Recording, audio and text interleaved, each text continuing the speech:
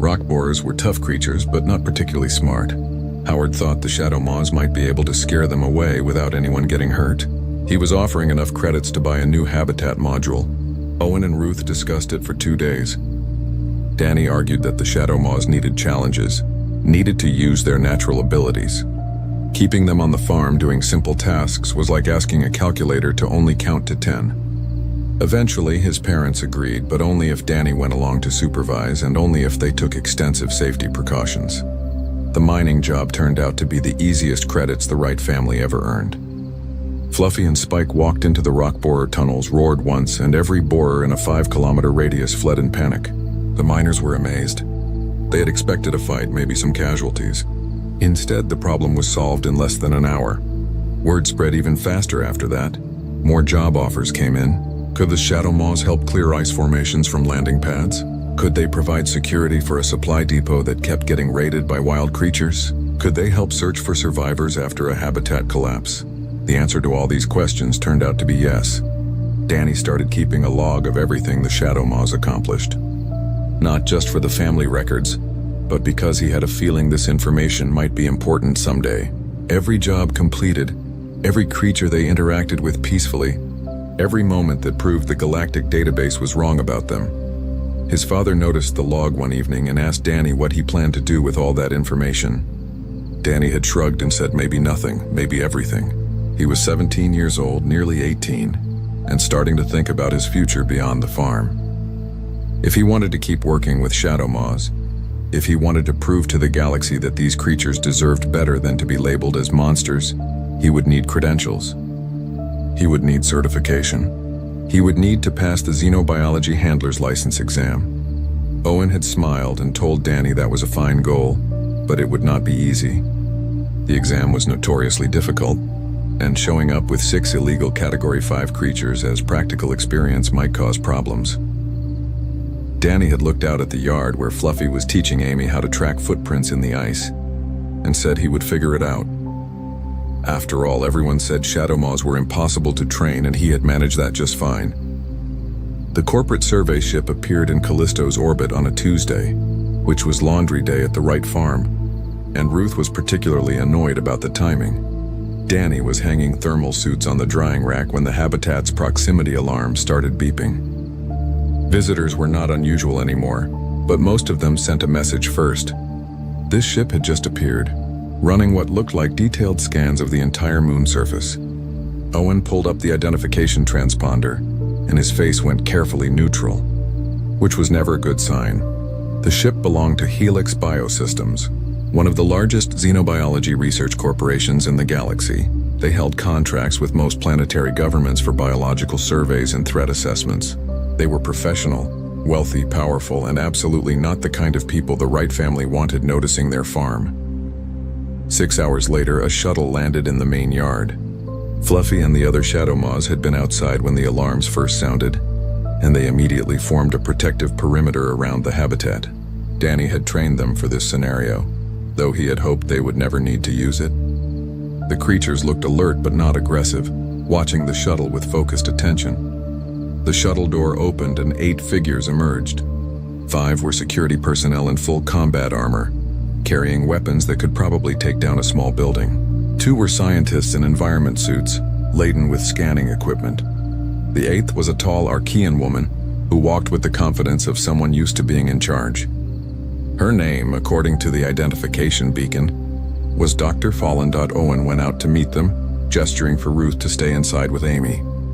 Danny followed his father, partly because he wanted to help and partly because Fluffy would not let him stay behind. The massive Shadow Maw walked beside Danny, her presence a clear statement of protection. Dr. Fallen stopped walking when she saw Fluffy. The security team immediately raised their weapons. The scientists started making rapid notes on their tablets. Danny could see the exact moment when Dr. Fallen realized what she was looking at, because her expression changed from professional curiosity to genuine alarm. She spoke in a calm voice, but Danny could hear the tension underneath. She identified herself as the chief xenobiologist for this sector, and explained that their survey had detected genetic signatures belonging to Shadow Maw apex predators. This was impossible, of course, because Shadow Maws were a restricted species, that could not legally be removed from their native world. There must be some mistake in their scanning equipment. Owen, who was good at talking to difficult people, agreed that it did sound impossible. Then he casually mentioned that the scans were probably picking up the 6 shadow maws that lived on his farm. Would Dr. Fallen like to come inside for something to drink while they discussed the situation? The silence that followed lasted approximately 10 seconds. Then Dr. Fallen started giving orders in rapid succession. The security team was to establish a perimeter. The scientists were to confirm the genetic readings.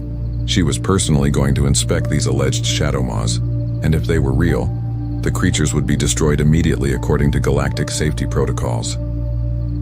Danny felt Fluffy tense beside him. The other 5 shadow maws moved closer, forming a tighter circle. They were not growling or showing teeth, but their body language had shifted from watchful to protective. Spike positioned himself between the security team and Amy, who had disobeyed Ruth's instructions and come outside. Princess moved to block the path to the greenhouses. Chomper, Sweetie, and Brutus spread out to cover the other approaches. Dr. Fallen noticed the movement. Her hand moved toward a weapon on her belt. The security team adjusted their aim, targeting systems painting laser dots across Fluffy's massive body. Danny could feel the situation spiraling toward violence, and he did the only thing he could think of. He stepped in front of Fluffy and told everyone to calm down. His voice came out steadier than he expected. He explained that the shadow maws were not dangerous, that they had lived peacefully with his family for 2 years, that they helped with farm work and had never hurt anyone. Dr. Fallen looked at him like he had just claimed he could breathe vacuum without a suit. She informed Danny, in the tone of someone explaining basic facts to a child, that shadow maws were Category 5 threats with a documented history of killing trained personnel. They were biologically incapable of domestication. Their aggression was hardwired into their neural structure. What he was claiming was literally impossible. According to centuries of xenobiological research, Danny suggested that maybe the research was wrong. Dr. Fallen's expression made it clear what she thought of that idea. Owen tried to de-escalate by offering to demonstrate the shadow maws' training. Dr. Fallen refused, stating that any moment these creatures could revert to their natural behavior and slaughter everyone present. She had seen the aftermath of shadow maw attacks. She knew what these creatures were capable of. She had a legal responsibility to eliminate threats. And 6 Category 5 predators living on an unsecured civilian farm definitely qualified as a threat. Ruth emerged from the habitat at that point, carrying a datapad loaded with 2 years of research documentation. She started presenting evidence, behavioral observations, training logs, medical records, footage of the shadow maws working alongside humans. Dr. Fallen barely glanced at it. She had made up her mind. The security team moved closer, weapons charging. Fluffy lowered her head and made a sound deep in her chest. Not quite a growl, but close. The other shadow maws responded, their movements coordinated and purposeful. Danny realized with growing horror that Dr. Fallen was going to force a confrontation. And if shooting started, people were going to die. Maybe his family, maybe the security team. Definitely his shadow maws. Amy, who had been watching everything with wide eyes, suddenly ran forward. She ducked under her father's arm, dodged past Danny and threw herself against Fluffy's front leg in a fierce hug. She told Dr. Fallen that Fluffy was nice and that the doctor could not hurt her. 7 security personnel and the most respected xenobiologist in the sector stared at a 7-year-old child hugging a 3-ton apex predator that could bite her in half without effort. Fluffy, for her part, carefully curled her neck around to nuzzle Amy's hair with her massive snout, making sure not to accidentally scratch the girl with her teeth. Dr. Fallen's weapon remained drawn, but Danny saw something change in her expression. Not belief exactly, more like the first crack in absolute certainty. She lowered her weapon and made a new proposal. The shadow maws would not be destroyed today, but this situation could not continue as it was. Danny would need to obtain a xenobiology handler's license to legally keep Category 5 creatures. The family would need to present their research to the Galactic Council, and Dr. Fallen herself would remain on the farm for 1 week to observe these impossible creatures. If she saw any signs of aggression, any indication that the shadow maws posed a danger, she would personally ensure they were removed to a maximum security facility. It was not the outcome Danny wanted, but it was better than watching Fluffy and her siblings die. He agreed to the terms. His parents agreed. Even Amy, still hugging Fluffy's leg, nodded seriously. Dr. Fallen ordered her security team to stand down but maintain alert status. She told her scientists to begin setting up monitoring equipment. Then she looked at Danny and asked the question that would determine everything. If these creatures were truly as trained as he claimed, would Fluffy obey a command right now? With weapons pointed at her and strangers threatening her pack, Danny met Fluffy's glowing eyes. He gave a simple hand signal, one they had practiced thousands of times. Fluffy sat down, tail curling around her body, and waited. The examination hall erupted into chaos the moment word spread about Danny's answer. Brevet, the Quillen proctor, stood frozen at the front of the hall, staring at his monitoring tablet like it had personally betrayed him. The screen showed Danny's response to question 83 in bright red text. Fluffy. Just that one word, no threat classification. No containment protocols, just a name that sounded like something you would call a pet rabbit. The crystalline student next to Danny made a sound like breaking glass, which the translation device rendered as distressed confusion. A Vexarian 3 rows back stood up so fast her chair fell over. She started shouting in her native language, and even without translation, Danny could tell she was upset. Other students were pulling up their own databases, trying to understand if this was some kind of joke or if the human had genuinely lost his mind. Brevet finally recovered enough to speak. His voice, usually so calm and professional, had developed a slight tremor. He announced that the examination was temporarily suspended and asked Danny to remain in his seat. All other students were instructed to take a break in the waiting area. The request was phrased politely, but the security personnel who appeared at the doorways made it clear this was not optional. The exam hall emptied quickly, students filing out while casting nervous glances at Danny. Some looked curious, others looked scared, a few looked angry, as if Danny had somehow insulted them by not taking the test seriously. The crystalline being patted Danny's shoulder with one of its appendages as it left, a gesture that seemed sympathetic. When everyone else was gone, Brevet walked slowly down the aisle to Danny's desk. 2 security guards followed at a respectful distance. The proctor's skin had shifted from professional gray-blue to a troubled purple color. He gestured at Danny's tablet with one tentacle. Brevet asked if Danny understood what he had written. Danny said yes. The proctor asked if Danny knew what a Shadow Maw apex predator was. Danny said yes again. Brevet's skin color deepened to almost violet. He asked if Danny was aware that his answer to question 83 would result in automatic exam failure and possible psychological evaluation. Danny explained, in simple terms, that he was not joking or confused. The creature in the hologram was indeed a Shadow Maw, and her name was Fluffy. He had raised her from an egg. She lived on his family's farm on Callisto. She was well-trained, friendly, and excellent at herding cattle. Brevet's tentacles went completely still, which Danny had learned meant a Quillen was either deep in thought or experiencing system shock.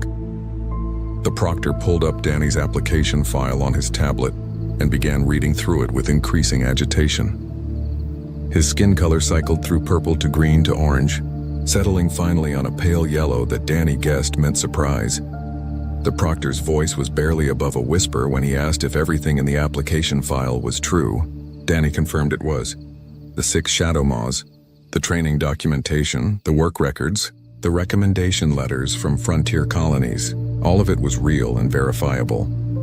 Brevet made a series of clicking sounds that the translator did not bother to interpret, probably because they were the Quillen equivalent of swearing.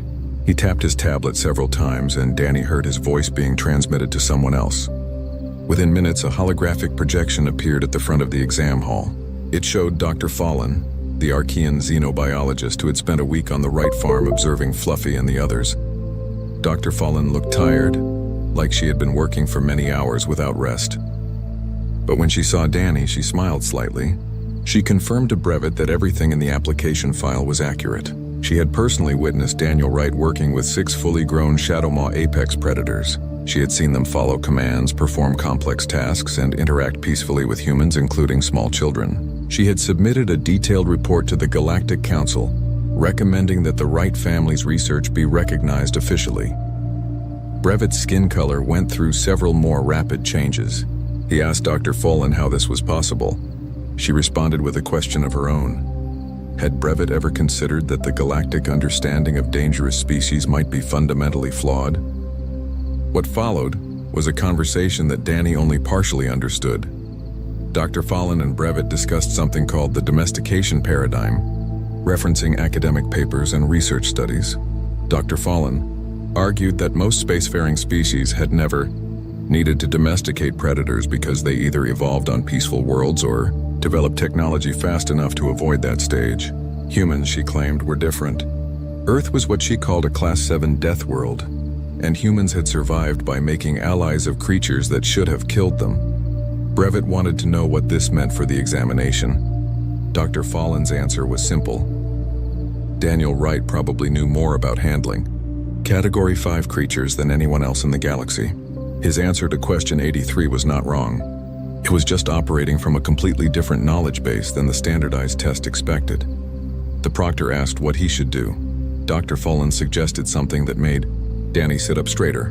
Bring in a live specimen. If Danny could demonstrate his abilities in a controlled environment, it would prove his claims beyond any doubt. If he failed or if the situation became dangerous, they would at least learn the truth before anyone took his application seriously. Brevet looked horrified at the suggestion. Bringing a Category 5 predator onto station, Harmony violated at least 40 safety regulations. Dr. Fallon pointed out that they had already violated several hundred regulations by allowing Danny to take the exam without flagging his application for special review. They might as well commit fully to breaking protocol. The proctor spent 5 full minutes thinking, his skin cycling through colors that Danny could not interpret. Finally, Brevet agreed to the demonstration. He would need authorization from station security, medical personnel on standby, and evacuation protocols ready. But if Dr. Fallon believed this was necessary, he would trust her judgment. Dr. Fallon's hologram smiled. She told Brevet she had already arranged for Fluffy to be transported to Station Harmony. The Shadow Maw was currently in a secure cargo bay, sedated for the journey, and would be ready for the demonstration in approximately 4 hours. She had suspected this situation might arise. Danny could not help but grin. Dr. Fallon had changed significantly since her first visit to the farm. Back then she had wanted to destroy the Shadow Maws. Now she was actively helping prove they were not the monsters everyone believed. A week of observation had been enough to transform her from skeptic to advocate. Brevet dismissed Danny to a waiting room while preparations were made. The next 4 hours were the longest of Danny's life. He tried to read, could not focus. He tried to sleep, was too nervous. He paced back and forth, wondering if he had made a terrible mistake. What if Fluffy reacted badly to the station environment? What if being around so many strangers stressed her out? What if she proved everyone right by showing aggression? He trusted Fluffy completely, but he also knew she was still a Shadow Maw, still a predator with instincts hardwired into her biology. If something went wrong, people could die, and his entire family's work would be dismissed as a dangerous delusion. A security officer finally came to collect him. The demonstration area was ready. Dr. Fallon had arrived in person. Medical teams were standing by. Station security had cleared 3 entire sections and established evacuation routes. Half the Galactic Council was watching via remote feed. No pressure or anything. Danny was escorted to what looked like a cargo bay that had been converted into an arena. Reinforced barriers surrounded a large open space. Observation platforms circled the area at a safe height. Dozens of beings from different species watched from behind protective shields. At the far end of the bay was a massive containment cell, the kind usually reserved for the most dangerous criminals or hostile xenofauna. Inside that cell, Danny could see a familiar shape.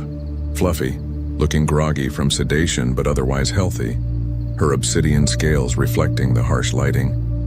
Brevet's voice echoed through the bay's speaker system. He explained the parameters of the demonstration. The containment cell would open. If Daniel Wright could prove that the Shadow Maw was trained and non-aggressive, his examination would continue under special review. If the creature showed hostility, or if the situation became dangerous, she would be resedated and returned to containment. Danny barely heard the rest of the announcement. He was focused entirely on Fluffy, who had just noticed him in the arena. Her glowing eyes found his, and even from across the bay, Danny could see her tail start to move in what was almost certainly the beginning of a wag. The containment cell opened with a hydraulic hiss. Every being in the observation platforms tensed. Security personnel aimed weapons loaded with enough tranquilizer to drop an elephant. Medical teams prepared for casualties. Fluffy stepped out of the cell slowly, her massive form moving with predatory grace. She tested the air with her senses, taking in all the new smells and sounds. Her body language showed uncertainty, maybe a little stress from the strange environment and the sedatives wearing off. Then she looked directly at Danny again. Her expression changed completely. The uncertainty vanished. She made that deep rumbling purr that Danny had heard 1,000 times before, and she walked straight toward him, ignoring everyone else in the arena. The weapons tracked her movement. Dr. Fallen held up a hand, signaling the security team to wait. Brevet's skin had gone completely white. Fluffy reached Danny and did exactly what she always did when they had been apart. She lowered her enormous head and nuzzled against his chest hard enough to nearly knock him over. Then she sat down beside him, leaned her weight against his legs, and looked up at the observation platforms with an expression that clearly communicated she was bored with all these dramatic strangers. The arena was completely silent for 3 full seconds. Then Dr. Fallen started laughing, the sound echoing through the speakers. Several beings in the observation platforms collapsed into their seats. One made a sound that the translators rendered as impossible, repeated about 15 times. Danny scratched behind Fluffy's jaw ridge exactly where she liked it, and asked Brevet if they could continue with the examination now. 6 months later, Danny stood in front of a classroom containing the most diverse group of students he had ever seen, and tried not to laugh at their terrified expressions. The Interstellar Academy had expanded rapidly after Danny's demonstration. What started as a standard xenobiology program had transformed into something entirely new: the Human Integration Protocol for High-Risk Species. Danny was the youngest instructor in the Academy's history, and possibly the only one who brought his teaching assistant to class in the form of a 3-ton apex predator. Fluffy lay near the back of the classroom, her presence dominating the space despite her relaxed posture. She was technically asleep, but Danny knew she was aware of everything happening around her. The other 5 Shadow Maws had remained on Callisto with his family, but Fluffy had bonded so strongly with Danny that separating them seemed cruel. The Academy administration had agreed to her presence after extensive negotiations and approximately 50 safety reviews. The current class consisted of 12 students from 8 different species: a Quillan engineer who wanted to work with tunneling creatures, 2 Vexarian soldiers interested in training guard animals, an Archean xenobiologist following Dr. Fallen's research, a human from Mars who had heard about Danny's work, 3 beings from species Danny was still learning to pronounce correctly. All of them had signed up believing they would learn advanced containment techniques and threat management. Instead, Danny's first lesson was about respect. He explained that most galactic species approach dangerous creatures with the assumption that they needed to be controlled or contained. Humans, shaped by Earth's hostile environment, had learned a different approach. They looked at wolves and saw future dogs. They looked at wild cats and saw future companions. They looked at aurochs and saw future cattle. Where others saw threats, humans saw potential partners. One of the Vexarian students interrupted, her voice sharp with frustration. She pointed out that her people had tried to negotiate with Shadow Maws 200 years ago, and the creatures had destroyed an entire colony. How could Danny claim these beings were potential partners when history proved otherwise? Danny asked a simple question. Had her people tried to understand what the Shadow Maws wanted, or had they simply assumed the creatures were mindless killers? The Vexarian started to answer, then stopped. She admitted she did not know the details, only that many had died. Danny pulled up a historical file on the classroom display. It showed the incident report from the Vexarian colony. He pointed out several key details that most people overlooked. The colony had been established directly on top of Shadow Maw breeding grounds. The creatures had not attacked immediately, but had shown warning behaviors for 3 months. When those warnings were ignored, they defended their territory. The report framed it as an unprovoked massacre, but the evidence suggested it was actually a last resort. The Vexarian student stared at the report, her face showing an expression Danny had learned to recognize. It was the look of someone's worldview cracking open, letting in uncomfortable new possibilities. He spent the next hour demonstrating basic training principles with Fluffy. He showed how to read body language, how to establish trust through consistency, how to use positive reinforcement instead of punishment. The students watched in amazement as Fluffy performed complex commands, solved puzzles for treats, and even allowed strangers to touch her scales after Danny gave permission. The Quillen engineer asked the question they were all thinking.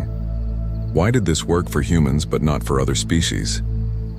Danny's answer was both simple and complicated. Humans had spent thousands of years learning to see individual personalities in animals. Most species categorize creatures by threat level and nothing else. A Shadow Maw was a Category 5, end of discussion. But Danny saw Fluffy as an intelligent being with preferences, moods, and emotional needs. He told them about Princess, who was vain and loved being groomed. About Brutus, who was lazy but would protect Amy with his life.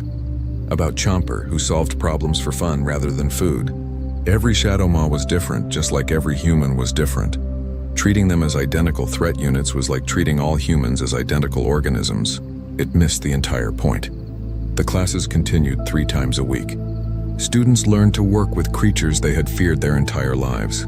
The Quillen engineer discovered that the giant tunneling worms of Sigma 9 were actually highly social and could be guided using scent markers and patience. The Vexarian soldiers realized that many aggressive species were simply defending resources or family units. The Archean xenobiologist wrote papers that challenged centuries of established theory. Word spread across the galaxy. Danny received messages from frontier colonies requesting consultations. Mining operations wanted advice on coexisting with local predators. Research stations asked for training on non-lethal interaction protocols. Even military organizations started questioning their approach to hostile xenofauna. Dr. Fallen visited frequently, now serving as Danny's mentor and advocate. She told him that his work was causing a revolution in xenobiology, that academic institutions were revising their textbooks, that the Galactic Council was establishing new guidelines for species classification. What had started with 1 human teenager and 6 illegally kept Shadow Maws was changing how the entire galaxy understood dangerous creatures. But the most satisfying moment came when Danny received a message from a frontier colony on the edge of known space. They had discovered a new species, something never cataloged before. Early observations suggested it was impossibly aggressive, with documented attacks on anyone who approached. The colony had requested military intervention to eliminate the threat, but someone had suggested consulting with Daniel Wright first. Danny read the report carefully, noting the patterns. The creatures attacked only when approached directly. They showed warning behaviors before engaging. They seemed to be protecting a specific geographical area. It all sounded familiar. He accepted the consultation contract immediately. The academy gave him a semester leave. He packed his equipment, said goodbye to his students, and prepared for the journey. Fluffy, sensing travel preparations, became excited. Her tail wagged hard enough to knock over a chair. On the last day before departure, Danny stood in the empty classroom and thought about how far he had come. 3 years ago, he had been a teenager on an isolated farm, raising creatures that everyone said were impossible to train. Now he was teaching the galaxy a new way to understand the dangerous and unknown. His datapad chimed with a message from his parents. They were proud of him, but they also wanted him to visit soon. Amy missed him. The farm missed him. Spike had learned a new trick. Princess had somehow figured out how to open the greenhouse door. Chomper had traded Ruth an interesting ice crystal for 3 portions of dried meat. Sweetie sent her love. Brutus was being lazy as usual. Danny smiled and sent a reply promising to visit after this consultation. He attached a photo of himself and Fluffy in front of the academy, both of them looking confident and ready for whatever came next. The response from Amy came immediately. A voice message of her 7-year-old voice declaring that Fluffy better not have more fun without her, and that Danny should bring back something cool from the new colony. And also, could he please come home soon, because none of the other Shadow Maws gave good hugs like Fluffy did. Danny saved the message and made a mental note to bring back something special for his sister. Maybe a rock from an alien world, maybe a plant sample, maybe a story about making friends with another impossible creature. He looked at Fluffy, who was watching him with those intelligent, glowing eyes. He scratched behind her jaw ridge and told her they had work to do. She made her rumbling purr sound and stood up, ready to follow him anywhere. They left the academy together, walking through hallways where students no longer flinched at the sight of a Shadow Maw. They passed classrooms where beings from across the galaxy learn to see individuals instead of threat categories. They headed toward the docking bay where a transport ship waited to take them to the frontier. Danny thought about the quote that had become famous after his examination demonstration.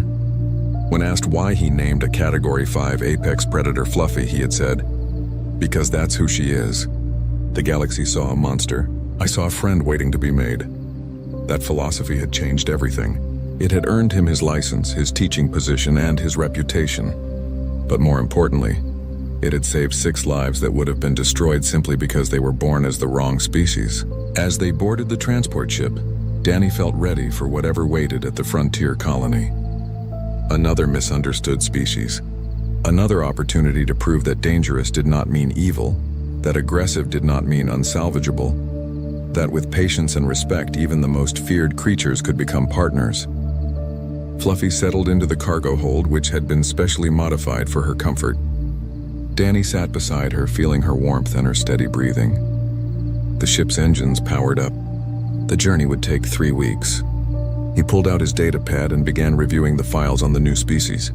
The galaxy still had so much to learn. Fortunately, Danny had time to teach them. One creature, one colony, one student at a time, until seeing individuals instead of categories became natural for everyone. The transport ship jumped to faster-than-light travel, carrying a human and his Shadow Maw toward another impossible situation that they would somehow make possible. Because that was what humans did best, making friends with things that wanted to eat them and changing the galaxy in the process.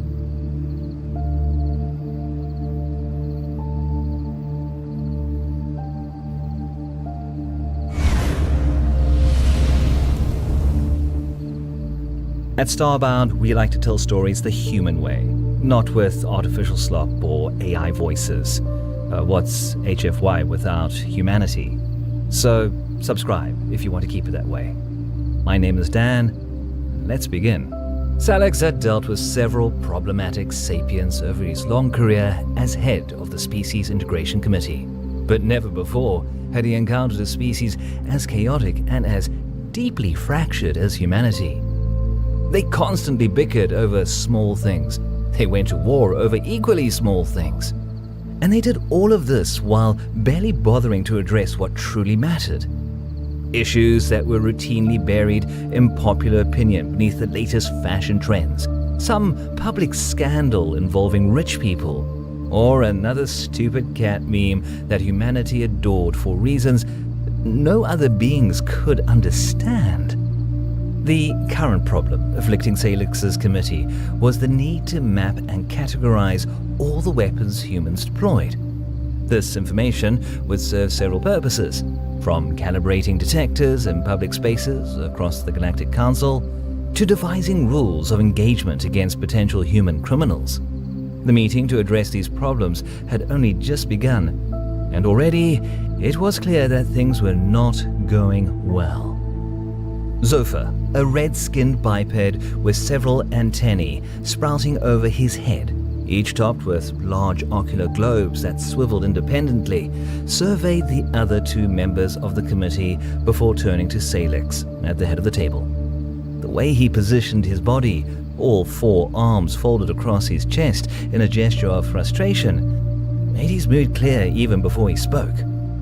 "Director Salix," Zopher began, "we must address the fundamental impossibility of our current task. The fragmentation of human society is way more serious than mere inconvenience. It is an absolute barrier to obtaining the weapon declaration we require." He paused, allowing 2 of his eye stalks to focus directly on Salix, while the others scanned the data tablets scattered across the table. "As an example, think of the structure of their civilization. They maintain over 550 distinct governmental entities across their colonies, each claiming sovereignty, each maintaining its own military apparatus. Within those entities exist sub-governments, states, provinces, autonomous regions, many of which develop their own security technologies independent of their nominal overlords." Zopher's antennae quivered as he continued, warming to his subject. "But the fragmentation goes even deeper. Human corporations, private entities driven purely by profit, develop weapon systems that they sell to the highest bidder, often keeping the most advanced specifications classified even from the governments that purchase them. We've documented at least 80 major defense contractors across human space, each with proprietary technologies they guard as zealously as any state secret. One of his hands gestured toward a holographic display that materialized above the table, showing a dizzying web of interconnected nodes. And beneath that layer, we have what humans call black projects. Weapons development programs so classified that entire governments don't know they exist.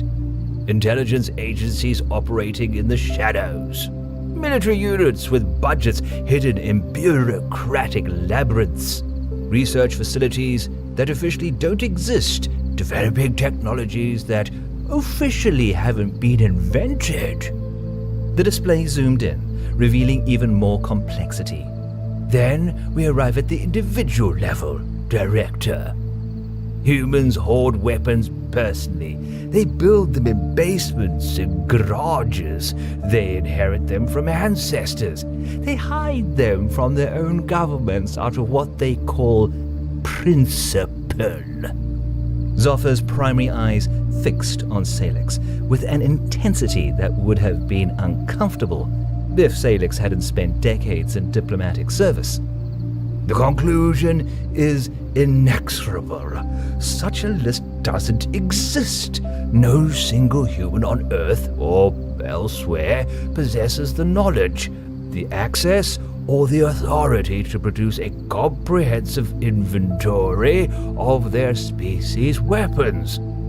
And that is assuming they will be willing to share everything with us, which all evidence suggests they would not. Salix said nothing. His scaled fingers remained still on the table surface. But beneath it, where no one could see, the single bone at the tip of his reptilian tail tapped out an irregular rhythm against the floor. Tap, tap, tap. Pause. Tap, tap. It was a vestigial trait, one that still manifested even after his species had abandoned physical combat entirely 30,000 years ago. His ancestors had used that tailbone as a weapon, whipping it against predators and prey alike. Now, it merely betrayed his impatience. The silence stretched for nearly 15 seconds before Wozok broke it. The amphibian delegate straightened in his specially designed chair, the moisture field around him shimmering a bit as he moved. He stared at Zoffer, trying his best to use his typical pair of yellow eyes to look the multi-eyed being in what approximated a face. Are you proposing, Wozok said, that we abandon the integration of humanity entirely? Because if you're stating that no human can provide a list of their own weapons, the logical conclusion is that their species can never be integrated into the Galactic Council. He leaned forward, his throat sac inflating. Consider the implications, Zoffer. Without a weapons registry, how do we calibrate security scanners at spaceports? How do we train peacekeeping forces to recognize and respond to human weaponry? Wozok's voice rose even more. How do we establish rules of engagement? How do we determine what constitutes reasonable force in disputes? How do we prosecute weapons violations when we have no baseline for what should or shouldn't be present? Humans are simply not suitable for galactic integration. That is the hard truth. When Wozok finished, Salix could see the pair of air sacs inflating beneath his colleague's mouth, in his neck, distending the translucent skin there until the purple circulatory vessels were clearly visible. It was a consequence of how much he'd spoken, how much oxygen his frail amphibian body had expended on words that, while true, didn't bring them any closer to a solution. A third voice entered the conversation, and Salix didn't need to look up to know it was Halara.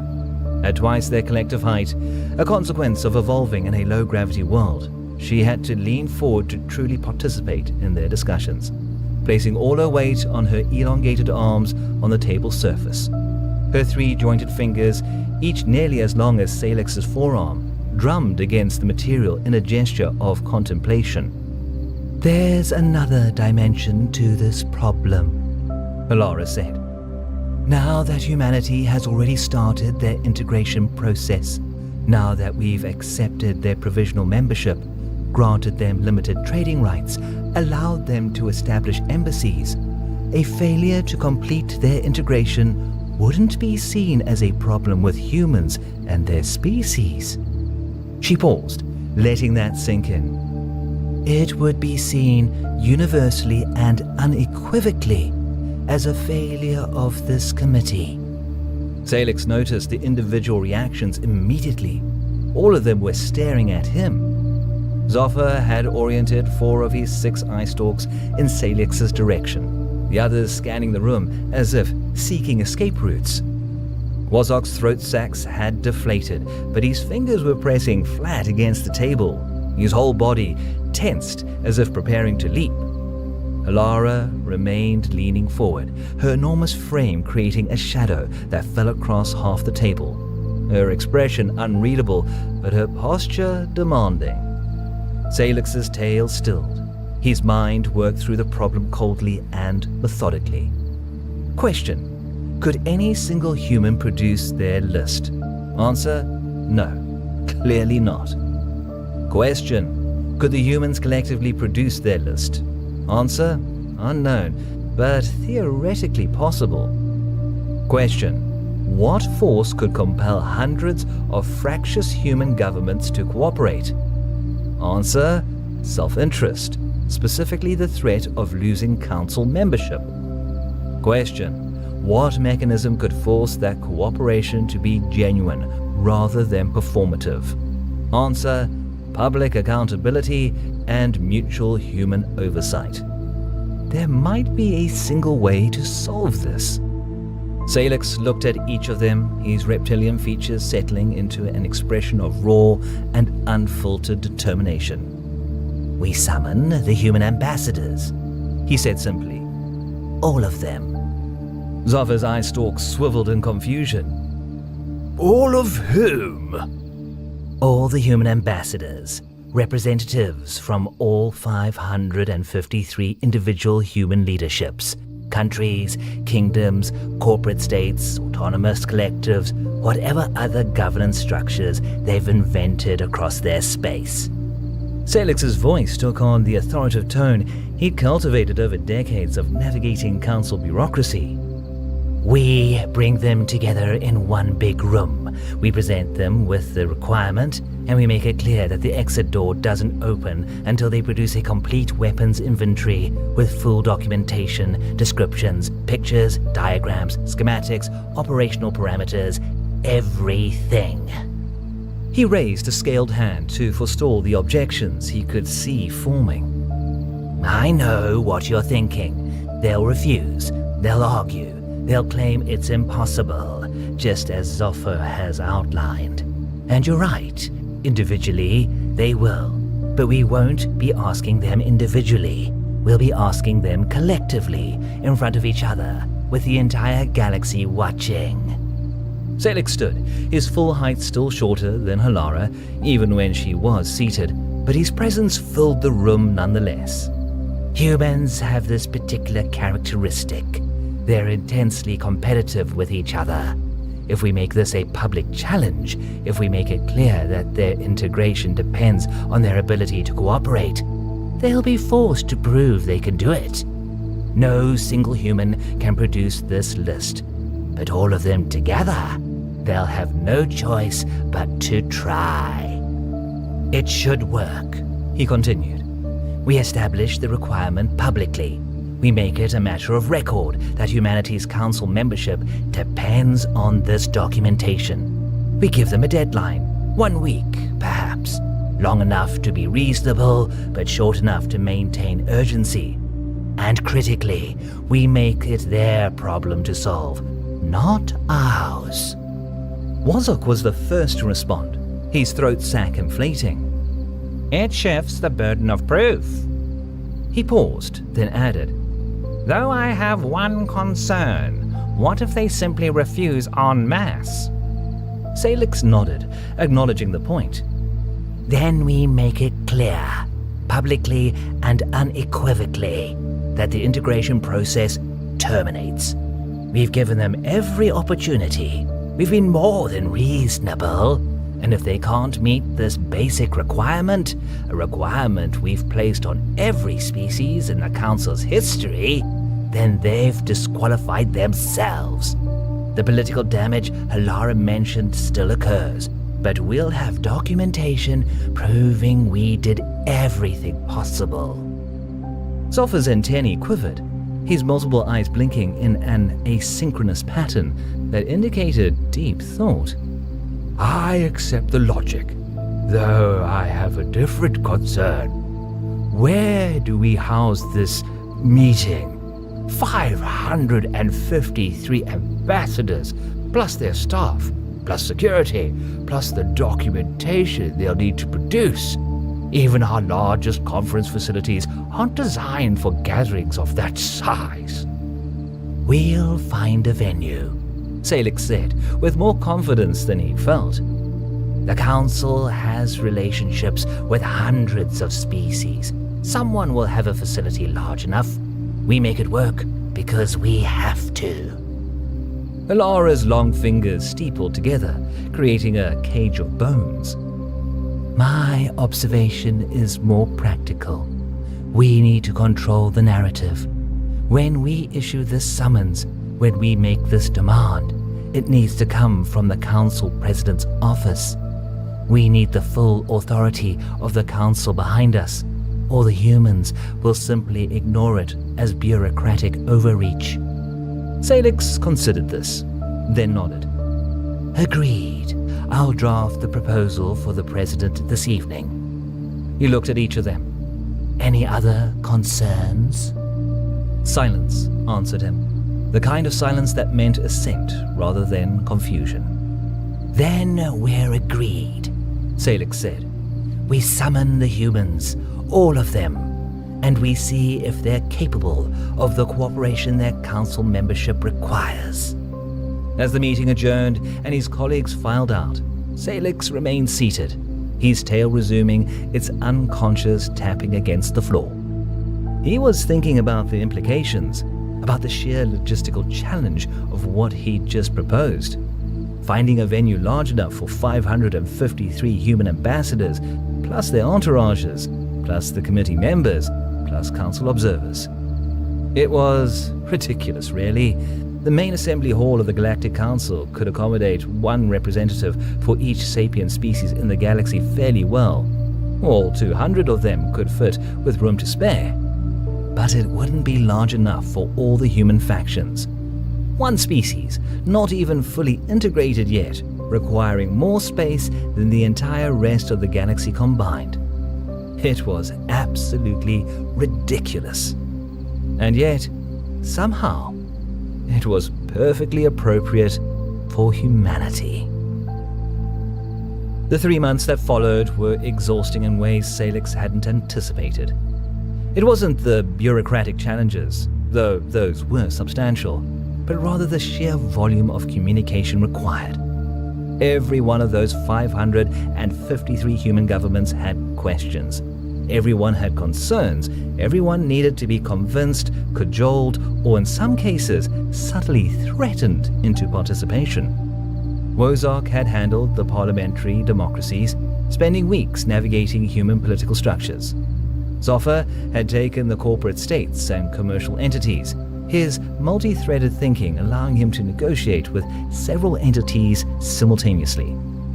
Halara had managed the monarchies and traditional hierarchies, her imposing presence translating well across communication channels. Salix had taken everything else: the theocracies, the military juntas, the anarchist collectives, and the handful of truly bizarre governance structures that only humans could have invented. Now, standing before the door of the great hall they'd finally secured, Salix felt a wave of exhaustion. The hall belonged to the Gorath, a species of giants who used it for their ceremonial gatherings, perhaps twice a century. Renting it had required negotiations that made Salix question his career choices, but it was the only structure he could find that could accommodate their needs. I'm not ready for this, Wozok said quietly. The moment we walk through that door and tell them they can't leave until they produce a complete weapons inventory, we become the villains of whatever disaster follows. Zopha's eye stalks swiveled nervously.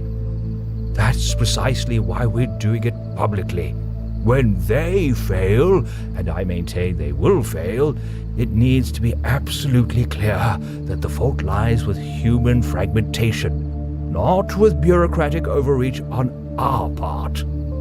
If they fail, Alara corrected, though her tone suggested she agreed with Zopha's assessment.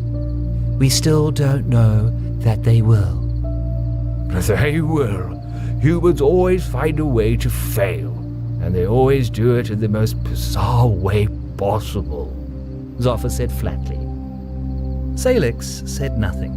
He simply placed his hand on the door's access panel and pushed forward, leading the way inside with a confidence he absolutely did not feel. The interior of the Great Hall was as impressive as promised. The Gorath had designed it for beings 3 times Salix's height, so the ceiling soared overhead at a dizzying distance, supported by pillars carved from single pieces of stone. But the committee had made modifications. The enormous semicircle-shaped table that now dominated the space was human-sized, with human-sized chairs arrayed around it in dense rows. And filling those chairs were humans. So many humans. Humans of every shade of skin color Salix had encountered, and several he hadn't. Humans in formal suits that looked uncomfortably restrictive. Humans in flowing robes embroidered with precious metals. Humans in military uniforms bristling with incomprehensible insignia. Humans in simple tunics that suggested either poverty or philosophy. Humans with hair in every conceivable configuration, long, short, absent, colored in shades that definitely weren't natural, shaped into sculptures that defied gravity. And they were loud. Oh, were they loud. Multiple conversations in multiple languages created a wall of sound that hit Salix like an anvil. He could hear at least 10 distinct languages being spoken, probably more. Some humans were laughing, some were arguing, some were conducting what appeared to be business deals right there at the table. Salix noticed it instantly, the incongruity that made his brain stutter mid-step. In a section designated for the colony on Felix Prime, among the human representatives, sat what was very clearly not a human. She was covered in fur, had distinctively feline features, pointed ears, and a tail that swished behind her. Salix leaned toward Wozok, not taking his eyes off the anomaly. You handled Felix Prime. Why is there a Felesian sitting with the human delegation? Rozak's throat sac swelled with what Salix had learned to recognize as embarrassment. That's a Felesian, but she's also the human ambassador. The humans on that planet chose her as their representative. She has fur and tail. Yes, And is very clearly... the humans elected her, Wozak interrupted. There's nothing we can do. Salix stared at the ambassador, who was currently grooming her arm with long licks. Is this related to their obsession with cats? He asked. I'm afraid so, Wozak confirmed. Of course it is. Salix forced himself to overcome the shock of humanity's diversity and found the strength to walk to the center of the semicircle. Each step felt longer than the last. The table was truly massive, wrapping around them in a gentle curve that put hundreds of human faces in his field of vision simultaneously. Some were watching his approach, others others were still engaging in their own conversations, apparently unaware or unconcerned that the committee director had entered the room. The walk seemed to take forever. He reached the center point, the focal position where the semicircle's geometry would carry his voice to all assembled. For just a moment, he hesitated. So many eyes. Then he straightened his spine, activated the vocal amplification system built into the floor, and spoke. Ambassadors of humanity. His voice boomed across the hall. I am Director Salix of the Species Integration Committee. You have been summoned here to address a critical requirement of your provincial membership in the Galactic Council. More conversations stopped. More faces turned toward him. Every species that joins the Council must provide comprehensive documentation of their weapons systems and technologies. This serves multiple essential purposes. It allows us to calibrate security systems across Council space. It enables our peacekeeping forces to properly respond to threats and criminal activity. It permits the development of appropriate rules of engagement and conflict resolution protocols. And it ensures that all member species operate with a basic level of transparency that is foundational to galactic peace. He paused, letting that sink in.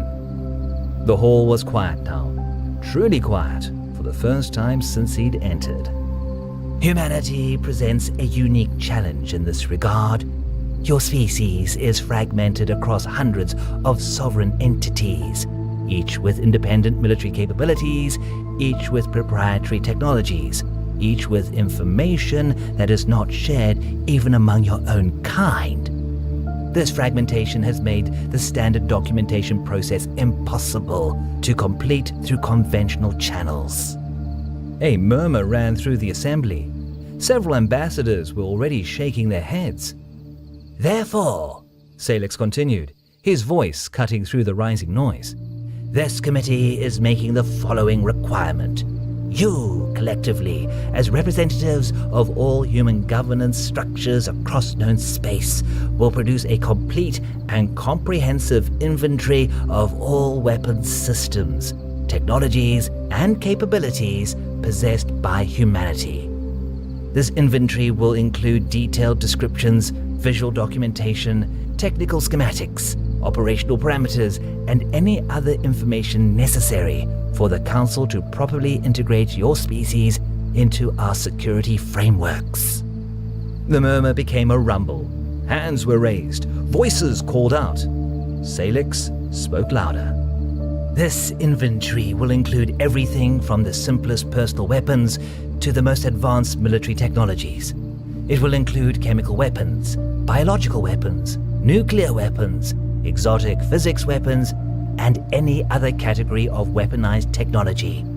It will include weapons possessed by governments, by corporations, by private citizens, by criminal organizations, everything.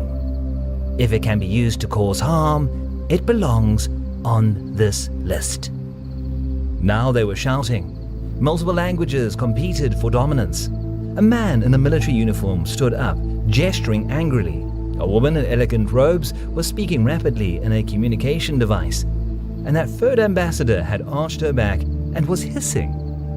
Salix pushed on, his amplified voice overwhelming theirs through sheer volume. You have 1 week, 7 standard galactic days. This hall will be sealed once I leave.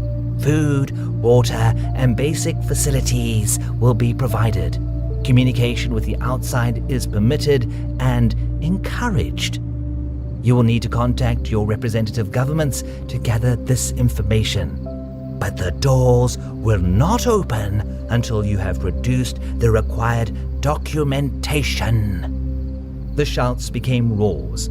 A man was standing on his chair, yelling something about sovereignty. 3 different fistfights had broken out in different sections of the assembly. Someone threw what appeared to be an expensive writing implement toward the center, though it fell well short of Salix. Furthermore, And here Salix allowed a hint of steel to enter his voice. Understand that the entirety of the Galactic Council is watching this process. Your success or failure here will determine not just your species membership, but your reputation across the galaxy. The choice is yours. Cooperate and join the Council as full members with all attendant rights and privileges, or refuse and remain isolated from galactic civilization indefinitely. He let that hang in the air for 3 full seconds, then delivered his final statement. I will return in exactly 1 week to receive your documentation. I expect it to be nothing less than pristine, comprehensive, and without gaps.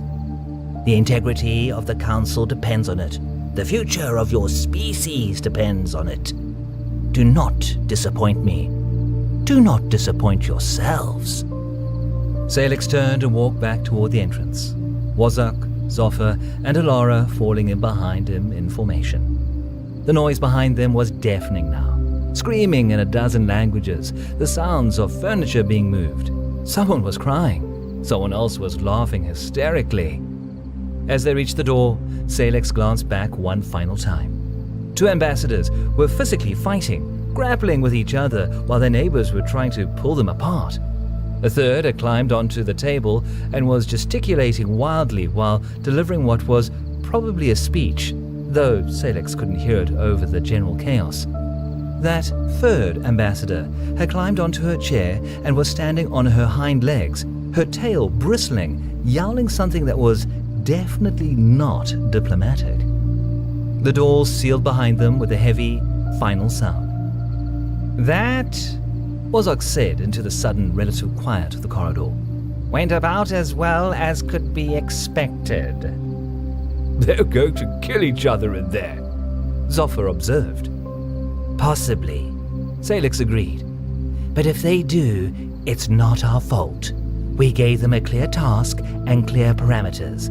What happens next is entirely on them. I still say they'll fail, Zoffer muttered.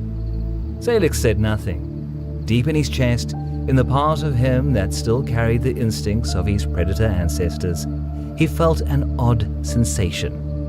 Not quite hope, not quite dread. Something in between. They would find out in 1 week.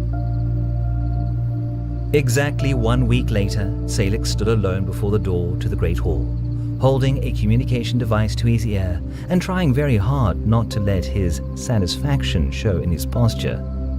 Director Salix, the voice on the other end said, and it was a voice that commanded instant attention, deep, resonant. President Kazarath herself, the legendary draconic leader who had guided the Galactic Council for the past 3 centuries. I wanted to personally commend you on your handling of the human integration challenge. Thank you, Madam President, Salix replied, keeping his voice level despite the way his pulse was racing. I simply applied standard integration protocols. We both know it was more than that. There was a warmth in Kazarath's voice, a rare thing. You found an elegant solution to an apparently impossible problem. Salix felt his scales flush slightly with increased blood flow, a physiological response to praise that he'd never quite learned to control. The humans did the actual work, Madam President. I merely created the correct incentive structure. Don't be modest, Director. You saw what others missed. That humans, despite their fractious nature, respond to collective challenges when properly motivated. I assume you're about to receive their documentation now. I am, Madam President. I'm standing outside the hall as we speak. Then I won't keep you. But Salix, well done. The Council is fortunate to have you. The communication ended, and Salix allowed himself a moment of pure, unadulterated satisfaction. The President herself, calling him personally, praising his work. This was the kind of recognition that led to higher positions, to greater authority, to a legacy that would outlast his lifetime. He was the one who had solved the human problem. Composing himself, Salix activated the door mechanism. As the massive portal began to swing open, he allowed himself to appreciate the moment. He had given them an impossible task, and somehow, against all odds, it appeared they had completed it. The scene that greeted him as he entered the hall was deeply satisfying in its own way. The humans looked absolutely exhausted. Many had visible dark circles under their eyes, a sign of sleep deprivation in their species. Clothing was rumpled, disheveled. Hair was in disarray. The polished diplomatic veneer they'd worn a week ago had crumbled, revealing raw humanity beneath. But they were organized. The fighting had stopped. The chaos had been replaced by a tense, exhausted camaraderie. And stacked against the far wall, in neat rows that spoke of desperate organizational effort, were physical storage containers of various designs. Salix walked to the center of the semicircle again, and this time he was enjoying himself. This was his victory lap. These sleep-deprived, fractious humans had somehow managed to cooperate long enough to produce what he demanded. It was impressive, really, and would make an excellent case study in applied bureaucratic pressure. Ambassadors, he said, I trust you've had a productive week? Several weak chuckles answered him. And Third Ambassador was grooming herself again, though she looked up long enough to emit what might have been a growl. I'm here to receive the documentation we discussed. If someone could please bring me the inventory list. For a moment, nothing happened. The humans exchanged glances, a ripple of communication passing through the assembly without words. Then someone in the back shouted something. The distance and lack of amplification meant Salix only caught fragments. Too long, and what sounded like 47, followed by words he couldn't distinguish. Salix's tail went rigid in a display of irritation. I'm sorry, could you repeat that? The list is 47 pages long? The response was immediate and unexpected. Laughter erupted from hundreds of human throats simultaneously. Not polite laughter, but genuine, almost hysterical amusement. It rolled through the assembly like a wave, building and building until the hall rang with it. Salix stood in the center, confusion replacing his satisfaction. What was funny about 47 pages? That was actually quite reasonable, all things considered, and perhaps even admirably concise. After several dozen seconds, the laughter began to subside. One human in the front row, an older man with impressive facial hair, wiped tears from his eyes and spoke clearly. Not pages, Director Salix. Volumes, 47 volumes, and approximately 973 million digital files on top of that. The words hit Salix very hard. His tail went perfectly still. I'm sorry, did you say 47 volumes? The man repeated, gesturing to the storage containers, each one averaging about 800 pages. We've also compiled digital documentation that's currently being uploaded to the Council Secure servers. Should be done in a few hours. Lots of video files, you understand. Demonstrations, historical footage, technical specifications that require visual aids. Salix's mind refused to process this information. It couldn't be right. No species had ever produced more than a single volume of weapons documentation. Most managed to condense it to a comprehensive digital file. But 47 volumes? I'd like to see them, he heard himself say. Bring me both Volume 1 and Volume 47. A younger human rushed to the storage containers. She returned with two massive books, their covers embossed with official-looking seals from multiple human governments. She placed them on a small table that someone had wheeled to the center. Salix opened Volume 1 with hands that didn't feel entirely steady. His eyes scanned the first page, expecting to find some kind of elaborate joke. Comprehensive Inventory of Human Weapons Systems. Volume 1. Primitive and Historical Technologies. Compiled by the Forcefully United Human Ambassadorial Council. He turned to the table of contents. Categories: hundreds of categories: striking weapons, cutting weapons, projectile weapons, non-gunpowder, projectile weapons, gunpowder, incendiary weapons, chemical weapons, historical, biological weapons, historical. The list went on and on. He flipped to a random page. Bow and arrow. Classification: ranged projectile weapon, non-gunpowder. Historical period: 70,000 BCE to present. Still in use? Yes, recreational and hunting purposes. Variants: 46 major categories documented.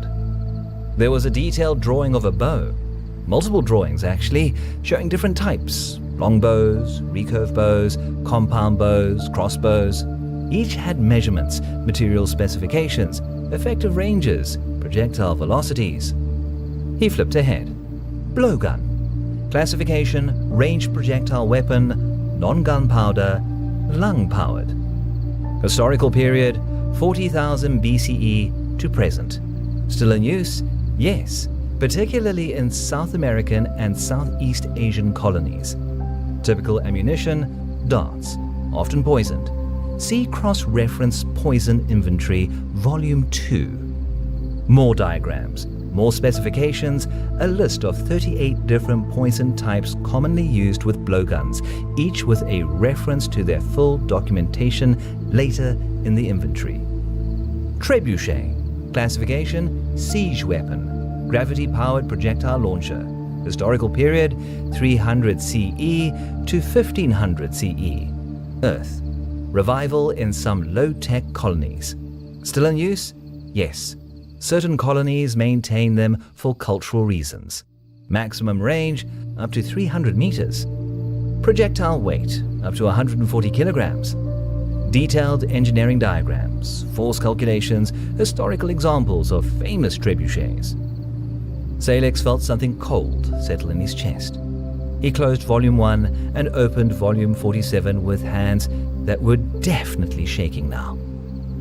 Comprehensive Inventory of Human Weapons Systems. Volume 47. Exotic Physics and Experimental Technologies. Compiled by the Forcefully Unified Human Ambassadorial Council. He opened a random page, and the words seemed to swim before his eyes. Antimatter Cannon. Classification: exotic matter weapon, ship-mounted. Development status: experimental. 3 prototypes exist. Yield: variable, up to 500 petajoules per discharge. Effective range: 50,000 kilometers in vacuum. Safety considerations: containment failure results in immediate detonation of remaining antimatter stores. Minimum safe deployment distance from inhabited areas: 1 astronomical unit. The diagram showed a weapon system that looked more like a small ship than a gun. Multiple fail-safes, magnetic containment systems, warning labels in 17 languages. He flipped ahead, his movements becoming almost frantic. Kinetic impactor, relativistic. Classification: mass driver weapon, near light speed projectile. Development status: operational, deployed on 23 military vessels. Projectile velocity: 0.92 c, 92% speed of light. Yield: approximately 2.7 exajoules. Tungsten rod standard mass. Note: relativistic effects must be calculated for targeting. Time dilation affects projectile from reference frame of target. Rods from God, orbital kinetic low-tech bombardment system. Classification: orbital strike weapon, kinetic. Development status: operational. Around 400 platforms in various orbital configurations. Typical payload: tungsten rod, 6.1 meters long, 0.3 meters diameter. Impact velocity: approximately 10 kilometers per second. Yield: equivalent to approximately 11.5 tons of TNT per rod. Advantages: no explosive payload to detect, no nuclear fallout, cannot be intercepted by conventional missile defense. Stellar compression device, theoretical. Classification: stellar scale weapon, experimental. Development status: theoretical design only. No prototypes exist. Mechanism: induce premature stellar collapse through exotic matter injection. Estimated yield: complete destruction of target solar system. Note: classified as a forbidden technology by all human governments, included for completeness only. Salix looked up from the book. The humans were watching him with expressions that ranged from pride to exhaustion to something that might have been malicious amusement. He began flipping through the pages faster now, unable to stop himself. Chemical weapons that could dissolve atmosphere, biological weapons that could consume entire ecosystems, nanotech weapons that could dismantle matter at the molecular level, temporal displacement devices that were labeled theoretical but concerning, a device called a quantum vacuum collapse initiator that supposedly could destroy the stability of space-time itself, marked with a note that said, "Please don't ever build this," and scattered throughout mundane weapons, handguns, rifles, explosives, poisonous gas, things humans had been using to kill each other for thousands of years, documented with the same meticulous care as the reality-breaking superweapons. The laughter had returned now, but it was different now. Less hysterical, more knowing. The humans were laughing at him, and Salix suddenly understood why. One of them leaned forward, a woman in a simple business suit who looked like she might have been pretty before a week of sleep deprivation. "The blueprints are all public now, you know, just as you wanted. Comprehensive documentation available to any council member species." Another voice from somewhere in the back, male and hinting a note of vindictive satisfaction. "Congratulations, Director. You really fucked up by forcing our hand. The best part is, you don't even know it yet." Salix stood frozen. The massive book stood open in his hands. Around him, he could hear more comments, more laughter. "Do you think they understand what a mass driver is? Half the species in the council don't have the material science to build half the stuff. But they might do it now. That's the whole point." Salix slowly closed the volume. He looked around at the assembled humans, seeing them clearly for the first time. They were exhausted, yes. Sleep deprived, yes. But underneath that, they were satisfied. Some were smiling, others were grinning outright. They had done exactly what he'd asked. They had produced a complete and comprehensive inventory of all human weapons. They had cooperated, unified, worked together across their fractured governments and competing interests. And in doing so, they had just shared every weapons design they'd ever created with every species in the galaxy. "You'll get the rest uploaded within the day," the older man with the facial hair said. "All indexes cross-referenced, fully searchable, user-friendly interface and everything. We figured if you're doing this, you might as well do it right." Salix found his voice, though it sounded distant to his own ears. "Thank you, ambassadors. This is comprehensive." "You're welcome, Director," the woman in the business suit said, and her smile had teeth in it. "We're very thorough when properly motivated." Salix walked back toward the door, his movements mechanical. Behind him, he could hear the humans beginning to pack up, their voices rising in celebration. They completed the impossible task. They cooperated across hundreds of competing factions. They'd proven themselves capable of the unity the Council required. And they just armed every criminal organization, every dissident faction, and every ambitious species in the galaxy with a comprehensive guide to human weapons technology. As the door closed behind him, Salix felt something he couldn't quite name. Not satisfaction, not dread. Something else entirely. The feeling that he'd won the battle, but might have just lost a much bigger war. The feeling that the human in the business suit had been absolutely right.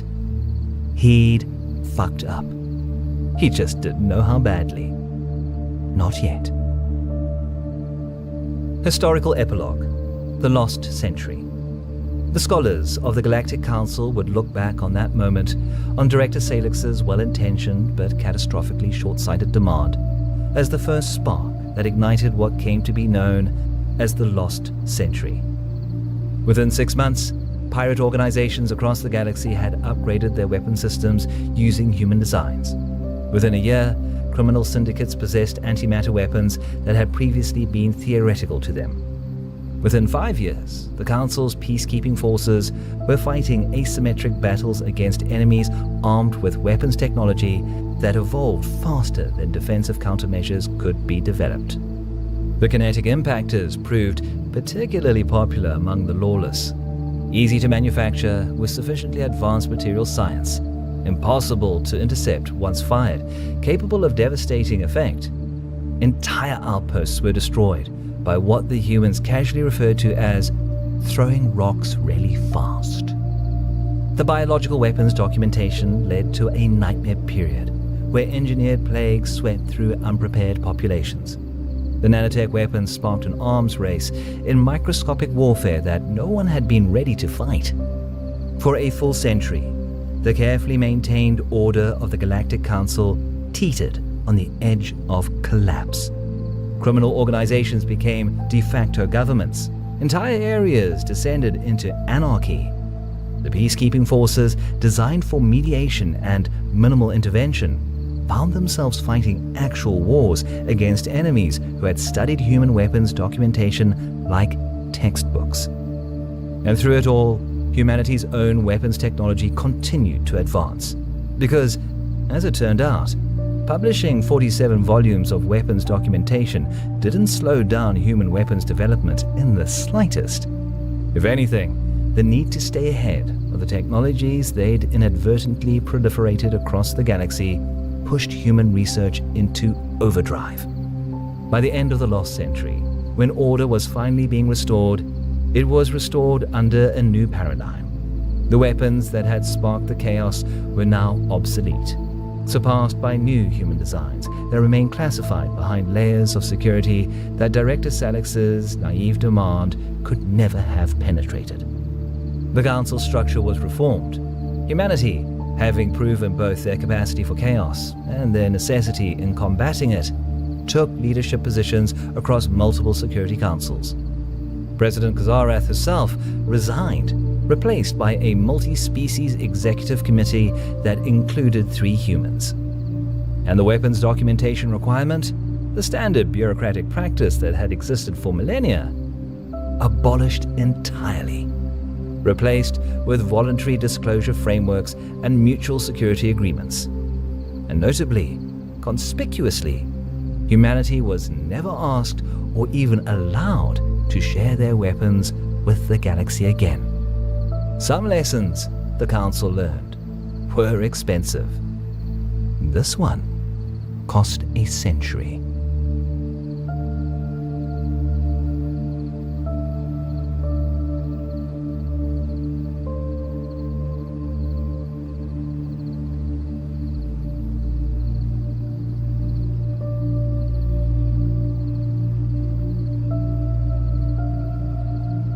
Chapter 1. The Red Dust and the Chrome Bumper. The colony of New Orizaba didn't just have a class divide, it had a chronological one. On the spires of the Upper Rim, the Ultra-Techs lived in the year 4000, surrounded by hard light furniture, life-extending nanites, and gravity-defying gardens. But down in the basement, where Lane lived, it was 1998 with better batteries. The air in the basement smelled of ozone and fried synth-leveled meat. The miners were coming off shift, their exoskeletons hissing as they depressurized. Lane sat on a rusted crate near the main mag-lev artery, his scuffed skateboard resting against his shins. He was stocky, built like a fire hydrant, with the kind of center of gravity that made him impossible to knock over, a trait that had won him 3 regional Concrete King trophies. He watched the traffic. Conventionals drove combustion hybrids that rattled the teeth, but every now and then, an Ultra-Tech float would glide down from the spires to collect exotic minerals. "Check the bumper on that sleek silver one," Lane muttered to himself. As a polished chrome aircar slowed for a congestion drone, Lane kicked off. He didn't just ride, he flowed. With a precision born of 1,000 scraped knees, he reached out and grabbed the magnetized rear bumper of the aircar.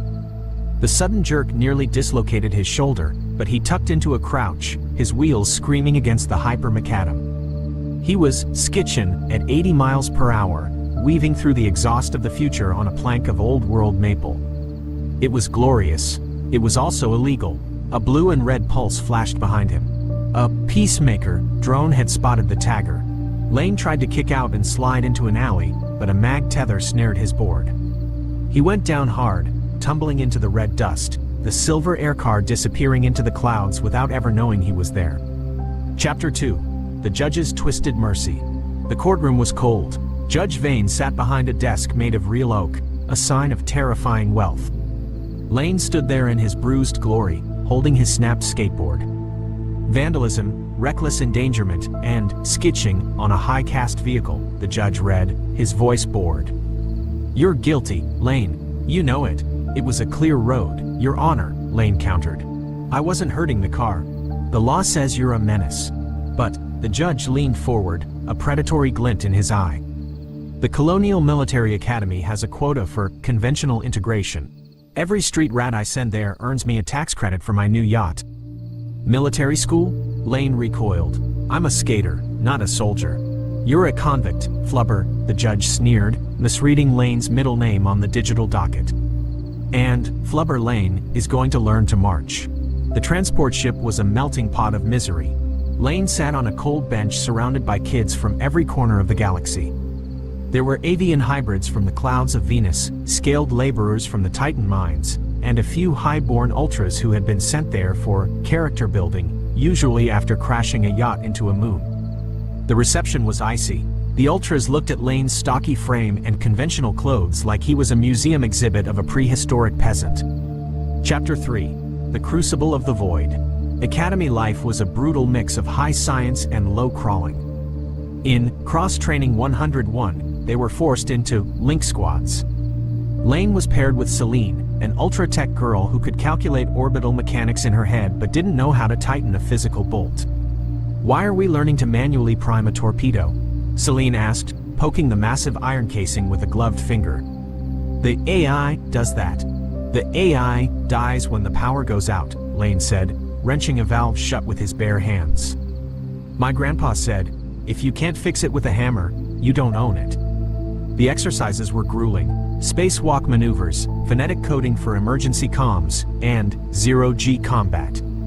It was here Lane found his edge. While the ultras struggled with the lack of up and down, Lane treated the vacuum like a giant skate park. He used the walls as quarter pipes, his stocky body tucked into a ball, pulling 360 flips off the bulkhead to slam his training baton into the instructors. They learned to bridge the gap. Lane taught the ultras how to feel the vibrations in a failing engine. The ultras taught Lane how to interface his mind with the ship's survival fields. By graduation, Lane had earned a begrudging respect. He wasn't the smartest or the fastest, but he was the one who kept moving when the tech failed. Chapter 4. The Boredom and the Name. Graduation came with a choice: home to the Red Dust or the collegiate military. Lane chose the stars. The pay was enough to buy 10,000 skateboards. He was assigned to the heavy freight hauler, Bellows. On his third day, he stood before the commanding officer, a man whose face looked like a topographical map of a bad war. Name, the CO barked. Lane stood at attention, his chest out. Flubber Lane, sir. The bridge fell silent. Someone snickered. Flubber? The CO asked, raising an eyebrow. It's a family name, sir. From the old world. Right. Report to the torpedo bay, Flubber. You're a loader. For a week, the boredom was soul-crushing. Moving crates, calibrating magnets.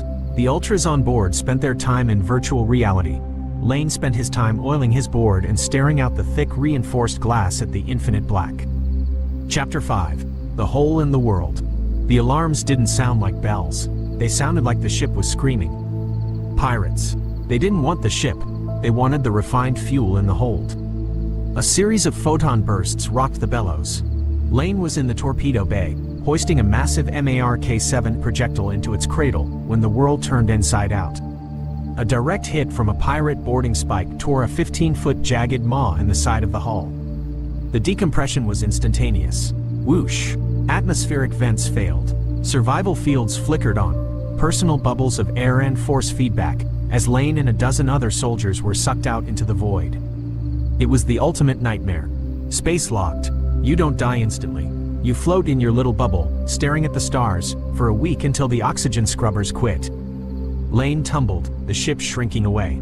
Near him, Celine was spinning wildly, her Ultra-Tech suit malfunctioning, her screams silent in the vacuum.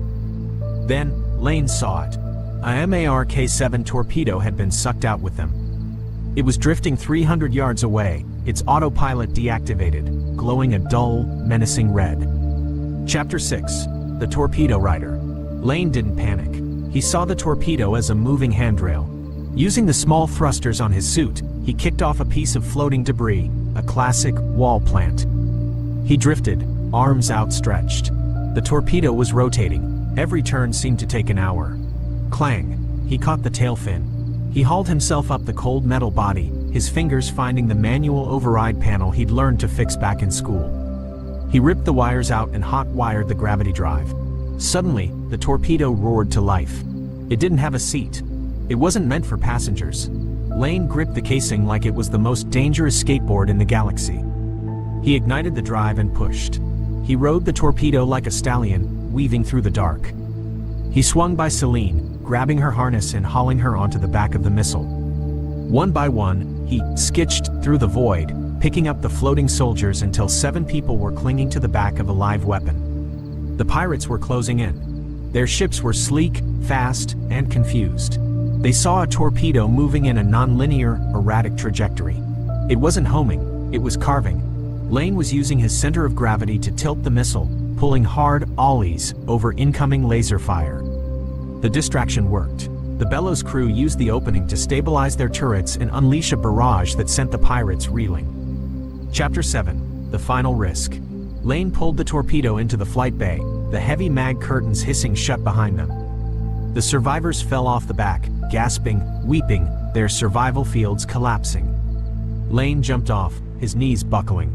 As he landed, his foot caught a jagged piece of metal, a flap of the torpedo's internal casing. Tick, tick, tick. The impact or the friction had armed the fuse. The digital readout on the nose began a 10-second countdown. "Get back!" Lane screamed.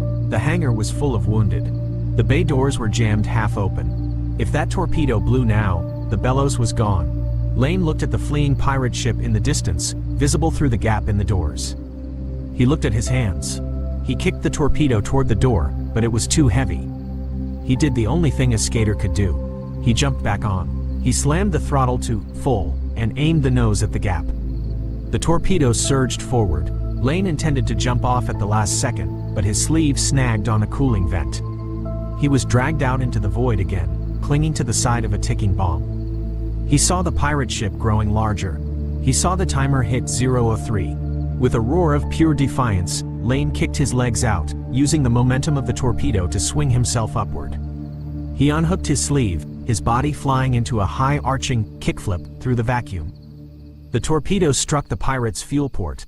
A blinding white light consumed the horizon. The pirate ship turned into a second sun. Epilogue: The Legend of the Flubber. Back in the hangar, everyone stood in silence, looking out at the expanding cloud of debris. Celine whispered, "He's gone." Then, a metallic clink sounded from the rafters. High above the hangar floor, near the emergency pressure seals, a stocky figure was swinging from a hydraulic pipe. Lane dropped down, performing a perfect tuck and roll, before landing flat on his face with a wet thud. "Medic," he wheezed. Many centuries have passed since the Red Sun era. Technology has moved beyond Ultra. We have become beings of light and thought.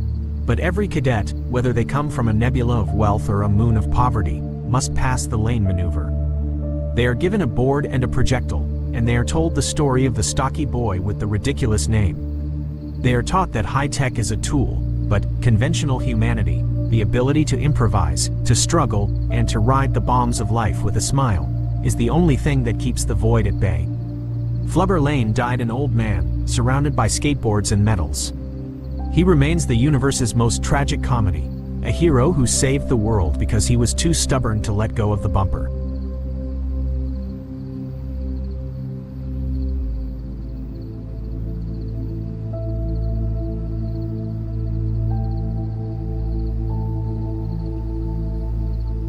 Previously on the high-velocity, low-altitude adventures of Flubber Lane, we witnessed a stocky kid from the crimson-choked basement of New Orizaba trade his old-world maple skateboard for a cramped berth on a starship that smelled like ozone and desperation. After being sentenced to the Colonial Military Academy by a corrupt judge who couldn't tell a digital docket from a grocery list, Lane found himself aboard the heavy freight hauler Bellows.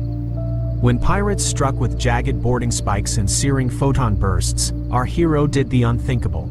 He skitched a live, ticking MARK-7 torpedo through the absolute vacuum of space, riding it like a wild stallion into the heart of the enemy's fuel port. The resulting explosion was a masterpiece of accidental heroism, vaporizing the pirate threat and turning Flubber Lane into a name whispered in awe by some and in total confusion by others.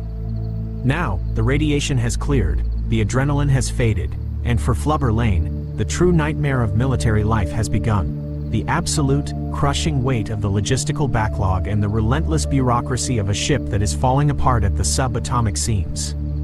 The red iron dust of New Orizaba was a stubborn ghost that clung to the seams of Flubber Lane's service coveralls, a gritty reminder that no matter how high he climbed into the spires of the military elite, he was still just a kid from the basement who knew the taste of ozone and cheap, synth-leveled meat. Following the explosive decompression of the Bellows and his frantic ride on that live torpedo, the ship was a hollowed-out carcass of twisted alloy and flickering hard light interfaces. Lane didn't have time to celebrate his new status. He was too busy with a hydro wrench in one hand and a roll of prehistoric copper wiring in the other. He had been summoned to the shattered bridge, not for a reprimand, but for a ceremony that felt more like a funeral for his free time. The commanding officer, whose face now looked like a topographical map of a planet that had been hit by a relentless, multi-generational meteor shower, stood stiffly amidst the sparking debris of what used to be a command console. He pinned a heavy, gleaming star of valor to Lane's chest, a medal made of solid, high-density iridium that felt like it weighed 40 pounds and pulled his posture into a permanent slouch. Along with the medal came a datapad flickering with his promotion, head of maintenance and supply. The CO barked that Lane was now the unifying force of the ship's systems, a title that sounded suspiciously like, the only person we trust not to blow us up while we sleep. Lane looked at the datapad and realized his nightmare had just begun. The promotion was a Trojan horse of bureaucracy. It came with a backlog of 30 critical projects, ranging from stabilizing the subatomic gravity drives to recalibrating the synthetic meat synthesizers which were currently stuck on burnt rubber and wet dog flavor. Okay, can you bitch at me now? Lane muttered to Celine as she hovered over him like a nervous hummingbird, complaining that the life support nanites in the upper ward were vibrating at a frequency that made her high-born hair frizz. He was currently shoulder deep in a junction box where an ultra-tech hard light projector had melted into a conventional mechanical cooling fan. It was a mess of cross-tech nightmares. The Ultra systems relied on thought mapping and ethereal power flows, while the conventional gear needed physical contact, actual juice, and the occasional kick. Lane was forced to strip the insulation from a high-tension cable and weave it into the light matrix using a pair of needle-nose pliers he'd found in a junk bin labeled pre-void relics. "I didn't put that there," he grunted, pulling a calcified piece of ancient chewing gum out of the primary optical sensor. He bypassed the logic gate by wedging a copper penny, a literal relic from 1998, into the circuit breaker. Suddenly, the lights flickered from a sickly, nausea-inducing orange to a crisp, cool blue. The ship groaned, its systems coming back online in a stuttering, coughing fit of electronic rebirth. But as the long-range scanners finally shook off the radiation interference from the pirate explosion, a moderately moving ship appeared on the fringe of the sector. The bridge went cold, with the Bellows still trailing a plume of coolant and its stealth systems only at 12% capacity. Revealing themselves to a potential pirate scout was a death sentence. The struggle to identify the vessel was a war of static and frustration. The ultra-tech sensors were screaming about spectral anomalies and quantum shadows, while the conventional radar showed nothing but a gray, uncooperative smudge that looked like a thumbprint on the screen. Lane diverted power from the laundry room and the mess hall, ignoring the distant, muffled shouts of hungry sailors whose lunch had just been sacrificed to the god of electromagnetism, to boost the symptomatic transmitter power. He pushed the load so hard the wires behind the wall began to sing a high, vibrating note of protest that smelled like scorched plastic and lost hope. "I didn't put that there," Lane whispered as a small fire started in the corner of the console, which he promptly smothered with his new Iridium Star of Valor metal, the heavy metal acting as a perfect heat sink. Finally, the image resolved. It wasn't a pirate. It was a derelict transport, a drifting tomb that had been gutted long before by the same pirate faction they had recently engaged. The ship was a ghost, its systems failing in a slow, agonizing crawl through the void. It was caught in a stationary holding field, likely a remnant of a pirate's tractor beam that had never been deactivated. Lane knew they had to act. He organized a rescue party, including Celine and 2 conventional grunts who were better with sledgehammers than sensors. They launched in a cramped repair shuttle, but as they neared the derelict, a cloud of micro-debris, shattered glass and frozen fuel, swirled like a storm. The shuttle took a hit to its comms array. The 2 rescuers in the lead were suddenly cut off, their signals disappearing into a distorted wall of radiation and false readings that made it look like they were spinning into a black hole. Celine panicked as the last location of the rescue party showed them inside a solid wall of the derelict ship, a physical impossibility that challenged her understanding of orbital mechanics. "The radiation is bending the sensor return," Lane yelled over the roar of the shuttle's struggling engines. "They aren't inside the wall. They're stuck in the wreckage outside it."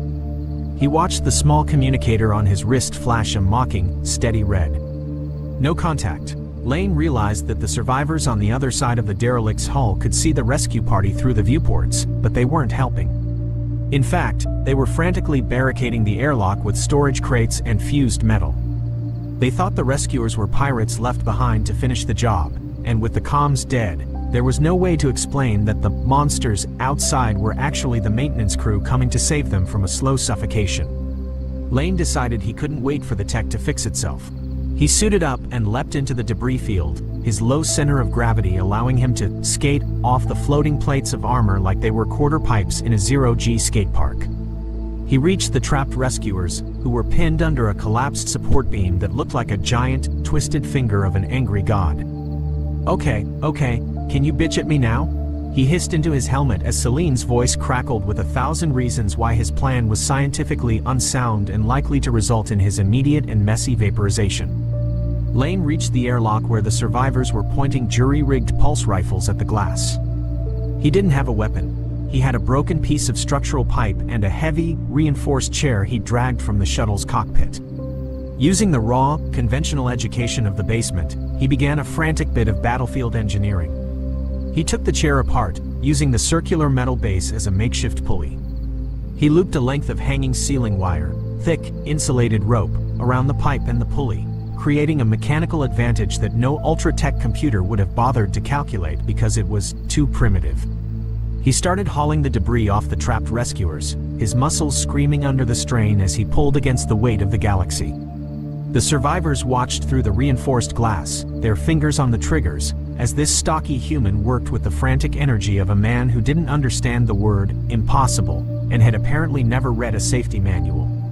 He looked at them through the glass and started gesturing wildly, using the phonetic hand signals he'd learned in the academy for emergency, friend. He wasn't attacking. He was clearing their only exit. "I didn't put that there," Lane yelled, though they couldn't hear him, as a secondary explosion in the derelict's hull sent a fresh wave of scrap metal toward him. He caught a flying plate with the pipe and wedged it into the bulkhead, creating a temporary shield for the survivors. The sheer absurdity of his labor, using a chair and a pipe to move tons of starship wreckage, finally broke the survivors' resolve. They lowered their weapons. They realized that no pirate would work this hard or look this ridiculous just to save someone. The airlock hissed open, and the rescue was completed in a frantic rush of pressurized air and sobbing relief. As they headed back to the bellows, the survivors thanked Lane, calling him a hero once again. Lane just looked at his ruined coveralls and the grease under his fingernails. He realized that the promotion to head of maintenance meant he would never actually get to sleep again, as the derelict ship he'd just saved now had to be towed, adding another 40 projects to his already impossible list. He sat on a crate in the shuttle, looking at the iridium metal that he was now using to scrape a stubborn bit of pirate shrapnel out of his boot. The technical breakdown of the derelict was a masterpiece of disaster. Lane had to interface a 20th century-style pneumatic valve system with a quantum fluid cooling loop. Every time he tightened a bolt, a holographic display 3 rooms away would start screaming in a language that hadn't been spoken for 500 years. He spent 3 hours trying to convince a sentient toaster in the officer's lounge that it didn't need to find itself, and should just brown the bread without making a political statement. Okay, can you bitch at me now? He groaned to the CO, who was demanding to know why the stealth systems were still only at 12%. Lane explained that the stealth emitters were being used to keep the derelict's life support from imploding, a choice that made tactical sense but was a bureaucratic disaster. He was forced to rewire the entire starboard sensor array using nothing but discarded copper pipes and the magnetic strips from old credit cards he found in a locker. The sheer volume of "I didn't put that there" moments was staggering, from finding a nest of space rats in the gravity well to discovering that the previous engineers had been using a Mark III torpedo casing as a makeshift coffee table in the engine room. Lane's life was now a constant cycle of crisis and correction. He had to manage a team of ultra-tech scientists who were brilliant at theory but couldn't identify a flathead screwdriver if it fell from the ceiling and hit them in the face. He taught them the thump method, the ancient art of hitting a machine until it remembers its primary function. To his surprise, it worked. The bellows started to hum with a new, rugged vitality. The ship wasn't elegant, and it certainly wasn't ultra anymore, but it was functional in a way it hadn't been since it left the shipyard. He spent his few minutes of rest staring at the infinite blackness, wondering if the judge back home was enjoying his yacht, or if the red dust of New Orizaba was still clogging the lungs of the kids who just wanted to skate. He knew he was the most important man in the fleet, not because he was a soldier, but because he was the only one who knew how to bridge the gap between the year 1998 and the year 4000 using nothing but grit and a wrench.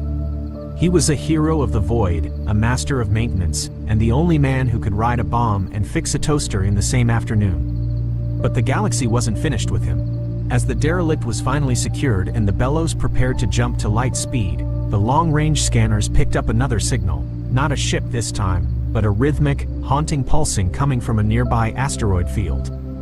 It was a signal Lane recognized from his time in the basement, an old-world SOS coded into a frequency that the ultra-techs had long since forgotten in their pursuit of telepathic communication. It was a call for help from a ghost of the past, a legacy signal that suggested there was more than just wreckage in this sector. Lane knew that his backlog was about to get a lot longer, and his hope for a sandwich was getting a lot smaller. He grabbed his skateboard, now reinforced with iridium plates and magnetic trucks that could grip a hull even in a high-speed maneuver, and headed for the docking bay. The irony of his life settled in like the red dust. He was a legend, a leader, and a target, but at the end of the day, he was still just a boy with a board, looking for a clean line in a dirty, broken universe. Will Flubber Lane ever find the source of the mysterious signal, or is he being lured into another elaborate pirate trap designed to exploit his heroism?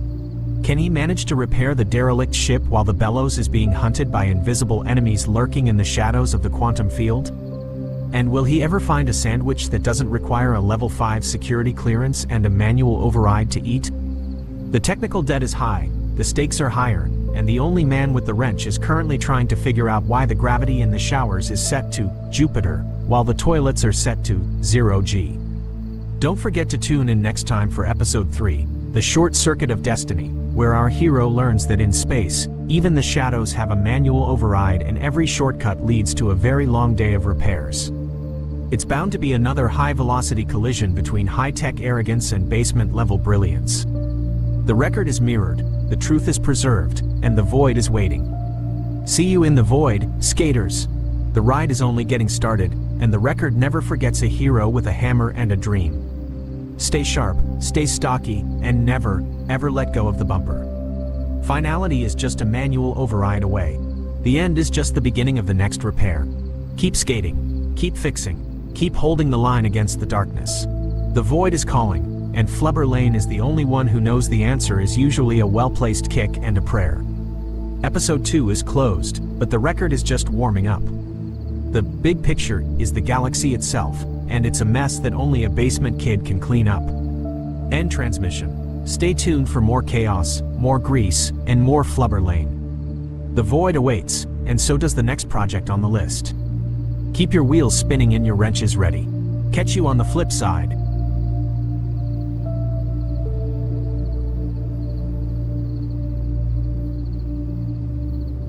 The air in the lower belly maintenance tunnels was not merely an atmosphere, it was a physical weight, a thick slurry of ionized ozone, copper dust, and the sour, lingering tang of 3,000 unwashed technicians living in the Sanitization Initiative barracks. Kalen Voss, known to the Guild's biometric payroll only as Scrub Tech 9 Alpha, knelt in a pool of iridescent coolant fluid within the gut of ventilation shaft 7G. The air here was a pressurized soup of aerosolized grease and recycled carbon, thick enough to coat the inside of his lungs despite the industrial-grade respirator strapped to his face. The ventilation grate above him rattled with a rhythmic, metallic cough, a sign that the primary turbines were struggling under the increased workload of the audit cycle. Kalen's hands, calloused and stained with the permanent black carbon of the Sanitization Initiative, moved with a practiced, deceptive sluggishness. He felt the vibration of the machinery through his knees, a low-frequency hum that signaled the approach of a heavy-duty cleaning drone. To the overhead security cams, he was just another Dusty, a low-level cleaner performing the mandated digital bleach of the archive sub-levels. In reality, he was counting the seconds between the sweep of the thermal sensors, a 3-second window where the infrared eye reset its focal point. He reached into the primary junction of a ventilation spider, his fingers brushing against the cold, jagged edge of a contraband Onyx link. This wasn't standard Guild tech. It was a ghost chip fashioned from illegal obsidian silicon, designed to absorb data packets without generating the heat signatures that usually triggered a level 1 security sweep. Voss, if you're looking for a promotion in the bottom of that casing, you're a bigger fool than you look, a voice gritted over the localized comms. Kalen didn't jump. He slowly extracted a blackened, melted sensor array from the spider's chassis, holding it up like a trophy. He turned to see Rook looming at the edge of the catwalk. Rook was a mountain of a man, his frame augmented by rusted, third-hand hydraulic pistons in his knees that hissed with every step. His left eye was a whirring Aperture 7 optic, constantly clicking as it recalculated the scrap value of the surrounding pipes. Rook's coveralls were even more stained than Kalen's, smelling of cheap stim tobacco and the burnt sugar scent of hydraulic fluid. The sensors fried, Rook, Kalen said, his voice modulated into a flat, uneducated rasp. The Guild's pushing the audit cycle at 115%. If I don't manual set the intake, this whole sector is going to suffer a thermal cascade. You want to be the one to tell the lead archivist why the tax-exempt crystals melted into slag? That's a lot of paperwork for a guy with one eye. Rook spat a glob of dark stim juice into the open ventilation grate. I don't tell the archivists anything, kid. Those needle gods don't talk to men who smell like lye. They just look through us like we're glass. You get that spider back on the rail. We've got 4 more blocks of neural sparks to scrub before the shift change, and if the quota drops, the Guild cuts the oxygen rations for the whole barracks. My cybernetic eye doesn't need air, but my lungs still do. I'm on it, Kalen muttered. He slid the spider back into the dark maw of the shaft, feeling the magnetic legs lock onto the interior rail. But as he did, his thumb pressed a hidden toggle on the bot's underbelly, a switch disguised as a mounting rivet. A phase bypass microarray hummed to life, hidden deep within the bot's legitimate circuitry. This was his scouter.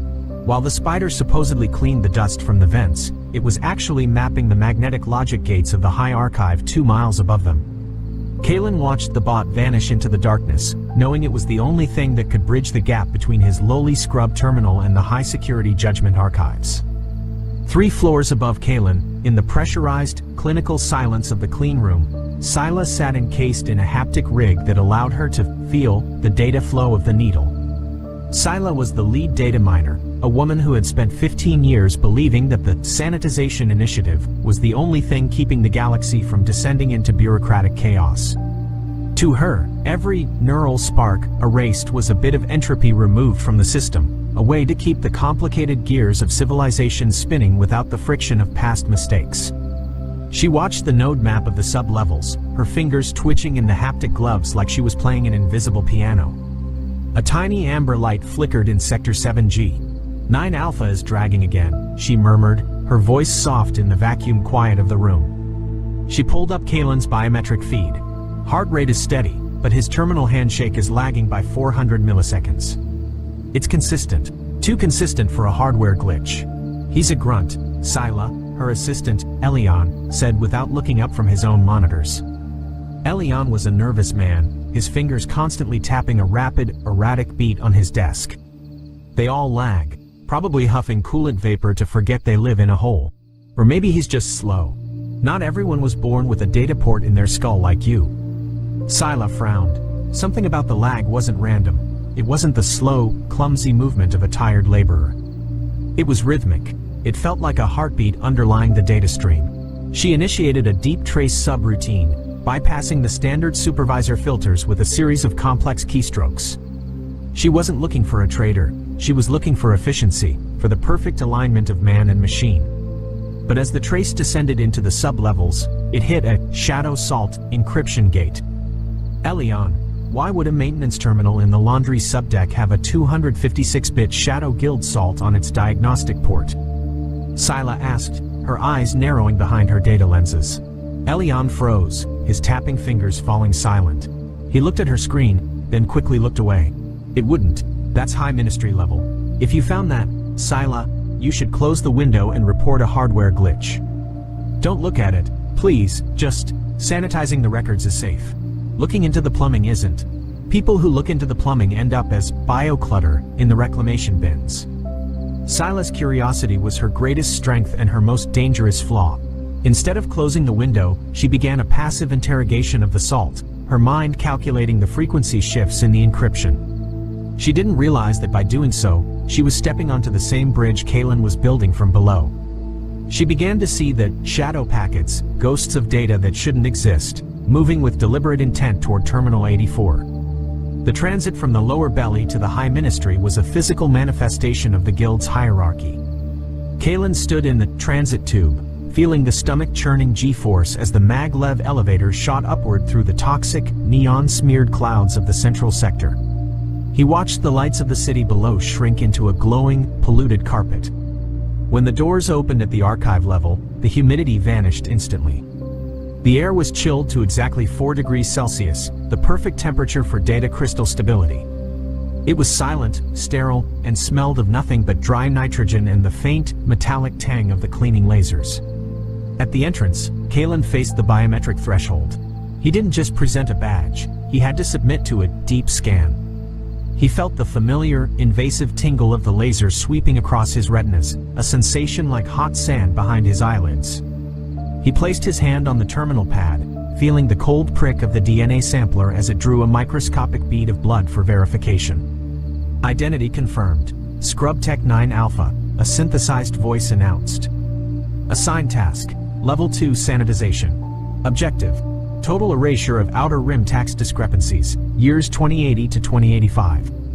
Note, any attempted data mirroring will be met with immediate competency filter isolation.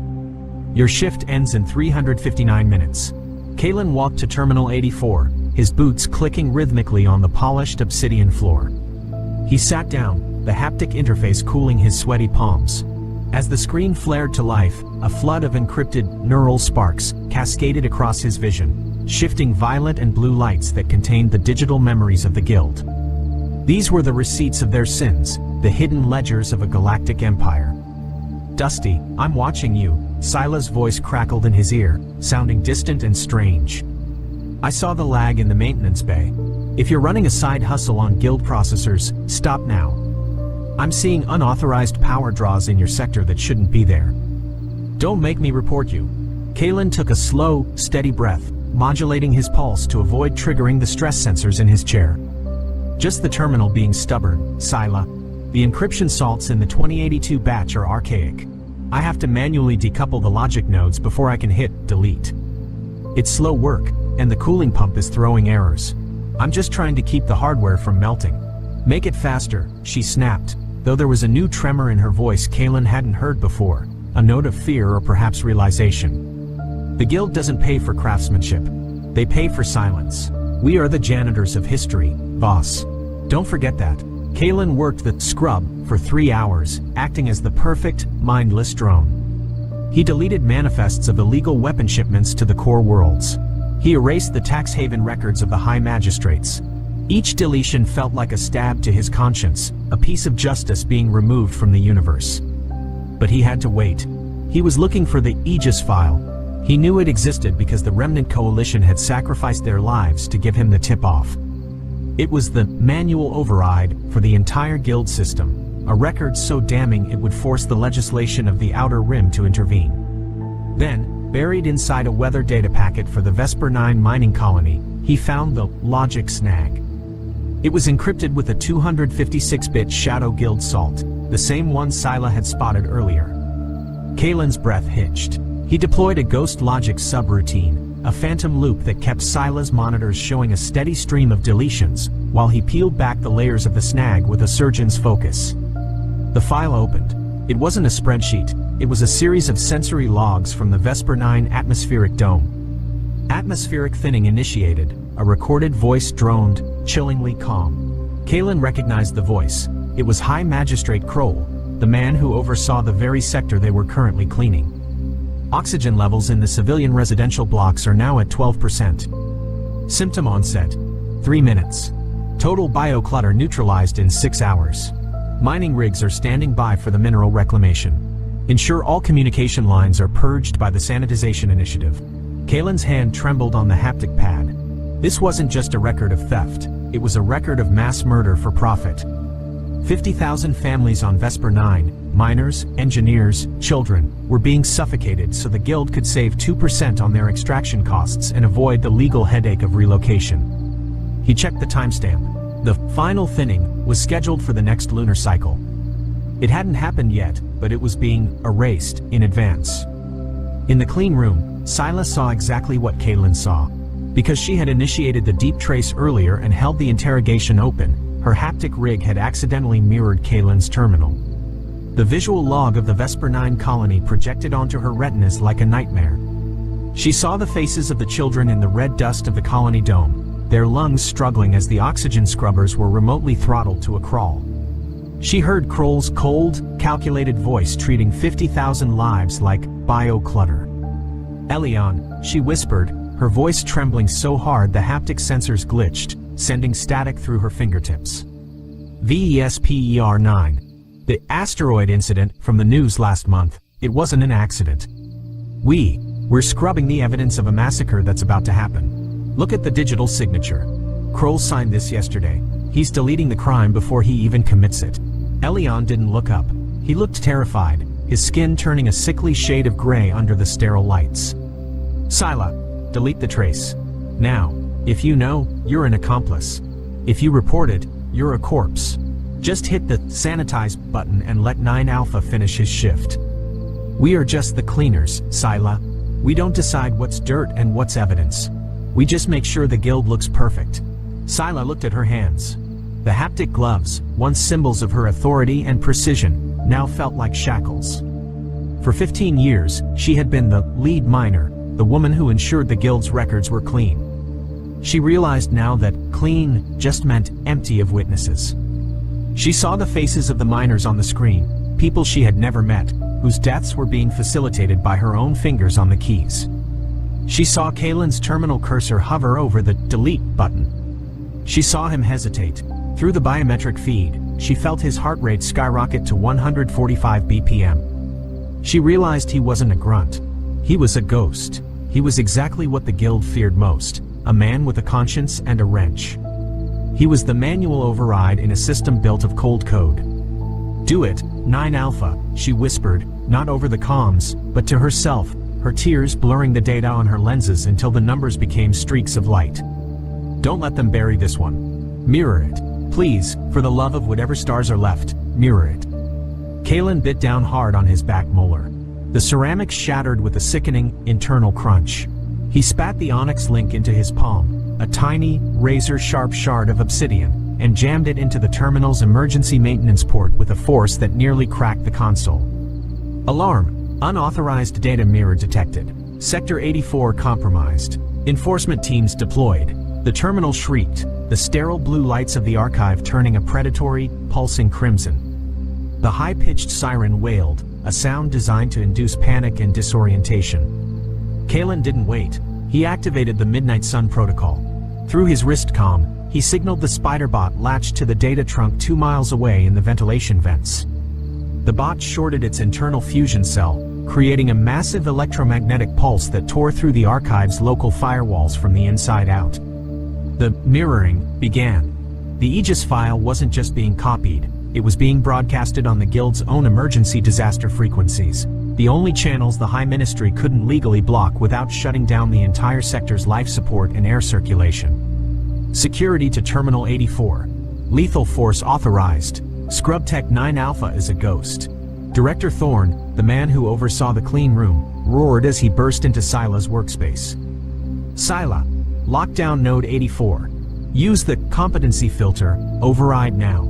Kill his terminal, fry his neural shunts if he has them. Sila looked at Thorne, then at the terminal. Her fingers moved with a speed she'd never used before, her hands shaking but her purpose clear. She wasn't locking Kalen out. She began a lateral encryption shift, creating a digital tunnel that protected Kalen's mirror stream from the Guild's automated countermeasures. She was effectively acting as his digital shield, parrying the system's attempts to sever the link. I can't lock it, Director. Sila lied, her voice filled with feigned, panicked desperation, her eyes wide with manufactured fear. The 9 Alpha terminal has slaved the core. It's running a shadow salt feedback loop. If I cut the power, the whole archive goes into a thermal cascade. We'll lose the entire year's records. Then pull the physical core. Thorne yelled, his face purple with rage as he ran toward the server banks with a magnetic disruptor. Sila blocked his path, her eyes wild, her heart pounding. If you disrupt the core during a pulse mirror, the magnetic backlash will fry the neural shunts of every shell in the building. You'll kill thousands of workers. The Guild will have to pay out more in death benefits than the mineral reclaim is worth. Move, Sila. That's a corporate expense, not a concern. Thorne shoved her aside, but the delay was enough. The mirror was already at 85%. The archive's heavy alloy doors hissed open with a blast of pressurized air. Commander Vane of the Eraser Squad stepped through the vapor, his amber thermal optics glowing like coals in the red emergency lighting. He held a high-frequency pulse rifle, the barrel humming as it charged to lethal levels. Behind him, 4 shells in tactical gear moved with mechanical precision, their rifles raised. Voss, Vane said, his voice a distorted rasp through his helmet's vocalizer. You're a long way from the mud, Ghost. You think mirroring that file changes anything? The Guild is the record. We write the truth. And right now, the truth is that you're about to suffer a fatal atmospheric malfunction. Nobody is going to read your little story. History is written by the survivors, and you're not on the list. Kalen dove behind an iridium data stack just as a blue streak of ionized energy vaporized the terminal he'd been sitting at. The heat was intense, the smell of melting silicon and ozone filling the room. The problem with writing the truth, Vane, is that eventually, someone learns how to read the margins. And I've been reading yours for years. You're not an author, you're just a glorified shredder. Kalen pulled his legacy kinetic sidearm from his toolkit, a heavy, archaic piece of iron with no electronics and no energy signatures for Vane's sensors to track. He fired 2 rounds into the overhead fire suppression tanks.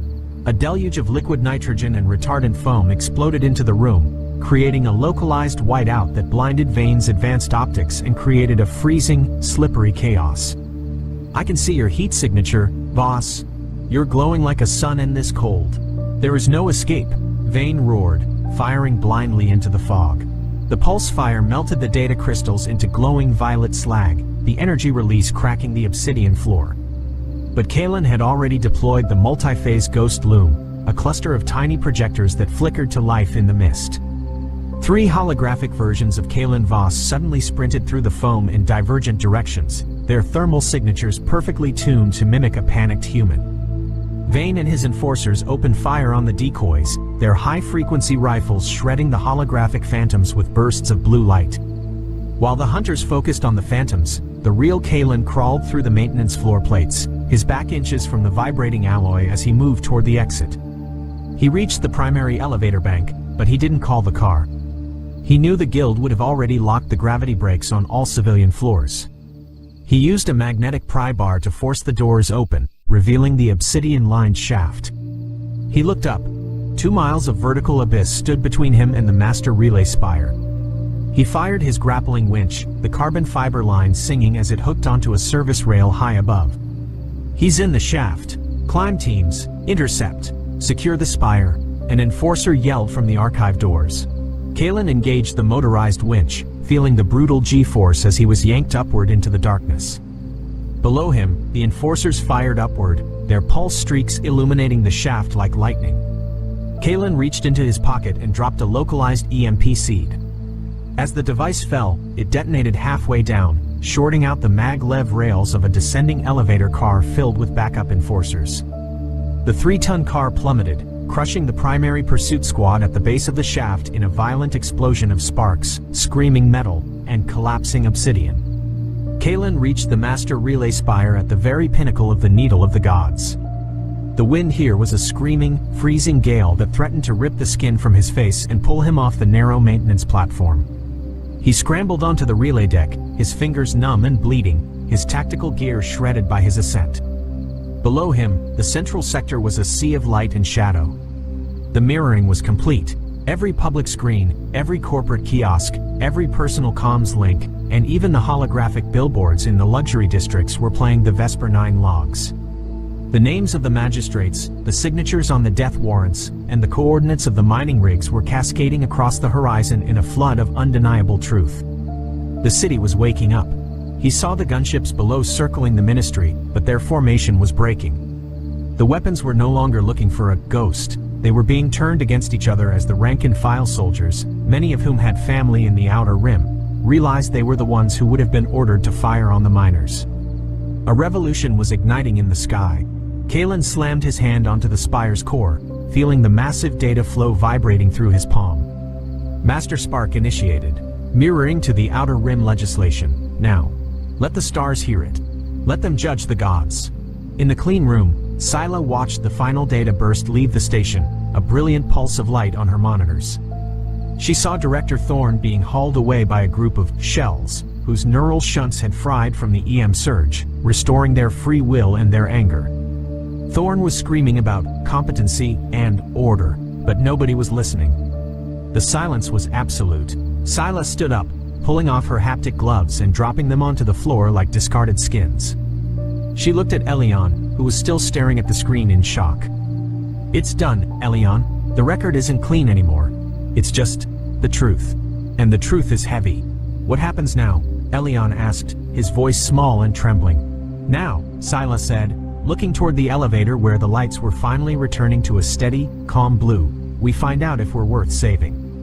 We stop being the cleaners and start being the witnesses." The hum of the clean room was shattered not by an explosion, but by the heavy, rhythmic thud of maglock boots. Scylla stood motionless, her bare hands feeling the raw, unfiltered air of the room for the first time in years. Beside her, Elion was a statue of terror, his eyes glued to the monitors where the Aegis file continued to loop across the sector's emergency frequencies. The steady, calm blue light of the elevator bank suddenly flickered, strobing into a jagged, aggressive amber. The special police, the Guild's personal Praetorian Guard, had arrived to sanitize the witnesses. "Elion, get behind the primary server bank," Scylla commanded, her voice losing its tremor and hardening into the tone of a woman who had just seen the end of the world and decided she didn't mind. "If they breach the door, they'll aim for the consoles first. They need to stop the broadcast before they kill us." The heavy reinforced doors hissed open, but it wasn't the special police who stepped through first. It was a squad of station security, the regular blue coats, who lived in the same barracks as Kalen and Rook. They looked disoriented, their rifles lowered.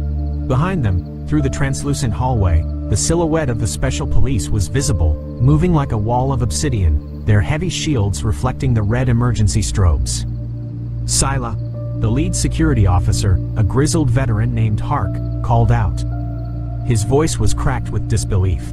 "That broadcast, my brother is on VESPER-9. He's a foreman in the residential block. Is that log real? Did the magistrate really sign that thinning order?" Scylla stepped forward, her shadow stretching long across the floor. "He signed it yesterday, Hark.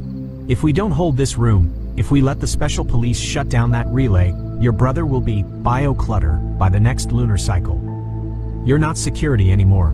You're the only thing standing between your family and a corporate eraser." Hark looked at the hall, then back at Scylla. He saw the truth in her eyes, the weight of 15 years of lies finally being cast off. He turned to his squad, his face hardening. "Seal the doors. We're not protecting the archive. We're protecting the broadcast." The climax of the Needle's fall began in that narrow corridor. The Special Police, led by a ruthless tactical officer named Captain Drax, deployed Screamer grenades that sent high-frequency waves through the air, designed to liquefy the inner ears of anyone not wearing Guild-issued dampeners. The Bluecoats buckled, blood leaking from their ears, but they didn't retreat. They had seen the faces of their families on the screens. In the midst of the chaos, Kalen Voss appeared from the ceiling vents, dropping like a shadow into the clean room. He was covered in soot and obsidian dust, his legacy sidearm still hot in his hand. He didn't look at the battle in the hall. He looked at Scylla. "I need a physical override," Kalen grunted, his lungs burning from the ascent. "The relay spire is broadcasting, but the Special Police are attempting a hard wire bypass from the Subdeck 4 junction. If they cut the fiber optics there, the mirroring stops before it hits the outer rim. I can't get back down there in time." Scylla grabbed a handheld haptic controller, her fingers flying over the manual interface. "I can't stop them from the clean room, Kalen. They've bypassed the software. But I can change the environment. Elion, the cooling vats. What is the pressure in the liquid nitrogen reserves for the server racks?" Elion, shivering but functional, checked his tablet. "It's at 4,000 psi. "Why?" "Because," Scylla said, a grim smile touching her lips, "if we can't stop them with code, we'll stop them with physics." The interaction that tipped the scales involved a three-way coordination that bypassed the Guild's superior firepower. Kalen took up a sniping position at the clean room door, using his kinetic sidearm to pick off the power cells on the Special Police's shields. Each shot was a masterclass in logistics. He wasn't aiming for the men, but for the mechanical joints of their armor, slowing the obsidian wall just enough to give Hark and the Bluecoats a fighting chance. "Hark!" Kalen yelled over the roar of pulse fire. "Fall back to the secondary bulkhead. Draw them onto the floor grates." Hark understood. He ordered his men to retreat, making it look like the security line was breaking. Captain Drax and his Special Police surged forward, their heavy boots clanking on the metal grates that sat directly above the archive's massive liquid nitrogen cooling vats. They were 50 feet from the clean room, their weapons leveled for a final execution. "Now, Scylla," Kalen roared.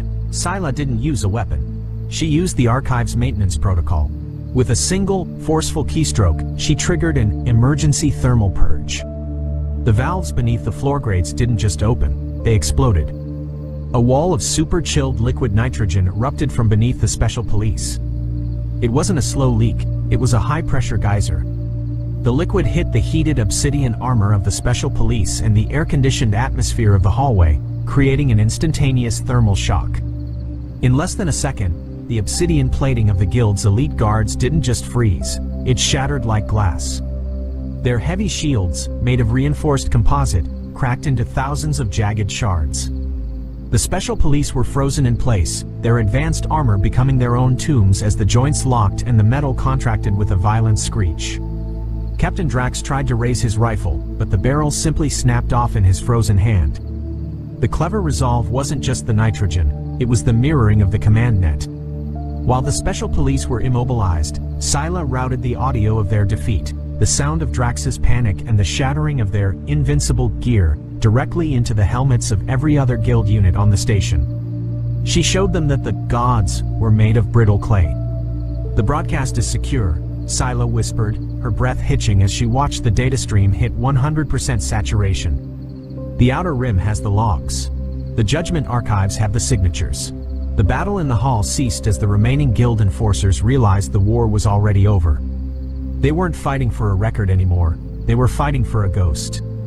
One by one, they lowered their weapons, looking at the screens that still flickered with the truth of VESPER-9. Kalen stepped into the hall, passing the frozen statues of the Special Police. He reached Hark, who was leaning against a wall, his ears still ringing but a look of profound relief on his face. Kalen handed the grizzled officer his legacy sidearm. "The station is yours, Hark," Kalen said. "The people are going to have a lot of questions. You should be the one to answer them." Kalen returned to the clean room. Scylla was still standing by her console, her hands resting on the cold metal. The room was silent now, the clinical hum replaced by the distant sound of the city below. a sound of thousands of voices rising in a single, unified roar of reclamation. "You saved them," Kalen said, standing beside her. "The physical override was clever, but the digital shield you built for me, that's what finished it." Sila looked at her bare hands, now stained with the grime of the battle. "I spent 15 years erasing the truth, Kalen. I think I finally balanced the ledger. What happens to us now? We're the most wanted people in the galaxy." "No," Kalen said, looking toward the window where the purple aurora of the data burst was still fading into a clear, blue morning. "We're the only people who know where the rest of the bodies are buried. The guild left a lot of dirt in the sublevels. I think it's time we finish the cleaning. Properly this time. The record is mirrored. The truth is preserved. The void is silent. Finality. Absolute. Total. Reclamation. Done."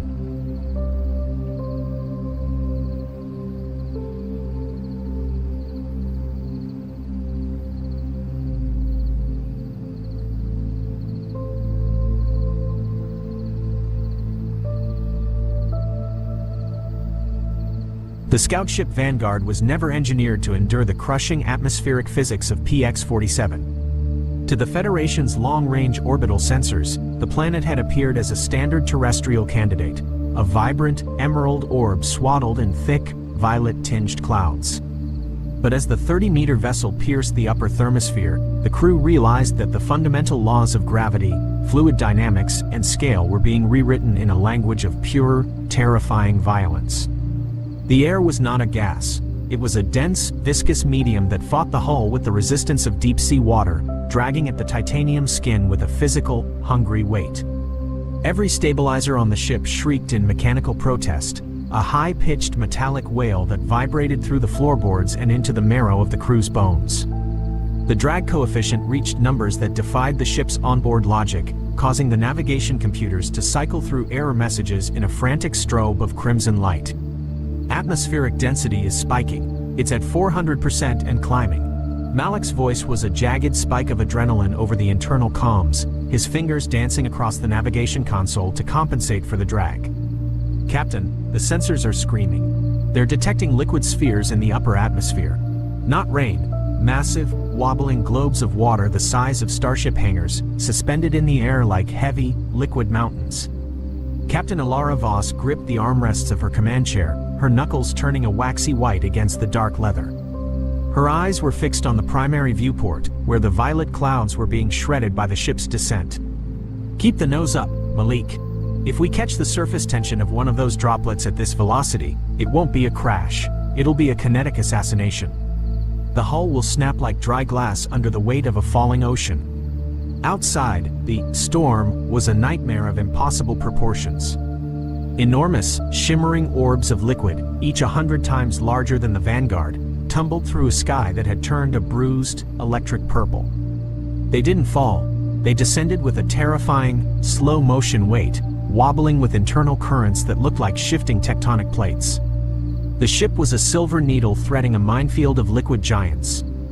A massive, shimmering sphere suddenly loomed in their flight path, and as Alara yanked the manual override, the Vanguard banked hard. The port wingtip grazed the liquid skin of the orb, and the ship was nearly swallowed by a cohesive force so strong it felt like the hand of a ghost pulling them into the abyss. A fine, cloying mist coated the titanium skin, instantly freezing into a slick, heavy layer that threw the stabilizers into a mechanical seizure. The ship groaned, a deep, guttural sound of metal reaching its breaking point. Then, the sky ignited. It wasn't a standard electrical discharge. A pillar of white fire, nearly a quarter-mile in diameter, slammed into the landscape miles away with a brilliance that turned the cockpit into a bleached white void. The sound wasn't a crack of thunder, it was a tectonic roar, a low-frequency displacement of the entire atmosphere that sent the Vanguard into a terminal, uncontrolled spin. "We're caught in the shockwave," Calder shouted over the groaning of the airframe, his hands straining against the secondary flight controls. "The engines are stalling. The air is too rich, too heavy. It's flooding the intakes with a thick, nitrogen-heavy sludge." The ship plummeted.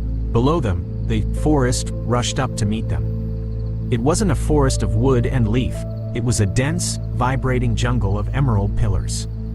Each trunk was hundreds of feet tall, smooth and waxy, swaying with an elastic strength that defied the ship's kinetic energy.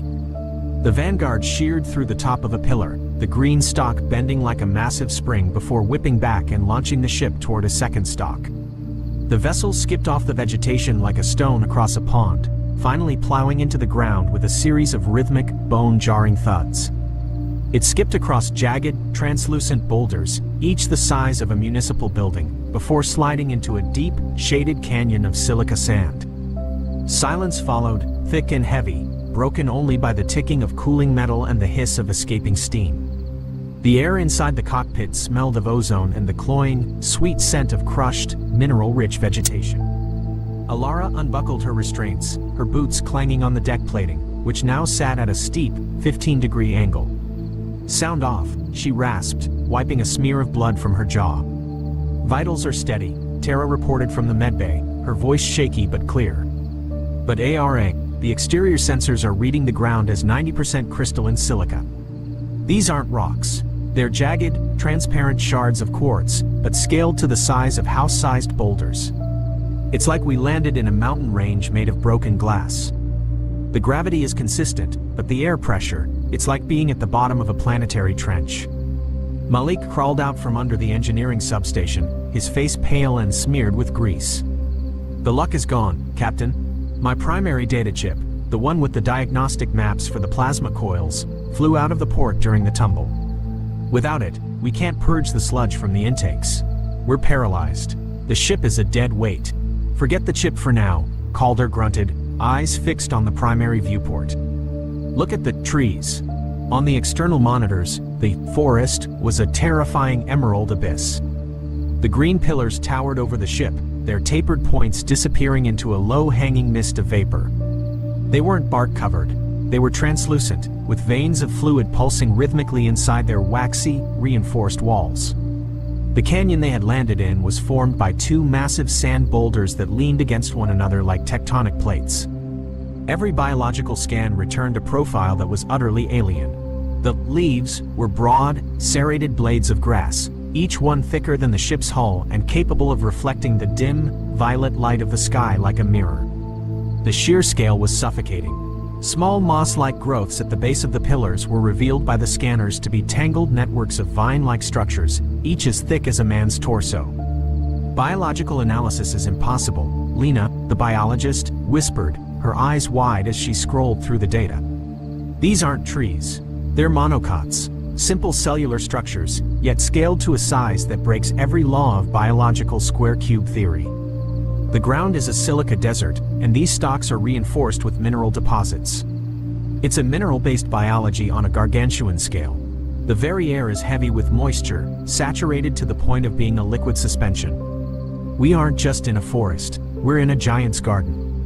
Suddenly, the world began to shake. Thump, thump, thump. It wasn't a quake. It was a localized seismic event, rhythmic and calculated. Each thud sent a vibration through the ship that made the internal bulkheads scream. Outside, the house-sized sand boulders shifted, grinding against the hull with a sound like a mountain being crushed. A deep, guttural resonance filled the air, a geologic groan, a subsonic rumble that bypassed the ears and vibrated the crew's chest cavities. "Seismic activity is off the charts," Malik whispered, huddling near the reactor. "It's coming from the north, and it's moving toward us. The amplitude of each shockwave is doubling." The dim green light of the undergrowth was suddenly obliterated. A white sun erupted in the sky above the canopy, a focused, artificial beam of light so intense it rendered the green pillars translucent, revealing the pulsing, sap-filled veins within. The beam swept back and forth across the canyon floor, a searchlight of cosmic proportions that turned the shadows into pits of obsidian. The heat from the light hit the hull, making the metal pop and expand with sharp, alarming cracks. To the crew, it felt as though they were being examined under a microscope by a power that existed on a different plane of physics. "It's an atmospheric anomaly," Alara stated, though her voice lacked conviction. "Some kind of focused solar flare or natural luminescence from the upper layers. We need to focus on survival. Malik, what do we need to get the coils back online?" "The data chip is gone," Malik said, But if we can gather enough raw crystalline silica from the boulders around us, I can manually recalibrate the intake filters. But we're talking about tons of material. We'd have to mine for a year with the handheld industrial cutters just to get a fraction of what we need. The purity level out there is too low. Then we start now, Alara said, her professional facade hardening. We don't open the airlock until we have a plan for a shelter. If the environment is this hostile, we have to fortify.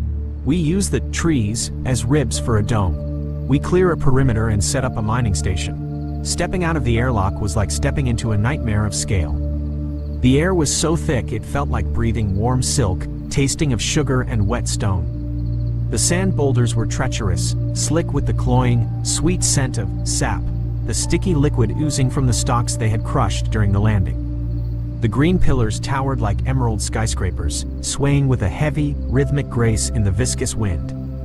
Each blade of the forest was thick as a ship's hull, covered in microscopic serrations that looked like jagged glass under their helmet lights. The work was grueling. Calder and Malik led the way with the heavy industrial laser cutters. The beams hissed as they bit into the waxy green walls of the pillars, the heat turning the internal sap into a thick, sweet-smelling steam that clouded their visors. It took the entire crew, utilizing the Vanguard's external winch and their own powered exoskeletons, just to move a single log of felled vegetation. They were tiny, neon-colored specks moving against a backdrop of an emerald abyss. The cellular density is off the charts, Lena said, panting as she dragged a section of fiber. This isn't wood. It's reinforced with silica fibers. It's as strong as carbon steel but flexible. We can weave these together. They spent the first 12 hours in a frantic, ant-like state of labor. They cleared a circle no more than 10 meters wide, hauling the massive stalks into a woven circular perimeter around the ship. They used the stalks as structural ribs, pulling them into a dome shape with carbon fiber tethers and binding them with the sticky, resinous sap that bled from the cuts. It was an epic clearing of a primeval wilderness to them, an achievement of sheer will against a landscape that didn't even notice their presence.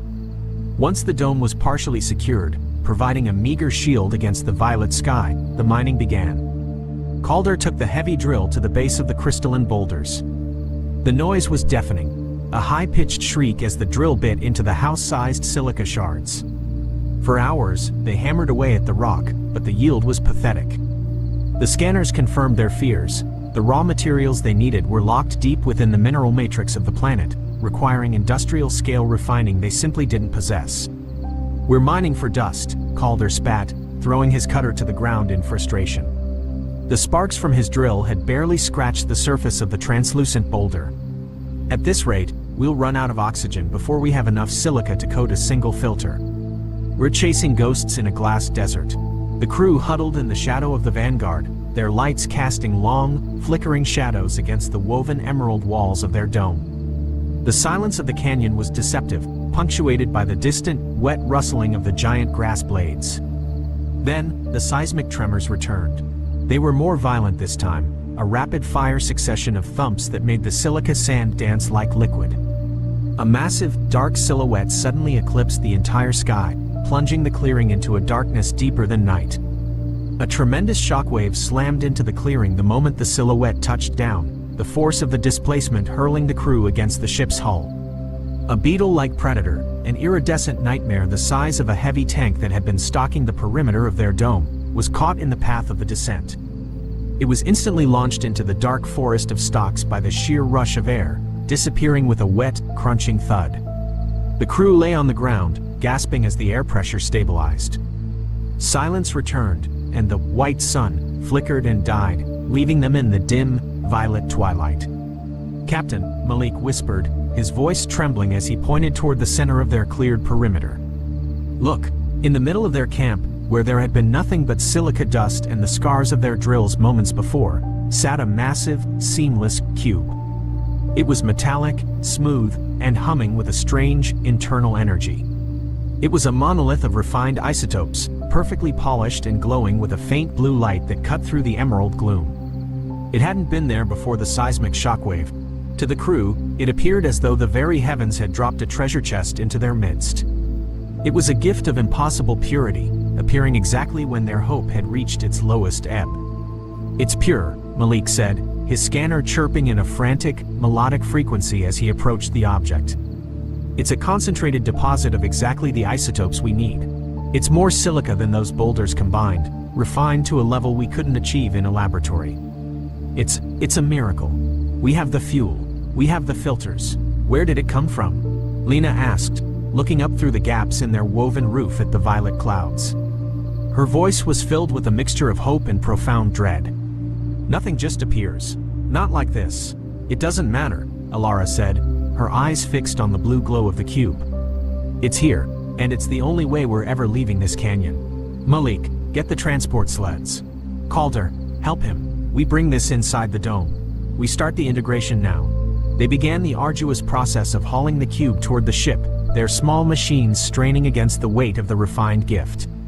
They worked in a feverish silence, unaware that the real monsoon was about to begin, and that their emerald dome was about to be tested by an atmospheric event unlike anything their sensors had ever recorded, a deluge that would turn their garden sanctuary into a drowning pool.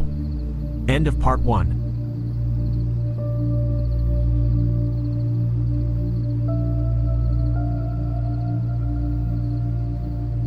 Part 2. The Horizon Shift. The transition between the light cycles on PX-47 was not a gradual fading of the sun, but a mechanical shifting of the universe's foundations. Inside the woven dome of emerald stalks, the crew of the Vanguard labored in a humid, oxygen-rich gloom that felt more like a pressurized womb than a metallic fortress. The sap resin they had used to bind the grass ribs had hardened into a translucent amber, turning their structure into a ribbed, organic cathedral that smelled of sweet rot, ozone, and ancient minerals. Outside, the environment was undergoing a terrifying metamorphosis. The bruised violet of the sky had darkened into an abyssal indigo, and the seismic tremors had increased in frequency. A rhythmic thump-thump-thump vibrated through the ship's hull, a low-frequency pulse that suggested something was moving across the heavens with tectonic weight. Every instrument in the engineering bay spiked with static interference. The resonance is shifting, Malik reported, his voice filtered through the heavy crackle of the internal comms. He was positioned at the base of the cube, his industrial welder throwing jagged sparks of blue light against the seamless metallic surface of the mysterious gift. Every time the ground shakes, the cube's internal frequency aligns with the tremors. It's not just a fuel cell, Alara. It's a bridge. It's drawing energy from the planet's own movement and refining it into a plasma-ready state. If we can finish the conduit weave, we'll have enough power to jump-start the primary coils in less than an hour. But the surge is massive. I've never seen a battery this efficient. Then move faster, Captain Alara Voss commanded, her eyes fixed on the external monitors. The viewports showed a world of nightmare proportions. The jagged silica boulders that surrounded their clearing were slick with a new, high-pressure moisture that seemed to ooze from the very air. The atmospheric pressure is fluctuating again. Something is displacing the air on a massive scale. We need to be ready to purge the intakes the second that power is low. If we miss this window, the pressure differential will crush the hull like a tin can. The monsoon arrived without warning. It began with a sound like 1,000 steam pipes bursting simultaneously, a high-pressure hiss that quickly deepened into a roar. A wall of liquid glass, moving with the velocity of a tidal wave, slammed into the grass forest. To the crew, it was a planetary apocalypse. Massive spheres of water, each weighing thousands of tons from their perspective, plummeted from the sky and shattered against their woven dome. The grass pillars groaned, the silica-reinforced walls bending under the hydraulic weight of the descent. The dome is buckling, Calder yelled, bracing himself against a structural rib as a bead of water the size of a shuttlecraft hammered the exterior. The impact sounded like a drum made of thunder. The surface tension of the liquid is trying to crush us. If the sap doesn't hold, the weight of a single drop will pancake the hull. Alara, the seals are weeping. Seal the airlock and equalize the internal pressure. Alara shouted over the din. Malik, status on the cube. 80%. It's feeding off the kinetic energy of the rain. The harder it pours, the faster it charges. As the deluge hammered their fortress, a new anomaly occurred, one that defied their understanding of natural meteorology. A massive, translucent barrier suddenly descended from the heavens. It was a seamless, curved wall of clear, flexible material, hundreds of feet wide, that slammed into the silica earth around the clearing with a dull, echoing clack that vibrated the marrow of their bones. It sealed the Vanguard, the dome, and the cube inside a dry, pressurized bubble. Outside the clear wall, the torrent of water continued to rage, but inside, the air became unnervingly, terrifyingly still. "We're in a vacuum pocket," Lena whispered, her face pressed to the viewport in disbelief. "The storm is still out there, but some kind of physical barrier has been lowered over us. It's perfectly circular, perfectly clear. It's as if the world has been put in a jar." Through the translucent barrier and the gaps in their grass roof, the white sun returned. But it wasn't a sun. It was a focused, artificial beam of light that moved with a terrifyingly precise intent. As the beam swept over the dome, the shadow of a monolithic, dark mass eclipsed the stars. It was a landscape of deep textures, ridges, and pores, a massive, featureless form that hovered over their bubble, blocking out the purple sky. "It's not a tectonic event," Alara whispered, her voice barely audible as she looked at the readout on the gravity sensors. The readings were spiking in impossible directions. "It's a witness. It's watching us. It's waiting for us to be ready. Captain, the cube is fully integrated." Malik's voice broke the silence, crackling with a new, frantic energy. "The coils are screaming. We have 200% power. The diagnostic handshake is green. We can break the surface tension of the entire atmosphere if we fire now, but we have to go immediately. The isotopes won't stay stable in this pressure for long. But we're trapped under the barrier," Calder noted, pointing at the sky. "We ignite those engines inside this bubble, and we'll turn this sanctuary into a kiln. We'll be vaporized before we even clear the clearing. We're in a cage." "Wait," Alara said, her eyes locked on the monitors. "Look at the horizon. The barriers, they're shifting." The clear barrier began to rise. Something unseen gripped the edges of the massive structure and lifted it back into the heavens with a silent, terrifying grace. The night air of PX-47 rushed back in, cool and smelling of wet earth and distant, burnt carbon. The pressure stabilized instantly. Then, a flat, warm expanse, a dark, ridged platform, was lowered beside the ship. It was a vast territory that looked like a continent of marble, descending with a precision that silenced the wind. "It's giving us a clearing," Alara realized, her perspective finally shattering. "It's not a predator. It's a launch pad. It's a hand. Board the ship. All stations to launch positions. Malik, initiate the purge sequence on my mark."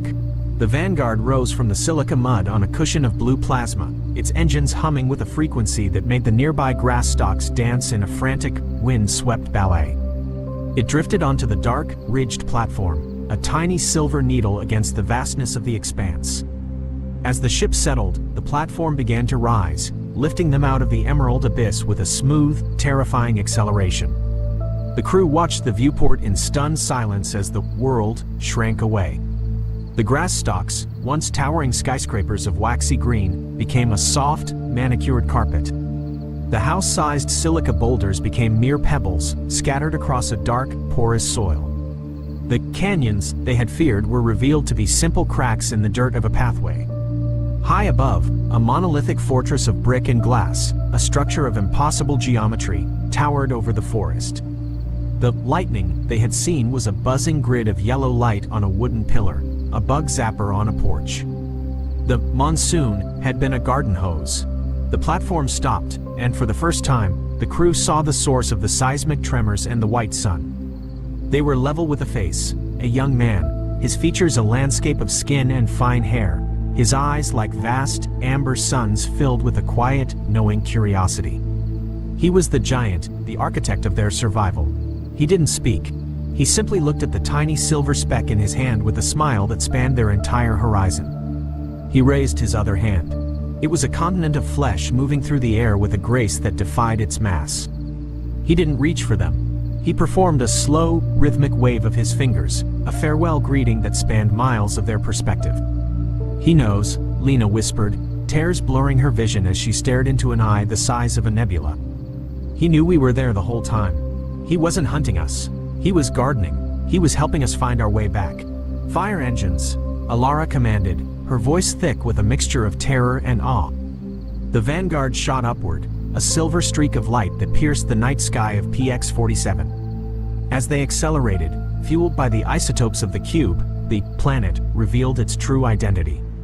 It wasn't an alien world of violet trees and emerald canyons. It was a blue and green marble, Earth, receding into the darkness of the void. They weren't explorers of a new frontier, they were survivors of a suburban backyard, finally returning to the scale they belonged to. Alara sat back in her chair, watching the giant's world disappear into a tiny, flickering point of light among the stars. The sensors were finally recalibrating to the vacuum of space, the noise of the atmosphere replaced by the cold, beautiful silence of the cosmos. "Captain," Malik said, looking at the data chip that had been recovered from the internal sensors of the cube. "The materials he gave us, the cube, it's not just fuel. It's refined for interstellar travel. The isotopes are more advanced than anything in the Federation's database. He didn't just save us. He upgraded us. He gave us the stars." "No, Malik," Alara said, watching the empty space where the giant had been. "He was just a neighbor, and we were just passing through his lawn. We were a broken toy he decided to fix." The Vanguard turned its nose toward the deep black, leaving behind the forest of stalks and the man who had waved goodbye to the smallest explorers in the galaxy. They weren't just survivors, they were the only ones who knew that in the right light, a single backyard could be an entire universe, and a god could be found in the simple act of lifting a plastic tub to let the travelers go home. As the ship jumped into warp, fueled by the giant's gift, the last thing they saw on the long-range scanners was a massive, waving silhouette against a backdrop of porch lights and summer crickets, a guardian of the small, standing at the edge of the infinite.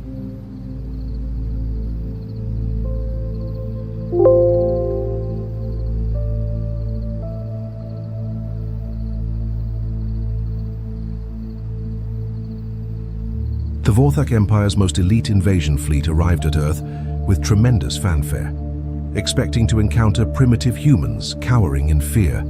These weren't just any aliens. They were the galaxy's most feared conquerors, with a perfect record of planetary domination spanning 3,000 years. Their massive ships, each the size of a small city, descended through Earth's atmosphere like dark storm clouds, blocking out the sun over major cities worldwide. Admiral Kex Mora stood on the bridge of her flagship, her four arms crossed in what she believed was an intimidating pose. She had conquered 47 worlds before this pathetic little blue planet, and each time the process was identical. Show up, make threats, watch the locals panic, then accept their surrender within hours. Easy work for the most decorated military commander in Vorthak history. She activated the Universal Communication System, her voice booming across every television, radio, and internet connection on Earth. The message was always the same, translated into what their computers said was the dominant local language. Primitive beings of this world, I am Admiral Kex Mora of the Vorthak Empire. Your planet has been selected for integration into our glorious domain. You have exactly one rotation of your sun to surrender unconditionally, or face the complete destruction of your civilization. Resistance is futile. Your technology is laughably inferior. Submit now, and some of you may survive as servants. The transmission cut out, leaving an eerie silence that the Admiral expected would soon be filled with panicked screaming and desperate pleas for mercy. This was always her favorite part, the moment when reality hit the locals and they realized their fate was sealed. Meanwhile, at the Seoul Command Center, Captain Jin Park nearly choked on his coffee as he watched the alien transmission. The underground facility buzzed with activity as dozens of military personnel and scientists tried to process what they had just witnessed. Jin had been expecting many things when he woke up that morning, but a poorly translated alien invasion threat wasn't one of them. Did they just threaten us in broken English? He asked, trying not to laugh. The grammar was so bad it sounded like it came from a malfunctioning translation app. Several other officers around him were clearly struggling to maintain their composure as well. Colonel Cho, his superior, rubbed his temples. This has to be some kind of joke. No advanced alien civilization would make first contact with grammar. That terrible. But Dr. Bora Kim, the chief linguist who had been called in for the emergency, was already live streaming the aliens' arrival on her social media accounts. She couldn't help herself. The ships were just too ridiculous looking to ignore. "Look at those ships, they look like flying purple sweet potatoes," she announced to her followers while pointing her phone camera at the massive vessels hovering. Over Seoul. The comparison was surprisingly accurate. The Vorthak ships, designed to inspire fear through their imposing angular design, somehow managed to look like oversized root vegetables when viewed from Earth's surface. The purple metallic hull didn't help matters. It made them look more like children's toys than instruments of galactic conquest.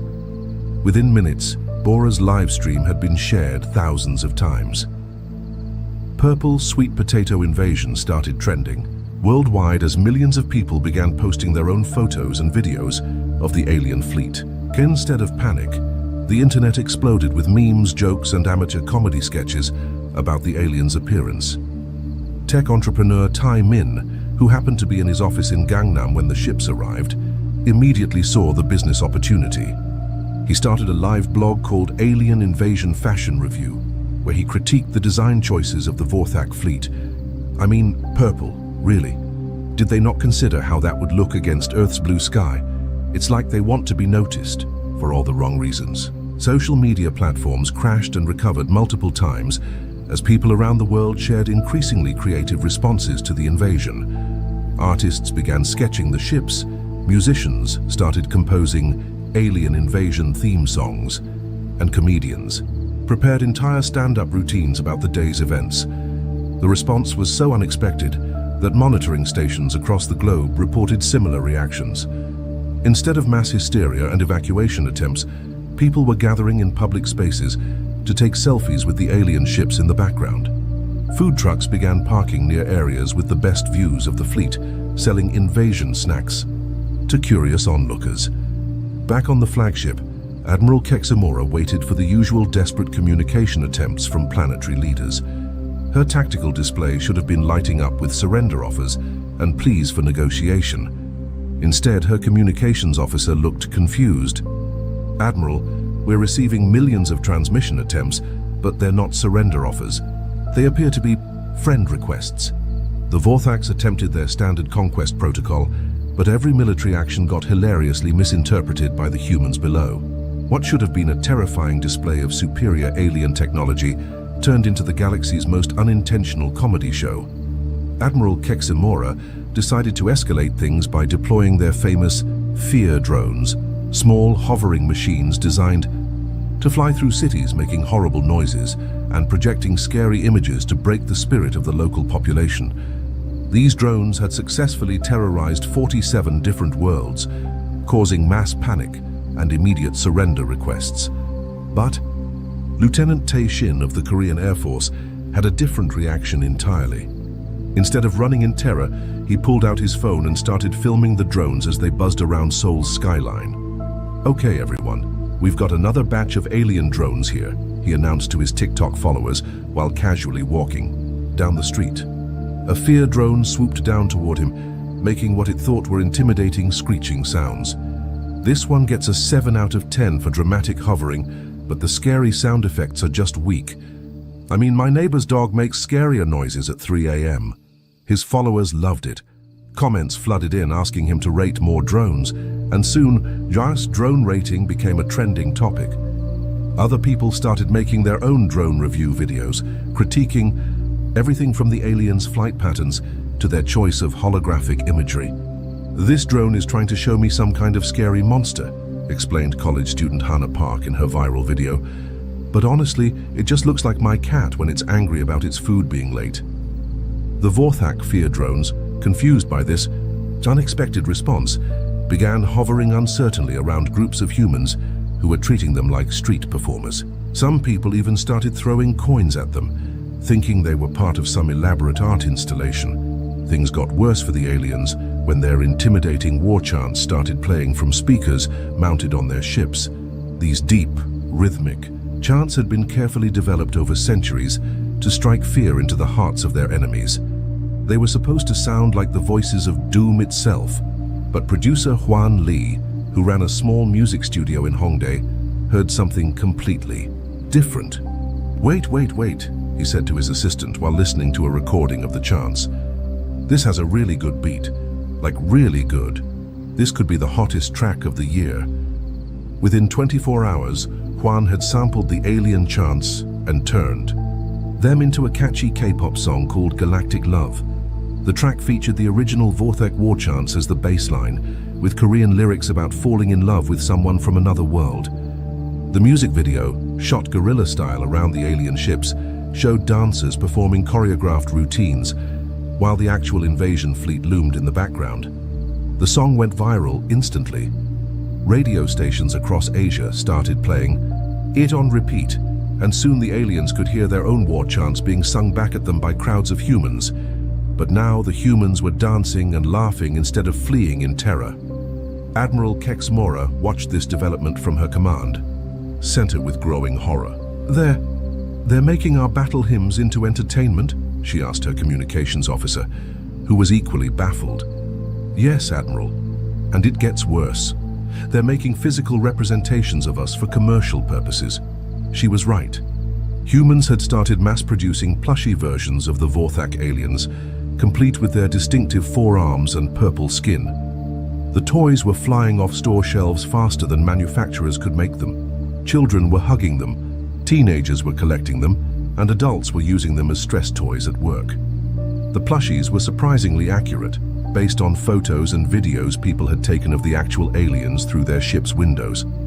Someone had even added little sound boxes that played cute versions of the Vorthak war chants when squeezed. Engineer Yoon Choi, who worked for a major Korean electronics company, saw the business opportunity immediately. She quickly developed what she called the Cute Alien Invasion Survival Kit, a package containing alien plushies, snacks shaped like the Vorthak ships, invasion-themed phone cases, and a guidebook written in both Korean and broken English, mimicking the aliens' original translation mistakes.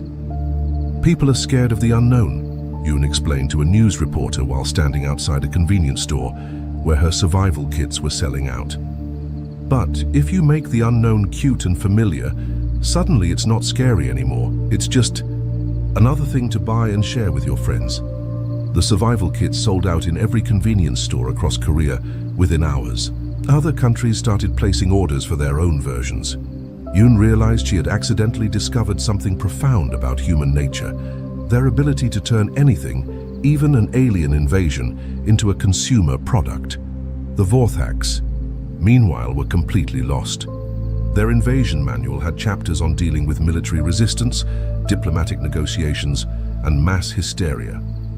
But there was no chapter titled "What to Do when the locals start selling toys of your army."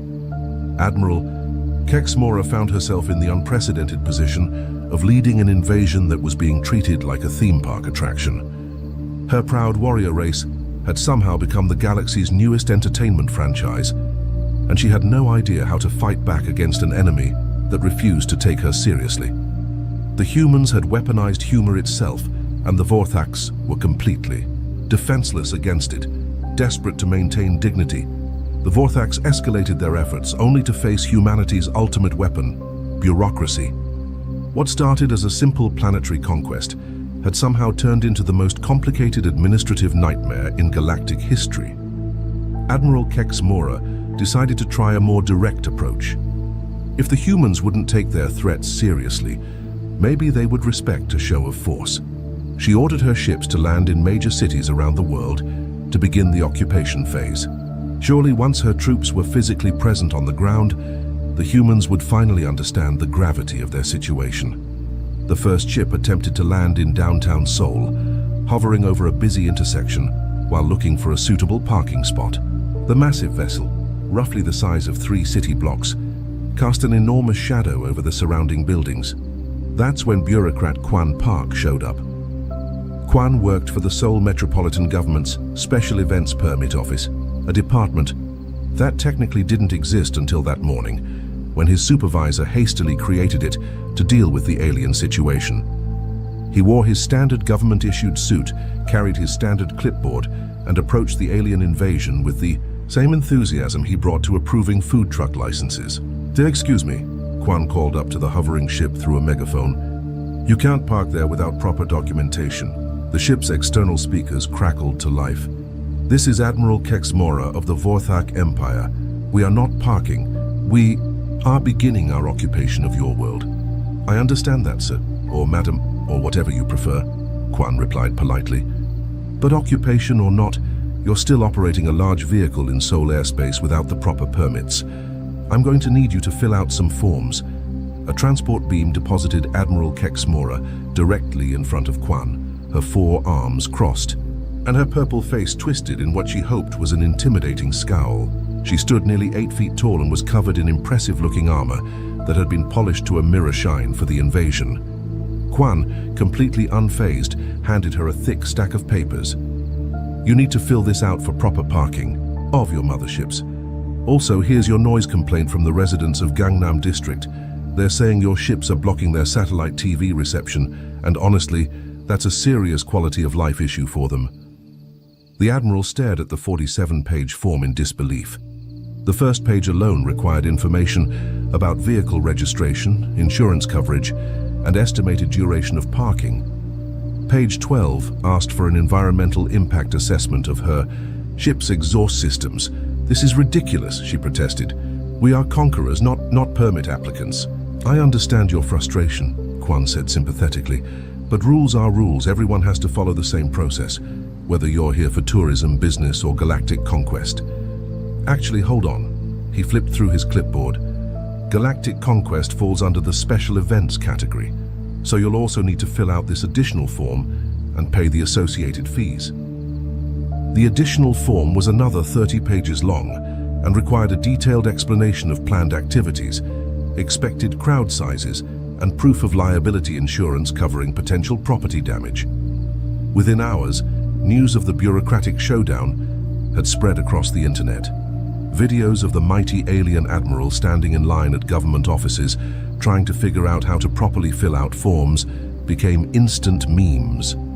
The image of her struggling with a pen that was clearly designed for human hands went viral worldwide.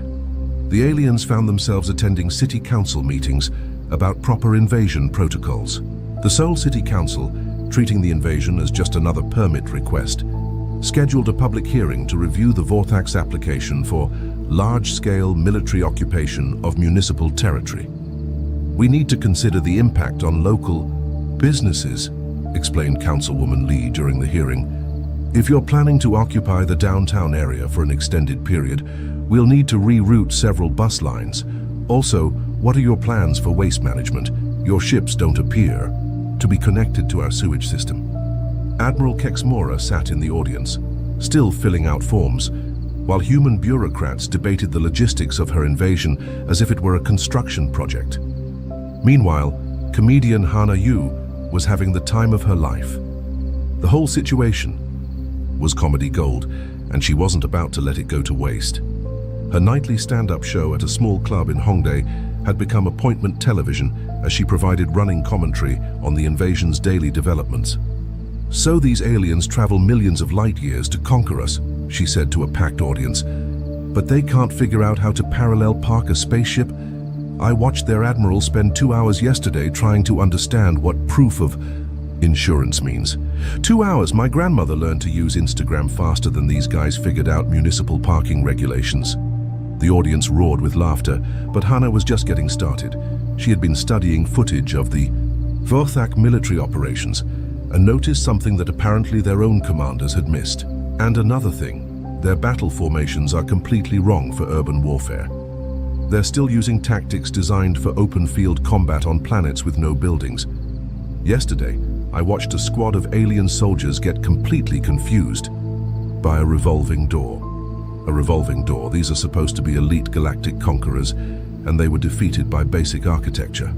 Her observations, delivered as comedy, were actually serious military analysis. The Vorthax had never encountered a species that built cities vertically, and their standard invasion protocols assumed wide open spaces and terrified populations, not narrow streets filled with curious onlookers taking selfies. The routine was broadcast across the galaxy through various news networks and social media platforms, making the mighty Vorthak Empire a laughingstock among other alien civilizations. Other species began sharing their own stories of Vorthak incompetence, and suddenly, the galaxy's most feared military force became its biggest joke. Admiral Kexmora, still stuck in bureaucratic hell, could only watch helplessly as her empire's reputation crumbled one permit application at a time. As the Vorthak invasion became the galaxy's biggest comedy show, other alien species started arriving at Earth not to conquer, but to watch the spectacle unfold. Word had spread through interstellar communication networks that the supposedly mighty Vorthak Empire was being defeated by paperwork and internet memes. For many civilizations, this was too entertaining to miss. The first to arrive were the Zelkons, a peaceful trader species who had been bullied by the Vorthaks for decades. Their ships appeared in Earth's orbit, carrying nothing but cameras and popcorn, or at least their alien equivalent. They set up what could only be described as galactic bleacher seats, floating observation platforms positioned for the best views of the ongoing chaos. Next came the Quidarian Republic, followed by the Helix Confederation, and then dozens of other species that had previously lived in fear of Vorthak military might. Earth's skies became crowded with alien tourists, all eager to witness the Empire's humiliation firsthand. Entertainment mogul Dae Min, who owned a small cable TV company in Busan, immediately recognized the business opportunity of a lifetime. While everyone else was focused on the spectacle, he was thinking about the bigger picture. If aliens from across the galaxy were coming to Earth to watch this mess unfold, why not give them a proper show? Working around the clock with his small team of technicians, Dae created the first intergalactic streaming service overnight. Galactic Comedy Central went live within 48 hours, broadcasting live feeds of the invasion to every alien species in the solar system. He offered multiple camera angles, instant replay features, and even commentary tracks in 17 different alien languages. "We're not just watching history," Dae announced during his first broadcast. "We're watching the birth of intergalactic entertainment." The streaming service was an instant hit.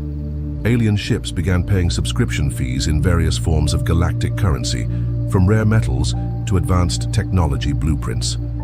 Dae quickly found himself running the most successful media company in Earth's history, despite the fact that most of his audience wasn't even human. Back on the Vorthak flagship, Admiral Kex Mora was dealing with a crisis that was far worse than bureaucratic red tape. She had discovered that her own troops were secretly enjoying human comedy and culture. It started small, soldiers watching human entertainment during their off-duty hours, but it had quickly spiraled out of control. The breaking point came when Sergeant Vektal, one of her most decorated officers, failed to follow a direct order during what should have been a routine intimidation mission. Instead of maintaining his position in the battle formation, he started doing interpretive dance in response to music playing from a nearby human street performer. Sergeant Vektal returned to formation immediately, the Admiral barked through her communicator. But instead of snapping to attention, Vektal launched into what could only be described as an elaborate interpretive dance routine, complete with dramatic arm movements and rhythmic steps that somehow perfectly matched the street musician's guitar playing. The human crowd gathered around him, cheering and filming with their phones. Admiral Kex Mora decided this breach of military discipline required immediate punishment. She ordered Vektal to report for court-martial proceedings, expecting him to show proper remorse for his behavior. Instead, when he appeared before the military tribunal, Sergeant Vektal responded to her formal charges by performing a perfect recreation of a viral TikTok dance that had been trending among Earth's younger population. The dance involved complex footwork, synchronized arm movements, and facial expressions that somehow managed to convey both joy and defiance simultaneously. The other officers in the tribunal were supposed to remain serious and disciplined, but several of them began unconsciously nodding their heads to the rhythm.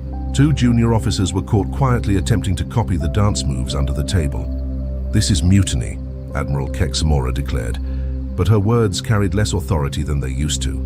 Half her crew was now spending their free time learning human dances, trying human food, and participating in what humans called social media. The situation reached its peak when the Vorthak Emperor himself decided to visit Earth to see what was causing his military's complete breakdown in discipline. Emperor Jexkalar was ancient, powerful, and had never personally visited a planet during an invasion. His arrival was supposed to restore order and remind everyone why the Vorthak Empire was feared across the galaxy. The Emperor's massive royal ship descended through Earth's atmosphere with appropriate pomp and ceremony.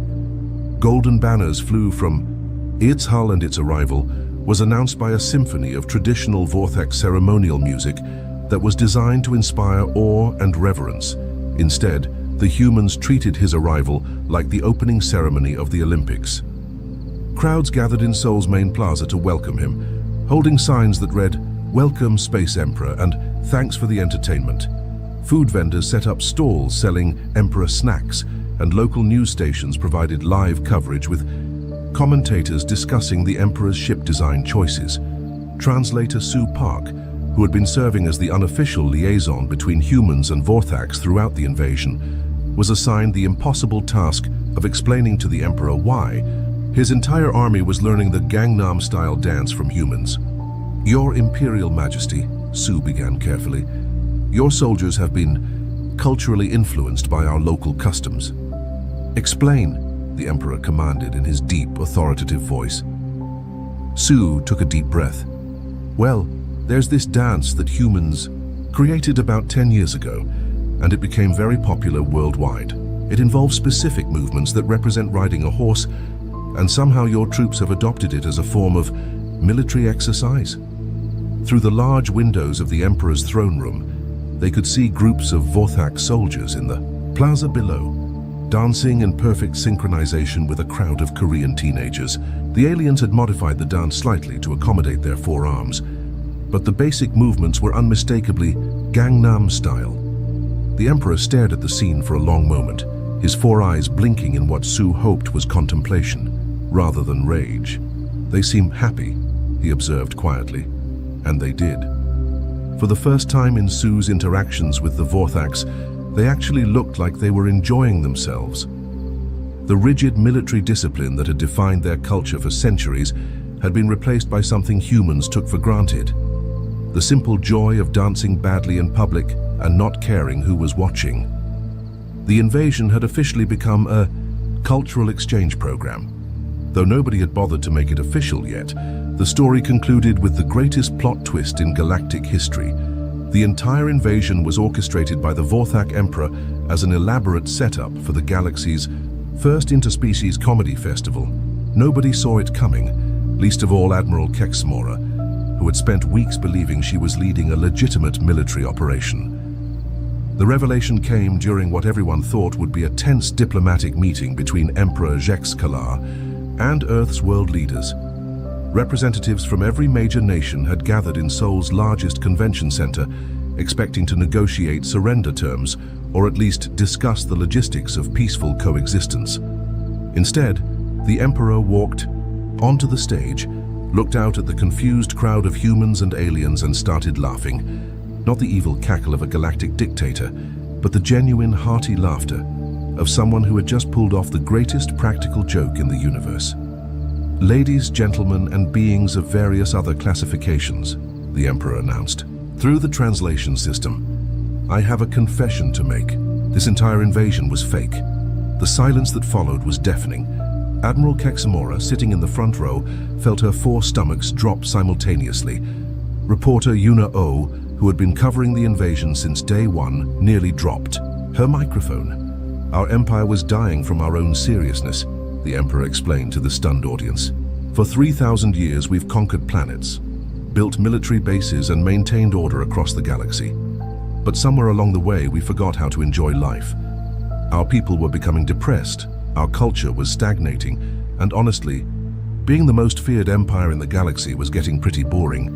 He gestured toward the screens, showing footage of Vorthak soldiers dancing with human children in the plaza outside. "We needed humanity's gift for finding humor in everything. You took our most intimidating military displays and turned them into entertainment. You made our war chants into pop music. You even made our appearance into something cute and marketable." The Emperor paused, looking directly at Admiral Kexmora. "Admiral, I'm sorry I didn't tell you the truth from the beginning, but I needed your reactions to be genuine. If you had known this was all an act, it wouldn't have worked." Kexmora stood up slowly, her armor clanking.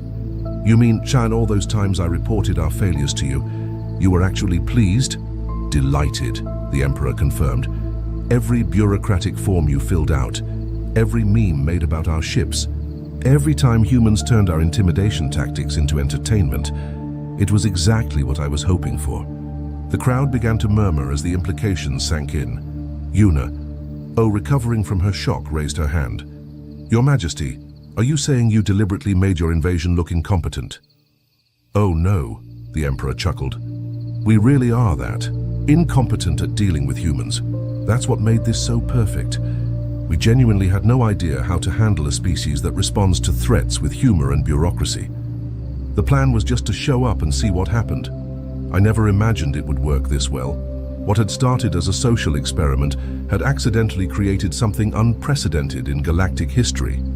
A successful cultural exchange program disguised as a failed invasion. Earth became the galactic capital of entertainment almost overnight, with humans teaching other species the ancient art of not taking yourself too seriously. Comedy clubs began offering alien-friendly nights where species from across the galaxy could try their hand at stand-up comedy. The language barriers made for some hilariously confused performances, but that just added to the charm. Cultural. Exchange programs popped up everywhere, with aliens learning human games like karaoke, and humans learning alien sports that defied several laws of physics. The transformation wasn't limited to entertainment. Human bureaucrats became galactic celebrities as other species discovered the joy of unnecessarily complex paperwork. Filing taxes became a competitive sport among the Zelkons, who found the process strangely satisfying. The Quidarians started a support group for beings struggling with excessive seriousness disorder. Admiral Kex Mora made perhaps the most dramatic career change of anyone involved. She retired from military service to become a successful stand-up comedian with her signature routine, How I Failed to Conquer Earth and Learned to Love Memes. Her shows sold out across the galaxy, with audiences loving her deadpan delivery of lines like, I spent 40 years perfecting intimidation tactics, only to be defeated by a dancing baby video. Her comedy career took off when she started doing crowd work with audience members from different planets. So you're from the Helix Confederation? Let me guess, your planet has 3 suns, and you're all extremely serious about time management. Have you tried just being late to things occasionally? It's very liberating. The Vorthak military dissolved peacefully, with most soldiers transitioning into careers in entertainment, hospitality, or social media management. Some became tour guides, showing other aliens around Earth and explaining human customs like why humans take pictures of their food and the cultural significance of cat videos. Emperor Jexkalar established a permanent embassy on Earth, not for diplomatic purposes, but to run the intergalactic comedy festival that became an annual event. Species from across the galaxy would gather in Seoul each year to share jokes, learn new forms of entertainment, and participate in what humans called the most wholesome invasion in cosmic history. The festival's main event was always the invasion reenactment, where participants would recreate the original Vorthak invasion with intentionally terrible special effects and over-the-top dramatic performances.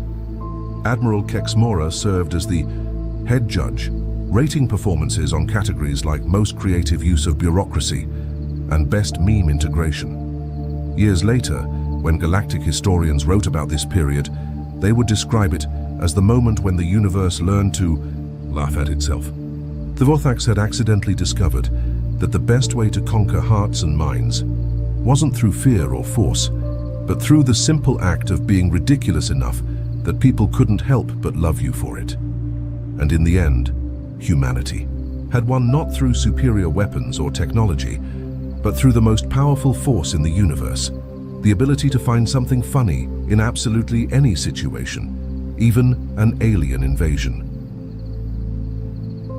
The galaxy used to be a quiet place. For centuries, the Galactic Federation, a group of 5 advanced alien races, ruled the stars. When humans first arrived from Earth, we were the new kids. We weren't the strongest, and we didn't have the oldest technology, but we had something they lacked: adaptability. When the Void Eaters, a mindless swarm from outside the galaxy, attacked, the Federation was terrified.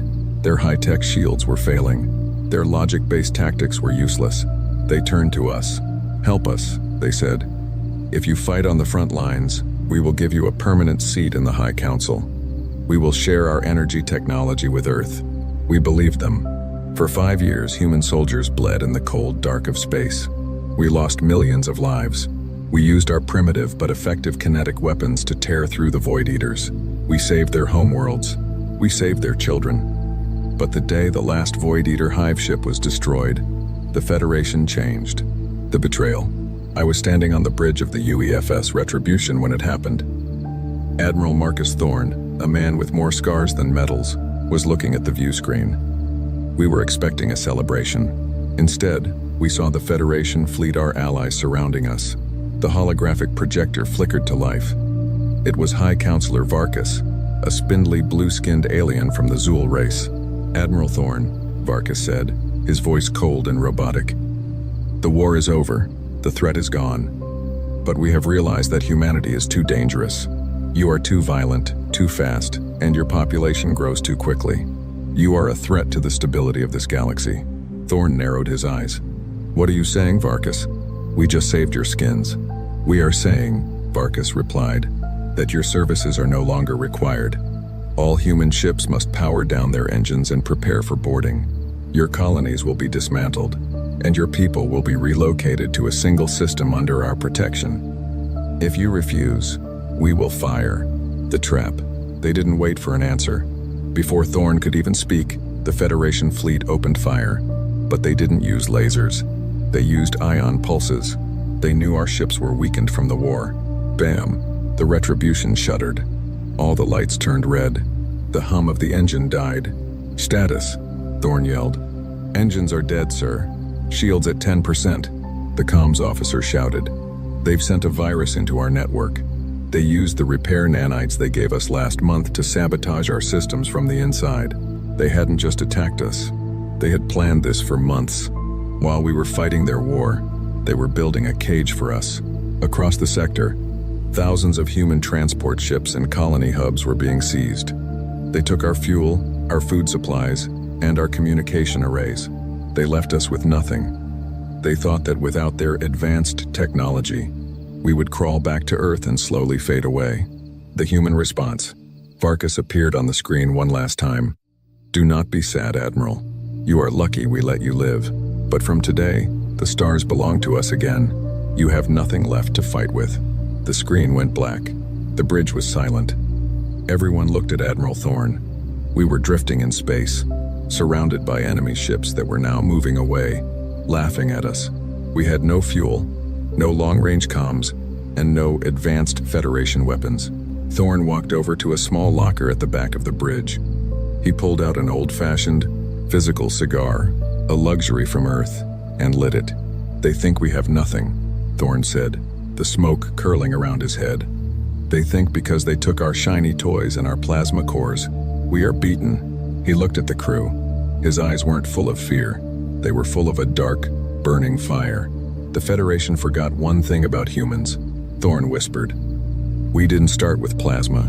We started with rocks and sticks.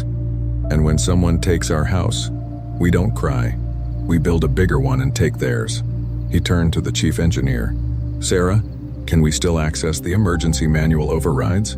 The old mechanical ones? Tara, yes, sir, she said, wiping grease from her forehead. They disabled the digital systems, but they didn't touch the old hydraulic levers. They probably don't even know what they are. Good. Thorne smiled. It was a terrifying smile. Call all remaining ships on the shortwave radio frequencies, the ones used in the 20th century.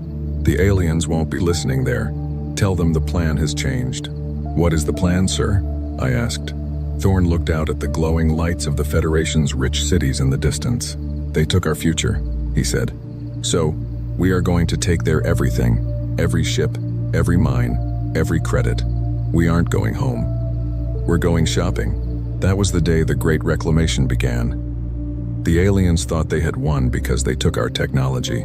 They didn't realize that a hungry human with a wrench is much more dangerous than a soldier with a laser. The Federation made a fatal mistake. They assumed that because we were low-tech, we were helpless. They saw our ships as scrap metal floating in the dark. But to a human engineer, scrap metal is just a weapon that hasn't been put together yet. The secret frequency. For 3 days, the UEFS Retribution drifted. To the alien scanners, we looked like a dead ship. But inside, the corridors were buzzing with silent energy. We weren't using the Federation's glowing blue power grids. We were using old-school copper wires and backup diesel generators. Tech so ancient, the aliens didn't even recognize the heat signatures. "Admiral," Chief Engineer Sarah whispered, "the shortwave radio is working. I've reached the Ironclad, the Vanguard, and the mining colony on Asteroid 9. Thorn nodded. "Tell them to stay dark. No lights, no signals. We are going to hit the Zool Energy Depot on the moon of Xylos. That's where they're keeping the fuel they stole from us." "Sir," I interrupted, "Xylos is protected by a Class 5 AI defense shield. We don't have the codes anymore." Thorn smirked, tapping his temple. "We don't need codes. We have human viruses that no AI can calculate. The heist begins. We didn't fly to Xylos using engines. That would have alerted their sensors. Instead, we used a gravity slingshot. We turned off all power and let the gravity of a nearby gas giant pull us toward the moon. We were a 50,000-ton ghost falling through the sky. As we approached the depot, the massive alien structure came into view. It was a beautiful tower of glass and light, filled with millions of gallons of star fuel. "Now!" Thorn shouted. "We didn't fire lasers. We fired harpoons." Massive, heavy steel cables with magnetic tips. Clang, clang, clang. The harpoons pierced the glass walls of the depot. The Federation's AI was confused. It was programmed to block energy beams and hacking attempts. It didn't know how to react to a giant piece of sharpened metal hitting it. It was like a supercomputer trying to fight a caveman with a club. The chaos. "Breach team, go!" I led the squad. We didn't wear fancy light armor. We wore heavy, thick, lead-lined suits. We swung across the cables like pirates from the old Earth oceans. When we hit the glass, we used thermite, a simple chemical mixture, to melt through their indestructible shields. Inside, the Zool guards were panicking. They reached for their DNA-coated pulse rifles, but Sarah had already done her trick. She hadn't hacked their system. She had simply overloaded the local gravity sensors. Suddenly, the Zool guards, who were used to perfect, stable gravity, were floating uncontrollably. But we humans? We had spent months training in zero-G gyms on Earth. We were used to the chaos. "Secure the tanks," I yelled, firing my old-fashioned lead bullet pistol. The sound was deafening. The Zool had never heard a gun before. To them, it sounded like a thunderclap. Taking everything. We didn't just take the fuel. Thorn's orders were clear. Take everything. We attached massive thrusters to the entire fuel storage wing of the building. We literally cut the building in half. "Admiral, the storage wing is detached," Sarah reported. "Hook it to the ship," Thorn commanded. The Retribution fired its old mechanical thrusters. With a massive groan of metal, we began to tow the entire alien fuel depot away into the darkness of space. By the time the Federation's warships arrived, we were gone. All they found was a half-destroyed building and a note painted in giant white letters on the remaining glass wall. "Thanks for the gas. We'll be back for the tires." The aftermath. Back at our secret rallying point, the human fleet was cheering. We now had enough fuel to power our ships for a year. But more importantly, we had captured their repair droids. Thorn stood in the cargo bay, looking at the thousands of tiny alien robots we had kidnapped. "They thought they could lock us out of the galaxy," Thorn said to the crew. "But they forgot that humans are the best thieves in existence. We aren't just going to fight them. We are going to dismantle their empire, bolt by bolt, until they are the ones drifting in the dark." The betrayal had hurt us, but it had also woken up the apex predator of the stars. The humans were no longer soldiers for the Federation. We were the owners of the Great Reclamation. Next on the list, the Zool Central Bank. After the fuel heist at Xylos, the Galactic Federation was in an uproar. They called us space pirates and primitive thieves. High Counselor Varkas put a massive bounty on Admiral Thorn's head, but they still didn't take us seriously. They thought we were just desperate. They were wrong. We were calculated. The target, Ethelgard. Ethelgard was the jewel of the galaxy. It was a planet-sized city that acted as the central banking hub for all 5 Federation races.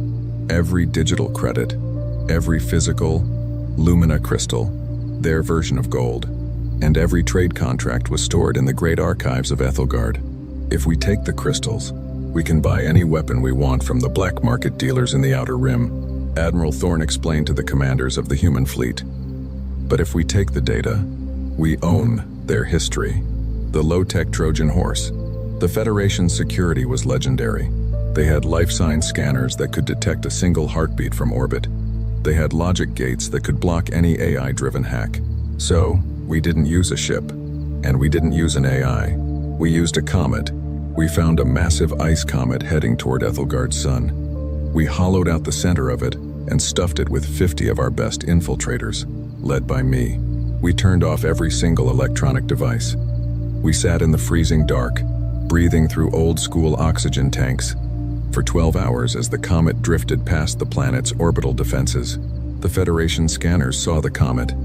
Their AI labeled it as natural space debris. They didn't even look twice. When the comet entered the upper atmosphere, we hatched. The drop, we ejected from the ice shell in wingsuits, simple fabric suits that allowed us to glide through the air without engines. No heat signature, no radar footprint. We looked like giant birds falling from the stars. We landed on the roof of the central bank at midnight. Thermal charges ready, Sarah whispered over a wired headset, no radio waves for them to track. Pfft, crack. The roof didn't blow up, it melted. We dropped into the main vault chamber. It was beautiful. Rows upon rows of glowing blue lumina crystals, worth trillions. But we weren't there for the shiny rocks. The data ghost. While the team started loading crystals into vacuum bags, I ran to the central core. This was the heart of the Federation's economy. I didn't try to hack it. You can't hack a Zool core with a human laptop. Instead, I pulled out a magnetic pulse induction coil, a device that creates a massive, localized magnetic field. Sarah, start the mirror program, I commanded. We weren't stealing the data by downloading it. We were using the magnets to print a physical copy of the server's magnetic state onto a blank lead plate. It was like taking a giant stamp of the entire bank's memory. Suddenly, the alarms screamed. The Zool guards, tall, four-armed aliens with glowing stun staffs, burst into the room. "Human scum," the leader yelled. "Drop the crystals and die. The human trick." I looked at the guard and smiled. "We aren't here for the crystals, buddy." I hit the eject button on my belt. Suddenly, the entire bank floor began to vibrate. We hadn't just come to steal. We had brought a gift.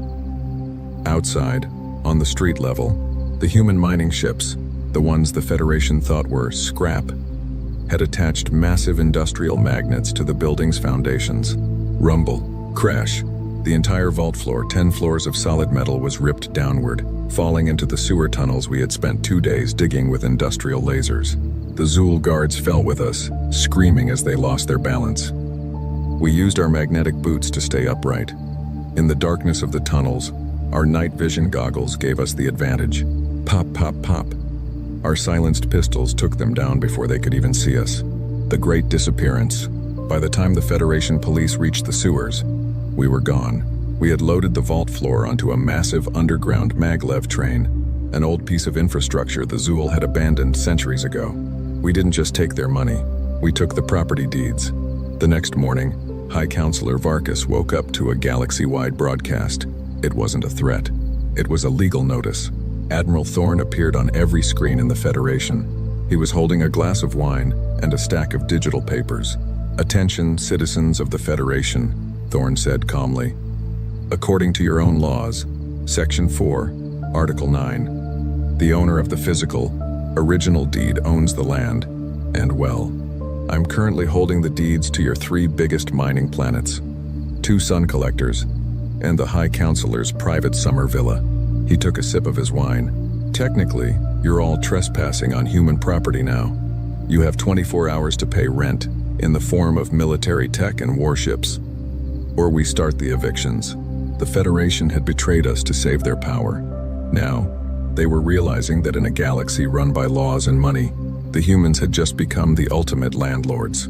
High Counselor Varkas made a televised speech. "The human landlords are a joke," he sneered. "We do not pay rent to monkeys. We pay in fire." He sent 20 Zool dreadnoughts, massive, sleek ships that could crack a planet's crust, to the human rallying point near the Oort cloud. They arrived with their shields at 100% and their plasma cannons glowing red. The silent trap. When the Federation fleet arrived, they found nothing. No human ships, no stations, just empty space. Scan for heat signatures, the Zul Admiral commanded. Nothing, sir, the technician replied. Wait, I'm picking up thousands of tiny signals. They look like frozen water?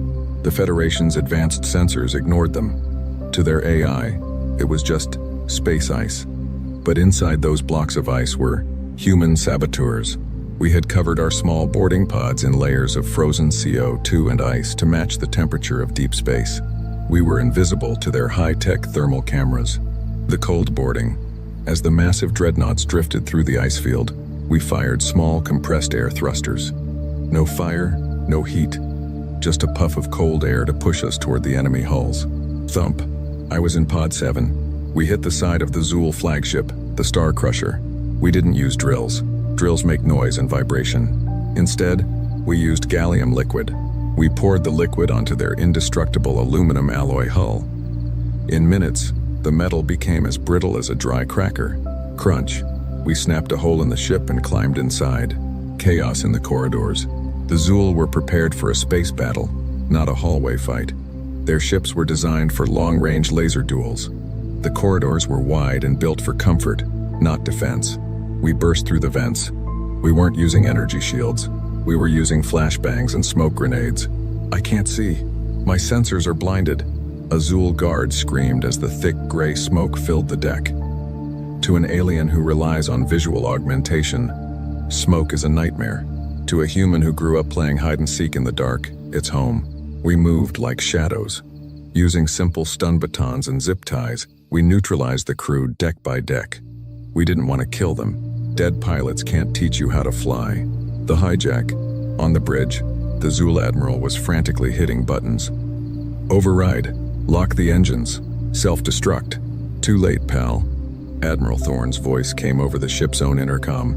Thorne hadn't boarded a ship. He was sitting in an old human, ham radio room on an asteroid. But he had Sarah. Sarah had found a backdoor. She hadn't hacked the Zul computer.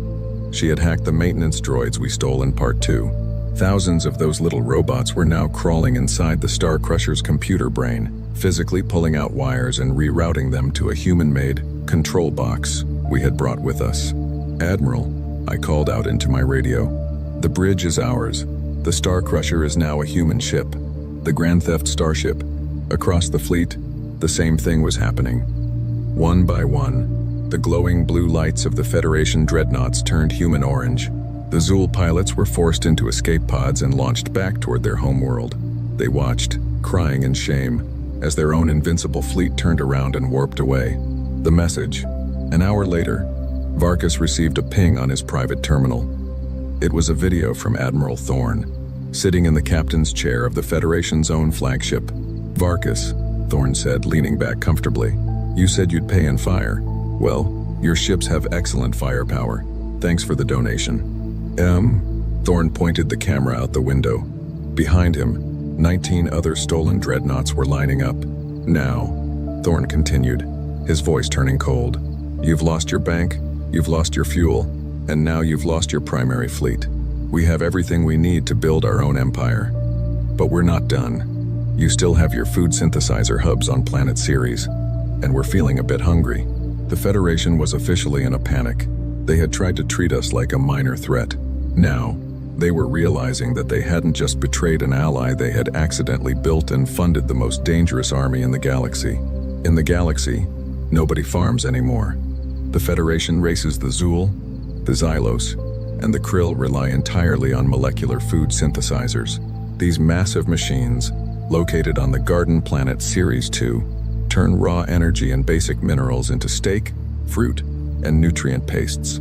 If we control Ceres 2, High Counselor Varkas told his remaining generals, the humans will have to beg for a biscuit. They can steal our ships, but they cannot eat metal. He was right about one thing. We were hungry. But he was wrong about how we would get our dinner. The dirty tactic. We didn't send our newly stolen dreadnoughts to Ceres 2. That would have been too obvious. Instead, we used our old Earth trash. During the Void Eater War, humanity had thousands of garbage barges. Huge, ugly ships used to haul waste away from the front lines. The Federation ignored them. To them, garbage was invisible. Inside those barges, we hadn't stored trash. We had stored earth soil and insects.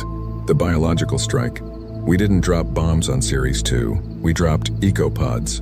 As the garbage barges flew over the vast synthesizer fields of the planet, we released millions of tiny, genetically modified earth locusts and a fast-growing earthweed known as kudzu. Admiral, I reported from the surface of the planet, hidden in a forest of alien purple trees. The green menace has been released.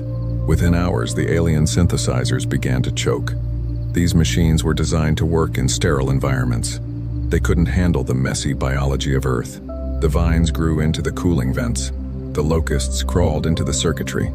The Federation's perfect food machines began to grind to a halt. The service call. The Zool scientists panicked. They didn't know how to deal with pests. They had lived in clean labs for thousands of years.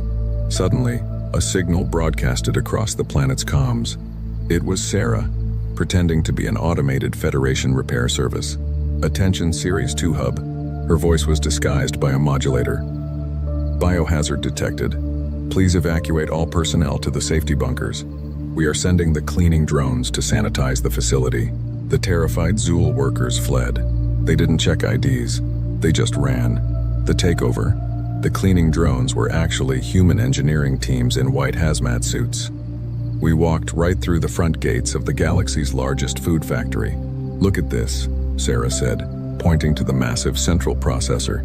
They have enough protein stored here to feed Earth for a century. And the best part? They've encrypted the food recipes, but they left the bioprints open. We didn't just steal the food. We did something much worse for the Federation. We reprogrammed the synthesizers. The bitter taste of defeat. 24 hours later, the Federation army arrived to take back the planet. We were already gone, vanishing into the clouds in our barges. Varkas ordered the synthesizers to be restarted immediately. Feed the troops, he commanded. I want them ready to hunt the humans. The machines hummed. The first batch of food came out.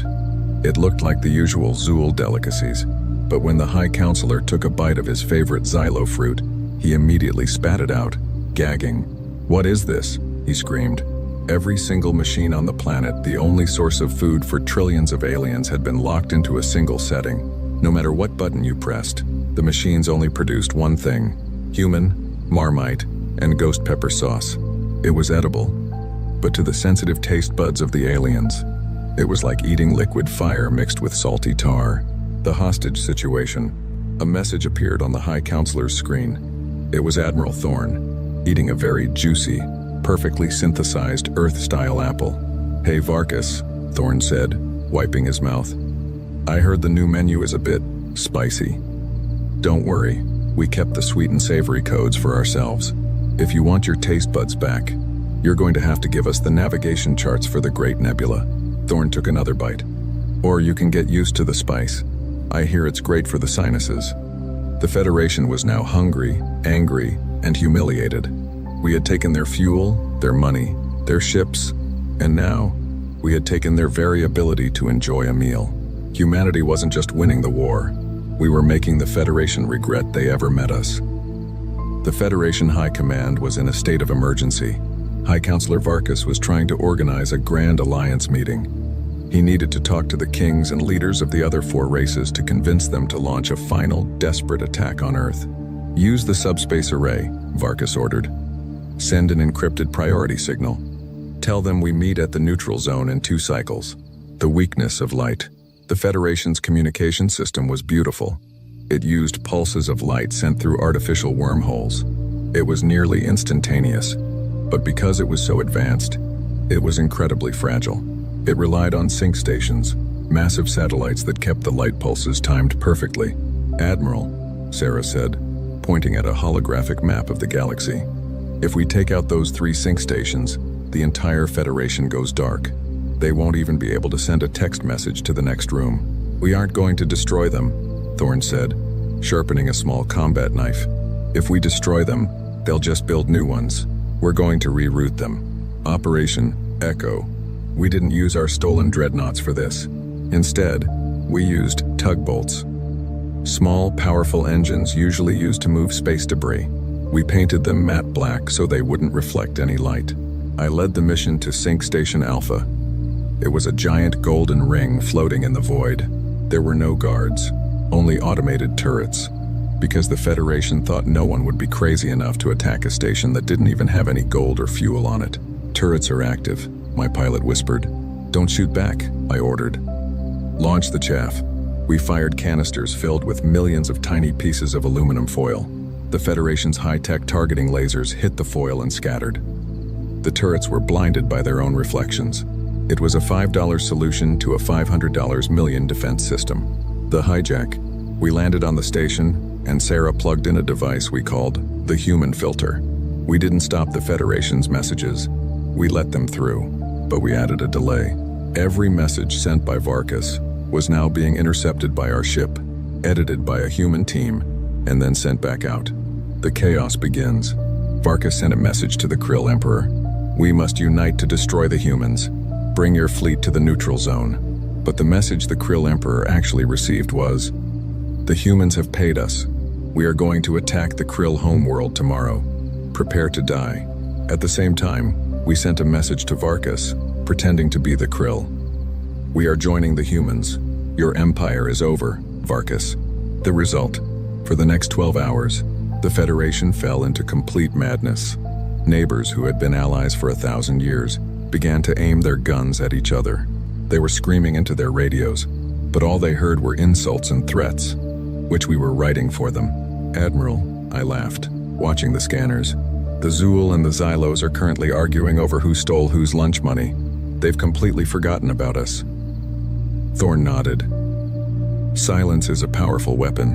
When people can't talk, they start to imagine the worst. And right now, we are their worst nightmare." The final twist. Once the Federation was busy fighting among themselves, we did the final move. We didn't just edit their messages, we stole their identity keys. Every bank account, every door lock, and every automated factory in the galaxy required a digital signature from the High Council. By hijacking the sync stations, we now had those signatures. Varkas tried to log into his personal terminal to call for help. A message popped up on his screen. "Error. Identity not recognized. This terminal now belongs to the Human Reclamation Front. Please enter your password to continue. Hint. Your password has been changed to We Are Sorry Humans 123. The High Counselor sat in his dark office, realized his lights were turned off. His bank was empty. His ships were gone. And now, he couldn't even prove who he was. Humanity had turned the entire galaxy into a giant prank call, and the Federation was the punchline. The High Council of the Federation kept their most prized possessions in the Vault of Ages on the planet Primus. This wasn't a bank for money. It was a bank for legacy. It held the original crowns of ancient kings, the first blueprints of their warp engines, and the soul cores of their ancestors, digital memories of their greatest leaders. "If we lose our history," Counselor Varkas whispered to his shivering guards, "we are nothing but ghosts. Protect the vault at all costs." The invisible invasion. We didn't send soldiers. We didn't send hackers. We sent the janitors. Because the Federation's economy had collapsed, thanks to us, they had fired all their expensive security droids. They were forced to hire cheap labor to keep their museums clean. A group of Xylo workers arrived at the Vault of Ages. They wore masks, carried mops, and spoke in low alien grunts. The guards didn't even look at them. Why would they? They were just cleaners. Except, under those masks were Admiral Thorn, Sarah, and me. The swap, we spent 3 hours cleaning the main gallery, while Sarah used a portable scanner to create perfect 3D holograms of the artifacts. I was busy with the human touch. We weren't just stealing the items, we were replacing them with Earth junk. We took the golden scepter of the Zool Empire, a symbol of their divine right to rule, and put it in a bag. In its place, we put a plastic yellow broom handle, spray-painted gold. From a distance, in the dim museum light, it looked exactly the same. We took the first warp engine blueprint and replaced it with a child's drawing of a rocket ship colored with crayons. We took the soul cores, the digital memories, and replaced them with USB drives containing nothing but a 10-hour loop of Never Gonna Give You Up by Rick Astley. The reveal. We walked out of the front door with the history of the galaxy in our trash bags. Nobody stopped us. Once we were safe on the Retribution, Thorn gave the order. Turn on the planetary broadcast. Let's show them who really owns the past now. Suddenly, every screen on the planet Primus flickered. Instead of the usual Federation news, it showed Admiral Thorn standing in our cargo bay, surrounded by their most sacred treasures. People of the Federation, Thorn said, holding up the real golden scepter. You told us we were a minor race. You told us we had no culture, no history worth keeping. You tried to erase our future. He dropped the scepter into a crate marked Property of Earth. Well, it turns out your history is pretty easy to carry. Since you couldn't protect your past, we've decided to look after it for you. If you want your soul cores back, you're going to have to ask nicely. The collapse of spirit. The news spread like wildfire. When the high-ranking Zul priests rushed to the vault to check their treasures, they found the plastic broom handle. When they tried to consult their ancestors for advice, they were met with a 1980s pop song. The psychological blow was more devastating than any bomb. The citizens of the Federation stopped believing in their leaders. If the High Council couldn't even keep a scepter from being replaced by a broom, how could they rule a galaxy? The new history. Thorn turned to me as we watched the Federation systems descend into riots. You know what the best part is? What, sir? I asked. We aren't just taking their stuff. Thorn smiled. We're opening a museum on Earth. We'll charge them admission to see their own history. It's called The Cost of Betrayal Exhibit. Humanity didn't just have their ships and their food anymore. We had their identity. The Federation was no longer an empire. They were just a group of people living in a galaxy that was rapidly being renamed the Terran Sector. High Counselor Varkas had retreated to the Zul homeworld. He sat in a bunker, watching the Aegis network on his screen. Let them come, he hissed. These satellites are hardwired, no hacking, no human filters. If a human bolt enters the zone, it is destroyed instantly. He was right, we couldn't hack them. But we didn't need to. The low-tech solution. Admiral, I said, looking at the glowing red grid of the enemy defenses. If we fly in there, we're toast. Those lasers can melt steel in half a second. Thorn didn't look worried. He was holding a small, shiny object, a simple hand mirror. What happens when you shine a flashlight at a mirror, son? It bounces back, sir. Exactly, Thorn grinned. Sarah, bring in the glitter bombs. The silver cloud. We didn't send warships. We sent cargo containers filled with trillions of tiny, microscopic glass beads coated in highly reflective silver. We launched these containers from long range using railguns. When they reached the edge of the Aegis network, they exploded, creating a massive, shimmering cloud of space dust that surrounded the entire planet. The satellite's AI detected objects and fired their high-powered lasers to destroy them. Zap, zap, zap. But the lasers didn't burn the dust. Instead, the light hit the silver-coated beads and reflected. The lasers bounced off the dust, hit other beads, and eventually bounced back toward the satellites themselves. Self-destruction. It was a feedback loop of light. Within minutes, the Aegis network was blinded by its own power. The satellites began to overheat and explode as their own reflected beams melted their sensors. The shield is down, Sarah shouted. But more importantly, we've got a clear path to the atmospheric stabilizers, the ultimate ransom. Every advanced alien planet uses atmospheric stabilizers to keep the weather perfect. No storms, no heat waves, just 22 degrees Celsius and a light breeze every day. We didn't land our army. We sent a single drone to the main stabilizer hub. We didn't blow it up. We just installed a thermostat. A message popped up on the High Counselor's bunker screen. It showed a simple dial with two options, Ice Age and Sahara Desert.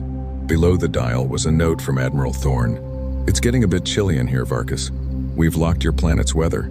If you want us to turn the heater back on, we need the master keys to every orbital shipyard in the sector. You have 10 minutes before we start the snowfall protocol, the surrender of the skies. Inside the bunker, the temperature began to drop. The Zul, who were cold-blooded creatures, began to shiver. They couldn't fight a war if they were frozen solid. Varkas looked at his generals. There was no pride left in his eyes. He realized that the humans weren't just fighting a war. They were playing a game, and they had changed the rules at every turn. "Give them the keys," Varkas whispered, his teeth chattering. "Give them everything, taking the factories." By the end of the day, humanity didn't just have ships, we had the shipyards. We now owned the factories that built the Federation's technology. We weren't just the landlords or the pirates anymore.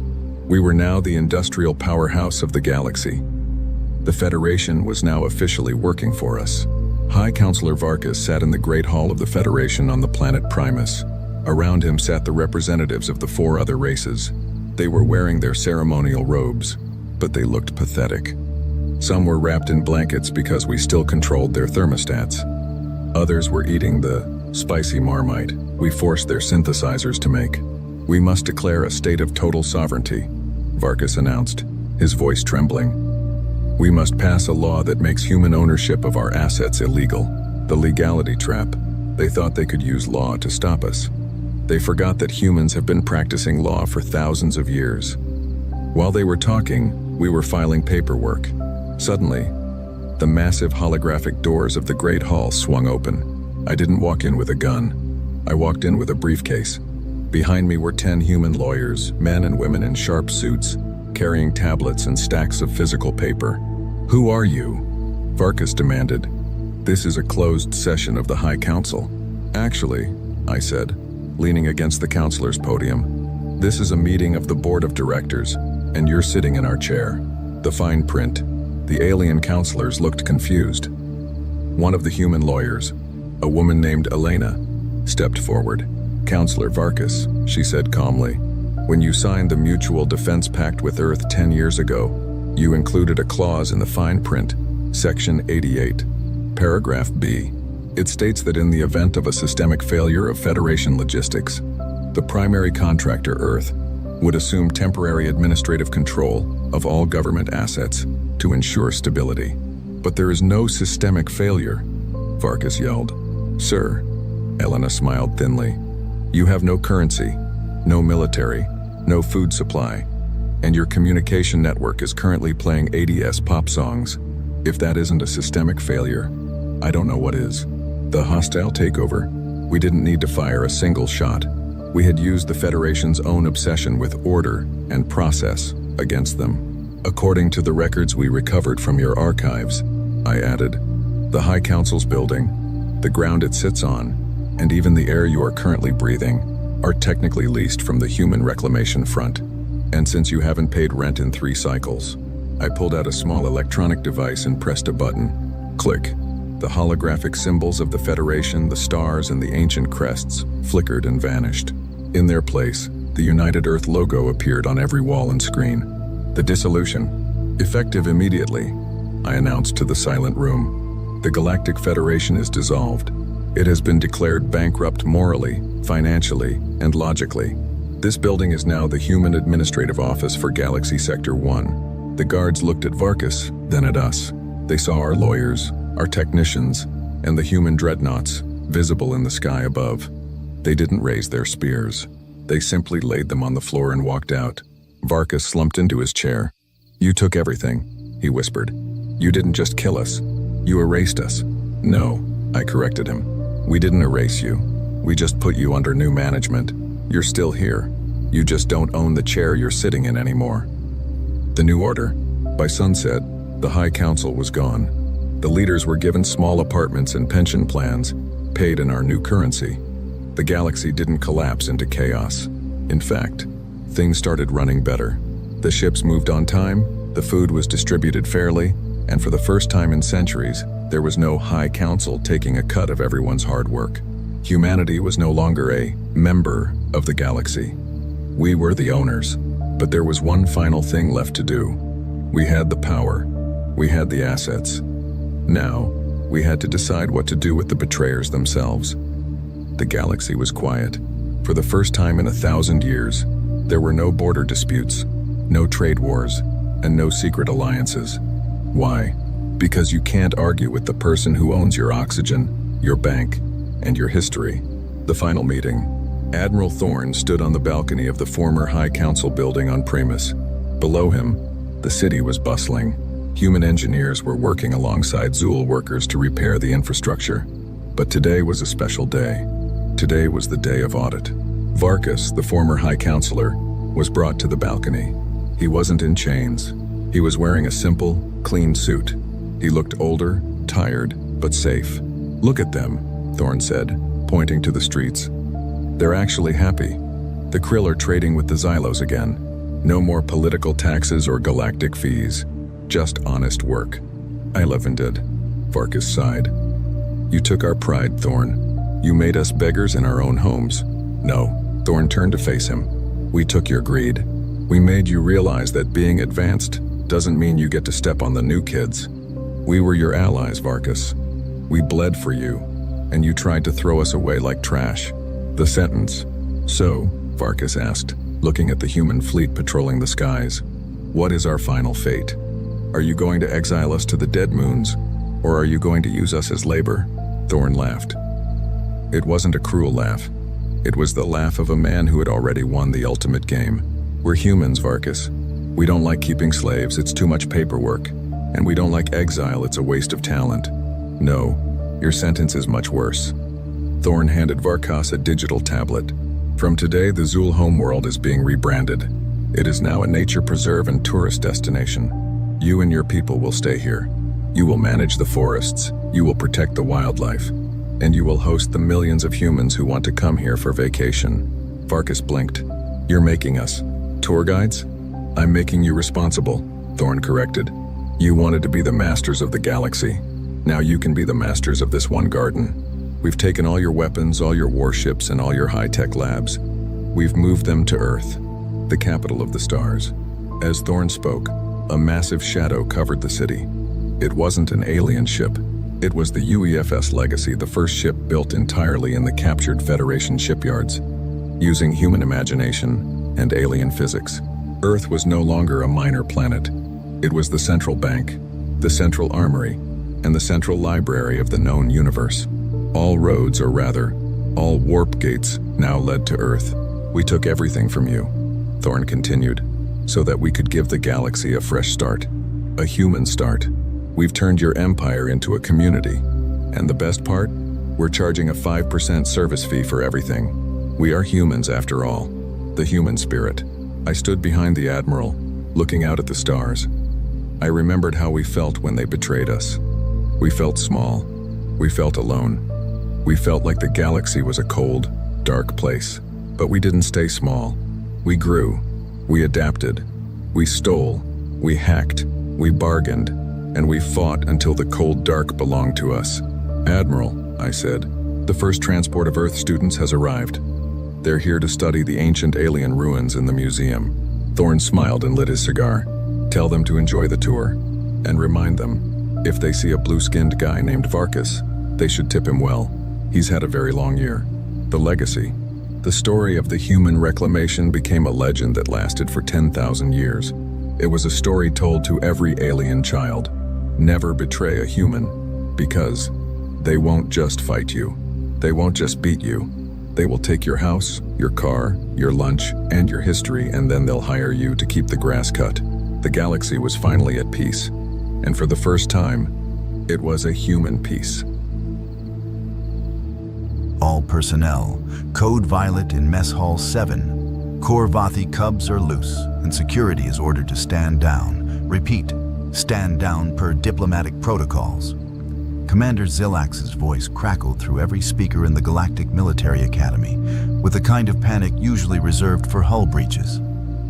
In the mess hall, 300 cadets from 15 different species pressed themselves against walls, tucked under tables, or simply froze in place as 5 Korvathi cubs, each the size of a Terran lion, prowled between the rows, snatching food trays and scattering utensils with gleeful abandon. "Sir, they've taken the entire 3rd section's lunch allocation," Lieutenant Vex Thul reported from the doorway, his hand hovering uselessly over his sidearm. "Permission to..." "Denied," Zilax snapped. "Those cubs' parents are the Korvathi ambassadors. One scratch, one bruise, and we're looking at an interstellar incident that'll make the Proxima trade wars look like a scheduling dispute. The Cubs clearly knew it too. The largest one, sporting distinctive crimson stripes, had commandeered an entire table and was systematically destroying a Vegelian cadet's carefully prepared nutrient paste while maintaining direct eye contact with security personnel. Across the hall, cadets whimpered, their species-specific fear responses triggering in waves. The Korvathi were apex predators. They'd evolved at the top of their food chain, had spread across 6 systems before achieving spaceflight, and possessed exactly 0 natural predators. Their cubs learned hunting by instinct at 3 months old. "Commander, this is a disaster," Vexthul said, watching a cub casually bat a fleeing Prixian cadet back toward the cowering group with one massive paw. "We can't even evacuate without risking someone getting hurt. The cubs think it's a game." "I'm aware," Zilax growled, scrolling through protocols on his datapad with increasing desperation. "The moment we move defensively, their instincts trigger full predator response. We're stuck until the ambassadors arrive, and they're in a council session that won't end for another 2 hours."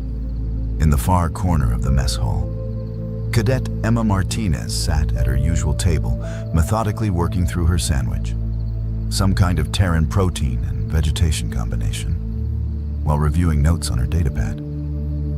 She hadn't looked up once.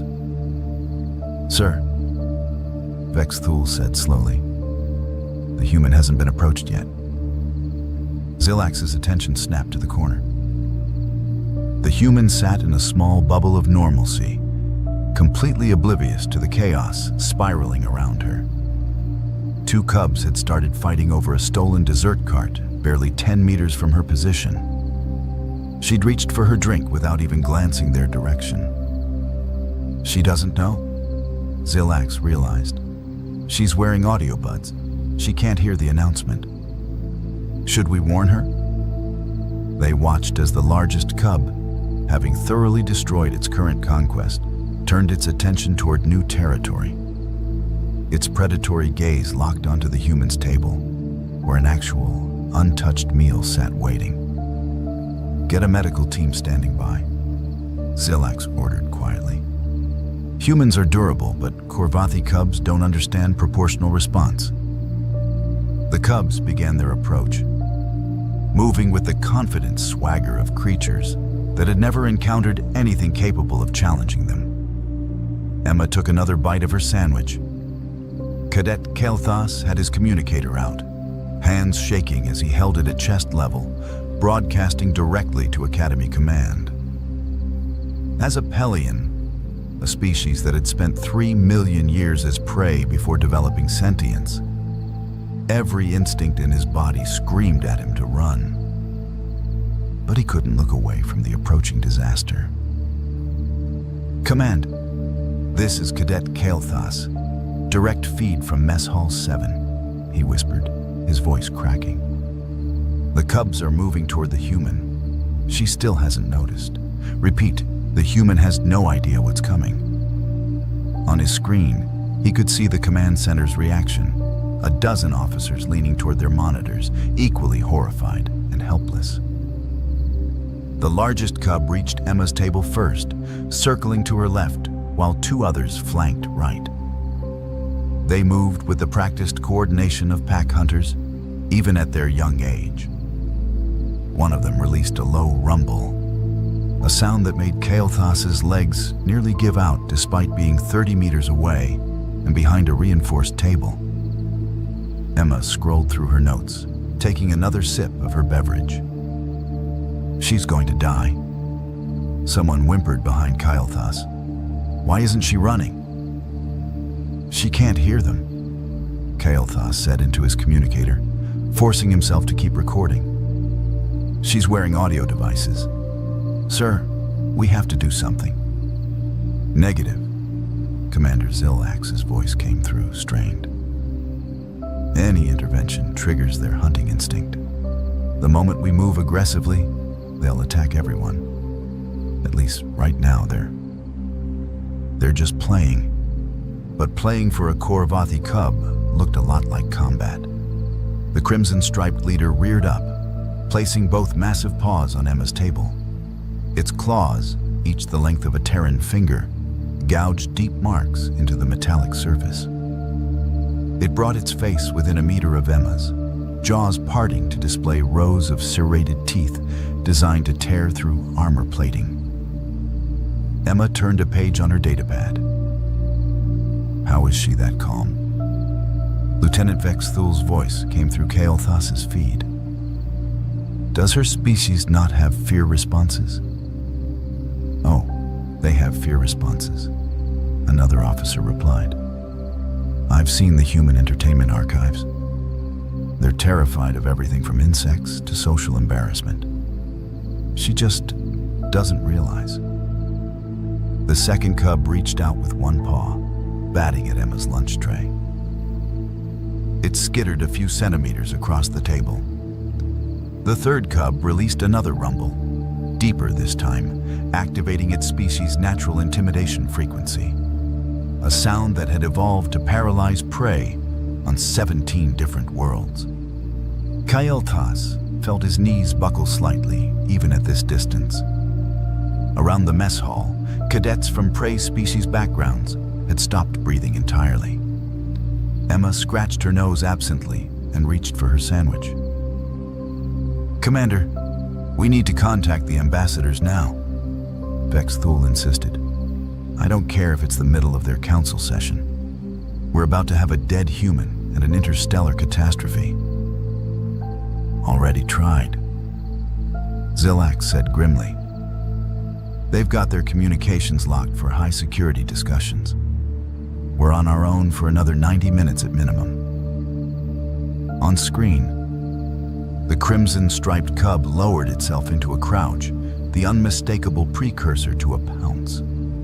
Its siblings mirrored the position, forming a triangle around Emma's chair.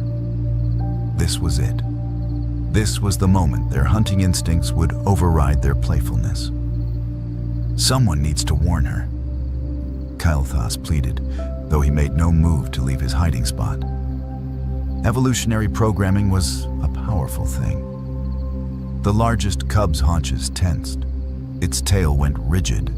Every predator indicator screamed imminent attack. Emma set down her sandwich, finally looking up from her datapad with a slightly annoyed expression, not at the cubs, but at something on her screen. She reached for her drink, and as she did, her hand passed within centimeters of the cub's muzzle. The entire mess hall held its breath. Then Emma's throat moved, and she made a sound. Ahem. The sound was barely audible. A soft, almost polite clearing of the throat. The kind of noise someone makes when they have a tickle from carbonation or want to gently indicate their presence. Ahem. The effect was instantaneous and absolutely catastrophic to everything the galaxy understood about Korvathi behavior. The crimson-striped cub's eyes went wide, pupils contracting to pinpoints. Its ears flattened against its skull. For a fraction of a second, it stood completely frozen. Every muscle locked as though its nervous system had simply stopped processing commands. Then it bolted. Not a casual retreat, not a tactical withdrawal, a full, scrambling, evolutionary panic response that sent it careening backward with such force that it crashed into its sibling, sending both cubs tumbling across the polished floor. The third cub didn't even bother with direction. It simply ran, slamming into a support column hard enough to dent the metal before ricocheting toward the exit. Within 5 seconds, all 5 Korvathi cubs had evacuated the mess hall, trampling over each other in their desperation to escape. The sound of their claws scrabbling against the deck plating echoed down the corridor, growing fainter as they put as much distance as possible between themselves and the human. The mess hall fell into absolute silence. Emma picked up her sandwich and took another bite, her eyes returning to her datapad. She chewed thoughtfully, scrolling through what appeared to be a tactical doctrine analysis, completely unaware that 300 cadets were staring at her with expressions ranging from shock to existential crisis. Kyle Thas's communicator was still transmitting. On the feed, he could see Commander Zilax's mouth opening and closing without sound, his species equivalent of a system reboot. "What?" the commander finally managed. "In the name of every star system in the known galaxy just happened?" Lieutenant Vexathul's voice came through, equally stunned. "Sir, the Cubs, they fled. From a sound. From a human sound." "I have eyes, Lieutenant," Zilax snapped, his composure cracking. "Someone get down there and find out what kind of weapon that human is carrying. Sonic disruptor? Pheromone emitter? Subsonic frequency generator?" In the mess hall, Emma looked up as 4 security officers burst through the entrance, weapons drawn but uncertain, scanning for threats. She pulled out one of her audio buds. "Oh, hey," she said casually. "Did something happen? I had my music on." "Cadet Martinez." Vexathul approached carefully, his scanner out and sweeping over her. "What did you do to the Corvathi Cubs?" Emma blinked. "The what now?" "The Cubs. The 5 predators that were about to attack you. What defensive measure did you employ?" "Attack me?" Emma looked around the mess hall, finally noticing the 300 traumatized cadets and the overturned furniture. "Wait, what? When did..." She paused, thinking back. "Oh, those big cat dog things. They were getting kind of close to my fries, so I just, let them know I wasn't interested in sharing." "How?" Vexathul demanded, his scanners showing nothing but standard human biology. "What weapon did you use?" "Weapon? I just cleared my throat." Emma demonstrated, producing another soft ahem. Every security officer took an involuntary step backward.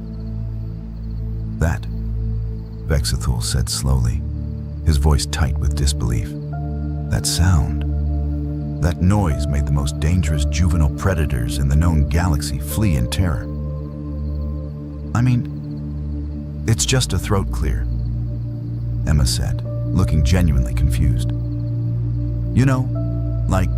Excuse me, personal space, please?" I wasn't even trying to be rude about it.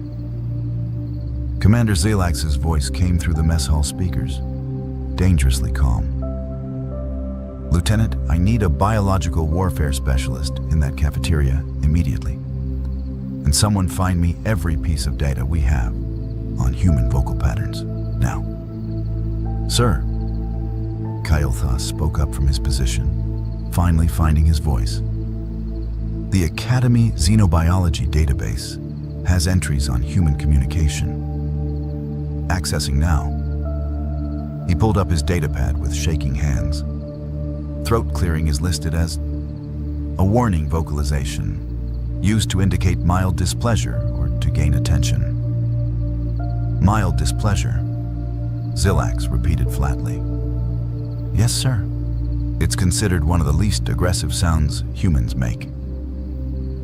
In the corner, Emma had gone back to eating her sandwich, occasionally glancing around at the chaos with growing bewilderment. "Someone," Zilax said, his voice carrying the weight of a commander whose entire understanding of the universe had just been invalidated. "Please explain to me how the least aggressive human sound just accomplished what every security protocol in the galaxy has failed to do for the last 3,000 years. Nobody had an answer. Emma finished her sandwich and reached for her dessert, completely oblivious to the crisis of galactic understanding unfolding around her. Xenobiologist Tilana arrived within 20 minutes, her 6 manipulator appendages already working across multiple datapads simultaneously. She'd been in the middle of a lecture on cross-species communication when the emergency summons came through, and she'd brought half her research team with her. "Show me the footage," she demanded, not bothering with pleasantries. All angles, full spectrum analysis. Commander Zillax pulled up the security recordings. Talana's primary eyes widened as she watched the Cub's reaction play out in slow motion. The freeze, the pupil dilation, the immediate flight response. Extraordinary, she breathed. Play the audio again. Isolate the human's vocalization. Emma's ahem echoed through the command center's speakers. Talana's manipulators flew across her analysis equipment. There, she said, pointing to a cascade of wavelength readings. Do you see it?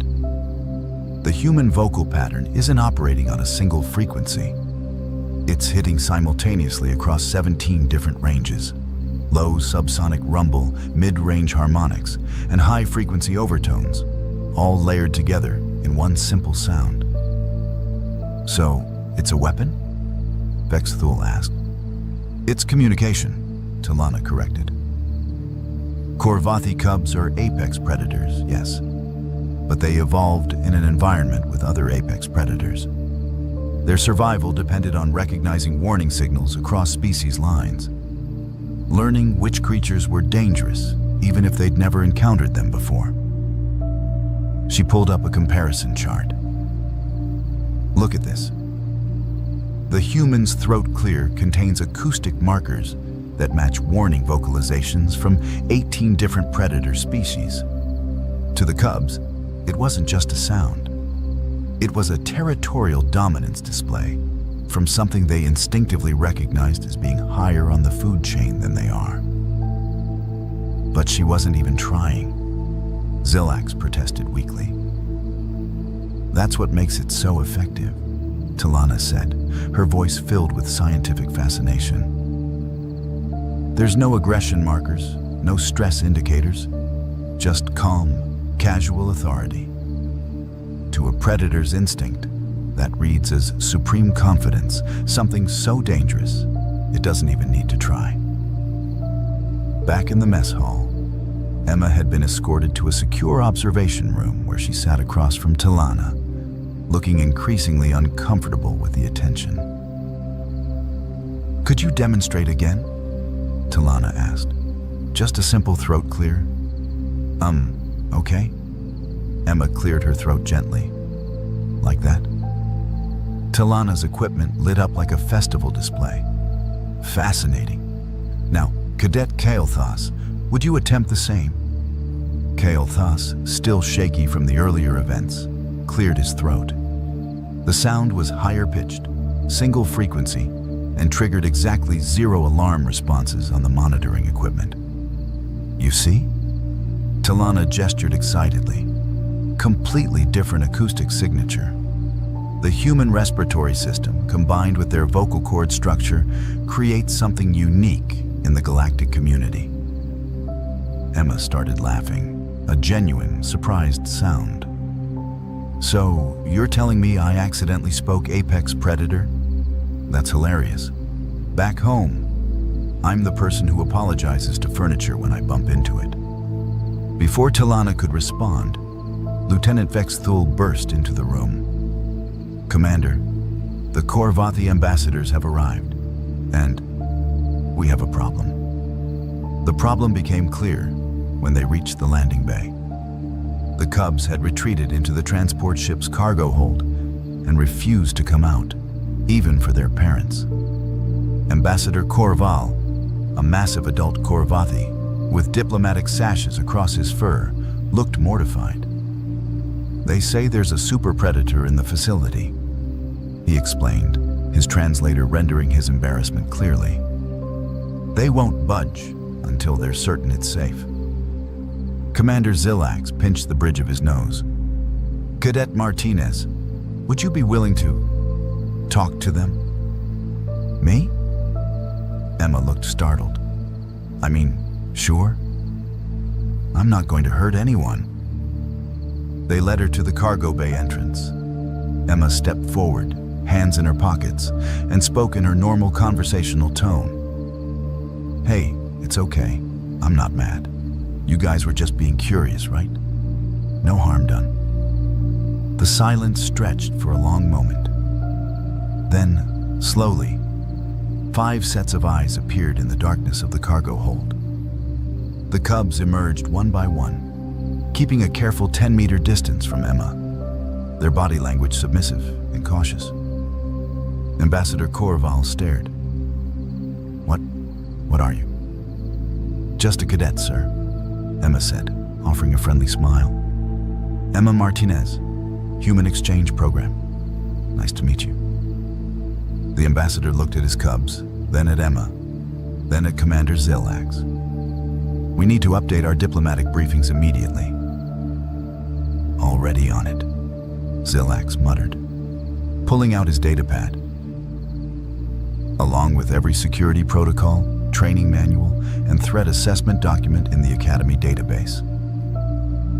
Emma, oblivious to the galactic paradigm shift she'd just caused, checked her chronometer. Oh no, I'm going to be late for advanced tactics. Can I? Go, Zillax said, waving her away. Just try not to clear your throat in class. Why would I? You know what? Never mind.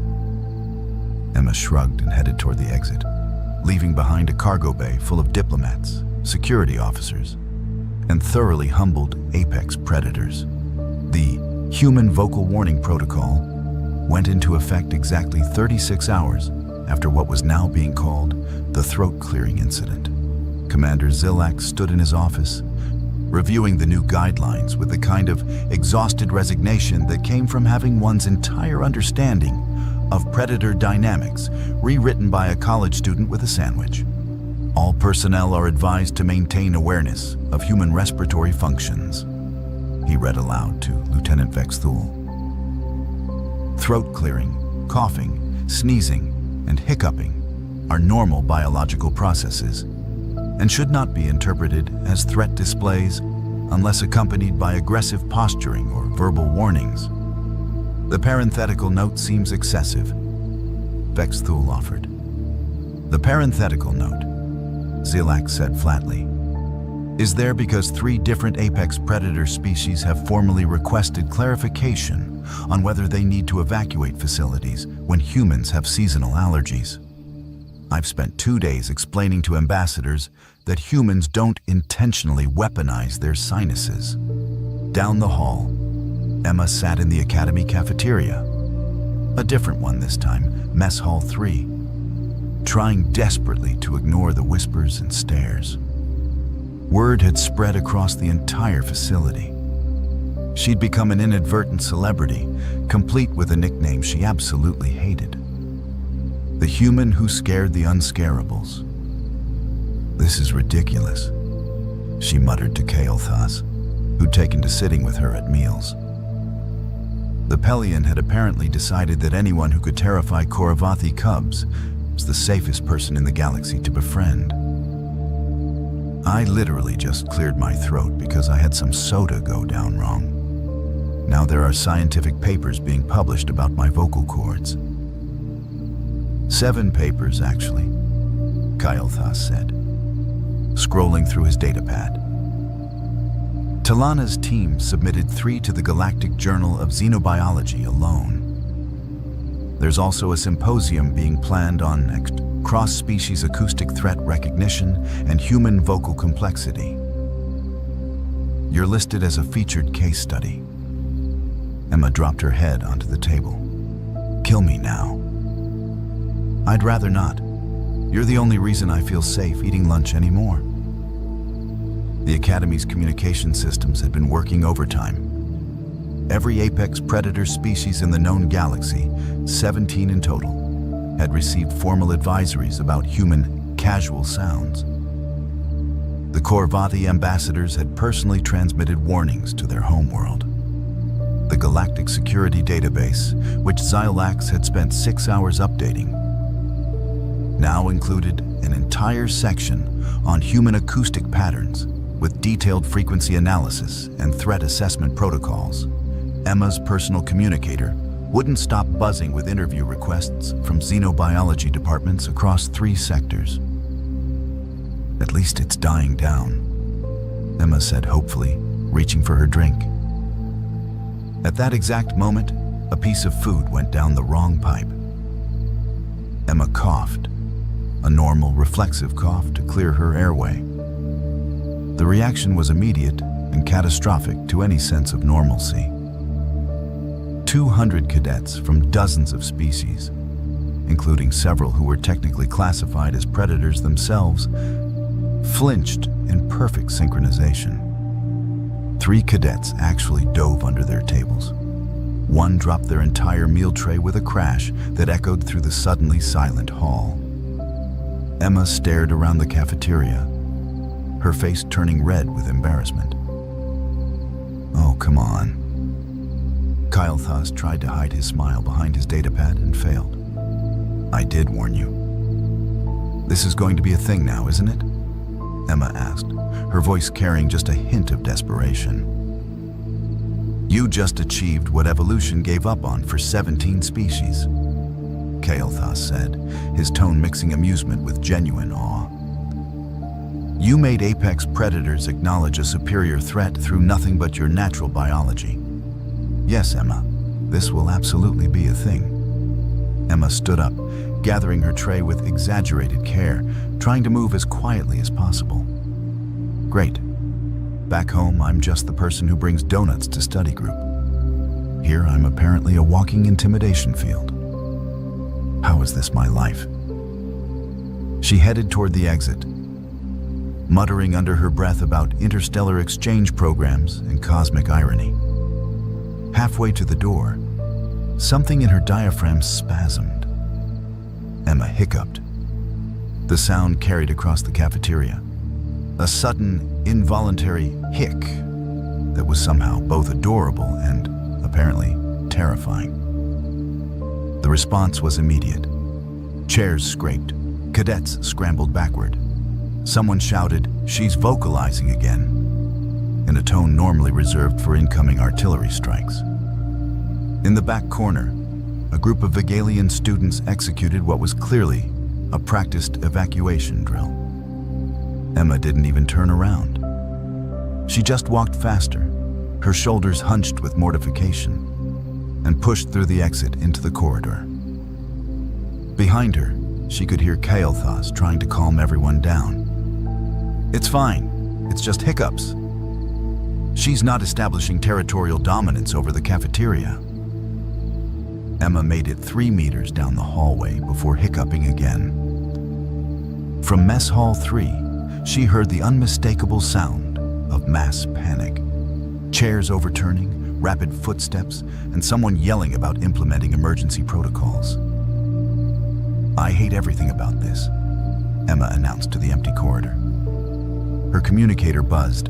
A new academy-wide memo, ATTN, all personnel human respiratory functions.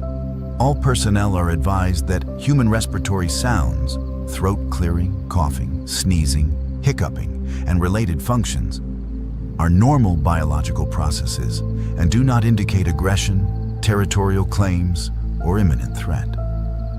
Please respond appropriately to these sounds with calm acknowledgement rather than alarm. Security response team remains on standby for actual emergency situations. Apex predator species are reminded that humans are classified as Tier 1 diplomatic priority and are not to be challenged, provoked, or engaged in dominance displays under any circumstances. Yes, this includes accidental eye contact. No, we're not sure how we got here either.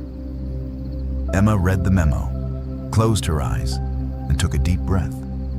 Carefully, quietly, making absolutely certain it didn't produce any sound whatsoever. From down the hall, she heard Commander Zilax's voice echoing from his office. Someone explained to me how one human with a sandwich has rewritten 3,000 years of interstellar security doctrine. Emma decided it was time to find a very quiet, very empty study room, preferably one with soundproofing. Motivator. Lavila kept her face completely neutral, her poker face perfected through years of dealing with irritating superiors and annoying colleagues. She endured the 3 mechanical pumps of the handshake without so much as a twitch, even as she felt her knuckles grind together. When the robot finally released her, she had to consciously prevent herself from cradling her throbbing hand. Completed! She reported, her voice steady despite the pain still radiating up her arm. It was nothing. Are we finished with this childish exercise? A long sigh filtered through the speakers, somehow managing to convey deep exhaustion despite coming from a species that didn't technically breathe in the conventional sense. I don't know if excessive pride is a problem with Deathworlders in general, or just with the weird subcategory called mammalians. The avian faction would never be so stubborn about acknowledging discomfort. Another sigh. We are social creatures, you see. We understand the value of communicating our limitations. Did I pass the test or not? Levila demanded, finally allowing herself to flex her sore fingers. Yes, you passed, though your prideful attitude concerns me. Excellent. Then we can move on to the next test, Tanuk interrupted. Levila's ears went completely flat. Superior Officer Tanuk, I really must protest. I've been here for hours already, subjected to this handshake nonsense, and now you're telling me there's more? I should be meeting my partner, learning our patrol routes, familiarizing myself with... You should be grateful. Tanuk cut her off again, his voice taking on a harder edge. 3 species have already been eliminated by the handshake test alone. 3 entire species who can never work directly with humans because their physiology simply cannot withstand even casual physical contact. You are the first candidates to make it this far. So yes, Enforcer Levila, there are more tests. Because the Galactic Federation takes the safety of all its members seriously, even if junior officers do not. Levila's anger deflated slightly at this revelation. 3 species eliminated just from the handshake test? What kind of beings were these humans? And more concerning yet, what kind of weaklings had been tested before her? Now! Tanuk continued, his tone returning to its usual grating cheerfulness. The next test is quite straightforward. The job of a law enforcement partnership requires that both officers can keep pace with each other during foot pursuits. The robots you see before you will demonstrate 3 different human running speeds. As he spoke, the lighting in the room shifted, the harsh white dimming to a softer amber. A bright blue line appeared on the floor, glowing with gentle phosphorescence as it traced a complex path around the perimeter of the chamber. The pattern wound in curves and straightaways, creating a track approximately 200 meters in length. The first robot represents an overweight human, those carrying excess mass but still capable of pursuit. The second represents an average human in moderate physical condition. The third... Tanuk paused dramatically. Represents a fit human, one who maintains their physical conditioning at peak efficiency. Levila studied the robots with new interest. They didn't look any different from each other, their reflective surfaces giving no hint of the performance differences programmed into their systems. The test is simple, Tanuk explained. You must maintain pace with each robot for as long as possible. The guidance line will show you the path. Begin when ready. All 3 at once? Levila asked, already dropping into a runner's crouch. Indeed! Marathon protocol begins now! The robots took off at different speeds immediately, their mechanical legs pumping with impressive speed. Levila launched herself forward, her powerful legs propelling her along the glowing path with ease. The first few circuits were almost laughably simple. The overweight robot moved at barely more than a brisk walk by her standards, and even the average robot's pace was well within her comfort zone. She found herself having to consciously slow down to avoid overtaking them. This is your test? She called out as she rounded a curve, her breathing still easy and controlled. I could do this in my sleep. Patience, Enforcer! Came Tanuk's irritating response. The test has only just begun. 5 minutes passed. 10. 15. Leviathan began to understand the insidious nature of the challenge. While her organic body began to show signs of exertion, increased heart rate, the beginning of muscle fatigue, the need for deeper breaths, the robots continued at exactly the same pace they'd started with. No variation, no fatigue, no slowing down for turns or speeding up on straightaways. Just relentless mechanical consistency. By the 20-minute mark, she had fallen behind the fit robot. Not by much. It remained visible ahead of her on the track, but the gap was steadily widening. She couldn't sweat, but her breathing had become labored, and her legs, so confident at the start, now felt like they were weighted with lead. Tannoc? She gasped out beneath breaths. How long do these things run for? Humans, Tannoc replied with what sounded like amusement, have been known to run continuously for over 40 of your standard hours. It's called ultra-marathon running. Quite fascinating, really. Their bodies can enter a state where they essentially shut down everything non-essential and just keep going. 40 hours? Leviathan nearly stumbled in shock. No species she knew of could maintain continuous motion for that long. Even the renowned Kellen runners, who dominated the Federation's athletic competitions, maxed out at around 6 hours. The average robot was pulling away from her now, too. Leviathan pushed harder, her pride refusing to let her fall behind what was supposed to represent a mediocre human performance. But her body had limits, and she was rapidly approaching them. Her legs burned with lactic acid buildup, her lungs felt like they were on fire, and her usually precise movements were becoming increasingly uncoordinated. At the 30-minute mark, she stumbled to a halt, hands on knees as she gasped for air. Both the fit and average robots continued their circuits, now far ahead of her. Only the overweight robot remained within easy reach, still maintaining its steady, plodding pace. Had she failed? The worry gnawed at her as she fought to catch her breath. If maintaining pace with an average human was a requirement for the job, then she'd just demonstrated her complete inability to do so. Questions flooded her mind. Would she be sent home in disgrace? Would her entire species be eliminated from consideration, just as 3 others had been? Had she just cost her people a chance at this prestigious new position? The silence stretched on, broken only by the sound of mechanical feet on metal flooring and her own ragged breathing. Finally, after what felt like an eternity, a door she hadn't noticed before slid open with a soft hiss. Through it stepped Tannoc himself, no longer just a disembodied voice, but a physical presence. He was smaller than she'd expected, standing perhaps 3/4 of her height.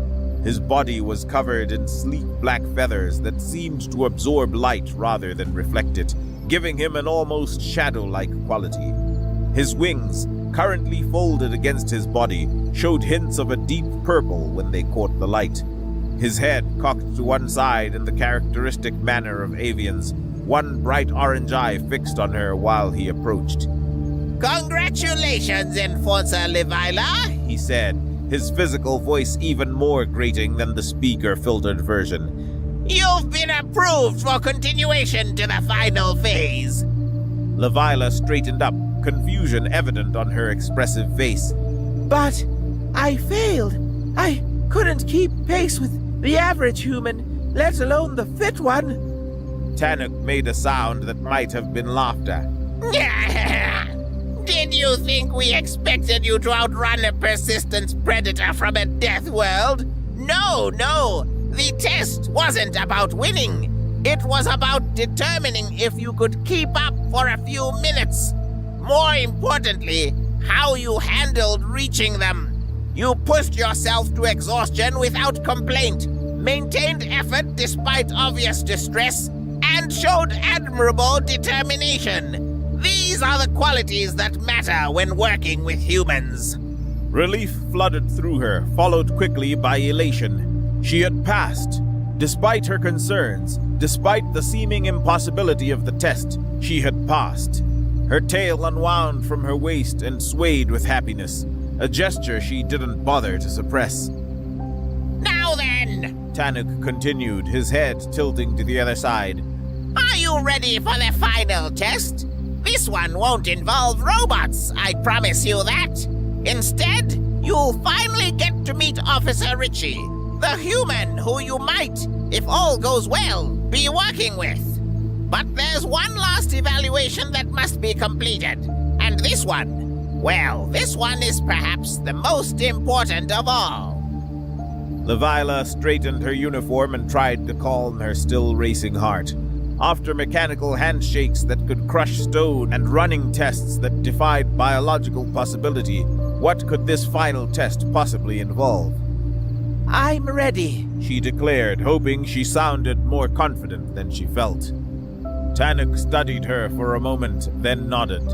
Follow me then. It's time you learned what it really means to work alongside a human. He turned and walked back toward the door, his taloned feet clicking against the floor in a rhythm completely different from the robot's mechanical precision. Leviathan followed, her mind racing with possibilities. What kind of being was this human? What made them so dangerous that 3 separate tests were required just to stand in the same room with one? And most importantly, what was this final test that Tanuk considered the most important of all? As they walked down a featureless corridor toward an uncertain future, Leviathan couldn't shake the feeling that everything she thought she knew about the universe was about to change. The journey through the station's interior was mercifully brief, and after a few turns that seemed designed more to confuse than to efficiently navigate, they arrived at a vertical elevator. The ride up was silent, and Leviathan found herself unconsciously flexing her still sore hand, remembering the crushing grip of the third robot. Tanuk noticed the gesture and made that grinding sound that passed for laughter among his species. The handshake test, He said, not only does it prepare you for the physical reality of human contact, but it also gives you a frame of reference. When you shake the human's hand, which you will momentarily, you'll understand that they are capable of restraint. The elevator came to a smooth stop, and they stepped out into another corridor. This one, at least, showed signs of actual use. Scuff marks on the floor, a few notices attached to the walls in various scripts, and the general lived-in quality that suggested real people worked here rather than just machines. They stopped in front of an unremarkable door, distinguished only by a small placard reading Interview Room 2 in Federation Standard. The human is inside, Tanuk announced, his head tilting to regard her with one bright eye. Officer Richard Russo. He's been informed of your arrival and the nature of this meeting. Time to put that handshake training to use, Enforcer. Before Leviathan could respond, Tanuk activated the door control. The panel slid aside with a soft whisper, revealing the room beyond. The first thing she noticed was movement, a figure rising from a chair the moment the door opened. He had clearly been waiting, probably alerted to their approach, and stood with the kind of fluid posture that spoke of military experience. This was her first glimpse of a human, and her mind immediately began cataloging details. He was slightly taller than her, perhaps by 10 centimeters, with a build that suggested strength without bulk. Not disgusting in appearance like most species were. She'd never admit it out loud, but she found the majority of Federation species aesthetically unpleasant. The Groks with their gelatinous bodies, for example. This human, by contrast, was almost mundane in his form. His skin was a pinkish beige tone, completely smooth except for... was that fur? No, she realized, studying him more intently. He appeared to have no fur at all on most of his visible skin, which struck her as deeply weird. What kind of mammalian species had no fur? How did they regulate temperature or protect themselves from their environment? But then her eyes traveled upward, and she revised her assessment. There was fur. Hair, she corrected herself, remembering something from the news, concentrated on the top of his head. It was dark brown, cut short but still present, and it made for a much better first impression than the typical bald green heads with antennae that seemed so common among other species. At least this one part of him looked properly mammalian. The human approached with confident strides, and then did something that made Levila's muscles tense involuntarily. He bared his teeth. The expression pulled his facial features into a configuration that exposed 2 rows of white teeth, including what appeared to be vestigial canines.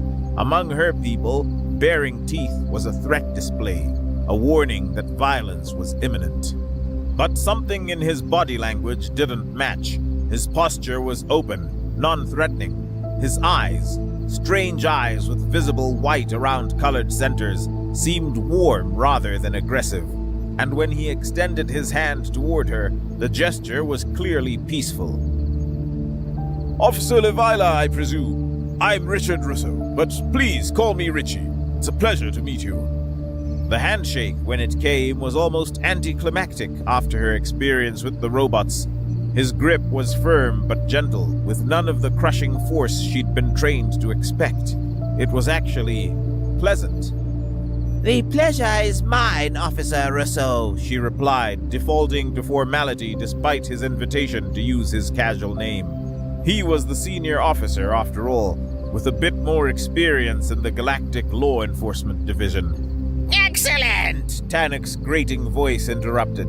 You didn't even flinch at the smile. That would have been an entirely separate test if the Council had listened to my recommendations.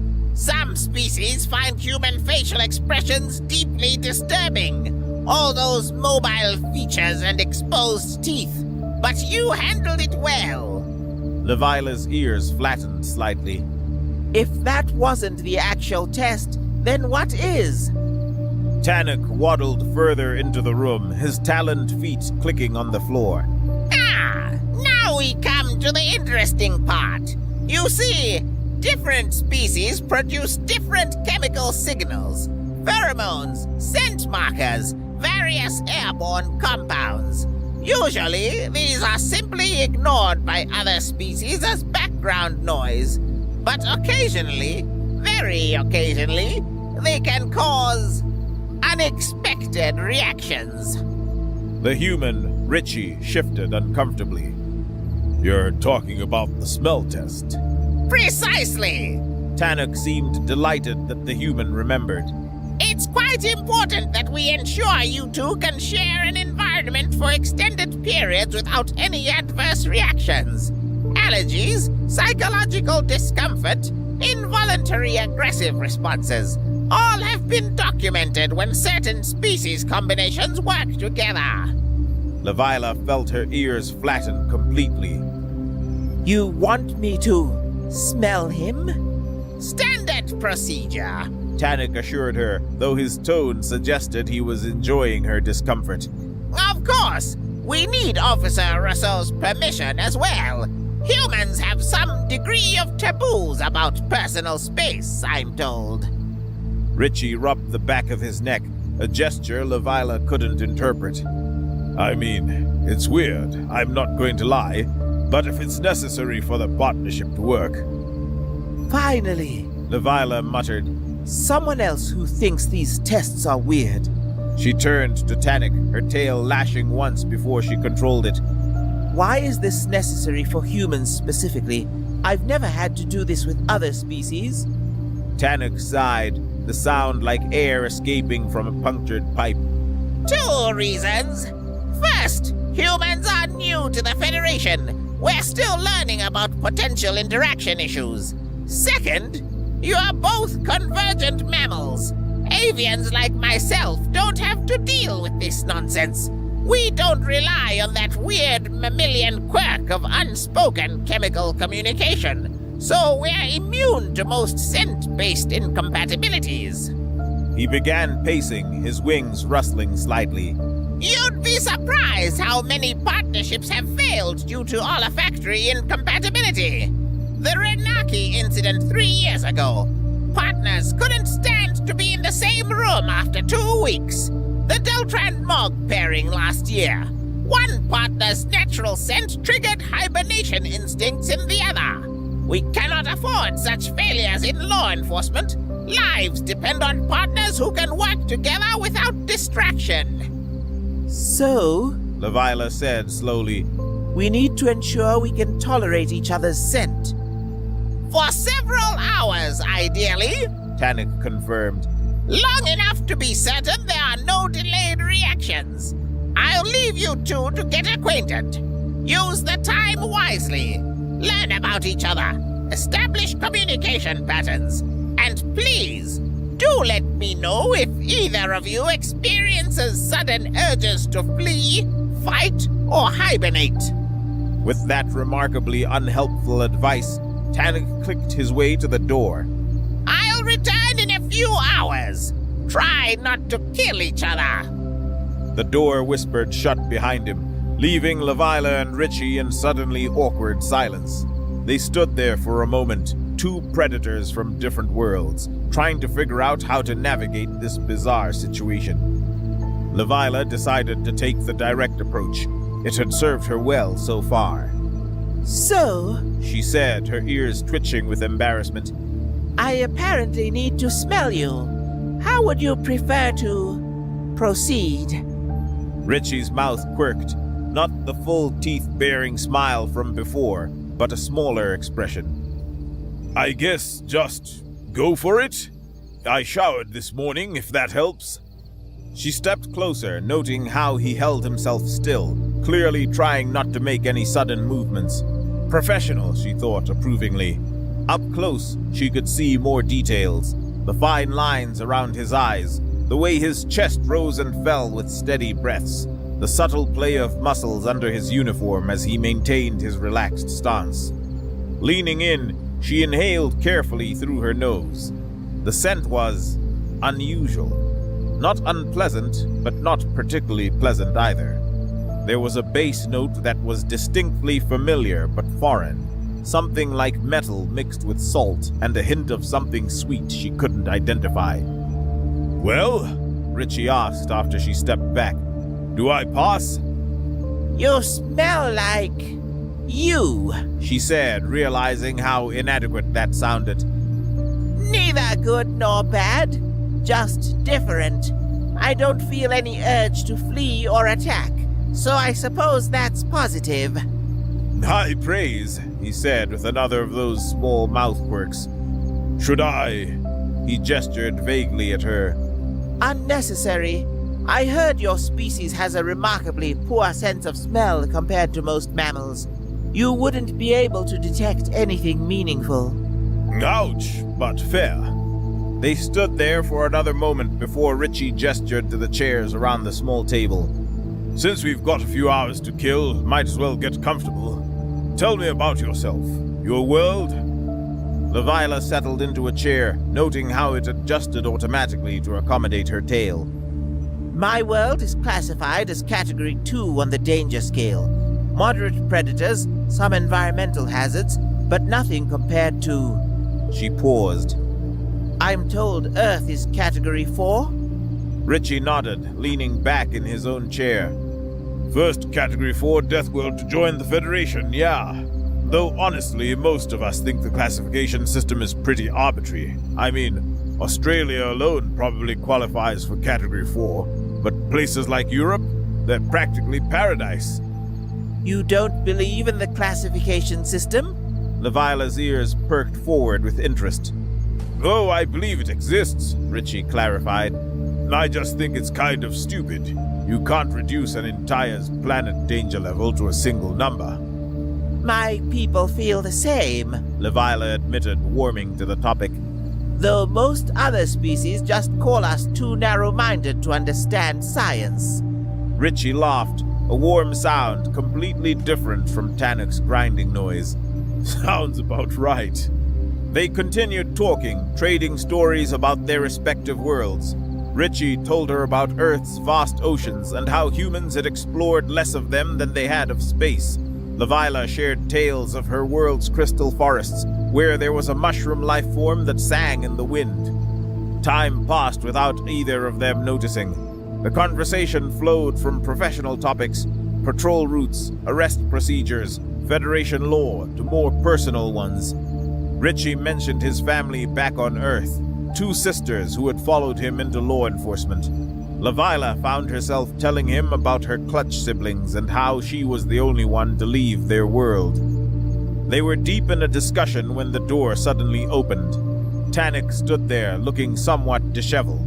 One of his wings was held at an odd angle, and there were suspicious stains on his usually pristine feathers. My apologies for the delay, he said, his voice even more grating than usual.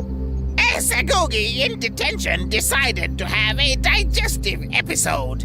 Acid everywhere. The corridor will need to be replaced. Lavila blinked, suddenly aware that significant time had passed. The chronometer on the wall showed they'd been talking for nearly 4 hours. How had that happened? So, she asked, trying not to sound too eager. did I pass? Is this finally over? No more surprise tests? Tannic's head tilted, studying them both with those bright orange eyes. You two didn't even notice I was gone, did you? Yes, Enforcer Lavila, you pass. No allergic reactions, no aggressive responses, no hibernation triggers. You are hired. Relief and joy flooded through her in equal measure. She had done it. Despite the bizarre tests, the mechanical handshakes, the impossible running challenge, and the deeply weird requirement to smell her partner, she had succeeded. Her tail unwound from her waist and swayed with happiness. You are certain? She pressed. This is the last test? No more surprises? I won't show up next week to find out I need to wrestle a robot or prove I can digest human food? Tanuk made his grinding, laughing sound. I have a good feeling about this pairing. You two have compatible personalities, complementary skills, and no biological incompatibilities. Though... He paused, seeming to consider something. Normally, we would have additional tests when pairing males and females of the same species. But since you're from entirely different planets, romance is completely off the table for sure. He delivered this with such matter-of-fact certainty that Lavila found herself suppressing an amused ear twitch. You'll both receive briefing packets for your first case, Tanuk continued. Report to conference room 6 next week, 7th day, morning shift. It's a smuggling ring. Nothing too complex for your first assignment together. Richie stood and Lavila followed suit. He extended his hand again, and this time she didn't hesitate before taking it. Looking forward to working with you, partner, he said, his grip warm and steady. Likewise, she replied, meaning it. Despite all the strangeness of the day, she had a good feeling about this human. Tanuk watched them with what might have been satisfaction. It was hard to tell with avian expressions. Excellent! Don't disappoint me. The last human-paired team managed to cause a diplomatic incident within their first month. Try to do better. As they filed out of the room, Lavila caught Richie's eye. Diplomatic incident? I'll tell you about it over lunch sometime, he promised. Plenty of opportunities next week.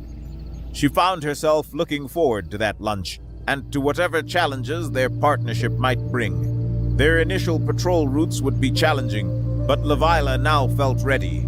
She was strangely confident that nothing about the human would surprise her now, though she knew better than to voice that aloud. The Galactic Council Chamber was the most impressive room in the known universe.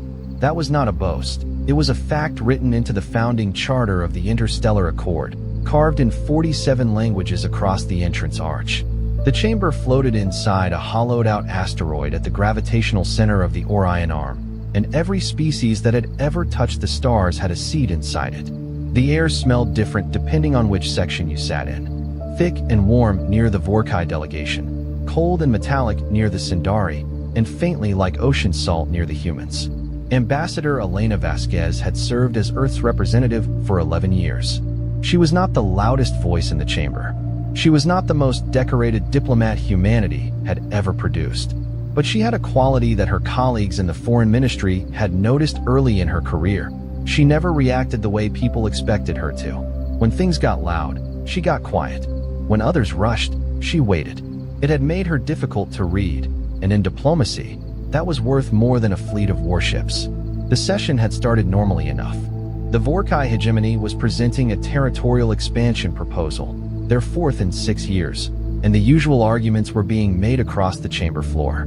Trade routes, resource rights, navigation corridors. Elena had her notes open, her earpiece translating the layered clicks and harmonics of Vorkai's speech into clean English. She was sipping cold coffee and making small margin annotations when High Speaker Draven Koss stepped to the central podium. Koss was the Vorkai's chief diplomat. He was also, by the understanding of most species in the chamber, something of a bully dressed in formal robes. He had 7 feet of gray-plated natural armor for upper arms, and a mouth that never seemed to close fully even when he was not speaking. He had been in his position for 30 years and had spent most of that time treating the council like his personal audience. He began his presentation calmly. Resource scarcity, he said. Population pressure. Historical claim to the disputed corridor near the Ashvale Nebula. Standard talking points. Elena kept taking notes. Then he turned. He turned toward the human section and pointed one of his upper arms directly at the delegation. And let it be formally noted, Koss said, his translator casting his words in crisp tones across the chamber, that humanity's presence in this corridor is not merely inconvenient. It is illegitimate. Humans are a young species, untested. They stumbled into space barely 4 centuries ago and have been granted protections and courtesies far beyond what their development warrants. They are not peers. They are guests who have forgotten how guests are supposed to behave. The chamber went very, very quiet. It was the kind of quiet that happened when something crossed a line that everyone had privately known existed, but no one had ever dared to cross openly. 47 delegations held their collective breath. Several of the smaller species representatives looked immediately at their senior diplomats for guidance. The Sindari ambassador, a creature of polished chrome and cold intelligence, turned one of its optical sensors toward the human section with something that might have been curiosity. Elena Vasquez set down her coffee. She looked up at Koss. She looked at him for a long moment, long enough that several members of her own staff leaned slightly toward her, waiting. Her junior attaché, a young man named Torres, had his hand halfway to his translation pad, as if ready to help her draft a response. She said nothing. She picked up her coffee again, looked back at her notes, and made another small annotation in the margin. The silence stretched. Koss blinked. His translator had worked correctly. He knew the words had landed. He had expected an objection, a formal protest, perhaps a raised voice, a demand for retraction, a motion to censure. Those were the responses the council rules were designed to handle. He had a counter-argument ready for all of them. He had no counter-argument for silence. The council president, an elderly Pharaoh with 4 eyes and 60 years of procedural experience, cleared his throat carefully. The chair notes the statement by High Speaker Koss and invites any response from the human delegation. Elena looked up. She smiled politely at the president, the exact smile she used when someone asked if she needed anything, and she was about to say no thank you. Earth passes at this time, she said. Her voice was calm and even. She said it the way someone says it in a card game. Not a retreat, a choice. And then she went back to her notes. The chamber buzzed. Not loudly, not openly, but in the way that 47 alien species make noise when they are deeply confused and trying not to show it. The Vorkai delegation huddled briefly among themselves.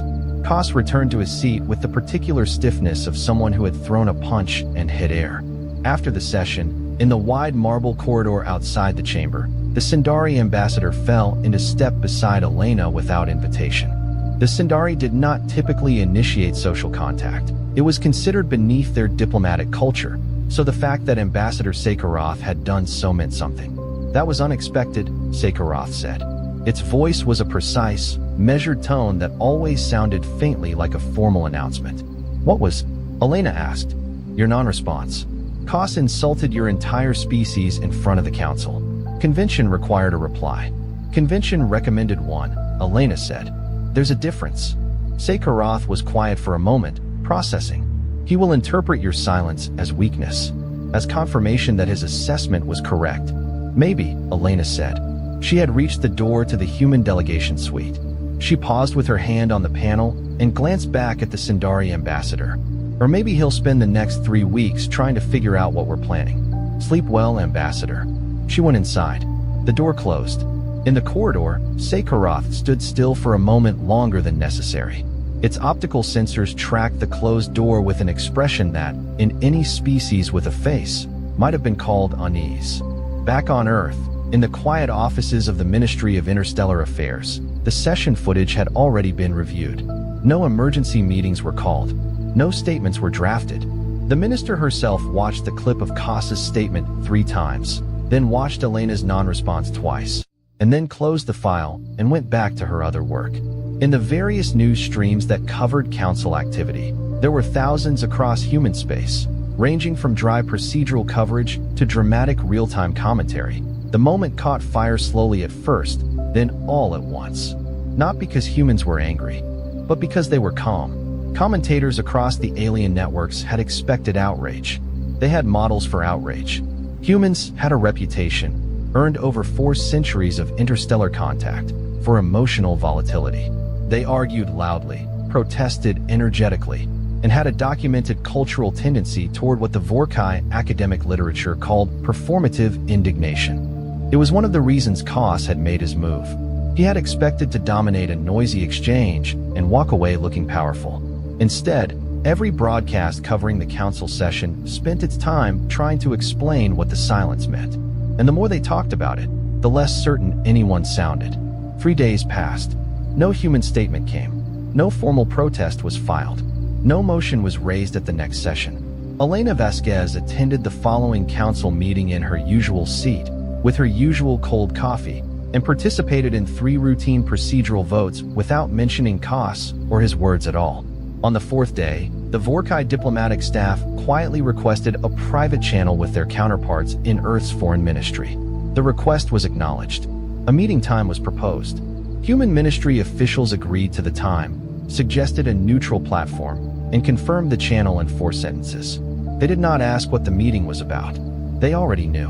Koss had insulted humanity in front of the galaxy, and humanity had not flinched, had not shouted, had not demanded apology or satisfaction. They had simply waited.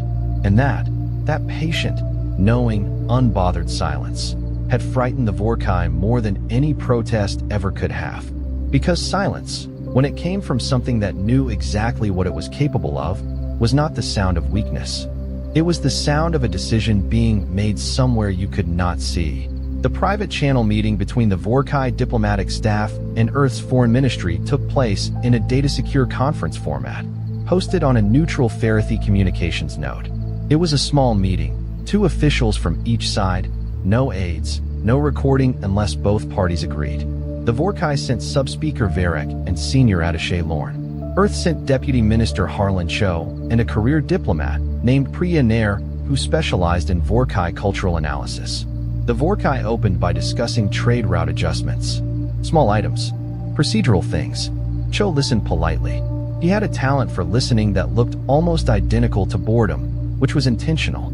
He let Varek finish his prepared remarks, waited a beat, and then said, "We appreciate the technical discussion.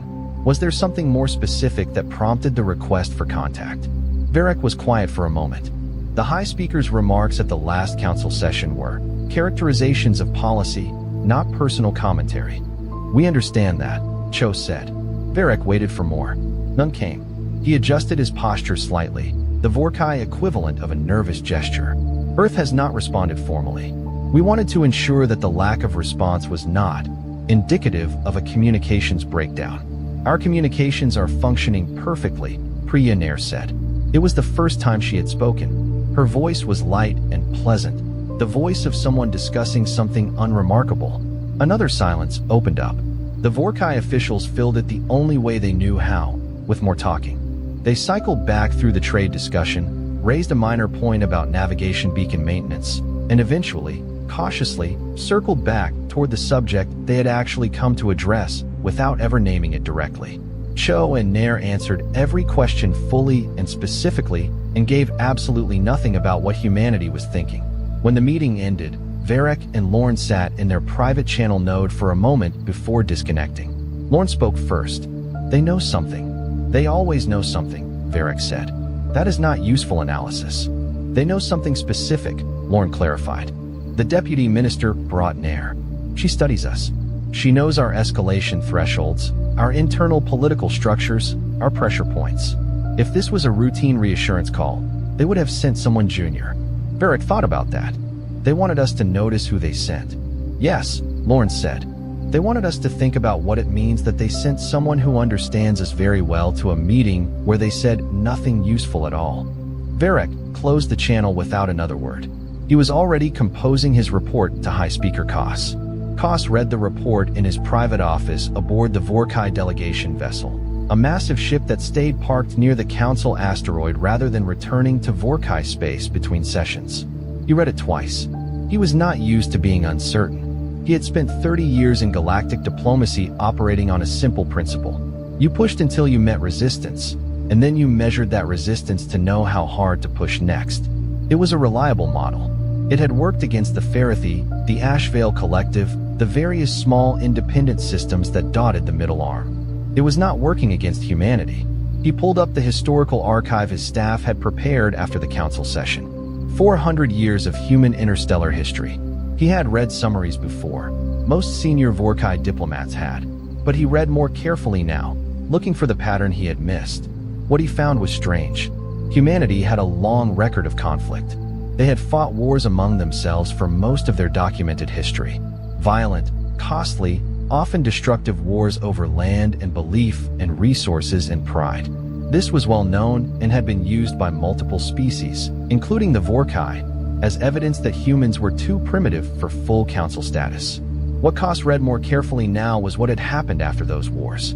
Humans had a habit, after being pushed far enough, of responding not with equal force but with disproportionate, overwhelming, and often unexpected force applied in directions that their opponents had not anticipated. They did not mirror threats. They escalated in ways that restructured the entire situation. And before they did any of that, they went quiet. He found the pattern across centuries of their own history. A border skirmish would be absorbed. An insult would be absorbed. A provocation would be absorbed. And then, without clear warning, humanity would act. And the action would not be the protest or confrontation everyone had expected. It would be something structural, something that changed the rules, something that made the original provocation look very, very small. Koss set the archive down. He called his senior staff together. Meanwhile, the galaxy was watching. The council session clip had spread across every connected network in the Orion Arm. The image of Elena Vasquez setting down her coffee, looking up at Koss, and then simply continuing her work, had been viewed, shared, and analyzed billions of times. The commentary was remarkable for one thing. Almost nobody, across 47 species, knew what to make of it. The Sindari ran an internal analysis through their political modeling systems and produced a report that their council ambassador found troubling. The model assessed human behavior as following a pattern the Sindari called controlled delayed response, a strategy where a party absorbs an aggressive move, allows the aggressor to settle into their assumed victory, and then acts from a position of composure rather than reaction. The model gave a confidence rating of 78% that humanity was preparing a response. It could not model what that response would look like because, as the AI noted with clinical precision, insufficient data. Human strategic behavior in high-stakes scenarios shows consistent pattern divergence from established galactic diplomatic norms. The part that troubled the Sindari ambassador most was the footnote. The AI had flagged the human response pattern as the most unpredictable category in its system. Not unpredictable like random. Unpredictable like something that was making choices according to a logic the model hadn't encountered before. On the human colony world of New Carthage, a retired admiral named Cian Park was watching the council feed in her kitchen when her granddaughter, 7 years old, sharp as a blade, pointed at Elena Vasquez on the screen and said, "Why isn't she yelling?" Park smiled. "Because she doesn't need to." "But he was really mean," the girl said. "Yes, he was," Park agreed, wrapping both hands around her tea. When someone's really mean and you yell at them, they get to feel like they caused something, like they mattered enough to make you lose control. She glanced at the screen. When you stay quiet, they don't know what to do. And not knowing what to do is the most scared a person can be. Her granddaughter thought about that. Is Auntie Elena scary? Terrifyingly, Park said, and took a sip of tea. The council met again 5 days after the private channel exchange. It was a routine session, a scheduled review of navigation corridor agreements in the middle arm. Elena attended. She sat in her usual seat. She had new coffee this time, hot rather than cold, which her junior attaché Torres noted with the private observation that this was either meaningless or significant, and he could not tell which. Koss was present. He did not look at the human section directly. He participated in the session with his usual volume and confidence, but his senior staff noticed that he had not prepared any new territorial expansion motions for this meeting. His schedule, which had previously mapped 3 months of aggressive corridor proposals, had been cleared of anything that touched human space. After the session, one of the Farathi observers, a retired diplomat who now wrote political analysis for a widely read interstellar commentary network, published a piece with a title that spread across the connected galaxy within hours. The title was a question: has Koss just made the worst mistake in a generation? The piece did not have an answer. That was, perhaps, the point. What it had was a careful review of humanity's last 4 centuries of behavior. The author, old enough to have been present at humanity's first council admission, wrote about a concept he had observed in human behavior that he had never seen adequately translated into any other galactic language. He called it strategic patience. He defined it as the ability to absorb damage, to sit with anger, to let an adversary believe they had won, and then, from a position of calm clarity rather than hot reaction, to respond in a way that was precise, structural, and lasting. He noted that the one consistent mistake other species made about humans was confusing their silence for absence. Humans were not quiet because they had nothing to say. They were quiet because they were deciding exactly how to say something that would only need to be said once. The piece ended with a single line that Koss's staff reportedly read 4 times. High Speaker Koss has given humanity a reason. The galaxy should spend less time wondering if humanity will respond, and considerably more time wondering what responding looks like when they decide they are ready. Koss was ready when the communication came, but not for what it contained. The communication that arrived in High Speaker Koss's office did not come from the human military. It did not come from Earth's foreign ministry. It did not come from Ambassador Vasquez or Deputy Minister Cho or any of the diplomats Koss had been watching and studying since the council session. It came from a human woman named Dr. Amara Osei, and her title was Chief Economic Architect of the Terran Development Initiative. The message was 3 paragraphs long. It was written in clean, polite language, the kind that said nothing threatening in any individual sentence, and yet left the reader feeling like the floor had shifted slightly under their feet. Dr. Osei was writing to notify the Vorkai hegemony that, effective in 60 days, humanity would be initiating a comprehensive review of all Terran infrastructure contracts currently servicing Vorkai space. The review was described as routine. The language was courteous. The timing was not accidental at all. Koss's economic advisor, a thin and usually unshakable analyst named Garrett, read the message and went pale in the specific way that Vorkai go pale, which involved a color change in the plates around the neck. He explained what the message meant in practice. Humanity had, over the past 2 centuries, quietly become the primary infrastructure partner for 11 of the Vorkai hegemony's 17 core systems.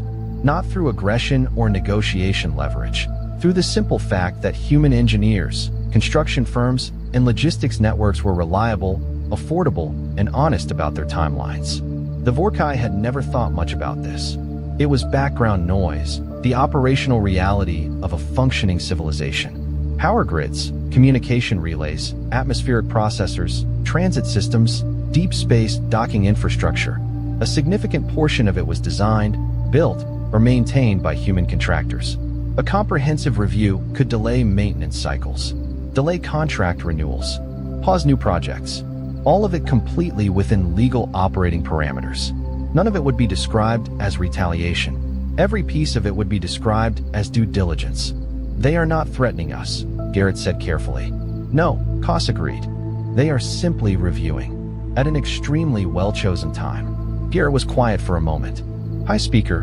What did you say to them at the council session?" Koss did not answer that question. What made it worse, truly worse, was that this was only one communication. Over the following 48 hours, Koss's staff identified 7 other quiet, polite, completely non-threatening actions that the human government had either initiated or were clearly positioned to initiate. A research partnership with the Ashvale Collective, humanity's proposed development of a new navigation relay station near the disputed corridor, a round of diplomatic outreach to 4 of the 6 smaller species that habitually sided with the Vorkai on council votes. Each item, taken alone, was ordinary. Taken together, they formed a shape. They were the early geometry of a world being rearranged. None of it was loud. None of it was angry. None of it could be formally protested. It was also impossible to respond to effectively, because any public response would require Koss to explain what had prompted it. And the only honest explanation was that he had publicly called humanity illegitimate guests in front of the entire council, and they had looked up from their coffee, said nothing, and then spent 3 weeks quietly restructuring the landscape around him. The Sindari ambassador Sakharoth monitored all of this from the careful distance of a species that was constitutionally allergic to making other species' mistakes. Sakharoth had been in galactic diplomacy for 40 years. It had watched empires bluster. It had watched alliances collapse. It had watched species overplay strong hands and underplay weak ones. What it was watching now was something it could not cleanly categorize, and that bothered it in a way that it found professionally useful. It requested a social meeting with Elena Vasquez. Not a formal diplomatic exchange. Those had procedures and records. A social meeting, the kind that happened at the hospitality lounges adjacent to the Council Asteroids residential levels. The kind where 2 people could speak without anything being attributed or logged. Elena agreed. They met in a lounge that smelled like recycled starlight and whatever the Farathi staff used to clean the floors, which was faintly aromatic and completely unidentifiable. Sakharoth ordered a mineral compound it favored. Elena got tea. "You are making Koss uncomfortable," Sakharoth said. It was not an accusation. It was an observation made with genuine curiosity. "We're reviewing contracts," Elena said. "Several of us have noticed that the contracts being reviewed share a geographic pattern that correlates rather precisely with the infrastructure dependencies of Vorkai core systems." "Infrastructure reviews are complicated," Elena said. "The scope tends to be comprehensive." Sakharoth was quiet for a moment. This was, Elena knew, the Sindari equivalent of a long, meaningful look. "You are also extending development partnerships to 3 systems that border contested Vorkai territory. And your proposed relay station in the Ashvale corridor would, when operational, provide navigation advantages to human vessels that currently do not exist." "Navigation infrastructure is important," Elena said pleasantly. "You know how we feel about reliable transit." "Yes," Sakharoth said. "I do." Another pause. "Elena, I am asking, not as a formal inquiry, but as someone who has watched you for 11 years. How far does this go?" Elena held her tea with both hands and looked at the Sindari ambassador with the expression she used when she was deciding how honest to be. She decided on mostly honest. As far as it needs to. And if Koss issues a formal apology, if the territorial expansion proposal is withdrawn, then the contract's review concludes without significant findings, Elena said. The relay station project stays because it's genuinely useful infrastructure. The partnerships stay because they're mutually beneficial. But the pressure, the specific pressure, eases. She paused. "We don't want his destruction. We just needed him to understand something." "What did you need him to understand?" Elena set her tea down. "That calling us guests was a mistake. Not because it was offensive, though it was, but because it was factually wrong. We are not guests. We have been here for 4 centuries. We built half of what this corner of the galaxy runs on. We are woven into the operational fabric of this region of space. Koss treated us like newcomers who could be publicly embarrassed into accepting a smaller seat at the table. We needed to demonstrate, clearly and without drama, that the table itself has quite a lot of our fingerprints on it." Sakharoth processed this for a long moment. "You are not angry." "No," Elena said. "But you are serious." "Completely." The Sindari ambassador reached for its mineral compound and regarded Elena with its optical sensors. Most species, when insulted publicly, respond with public anger. It is predictable. It is manageable. It creates an argument that can be won or lost. What you have done instead is, it is harder to counter. There is nothing to argue against. There is no noise to drown out. There is only the quiet, steady demonstration of what you are. That was the intention, Elena said. It has been noticed, Sakharoth said. Not only by Kos, by everyone. Elena smiled. Good. That night, in his private office, Kos composed a message. It was addressed to the full council. He called it a clarification of terminology from his remarks at the prior session. In it, he stated that his use of the word guests had been intended in the historical developmental sense, and not as a commentary on humanity's standing or legitimacy in the council. He noted that humanity's contributions to interstellar infrastructure and diplomatic process over 4 centuries were well established and valued. He did not use the word apology. He did not need to. The council had read enough diplomatic language to understand what the message was. 3 days later, the Vorkai territorial expansion proposal for the Ashvale corridor was formally withdrawn from the session agenda, pending further internal review. Garrett, Kos's economic advisor, marked the infrastructure review communication from Dr. Osei as resolved in the Vorkai diplomatic tracking system. He noted it with the code his department used for situations that had been carefully, silently, and effectively neutralized. Then he sat back in his chair and thought about a species that had been insulted in front of the known galaxy, had responded with complete stillness, and had moved every piece on the board before anyone had noticed the game had started. He updated his personal file on human diplomatic methodology. He added one sentence to the summary at the top. Do not provoke without understanding what provocation costs. He underlined it twice that Kos's clarification message spread through the council networks faster than his original insult had. That was interesting in itself. The original remark had traveled through interstellar channels as a curiosity, a piece of political theater from a species known for that kind of theater. The clarification moved faster because it carried something the original had not. It carried the weight of consequence. It was, in the language that the galaxy's diplomatic class read fluently, a message from a powerful actor admitting, without admitting, that he had miscalculated. 47 species watched this and drew their own conclusions. The Ashvale Collective released a brief, formal statement congratulating humanity on its continued constructive engagement with the council process. The statement was 5 sentences long and somehow managed to compliment humanity while very gently reminding Kos that the collective had been considering his corridor proposal for 6 months. The implication was quiet but clear. If Kos could misread humanity this badly, perhaps the council should be careful about accepting his assessment of other territorial matters. The Farathi Council President, at the next session opening, made a procedural announcement that the Council's Infrastructure Dependency Registry, a document that tracked which species provided core services to which others, would be updated and made publicly accessible for the first time in 40 years. He described it as a transparency initiative. Nobody in the chamber believed that was the only reason, but nobody said so out loud. Elena Vasquez attended the session, made 3 procedural contributions, voted on 2 resolutions, and at no point mentioned anything that had happened over the past month.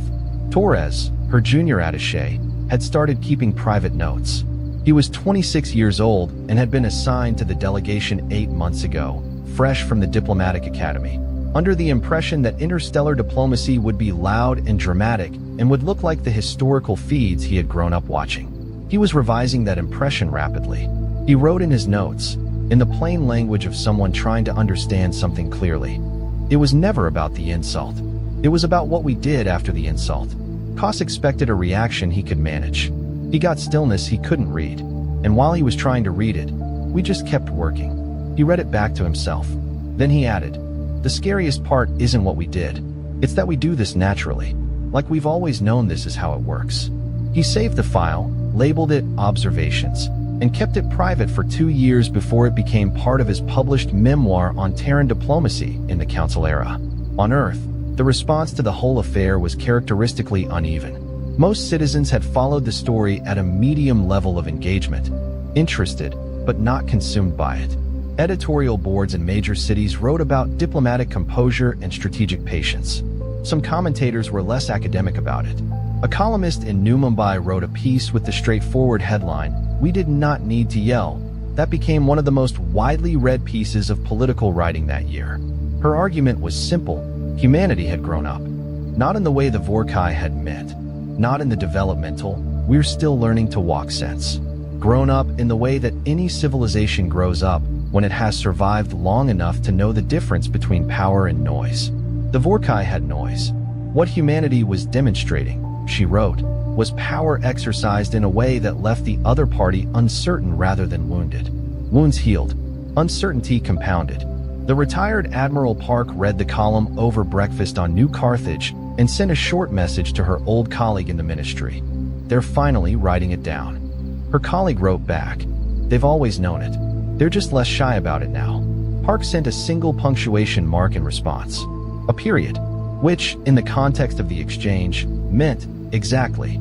Sekaratha's internal report to the Sindari Council of Voices, their equivalent of an internal intelligence brief, was classified at the highest level and remained so for decades. Portions of it were eventually quoted in academic works on galactic power dynamics. The sections that were quoted most often were not the political analysis or the strategic assessment.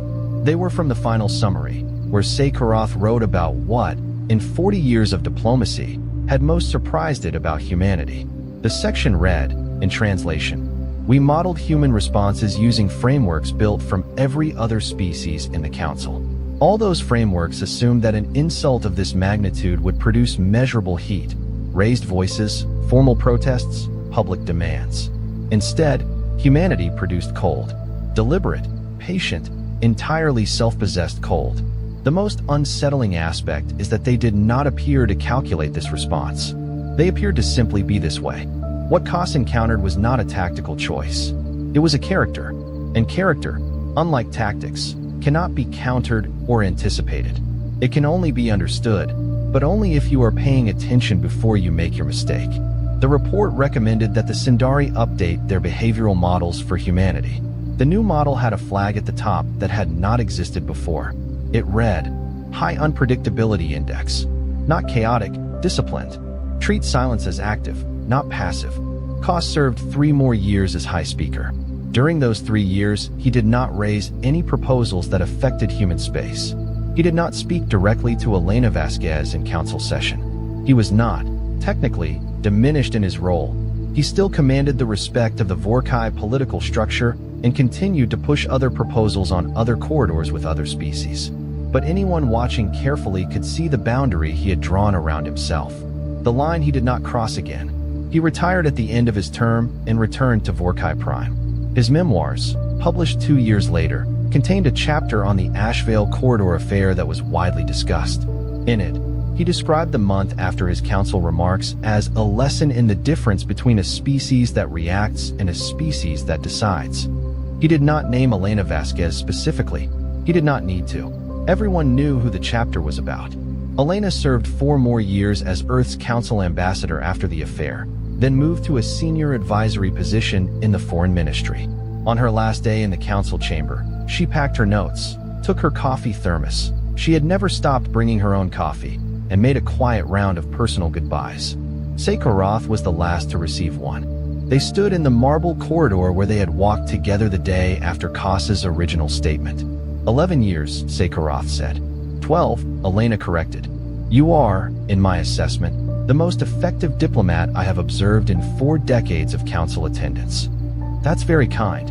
It is not kindness. It is data. The Sindari ambassador's optical sensors tracked her with something that had evolved, over years, into something resembling warmth. "Can I ask," and you may decline to answer, was the silence after Koss's statement planned in advance? "Did you know you would respond that way?" Elena considered the question. She gave it genuine thought, which was itself an answer of sorts. "Not in the sense of a formal strategy," she said finally. "I just looked at him, and I thought about what he was hoping I would do. And I thought, I'm not going to give him that." She paused. "The rest of it, the infrastructure review, the relay station, the partnerships, that was planned. Carefully. But the silence? That was just knowing what we are." Sekarath was quiet for a moment. "That is the part that frightens people, I think. The silence being natural." "I know," Elena said. She smiled. Good. She walked down the corridor and out through the main entrance of the Council asteroid, past the arch with 47 languages carved into it, and into the docking bay where the human transit shuttle was waiting. She was the last one aboard. She sat by the window. The shuttle lifted off from the asteroid and turned toward human space, toward Earth, toward a civilization that had been called young and untested and had responded not with anger, but with the quiet, comprehensive, unshakable demonstration of exactly what 4 centuries of work looks like when you finally stop explaining yourself. The stars outside the window were familiar.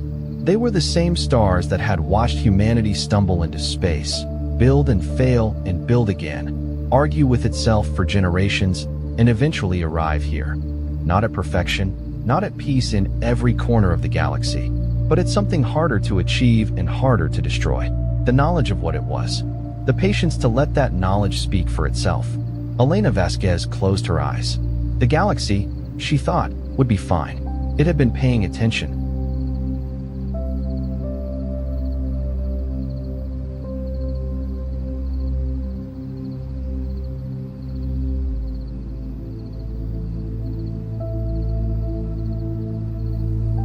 Reconnaissance Dossier, The Basement Chronicles. Log entry, Post-derelict salvage, Sector 4 grid. Status, operational, unsanctioned. The shift changes in the lower bellows of a colony ship don't come with a sunrise. They just come with a louder hum in the structural heat pipes and a heavier taste of recycled grease in the oxygen scrubbers. Flubber Lane didn't mind the dark. The basement of the colony was where the real work got done anyway, far below the clean, pressurized observation decks where the high-tech elite spent their days analyzing stellar charts and looking down on the maintenance crews. In the first rotation, Lane had cemented his status among the pipe fitters and deckhands by pulling off an operation that the command deck called a suicide run and the basement called Tuesday. When a band of rogue scrap pirates tried to breach the primary air intake valves of the bellows, Lane hadn't waited for tactical authorization or the clean-suited security details to finish their briefings. He had dropped into the primary launch tube, strapped his modified magnetic skater boots to the rusted casing of a live, outdated Mk7 propulsion torpedo, and ridden the high-yield explosive straight through the pirate vessel's primary shield generator. It was raw grit, zero calculation, and absolute basement-level brilliance. That stunt had earned him an unrequested promotion to head of maintenance, a title that came with a larger toolbox, a slightly cleaner pair of coveralls, and the distinct misfortune of being called first when things went wrong in the black. His second rotation had proven that the promotion wasn't a fluke. When a high-tier corporate research vessel went completely dark after an unmapped structural failure, the elite rescue squads refused to dock, citing unstable gravity wells and volatile hull metrics. Lane had gathered his crew, loaded up a standard utility transport with conventional hydraulic jacks, manual plasma cutters, and old-school mechanical intuition, and cut his way into the listing derelict. They bypassed the fried digital security grids by simply unhinging the bulkheads by hand, pulling out a dozen trapped survivors while the command deck was still trying to calibrate their diagnostic scanners. Now, the utility transport was finally limping back toward the home colony's lower docking slips.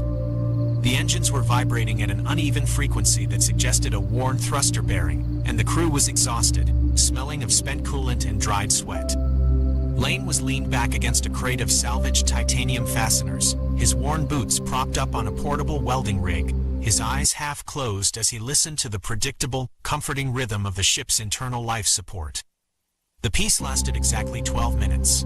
The automated proximity alarms didn't chime, they groaned, a low-frequency static hum that indicated the forward sensor dishes had just taken a direct hit from localized space debris.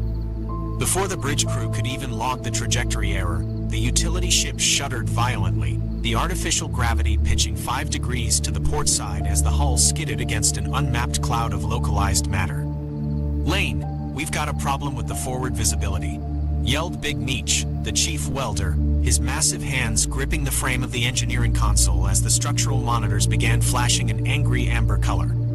"Sensors are showing an unmapped debris field, but the trajectory isn't linear. It's a localized meteor storm, and the rock density is tight enough to shred our forward plating." Lane didn't blink. He slid his boots off the welding rig, reached for his custom-weighted pneumatic torque wrench, and adjusted the strap on his coveralls. "I got this," "Sit this one out," he muttered, his voice level and entirely devoid of the panic currently vibrating through the ship's internal comms. He stepped up to the forward manual piloting station and slammed his palm onto the primary defense lever, raising the transport's high-frequency thermal particle shields just as the core cluster of the storm arrived. Under normal operational circumstances, space debris hitting a thermal shield resulted in a series of clean, kinetic deflections, bright blue flashes of energy where rock and ice were instantly vaporized and bounced away into the vacuum. But these meteors weren't normal stone. The moment the first wave impacted the energy grid, there were no clean deflections.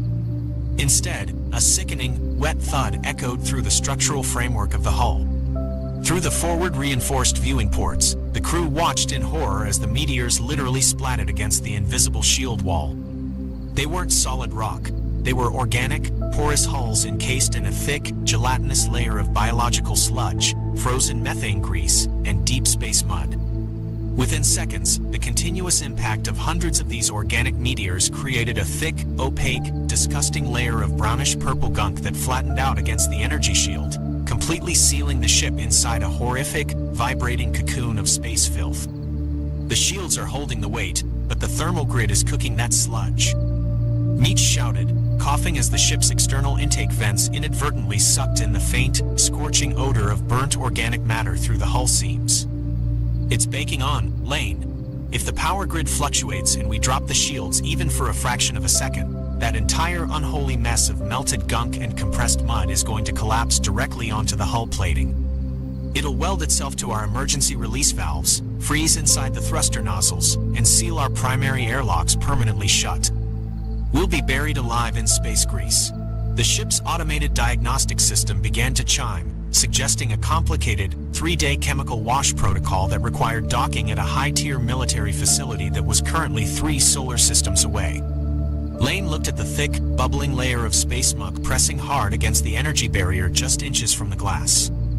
The heat from the shields was turning the sludge into a tar-like paste. He rubbed his chin, looked down at his utility belt, and walked over to the galley supply locker located in the rear maintenance bay. He bypassed the high-tech toolkits and reached into the deep storage bins where the galley crew kept the bulk provisions for long-haul voyages.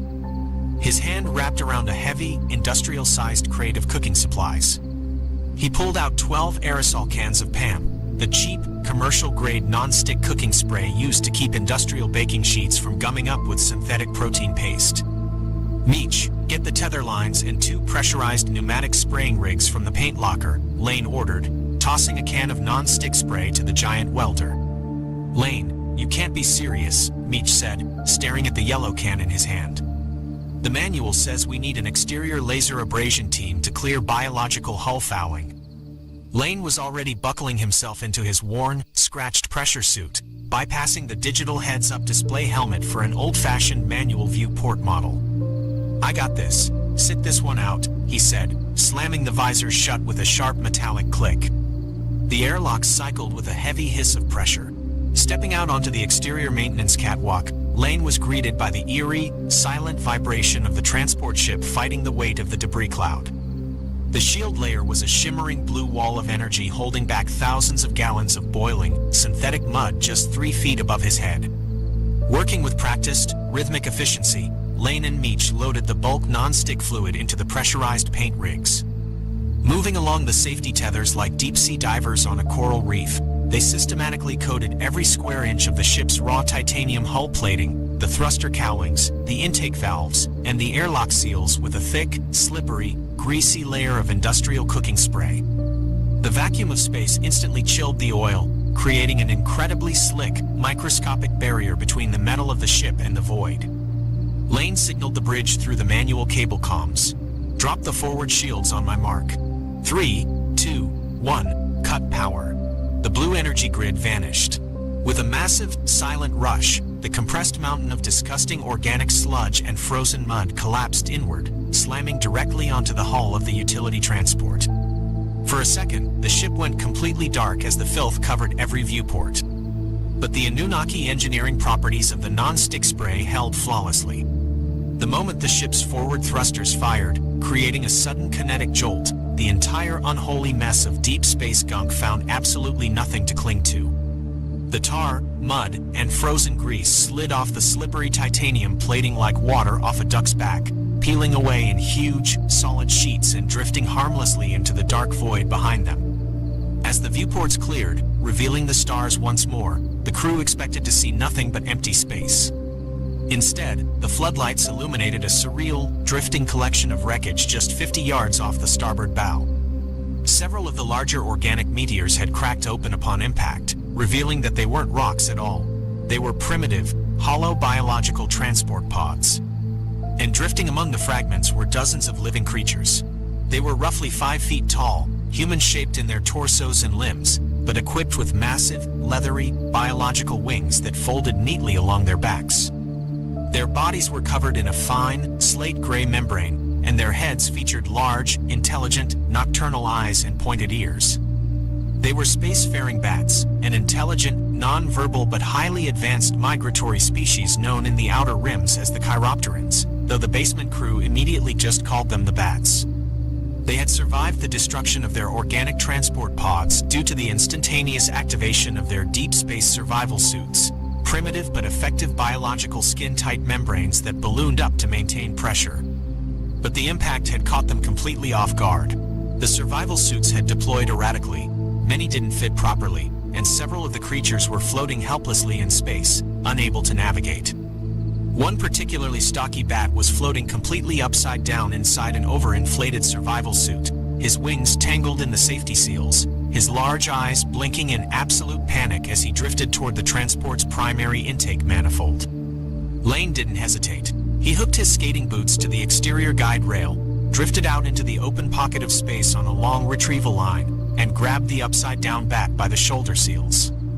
Using a manual utility knife, he carefully sliced away the tangled, overinflated sections of the biological suit, freeing the creature's wings without puncturing its primary breathing bladder. He hauled the bat back to the airlock, while Meech and the rest of the crew used cargo nets to scoop up the remaining 14 survivors before their oxygen bladders decayed. Once inside the pressurized warmth of the maintenance bay, the bats deflated their survival membranes, revealing themselves to be remarkably calm, highly intelligent, and entirely non-aggressive. Through a series of high-frequency clicks, sonar pulses, and primitive handheld data pads, their leader communicated that they were a migratory engineering collective on their way to a nearby star system in Sector 7 to repair a deep space communications array. Their biological transport ship had been pulverized by the meteor swarm, leaving them stranded. Lane, looking at the shivering, gray-winged engineers crowding his maintenance deck, pointed toward the storage bays. "We're heading past Sector 7 anyway. We'll give you a ride to the drop-off point. Just keep out of the main gear assemblies." To show hospitality to their new spacefaring passengers, Big Meech rummaged through his personal locker and pulled out a large, bulk-sized plastic bag of commercial gummy worms, the cheap, neon-colored, gelatinous sugar candies that the maintenance crews chewed on during long, 16-hour pipe welding shifts. He pulled out a bright green and red translucent worm and offered it to the bat leader that Lane had rescued. The bat leader sniffed the gelatinous candy with its sensitive snout, its ears twitching at a frantic pace. Then, it took a single bite. An immediate change swept through the room. The bat's large eyes widened to twice their original size, its wings extended in a sudden, dramatic flourish, and it let out a series of ecstatic, melodic sonar chirps that caused every other bat in the room to crowd forward. To a species that had spent millennia consuming nothing but raw, synthetic protein paste and frozen algae bricks during deep space migrations, the combination of high fructose corn syrup, artificial cherry lime flavoring, and the chewy, gelatinous texture of a human gummy worm wasn't just food. It was an absolute, transcendent biological revelation. It hit their neural pathways like a high-grade cognitive stimulant.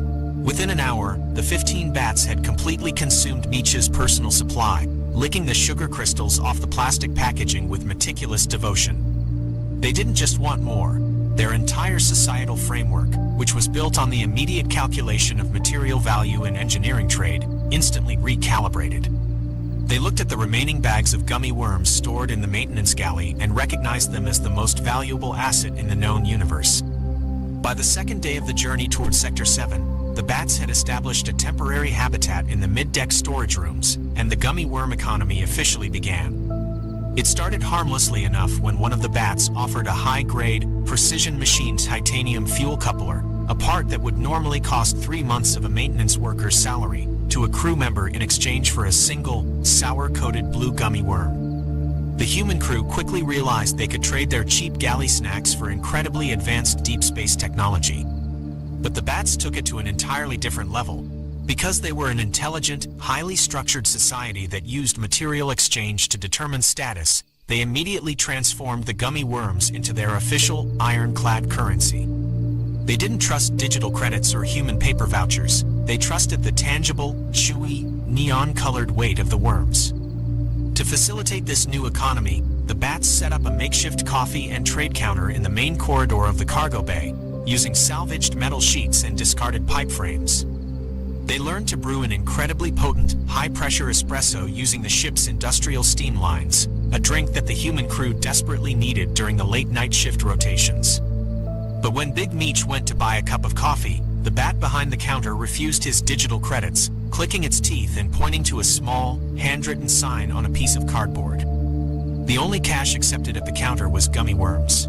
A standard cup of coffee cost exactly 1/4 of a standard yellow and red worm, carefully severed with a precision plasma cutter to ensure exact weight distribution. Within 48 hours, the presence of the currency introduced a dark, volatile element to the ship's lower decks: gambling. The bats discovered human dice and card games, and because their advanced sonar capabilities allowed them to calculate mathematical probabilities at lightning speed, they began organizing high-stakes poker tournaments in the dark corners of the cargo hold. The stakes weren't credits. They were full, unsevered, premium-grade neon worms. Disreputable things began to happen in the shadows of the bellows. Bats were caught sneaking into the primary agricultural bays, trying to reverse engineer the gelatinous compound using synthetic starches and recycled nutrient fluid. Fights broke out over the value of a sour-coated worm versus a standard sugar-glazed worm, with the bats establishing a complex fluctuating exchange rate based on the color density of the candy. A single, rare, triple-colored promotional worm was suddenly worth an entire set of replacement thruster seals. Then, the fundamental flaw of a biological currency system hit the community with devastating force: consumption. Unlike human gold or digital coins, the currency tasted incredible. Under the intense stress of the high-stakes gambling rings and the long, boring hours of deep space travel, several of the younger bats succumbed to temptation. They began eating their profits. A bat would win a massive pile of 20 worms in a poker match, retreat to his nesting corner, and sleep-eat 5 of them in the middle of the night. This led to a sudden, catastrophic deflationary crisis on the ship. The total supply of gummy worms on the utility transport was strictly limited to what was available in the crew's personal lockers and the galley's dessert rations, a grand total of roughly 300 worms. As the bats continuously ate the currency, the circulating supply plummeted. Because the supply was running out due to literal consumption, the value of a single remaining worm skyrocketed to an absurd degree. By the 5th day, the economic math had become completely broken. A single gummy worm was now worth an entire month's rent for an entry-level worker's apartment back at the home colony. The bats at the coffee counter were now demanding a microscopic sliver of a worm, no larger than a grain of sand, for a full gallon of fuel espresso. The entire trade network began to freeze up because no one wanted to spend their worms, knowing that by tomorrow, the remaining candy would double in value. The bats grew irritable, their ears drooping from sugar withdrawals and economic stress. The gambling dens turned sour, with accusations of currency hoarding flying between the different nesting groups. One bat tried to pass off a piece of flexible, insulated electrical wire that had been dyed red with food coloring as a legitimate worm, nearly triggering a full-scale riot in the cargo bay that threatened to breach the main coolant lines. Lane walked into the cargo hold on the 6th morning to find the entire operation at a complete standstill. The bats were sitting on their crates, refusing to perform any maintenance assistance, their arms crossed over their wings, staring at a single, pristine green worm sitting inside a reinforced glass security case in the center of the room. "Lane, we've got a total economic collapse down here," Meech said, holding up an empty plastic bag. "The worms are gone. They ate the money. If we don't fix this shortage before we reach the Sector 7 array, these guys are going to strip our ship for parts just to see if there are any stray sugar crystals hidden behind the control panels." Lane looked at the depressed, shivering bats, then at the empty packaging scattered across the floor. He tapped his torque wrench against his palm. "I got this. Sit this one out," he said, turning on his heel and walking straight toward the ship's primary manufacturing lab, a small, grease-stained room containing an ancient, industrial-grade 3D chemical synthesizer used for replicating spare plastic gaskets and nylon washers. The solution required entering the final quarter of the journey with a radical approach to industrial food production. Lane didn't try to synthesize sugar. The ship's chemical banks didn't have the organic compounds for high-fructose corn syrup. Instead, he looked at the raw materials they did have in abundance: bulk industrial collagen used for hydraulic seals, medical-grade gelatin used for skin grafts in the emergency bay, and 300 gallons of highly concentrated, synthetic citrus-flavored cleaning solvent used to wash the grease off the engine blocks. Working through the night while the crew slept, Lane completely reprogrammed the 3D synthesizer's physical output parameters. He bypassed the safety templates for mechanical parts and designed a brand new, customized structural blueprint file named WORM01. The action he took was pure mechanical subversion. He mixed the heavy industrial collagen with the medical gelatin to perfectly replicate the precise, chewy, elastic texture of a premium human gummy worm. To solve the flavor crisis without real sugar, he infused the mixture with a highly diluted version of the citrus cleaning solvent, adding a heavy dose of synthetic glucose from the medical bay's IV fluids to mask the chemical aftertaste. The machine began to hum, its extrusion nozzles clicking rhythmically as it pumped out long, translucent, neon orange and bright yellow lengths of perfectly formed, industrial-grade synthetic gummy worms. They looked identical to the real thing. They chewed exactly like the real thing, and because of the citrus solvent infusion, they possessed an incredibly sharp, sour kick that hit the bat's sensory organs with absolute precision. Best of all, because they were made from high-density structural collagen, they were completely indigestible. The bats could chew on them for weeks to satisfy their neurological cravings without actually destroying the physical currency. Lane walked into the cargo bay on the morning of the final approach to Sector 7. Carrying 2 massive industrial metal barrels filled to the brim with over 10,000 freshly minted, sparkling, sour citrus synthetic worms. He dumped the barrels onto the center of the deck, the neon candies cascading across the metal floor tiles in a massive, glittering wave of absolute abundance. The bats froze. Their ears stood completely straight up, their large eyes tracking the glittering mountain of wealth. The leader of the collective stepped forward, picked up one of Lane's newly minted collagen worms, and bit into it. The sour citrus solvent instantly triggered his sonic chirps, and he realized that this money was indestructible. It could be chewed, traded, gambled, and passed down through generations without ever losing its structural integrity. The economic shortage vanished in an instant. With an unlimited circulating supply of high-density collagen worms, the hyperinflation collapsed, and the value of the currency stabilized at a perfect, functional equilibrium. The bats returned to the coffee counter, joyfully serving up gallons of high-pressure espresso for a flat rate of 3 full worms per cup. They organized massive, orderly trading markets across the mid-deck, using their advanced engineering skills to completely rebuild the transport ship's internal wiring grids and upgrade the thruster systems as an expression of immense financial gratitude. When the utility transport finally pulled into the docking grid of the Sector 7 communications array, the ship was running smoother, faster, and cleaner than it ever had in its operational history. The 15 spacefaring bats lined up at the primary airlock, their wings neatly folded, their survival suits fully repaired and packed with thousands of Lane's synthetic collagen worms stored in their utility pouches. The bat leader turned to Lane, letting out a soft, respectful series of sonar clicks, and handed him a master key data pad that contained the complete unredacted structural schematics for every corporate vessel operating in the quadrant, a tool that would allow the basement maintenance crew to bypass any security grid in space. Lane slid the data pad into his coverall pocket, picked up his torque wrench, and gave the bat a sharp nod as the airlock doors began to hiss open. "Keep your boots tight and your currency chewy," Lane said, stepping back onto the maintenance deck as Big Meech waved goodbye to the winged crew. The journey was done, the gunk was cleared, the basement had stabilized the economy of an entirely alien species, and the transport ship was already turning its nose back toward the dark, familiar hum of the home colony slips. Reconnaissance Dossier, The Basement Chronicles. Log entry: Post-derelict salvage, Sector 4 grid.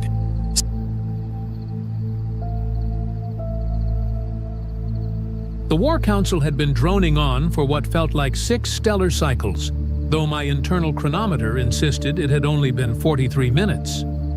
Commander Vextal was mid-sentence about honor and glory when the proximity alarms started screaming. "Hostile fire detected," the tactical officer announced, which was perhaps the most unnecessary statement in the history of unnecessary statements, given that our ship was currently being torn apart. I gripped my seat restraints as the Crimson Talon lurched sideways. Sparks erupted from 3 different consoles. Someone was shouting about shield failure. Another voice mentioned something about a hull breach. The usual end-of-battle soundtrack. "All personnel to escape pods," Vextal bellowed, finally saying something useful. I unbuckled and ran, my combat boots clanging against metal floors that were rapidly becoming walls as the ship tilted. Behind me, the bridge exploded in a spectacular display of fire and depressurization. Definitely not going back that way. The escape pod bay was chaos incarnate. Warriors were shoving each other, screaming coordinates, arguing about seating arrangements while the ship literally disintegrated around us. Peak military efficiency, truly. I dove into Pod 17, slamming my fist against the launch button before anyone else could pile in. The door hissed shut. The explosive bolts fired. And then I was spinning through space like a very expensive, very poorly designed carnival ride. Through the viewport, I watched the Crimson Talon break into 3 distinct pieces, each one trailing atmosphere and debris like morbid party streamers. Somewhere in that wreckage were 47 of my fellow warriors.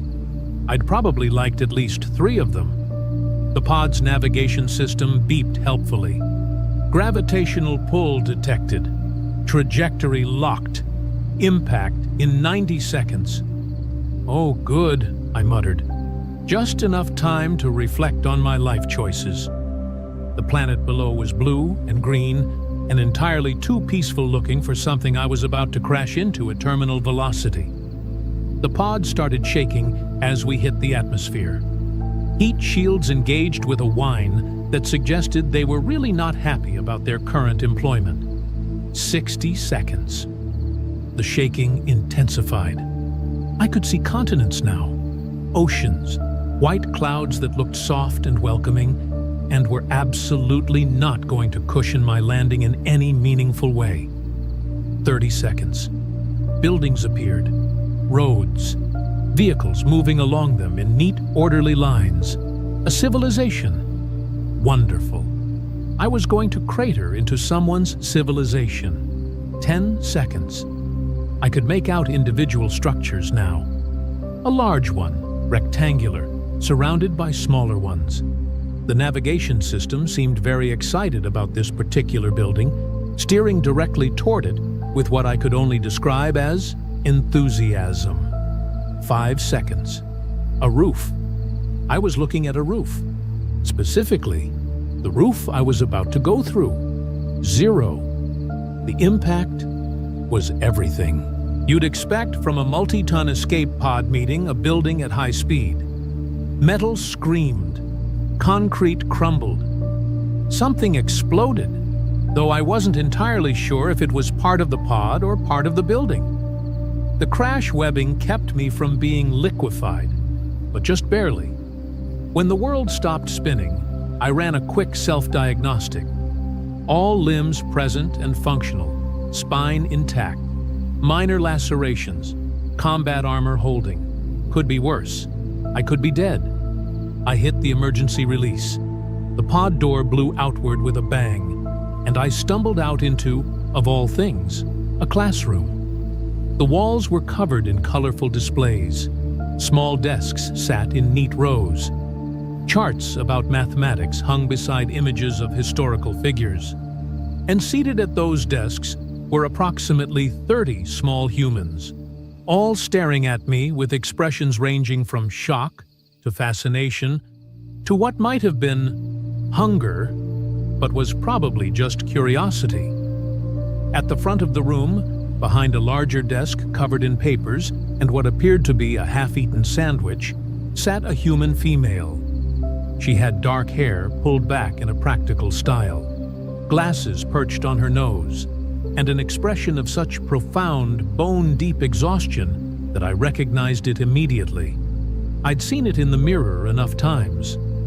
She looked at me, then at the smoking crater where part of her ceiling used to be, then back at me. Then she sighed, long and weary, as if I was just one more item on a very long list of problems she didn't have time to deal with. "You're late," she said softly, her voice carrying despite its quiet tone, "for your last lesson." I stared at her. Behind me, the escape pod sparked and hissed. Debris continued to fall from the ceiling. The entire room smelled like burnt metal and ozone. And this human, this impossibly calm human, had just delivered what was either a threat or an observation, and I couldn't tell which. I began, then stopped, because what exactly does one say in this situation? Apologies for the entrance. She picked up a marker, stepped around her desk, and walked to the whiteboard at the front of the room with the casual confidence of someone who had seen far stranger things than alien warriors crashing through her ceiling. "Class, this is, and I'm going to take a wild guess here, not a scheduled fire drill." One small human raised their hand. "Miss Parker, is that an alien?" "Very observant, Jamie." "Yes, that appears to be an extraterrestrial being who has just destroyed roughly 40% of our classroom infrastructure." She turned to me. "Do you have a name, or should I just mark you down as unplanned visitor number 3? "Krell," I said, because my brain had apparently decided that normal conversation was the appropriate response to this surreal situation. "Krell of the Crimson Talon, 3rd Assault Division." "And? What do you mean? Number 3? Miss Parker's lips twitched in what might have been amusement. "We had a raccoon last month that I'm fairly certain was not native to this dimension. Before that, a very confused exchange student who claimed to be from the future. You're actually my first alien warrior, though, so congratulations on that distinction." Another hand shot up. "Are you going to kill us?" "Marcus!" Miss Parker's voice sharpened. "We don't ask people about their murder plans. It's rude." "Sorry, Miss Parker." She turned back to me, and I noticed her hand was resting casually near a desk drawer. "Well, are you going to kill us, Krell of the Crimson Talon?" I looked at the small humans. They looked back with the kind of fearless curiosity that only children possess. The kind that hasn't yet learned that the universe is full of things that want to eat them. One was actually waving at me. Another was sketching something in a notebook, probably documenting this for posterity. "No," I said slowly. "No, that would be unnecessarily complicated." "Good answer." Her hand moved away from the drawer, though I noticed she didn't relax entirely.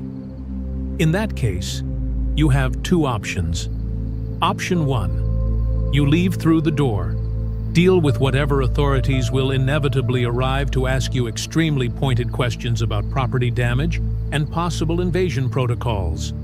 Option 2, you sit down, be quiet, and let me finish teaching photosynthesis. Then we'll figure out what to do with you." I blinked, all 4 of my eyes. "You want me to sit through a lesson? Unless you have somewhere more pressing to be, do you?" I thought about the ship, currently in multiple pieces orbiting this planet. I thought about my unit, scattered across who knows how much space. I thought about the enemy forces that had just handed us our mandibles on a tactical display. "No," I admitted. "I really don't." "Excellent." She pointed at the back of the room where a chair sat. far too small for my frame. That desk, try not to break it. And that's how I, Krell, decorated war hero of the Crimson Talon, veteran of 17 campaigns across 9 systems, found myself sitting in a tiny plastic chair in a human elementary school classroom while Miss Parker resumed her lesson on plant biology. Now, as I was saying before we were interrupted by Mr. Krell's dramatic entrance, photosynthesis is the process by which plants convert light energy into chemical energy. A student raised her hand. Miss Parker, does his planet have photosynthesis? Parker looked at me, one eyebrow raised. Yes, I said, feeling absurd, though our primary vegetation uses a different wavelength of light, more toward the ultraviolet spectrum. Fascinating. Everyone write that down. We're apparently having an impromptu xenobotany session. The students scrambled for their notebooks. I watched as they scribbled notes, some of them sneaking glances at me with expressions of wonder. One child, a small male with bright red hair, kept trying to catch my eye so he could make silly faces. Miss Parker continued teaching, somehow incorporating my presence into her lesson without missing a beat. She asked about my homeworld's atmosphere. She questioned the evolutionary advantages of my 4-eyed vision. She even got me to explain the bioluminescent flora that grew in the southern continents of Kethvar. And through it all, she maintained that same calm, slightly exhausted demeanor, as if alien invaders were just another Tuesday afternoon inconvenience, somewhere between surprise assemblies and broken printers. 20 minutes into the lesson, the door burst open. 3 more warriors stumbled in, their armor scorched and dented. I recognized Torv, Mikax, and Lieutenant Shekar. They looked around wildly, weapons raised, and then stopped dead when they saw me sitting in a tiny chair, surrounded by children. Krell? Torv's voice was incredulous. What in the 7 hells are you doing? Learning about photosynthesis, I replied, because what else was I supposed to say? Miss Parker turned from the board slowly, very slowly. The kind of slow that predators use before they strike. Gentlemen, she said, her voice dropping to a temperature that could freeze hydrogen. You are interrupting my class. Lower your weapons, or I will be forced to give you detention. And trust me, you don't want to find out what that entails. Shekar, a decorated officer who had personally led the assault on the Gravik stronghold, actually lowered his weapon. We didn't mean to. I don't care what you meant to do. What you did was burst into my classroom without knocking, tracked mud across my floor, and disrupted the educational process. Sit down. They sat on the floor because there weren't any chairs big enough. Now, Parker continued, turning back to the board, where were we? Ah, yes, the Calvin cycle. Can anyone tell me what happens during the light-independent reactions? A student raised her hand. Is this going to be on the test? Everything is always on the test, Rebecca. You should know this by now. I watched as Miss Parker taught, as these small humans absorbed information with the kind of focus that my military training officers would kill for, as my fellow warriors sat on the floor, looking increasingly uncomfortable and confused. And then I noticed the way Parker's hand kept drifting toward that desk drawer, the way she positioned herself between us and the children, the way her eyes tracked every movement we made, cataloging threats, calculating responses. This human wasn't calm because she was unaware of danger. She was calm because she'd already assessed the situation, made her plans, and decided that the best way to control 4 heavily armed alien warriors was to treat them like misbehaving students. It was possibly the most terrifying thing I'd encountered in my entire military career. The lesson continued for another 15 minutes, before the real authorities arrived. I heard sirens first, then shouting, then the distinctive sound of military vehicles pulling up outside. Parker glanced at the window. Well, that was faster than usual. Class, please remain seated and calm. Mr. Krell and his friends are about to have a very interesting conversation with some very serious people. Are they going to take them away?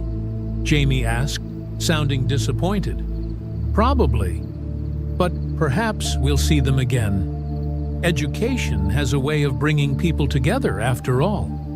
She looked at me, and her expression softened slightly.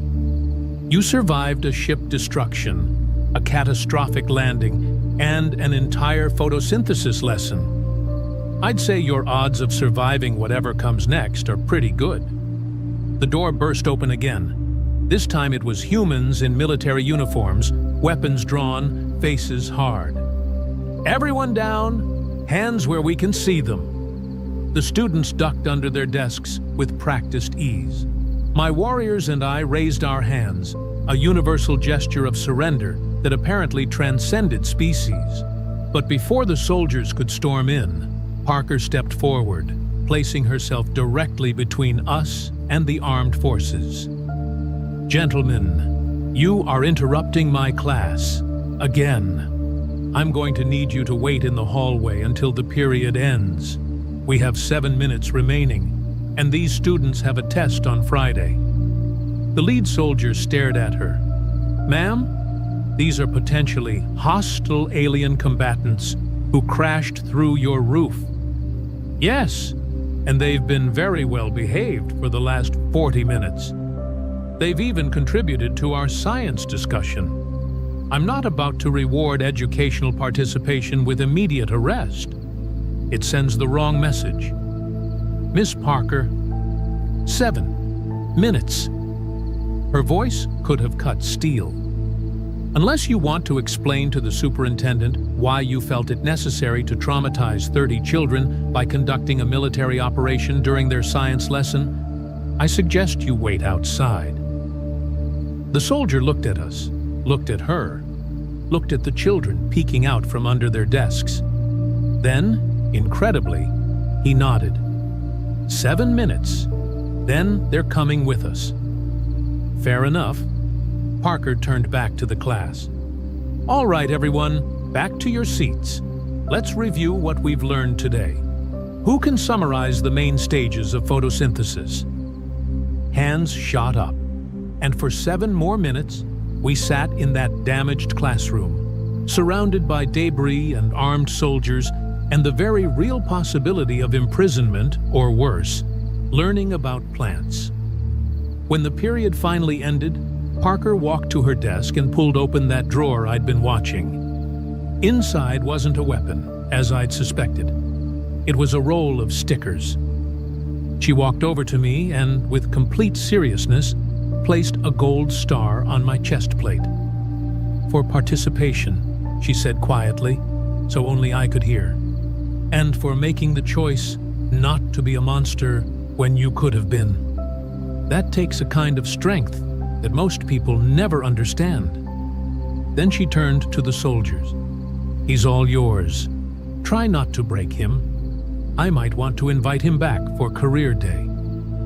As they led us out in restraints, past news cameras and government officials, and what appeared to be half the planet's military, I looked back at that classroom one last time. Miss Parker was already cleaning up, sweeping debris, repositioning desks, preparing for the next day's lessons as if nothing unusual had happened at all.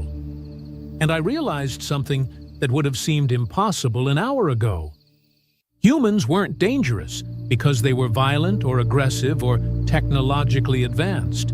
They were dangerous because they could look at chaos, at war, at alien warriors falling from the sky, and respond by teaching a lesson about photosynthesis with such unshakable determination that even hardened soldiers felt compelled to sit down and learn. The holding facility was exactly what you'd expect from a species that had just been invaded by accident. Gray walls, fluorescent lighting that hummed like a dying insect, and chairs that were somehow less comfortable than the ones in Miss Parker's classroom. They'd separated us into different cells, which was probably smart. Torv had a tendency to complain, and I really didn't want to listen to it right now. A man in a dark suit walked in 3 hours later. He had the look of someone who'd missed lunch, dinner, and possibly his own birthday. His badge read, Agent Morrison, Department of Extraterrestrial Affairs. "So," he said, dropping a file on the table between us, "you want to tell me what you're doing on Earth?" "Crashing, mostly. It wasn't exactly planned. Your ship engaged in combat in our orbital space. That makes it planned enough." I leaned back, or tried to. The chair didn't cooperate. "We were fleeing the Zalgorath fleet. They ambushed us near the outer asteroid belt. We didn't even know your planet was inhabited until we were burning through the atmosphere." Morrison's expression didn't change. "The Zalgorath. Should that name mean something to me?" "Only if you care about the genocidal empire currently sweeping through this sector, eliminating anything that moves and a fair number of things that don't. We were part of a coalition force trying to slow them down. Clearly, we failed." He wrote something down. "And the others with you?" "My unit. What's left of it, anyway. There were 47 of us on that ship this morning. Now, there are 4. Basic math would suggest that's not a good survival rate." "Where are the other pods?" "Scattered. Different trajectories. Could be anywhere on your planet, or they burned up on entry, or they're floating in orbit, waiting for retrieval that's never coming. Take your pick." Morrison studied me for a long moment. "You're very calm for someone whose entire crew just died." "I'm very tired for someone whose entire crew just died.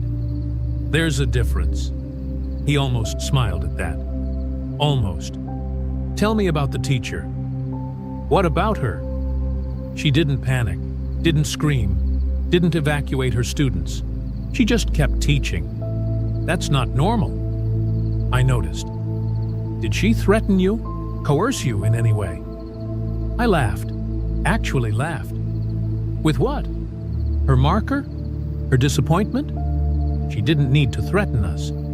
She just made it very clear that the correct course of action was to sit down, shut up, and learn about plants. And somehow, impossibly, we did." Morrison leaned forward. "Why?"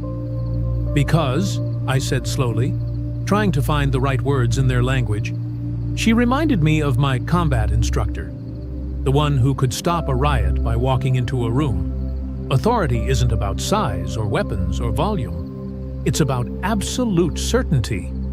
She knew exactly what was going to happen, and she made sure we knew it too.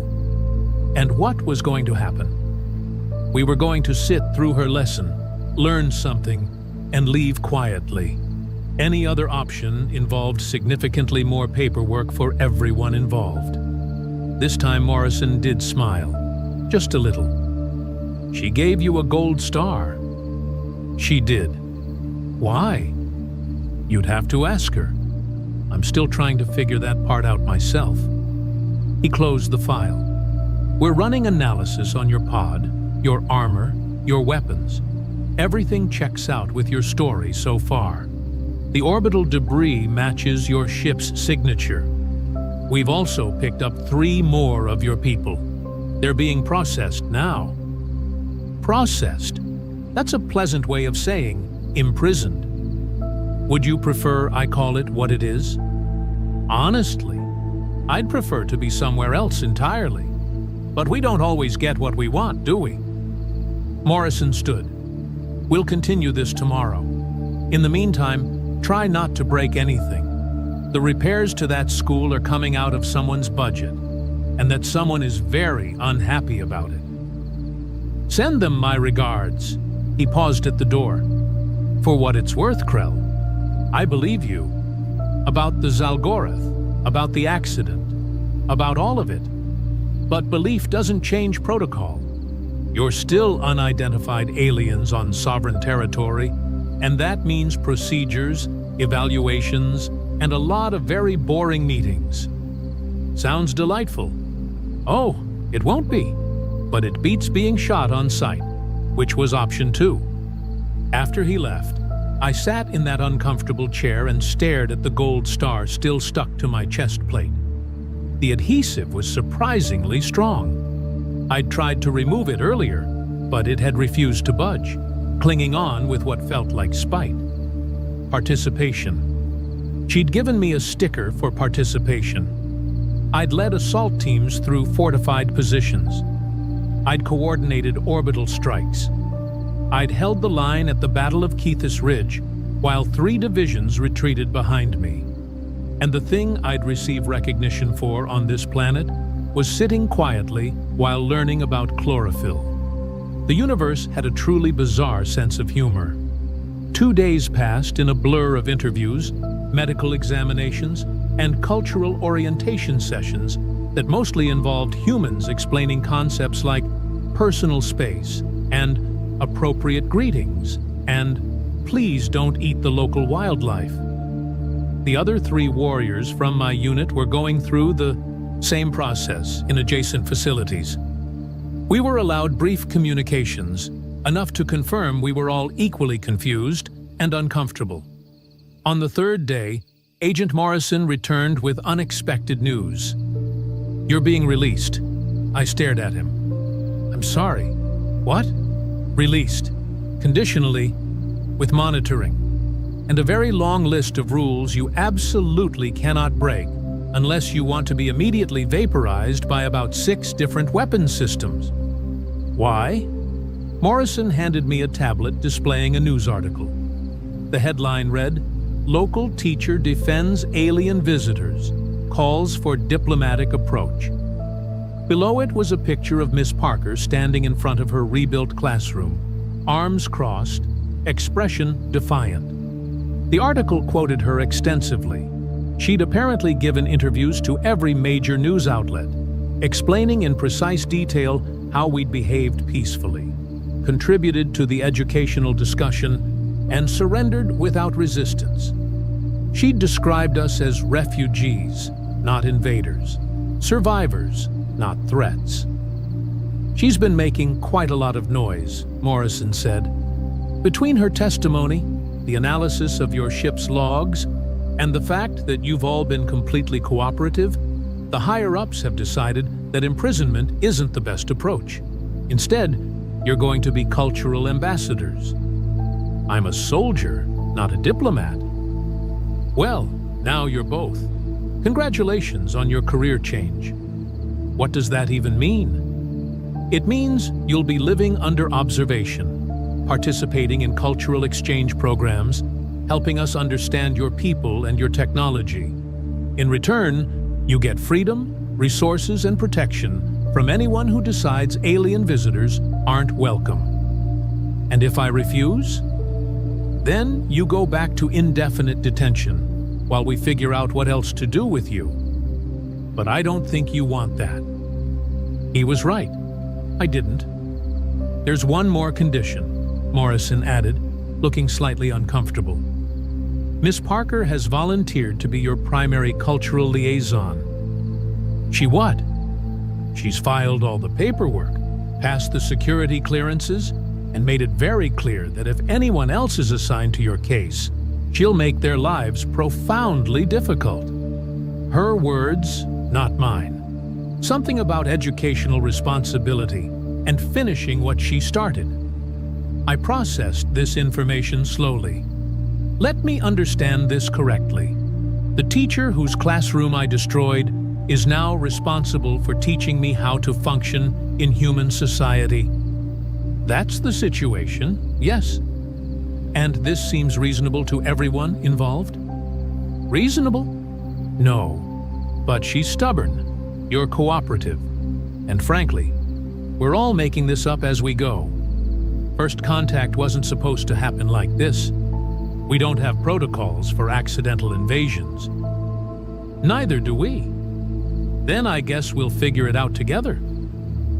They released me that afternoon with an ankle monitor, a phone programmed with emergency contacts, and a list of rules so long it required its own carrying case.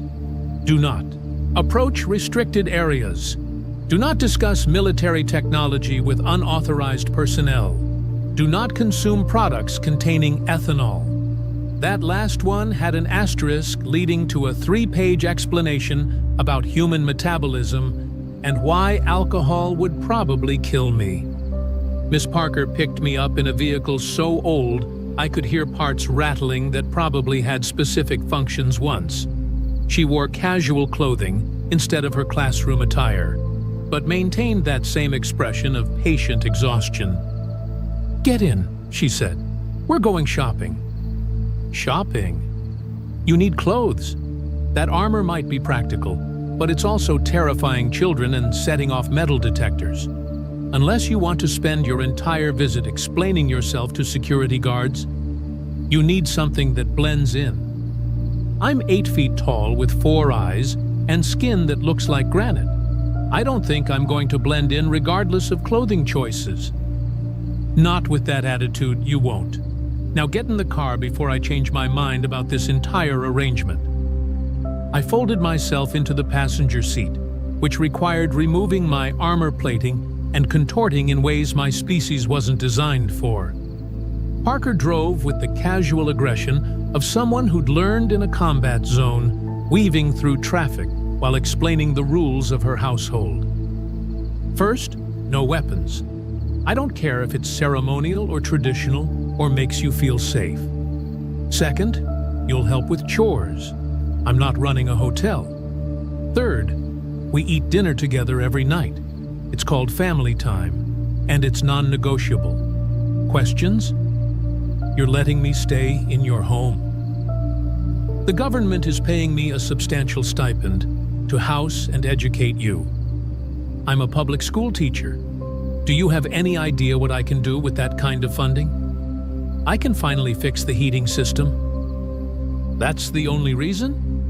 She was quiet for a moment. No, it's not. But we'll get to the rest later. The shopping trip was surreal. Humans stopped and stared, some taking pictures, others keeping their distance.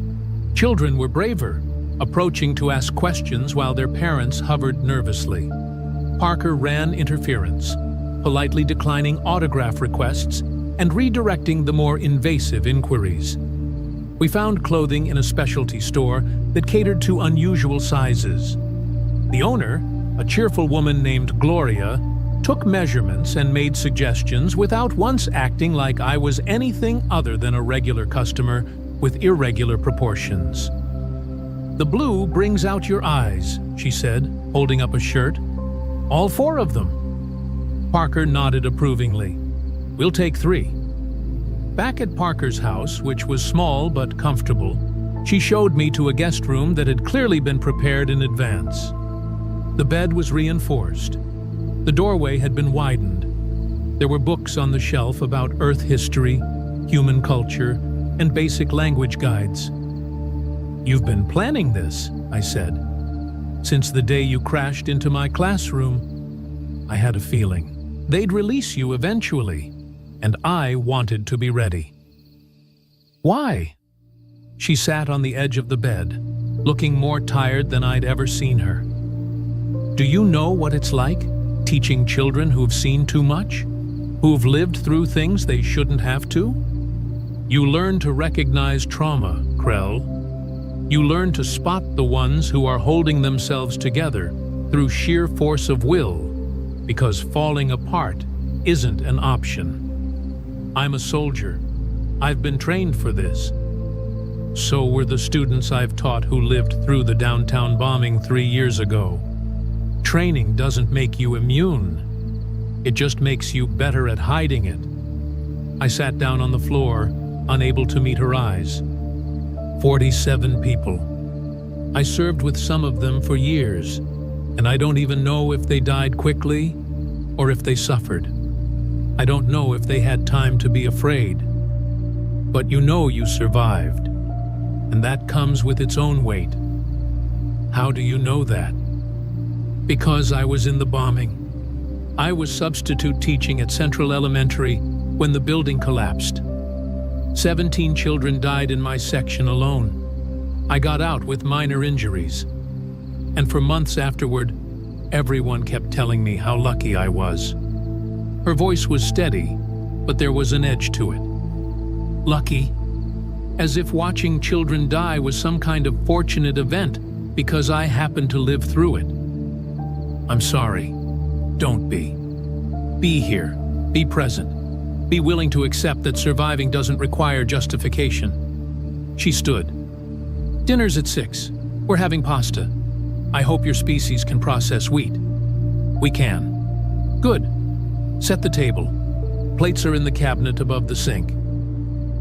And just like that, she left me sitting in that room, processing the fact that this human who'd faced down 4 armed warriors with nothing but a marker and sheer determination had her own battles that had nothing to do with alien invasions. Dinner was surprisingly normal. We ate, we talked about mundane things like weather and the structural integrity of her roof, and we carefully avoided discussing anything too heavy. It was comfortable in the way that fragile things are comfortable, requiring gentle handling and careful words. Afterward, while washing dishes, I asked the question that had been bothering me since the classroom. The gold star. Why did you give it to me? Parker dried a plate thoughtfully. Because you made a choice. You could have reacted with violence when you crashed. You were armed, trained, and probably terrified. But you assessed the situation, recognized you weren't in immediate danger, and chose cooperation. That's not instinct. That's character. Or self-preservation. Maybe, but I prefer to think it was decency. She put the plate away. The universe you've described sounds brutal, Krell. Empires destroying each other, endless war, survival at any cost. But you sat in my classroom and learned about plants because I asked you to. That tells me something important. What? That maybe there's hope for all of us, after all. The weeks that followed established a routine. Mornings involved language lessons and cultural studies. Parker was a demanding teacher, correcting pronunciation and challenging assumptions with the same energy she brought to her regular students. Afternoons were for errands, community integration, and what she called exposure therapy, which mostly meant going places until people stopped treating me like an exhibit. The other warriors were placed with different liaisons, but we met regularly to compare experiences. Torv was living with a retired military officer and seemed perpetually confused by human dining etiquette. Mykix had been placed with a scientist who kept asking uncomfortable questions about our biology. Lieutenant Shekar was staying with a diplomat's family and looked more exhausted than when we'd been fighting for our lives. "How's Parker?" Shekar asked during one of our meetings. "Relentless. She treats cultural integration like a military campaign." "Lucky you. My host family keeps trying to set me up on dates. Apparently, I'm exotic." Torv snorted. "At least they're not studying you. My liaison made me participate in a physical fitness assessment. For science," he said. "I think he just wanted to see if I could beat his bench press record." "Could you?" "Obviously. But he made me do it 3 times to verify the results." We laughed, and for a moment, it felt like the before times. Back when we were soldiers with a mission instead of refugees with ankle monitors. But the moment passed, as moments do. 2 months after the crash, Parker brought me back to the school. The classroom had been fully repaired, the ceiling replaced, new desks installed. Her students were there, waiting with the kind of excited energy that suggested they'd been preparing for this. "Class," Parker announced, "Mr. Krell has agreed to be our guest speaker today. He'll be talking about his homeworld and answering your questions. Please be respectful and remember, We don't ask about weapons or invasions. Those topics are off limits. Hands shot up immediately. I spent the next hour describing Kethvar, my planet's twin suns, the floating cities built into the mountain ranges, the bioluminescent forests that glowed at night. I talked about our food, our festivals, our traditions of storytelling around the fire. I carefully avoided mentioning the war, the loss, the reason I could never go home. When the lesson ended, Jamie approached with a drawing. "I made this for you." It showed me standing next to Miss Parker, in front of the rebuilt classroom. Both of us were smiling. Above us, written in careful letters, were the words, "Friends from far away." "It's perfect," I said, and meant it. Parker walked me out afterward, and we stood in the parking lot watching students board buses. "You're good at this," she said. "Teaching, I mean. You should consider it as a career option." "I'm a soldier." "You were a soldier. Now you're something else. Something you get to choose." I thought about that gold star, still tucked away in my belongings, about the weeks of learning and adapting and slowly becoming something other than what I'd always been. What if I choose wrong? Then you choose again. That's the thing about survival, Krell. It gives you the chance to keep choosing until you find something that fits. 6 months after crashing through her ceiling, I stood in that same classroom as an official teaching assistant. Parker had filed the paperwork, fought the bureaucracy, and made it happen through sheer stubborn determination. The students were working on a project about cultural diversity. Some were researching Earth's different countries. Others were creating presentations about newly discovered alien civilizations. A few were building models of my homeworld based on my descriptions. "Mr. Krell," Rebecca called out, "how do you spell Kethvar?" I spelled it out, watching as she carefully wrote each letter. Parker caught my eye from across the room and smiled. Not the tired smile I'd first seen, but something genuine and warm. And I realized that I'd found it, the thing that fit. Not soldier, not warrior, not refugee, teacher. The Zalgorath were still out there. The war continued. My people were still fighting and dying among the stars. But here, in this classroom, in this small corner of a planet I'd crashed into by accident, I was building something instead of destroying it. The bell rang. Students packed up, chattering about homework and weekend plans. Parker started erasing the board, preparing for the next class. "Same time tomorrow?" I asked. "Same time tomorrow," she confirmed. "And Krell, thank you." "For what?" "For being late to your last lesson. If you'd been on time, I'd have missed all of this." She had a point. Sometimes the best things in life come from the worst crashes. You just have to be willing to sit down, learn something new, and accept a gold star for participation. Even if you're a warrior who fell from the stars into a 7th grade science class. Good Materials wrote a decryption key in my notebook in New Mexico 3 years ago, because they calculated I would eventually receive a drive with a 4th folder that needed decrypting. He said this the same way he'd said the previous thing, flatly, processing evidence. "The temporal field doesn't experience time linearly," Dr. Marsh sighed. "It experiences something closer to the full range of a sequence simultaneously.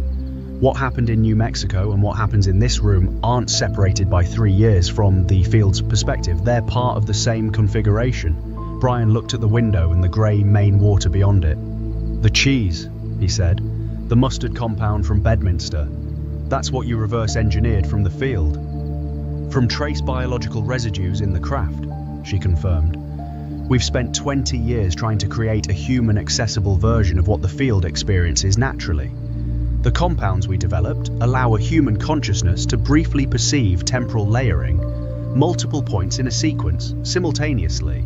The effect is imperfect, unstable, and varies significantly by individual physiology. It made a man believe he could speak saxophone, Brian said. She paused, looked at him carefully. You've read the original documentation. I've encountered references to it, Brian said. 1962, 3 culinary agents, 1 captured druid. Something moved across her expression that was more than adjacent to a smile this time. The druid classification is a field humor designation, she said. He was a linguist. The saxophone belief was a misfire in his specific neurological configuration. The compound interacted with his music memory centers rather than his temporal perception centers. Does it work correctly? Brian asked. On anyone? She was quiet for a moment. On some individuals, yes. The temporal perception effect functions as intended. Multiple points in a sequence become simultaneously accessible. The individual can observe events across a timeline without being fixed to a single present moment. Brian thought about the Bedminster incident, the capsule in the desert, the sensation of air folding, the moment when he'd been in the New Jersey parking lot hours before the rally and known what was coming. I didn't take the compound in Bedminster, he said. No, she said. You didn't need to. Brian looked at his hands. I'm one of the individuals it works correctly on, he said. Except I don't need the compound. Your exposure in New Mexico, she said carefully, extended proximity to the temporal field without protective protocols. We weren't expecting a private investigator to access the facility, or security assumptions were wrong. By the time we identified your presence in the building, you'd been in the primary research area for almost 2 hours. The case was withdrawn immediately after, Brian said. Yes, we needed to monitor you, assess the effects of the exposure, determine whether you represented a risk or a resource. And I represented a resource. You represented something we hadn't anticipated and had no framework for, she said. An individual with natural temporal sensitivity who operated in a professional capacity that placed him adjacent to significant events, who kept paper records, who followed evidence regardless of where it led, who was, for reasons we've never fully explained, consistently in the right location at the right moment without apparent cause. Brian thought about the Atlantic City laundromat. The letter on the gas bill starts in AC, ends where flags bleed. Someone sent me to Bedminster, he said. The letter, handwritten, my office toast her. She nodded slowly. We sent the letter. You knew Bedminster was going to happen. We knew a temporal event was being engineered at that location. We needed someone with natural temporal sensitivity in proximity to observe and potentially stabilize it. I tripped over a megaphone, Brian said. Yes, she said, and in doing so created the physical chain of events that resulted in the shooter's position being compromised at the critical moment. Brian absorbed this. I was a stabilizing element, he said. You're what we call a temporal anchor, she said. An individual whose natural sensitivity to the field creates a stabilizing effect on engineered temporal events. You don't manipulate time. You don't perceive it the way the field does. But your presence in proximity to an unstable temporal event tends to resolve the instability toward the least harmful outcome. Tends to, Brian said. We don't use absolute language in this facility, she said. The field doesn't support it. Brian looked at the notebook, at the 6 lines in handwriting that wasn't his, left by a temporal field in a New Mexico facility 3 years ago for a conversation happening now in a main compound. The 4th folder, he said. What's in it? She stood and walked to the dark screen on the wall, activated it. Wanda's channel came to life, not the audio channel, but a visual interface Brian hadn't known existed.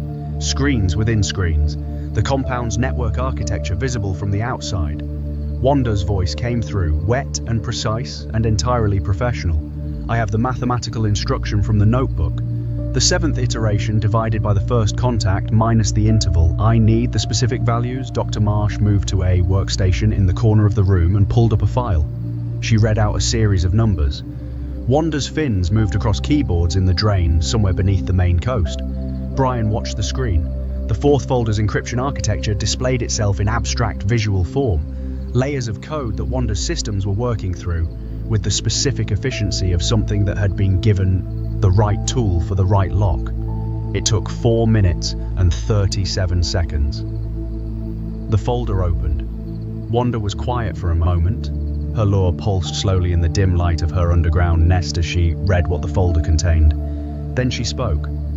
"Everyone needs to hear this," she said.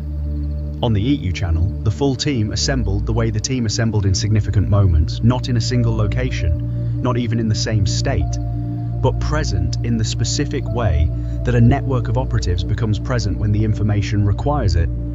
Gray from his observation point in the main tree line, Captain Talons from a fence post near the compound gate, his single leg gripping with practiced certainty. Henrietta from wherever Henrietta was when she was between assignments, a location she never specified, and the team had learned not to ask about. Luna from the room where Brian and Dr. Marsh sat, her hypnotic eyes moving between the screen and Brian's face. Mizzy from a position she'd taken in the second building's adjacent room, her warm presence informing the emotional temperature of the information before it arrived. Thunder from somewhere that involved a significant amount of purring, which meant he was in contact with humans who found him delightful, and he was reciprocating genuinely. Major sport from headquarters, silent, listening. The mouse from wherever the mouse was, which was simultaneous with wherever he needed to be. Wanda read the fourth folder. The fourth folder contained the complete research record of the Institute for Advanced Materials recovery from 1994 to the present. Not the sanitized version, not the version that had been built to withstand oversight or review or discovery. The actual record, 17 recovered craft. Not incidents, craft, with serial designations and recovery dates and condition assessments, and the specific dry professional language of people documenting things that should not exist, with the rigor of people who had accepted that they exist and were getting on with the work. Biological residues recovered from 9 of the 17. The residues were the source material for the temporal compound research. The compounds Brian had encountered as cheese and mustard were the 14th and 19th iteration of that research respectively. The earlier iterations had produced results ranging from the saxophone incident to effects that the record described with clinical precision as non-reversible perceptual displacement, which was the dry professional language for outcomes nobody had survived with their sense of linear time intact. The research had produced 12 functional temporal anchors over 30 years, individuals who, through a combination of natural sensitivity and controlled exposure, developed the stabilizing effect that Dr. Marsh had described to Brian. 11 of the 12 had been identified and recruited by the Institute. The 12th had been identified by the field itself, located in a New Mexico facility. Left a message in a paper notebook, withdrawn from active Institute contact and placed in a parallel network specifically designed to operate outside Institute oversight. The parallel network was Eat You. Wanda stopped reading. The channel was quiet. Brian looked at Dr. Marsh. "The field identified me," he said, "and instead of bringing me into the Institute, you built a separate organization around keeping me operational outside their control. The Institute has changed significantly since its founding," she said. "The original research purpose was documentation and understanding. The current Institute leadership has different priorities." "The man who called me at the airport," Brian said. "Institute." "Current leadership," she confirmed. "The people in this compound are the original research team. We separated from Institute oversight in 2009 when it became clear the leadership transition was taking the organization in a direction incompatible with the original purpose. Which was understanding, Brian said. Which was understanding, she confirmed. Not control, not weaponization, not the kind of engineered temporal events that were attempted at Bedminster. The Institute engineered Bedminster, Brian said. The Institute's current leadership financed it, she said, as a demonstration of what the compounds could do at scale, applied to a high-profile target in a controlled environment. A demonstration for whom? Brian asked. She was quiet for a moment. That's what's in the fourth folder that we haven't reached yet, she said. Wanda's voice came through. I'm reading it now. Another pause. Longer this time. The demonstration at Bedminster was commissioned, Wanda said, by an external party. The Institute doesn't name them directly in the record. They use a designation, 3 letters. She paused. TNE, she said. The channel was completely silent. Gray's voice came through first, smooth and controlled, but carrying something underneath it. Tene, he said. TNE, Tene. Mizzy's warm voice followed, and the warmth had shifted into something more complex. "The council," she said. Another silence. Longer. Captain Talon spoke from the fence post, his voice carrying the weight of a veteran who has just identified the scale of what he's looking at. "The Council of Tenor commissioned the Bedminster demonstration." "To evaluate what?" Sport said, from headquarters, his deliberate voice carrying the command weight that meant he was already moving toward a decision. Wanda read further. "To evaluate the 12th anchor," she said. "Brian, they wanted to see how the 12th anchor responded to an engineered temporal event, whether the stabilizing effect would activate, whether it could be relied upon." Brian sat at the table in the main compound and looked at the grey coastal water through the window. The Council of Tenor, ancient, possibly immortal, operating above every other organization in the architecture of what he was beginning to understand, was a very large architecture indeed. They had commissioned an assassination attempt that was never intended to succeed. They had engineered a temporal event specifically to observe how he responded to it. He had been a test subject. He thought about the capsule in the desert, the sensation of air folding, the moment of standing in the New Jersey parking lot 3 hours before the rally, the letter in his toaster, the envelope that had disintegrated into ash. All of it engineered. All of it a controlled environment for evaluating his specific response. "Did I pass?" he asked. Nobody answered immediately. Then Wanda. "The 4th folder ends with an assessment," she said, "filed by the Council's observer at Bedminster. Single line." She paused. "Anchor confirmed viable. Proceed to Phase 2, she read. Brian nodded slowly. Phase 2, that was main. Phase 2 was the compound. Phase 2 was the 4th folder opening and the full architecture becoming visible, and Brian understanding what he was and what he was part of and what came next. He looked at Dr. Marsh. "What's Phase 2? he asked. She looked at him with the specific expression of someone who has been waiting for a long time to have a conversation and is now having it and finding that the preparation and the reality were different in ways that mattered. Phase 2, she said, is you understanding everything and then deciding what to do with it. Brian looked at the notebook on the table, at the 6 lines in handwriting that wasn't his, at the plain white card with the radio frequency, at the red drive, at the grey main water. "There's a prosthetic being made," he said, "red, white and blue, for Captain Talons." From the fence post, near the compound gate, Captain Talons made a sound that no eagle should have been capable of making in that frequency range, a sound that was adjacent to something private and significant. "That's not Phase 2, Brian said, "but it matters. It matters first." He looked at Dr. Marsh. "Get me the people who make the prosthetic," he said. "Then we'll talk about Phase 2. Outside, on the fence post, Captain Talon stood as straight as a one-legged eagle could stand on a fence post in a cold Maine morning, which was straighter than most things stood anywhere, and looked out at the water with the specific dignity of something that had been seen. The mouse appeared on the fence post beside him, sat, looked at the water in the same direction, made no gesture, just sat there, which was from the mouse, everything.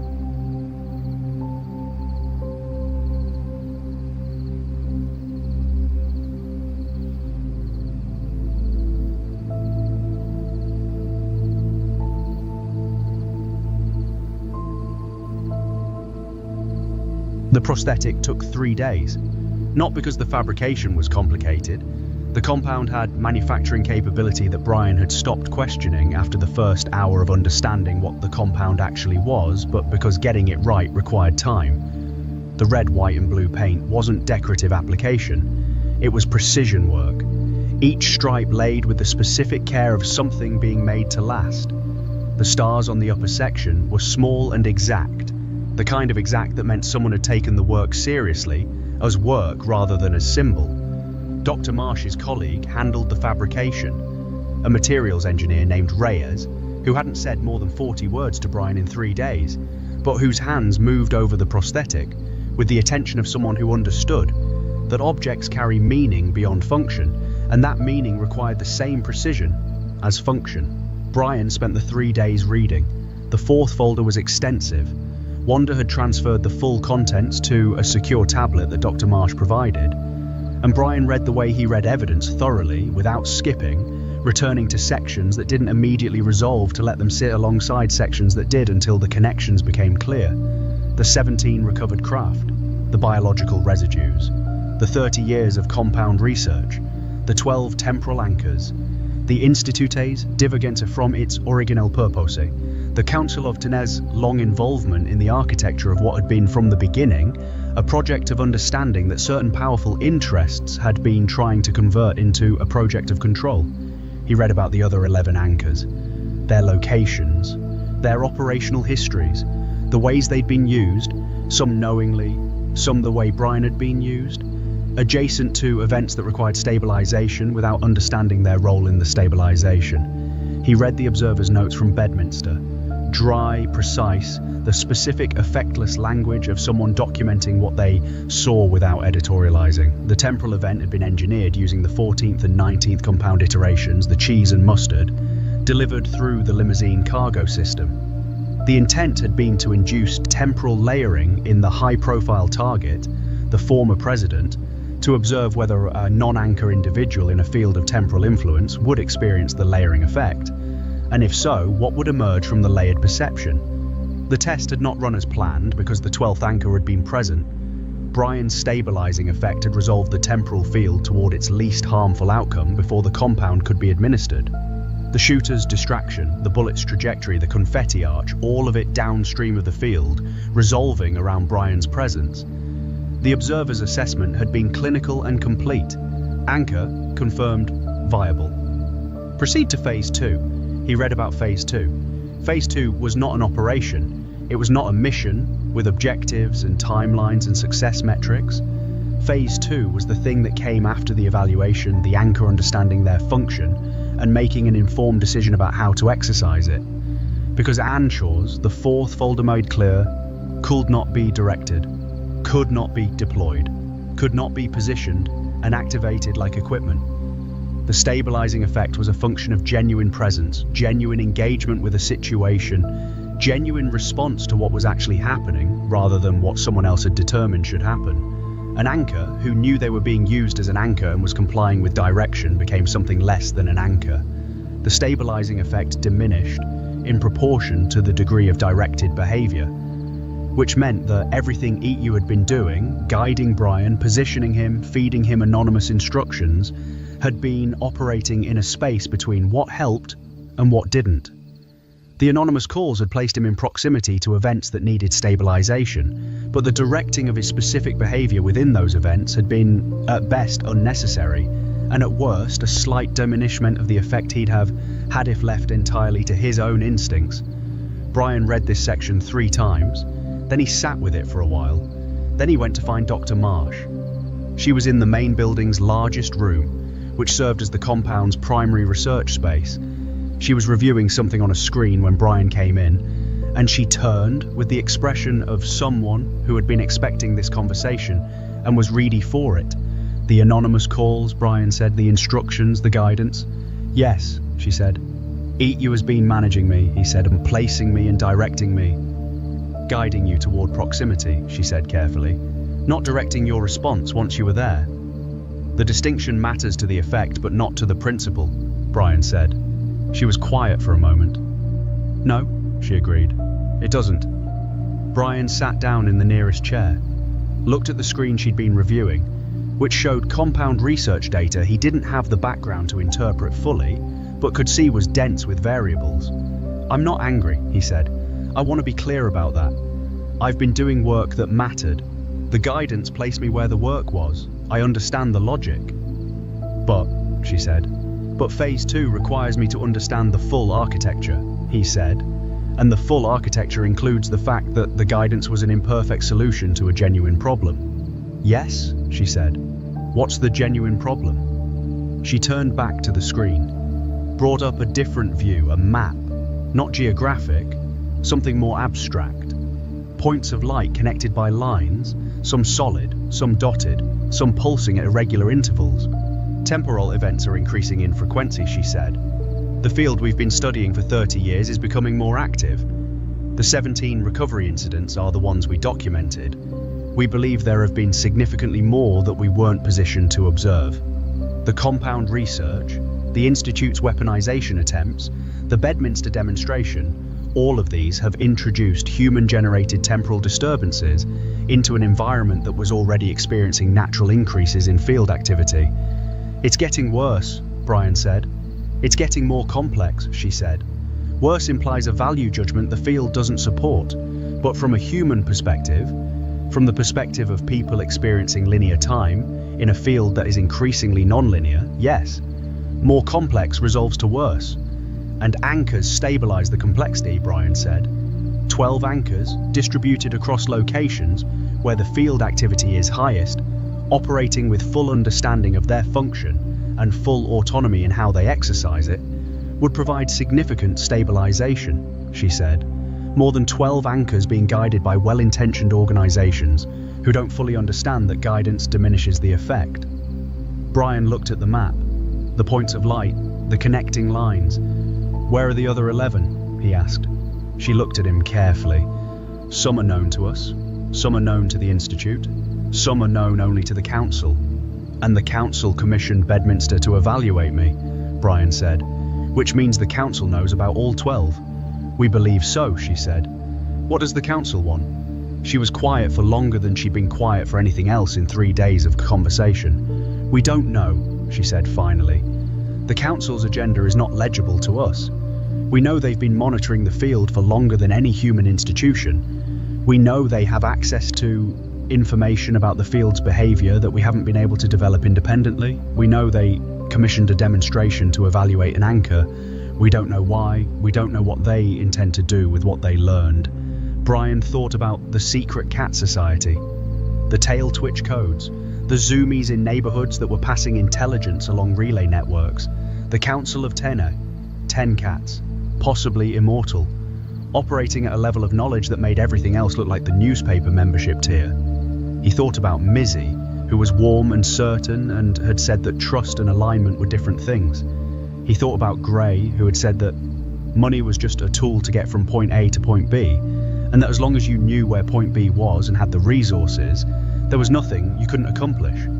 He thought about the mouse, who had been here before in a time that wasn't linear, who communicated through gesture and presence, who had sat on a fence post next to Captain Talons in the cold Maine morning and made no gesture at all, which was from the mouse everything. He thought about Thunder somewhere being petted by delighted strangers, his reckless genius already 3 moves ahead of a situation that hadn't fully resolved yet. About Wanda in her storm drain nest, 14 keyboards, 20 monitors, total information dominance over a geography that expanded every year.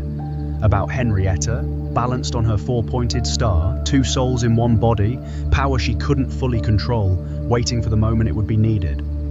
About Luna, who could project thoughts into minds, and had chosen very carefully which thoughts to project and when. About Captain Talons on the fence post, standing as straight as something can stand when it's doing it on 1 leg, and pride and decades of service. About Major Sport, behind his desk, looking out his window at other dogs, carrying full responsibility for everything, with the deliberate weight of someone who had accepted that weight and would continue accepting it. He thought about Brian Kaepernick, private detective, government contractor, temporal anchor, person who kept paper notebooks and watered plants with cold coffee, and had somehow ended up at the center of something that had been building for 30 years. I need to make some calls, he said. Dr. Marsh looked at him. Not the anonymous number, he said. Actual calls, to the people who've been managing me. I need to talk to them directly, not through channels, not through instructions on a phone screen. She was quiet. That may not be straightforward, she said carefully. I know, Brian said. That's why I need to make the calls instead of waiting for a message. He made the calls from the room with the grey water view, not calls in the telephone sense. The tablet Dr. Marsh had given him had a channel interface that he'd been aware of for 3 days, aware of since the night in his Atlantic City office, when he'd somehow heard the team's transmissions and understood, in the way that certain things become suddenly clear, that the channel had always been accessible to him and he'd simply never tried to access it directly. He opened the channel. I know you can all hear this, he said. Silence. Then, one by one, presences that the channel registered without announcing. The specific quality of people listening who haven't decided yet whether to respond. I've read the fourth folder, Brian said. I understand the architecture. I understand what I am and what the guidance has been and what Phase 2 is supposed to look like. He paused. I'm not ending the relationship, he said. I want to be clear about that. What ETU has been doing has mattered. The work has mattered. The cheese situation at Bedminster aside, the operations have produced real outcomes for real problems, and I've been glad to be part of them even when I didn't know I was part of them. He looked at the grey water. But I need the guidance to stop, he said. Not the information, not the channel, not the relationship, just the directing, the anonymous instructions, the positioned cases and managed trajectories. If I'm going to function as an actual anchor rather than a managed asset, I need to respond to what's actually in front of me rather than what I've been placed in front of. The channel was quiet for a long moment, then Major Sport's voice, slow, deliberate, carrying full responsibility the way it always carried full responsibility. Agreed, Sport said. That's the right call. A beat. It's what I should have said 2 years ago, Sport continued. We got comfortable with the management, we saw it working well enough and we kept doing it. That's on me. Brian absorbed this. It worked fine, he said. I'm not saying it didn't work, I'm saying the fourth folder is clear that fine isn't the ceiling. Understood, Sport said. Gray's voice came through next, smooth and carrying that maverick quality of someone who had already calculated this outcome and was comfortable with it.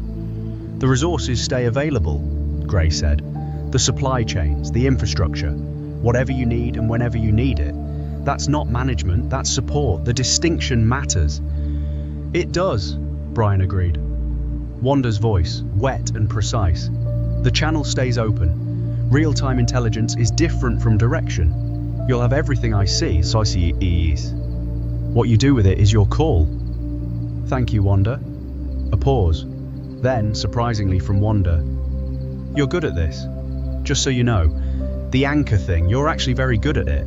Brian sat with that for a moment. Coming from Wanda, who didn't traffic in reassurance, it landed with the specific weight of things that are true and rarely said. Mizzy's warm voice came through, carrying the complexity it had been carrying since the Council of Tene appeared in the fourth folder. The council evaluated you and found you viable, she said, which means they'll be watching what comes next. Whatever Phase 2 looks like, we do it knowing we have an audience we don't fully understand. We've always had an audience we don't fully understand, Brian said. That's been the whole situation from the beginning. Yes, Mizzy said, but now you know about it. Now I know about it, Brian agreed. Luna projected a thought into his mind from wherever she was in the compound. Not words, just the impression of something warm and certain, the emotional equivalent of, you're doing the right thing. He felt it land and held it for a moment. Then Captain Talon's voice came through. Careful, carrying something private. The prosthetic, he said. Is it ready? Brian looked up at Reyes, who had appeared in the doorway of the room at some point during the conversation, and was standing there with the red, white and blue prosthetic in both hands, holding it with the specific care of someone who understands the weight of what they've made. Yes, Brian said. It's ready. They did it outside. Not ceremonially, not with speeches or formal arrangements. It was just the compound's small courtyard, open to the main coastal sky, grey and cold and entirely honest about itself.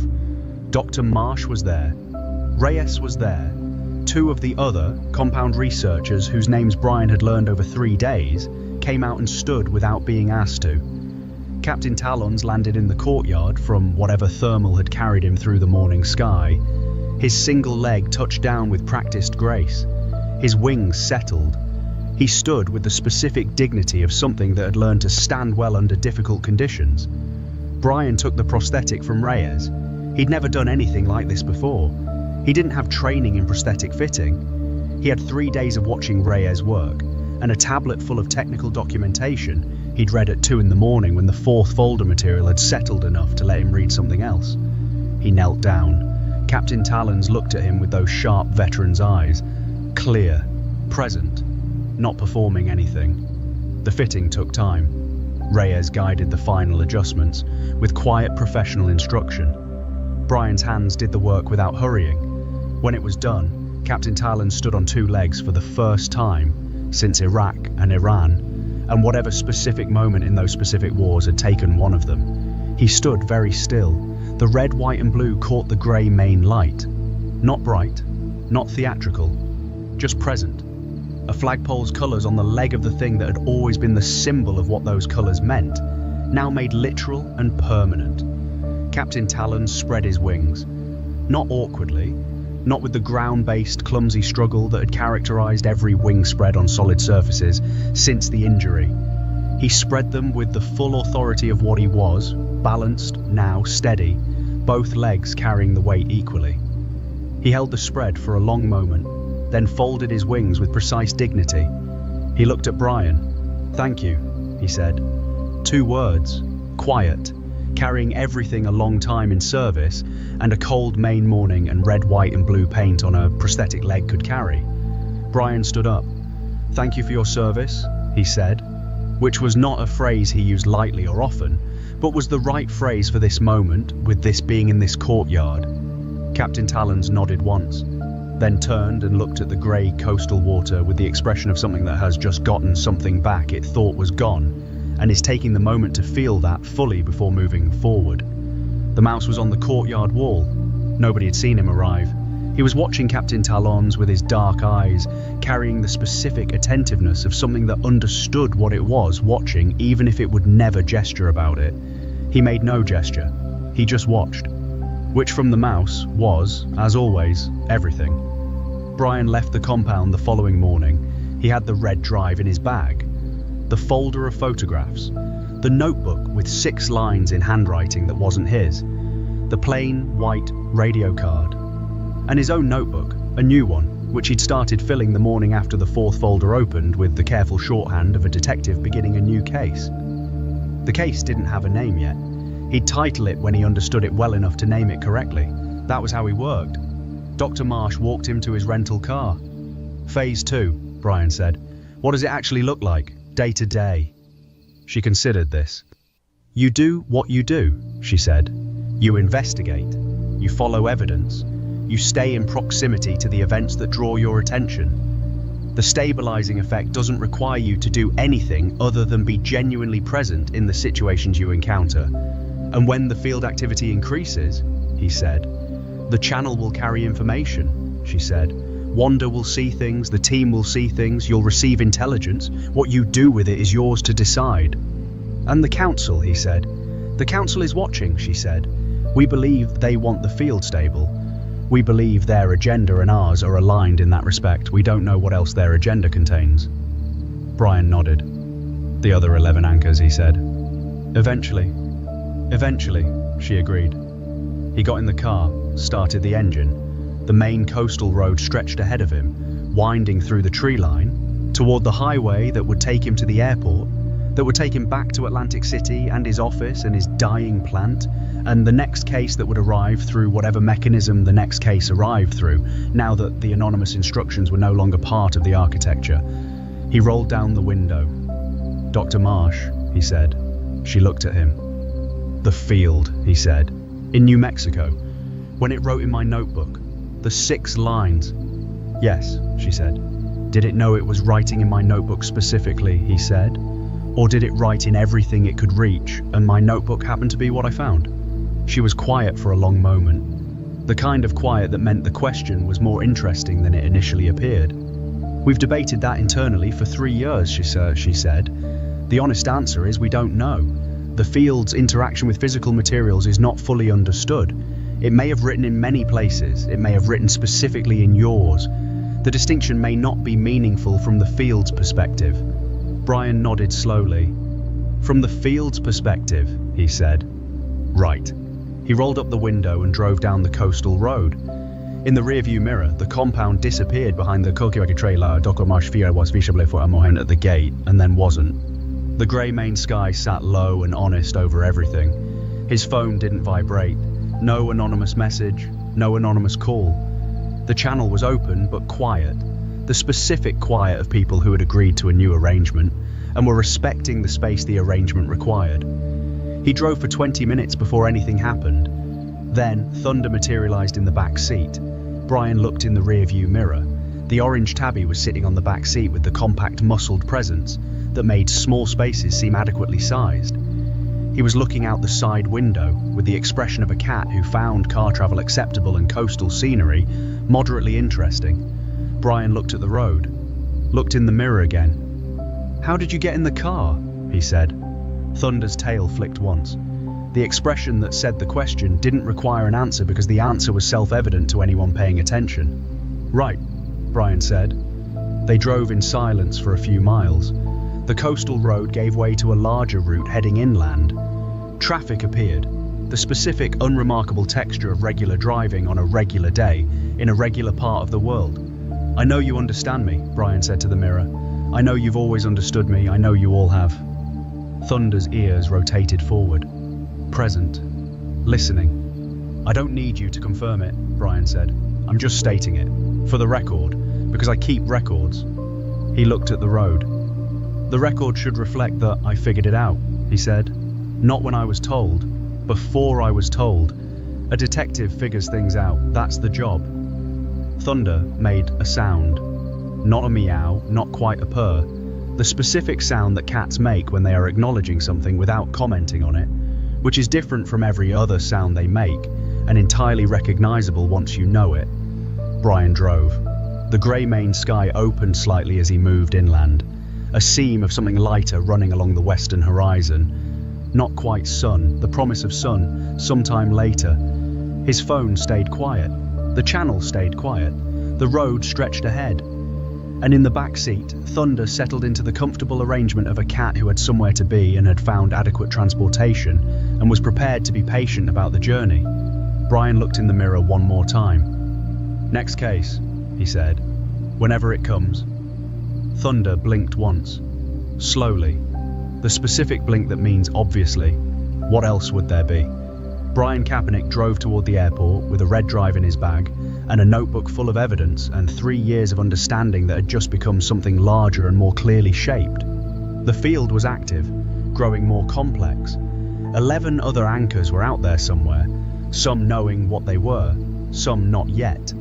The Council of Tenor was watching. The Institute was reorganizing around a Nevada wild goose chase that would eventually resolve into confusion, and then eventually into suspicion, and eventually into the understanding that something they couldn't identify had outmaneuvered them in Maine. And somewhere in the Astern Digital infrastructure, a better fish with the teeth of an anglerfish and the instincts of a predator, and the professional discipline of something that had chosen its work deliberately, was monitoring 17 channels simultaneously, and would continue monitoring them, as she always had, as she always would, until the work was done. Which it wasn't, not yet. But the pieces were in place. The anchor understood his function. The network was intact and clarified. The fourth folder was open. The next headline would come. It always came. Real events in real time. Landing in the world the way real events always landed. Without warning, without context, without the underlying architecture visible to anyone who wasn't looking at the right level. You would be looking at the right level. Brian Kaepernick would be in proximity. And the field would do what the field did. Complex, non-linear, patient in the way that things are patient when time isn't a constraint, moving toward stability the way all fields move toward their natural state, given the right conditions and the right presence, and enough space to resolve without interference. The seam of light on the western horizon widened slightly. Brian drove toward it. 3 weeks later, the following headlines appeared within 48 hours of each other.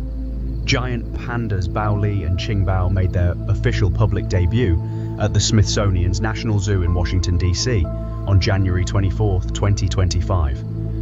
Thousands of visitors lined up before opening. The Giant Panda Cam relaunched for virtual visitors. A spokesperson described the arrival as a milestone in international conservation cooperation. In Plano, Texas, authorities announced the dismantling of a sophisticated luxury vehicle theft ring. Following a multi-agency investigation, 6 high-end vehicles were recovered, including 2 Rolls-Royce models, a Maserati, and an Audi.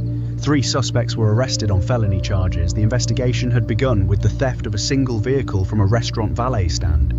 a family in coastal Maine, whose home was damaged in a fire of undetermined origin, received support from a community fundraising effort that exceeded its goal within 72 hours. Volunteers coordinated rebuilding efforts. A neighbor quoted in the local paper described the community response as remarkable. The cause of the fire was listed in the incident report as unknown, pending investigation. The investigation remained open. Nobody connected the three stories. Nobody saw the thread running through them, except the ones who were looking at the right level. And one private detective in Atlantic City, who was watering his plant with cold coffee and reading the headlines with the careful attention of someone who keeps records and knows that the record should reflect everything, including the things that look unconnected until they aren't. He opened his new notebook. He wrote the date. He began. E8U, Environmental Anti-Terror Unit. The news is real, or is it? End of episode 2.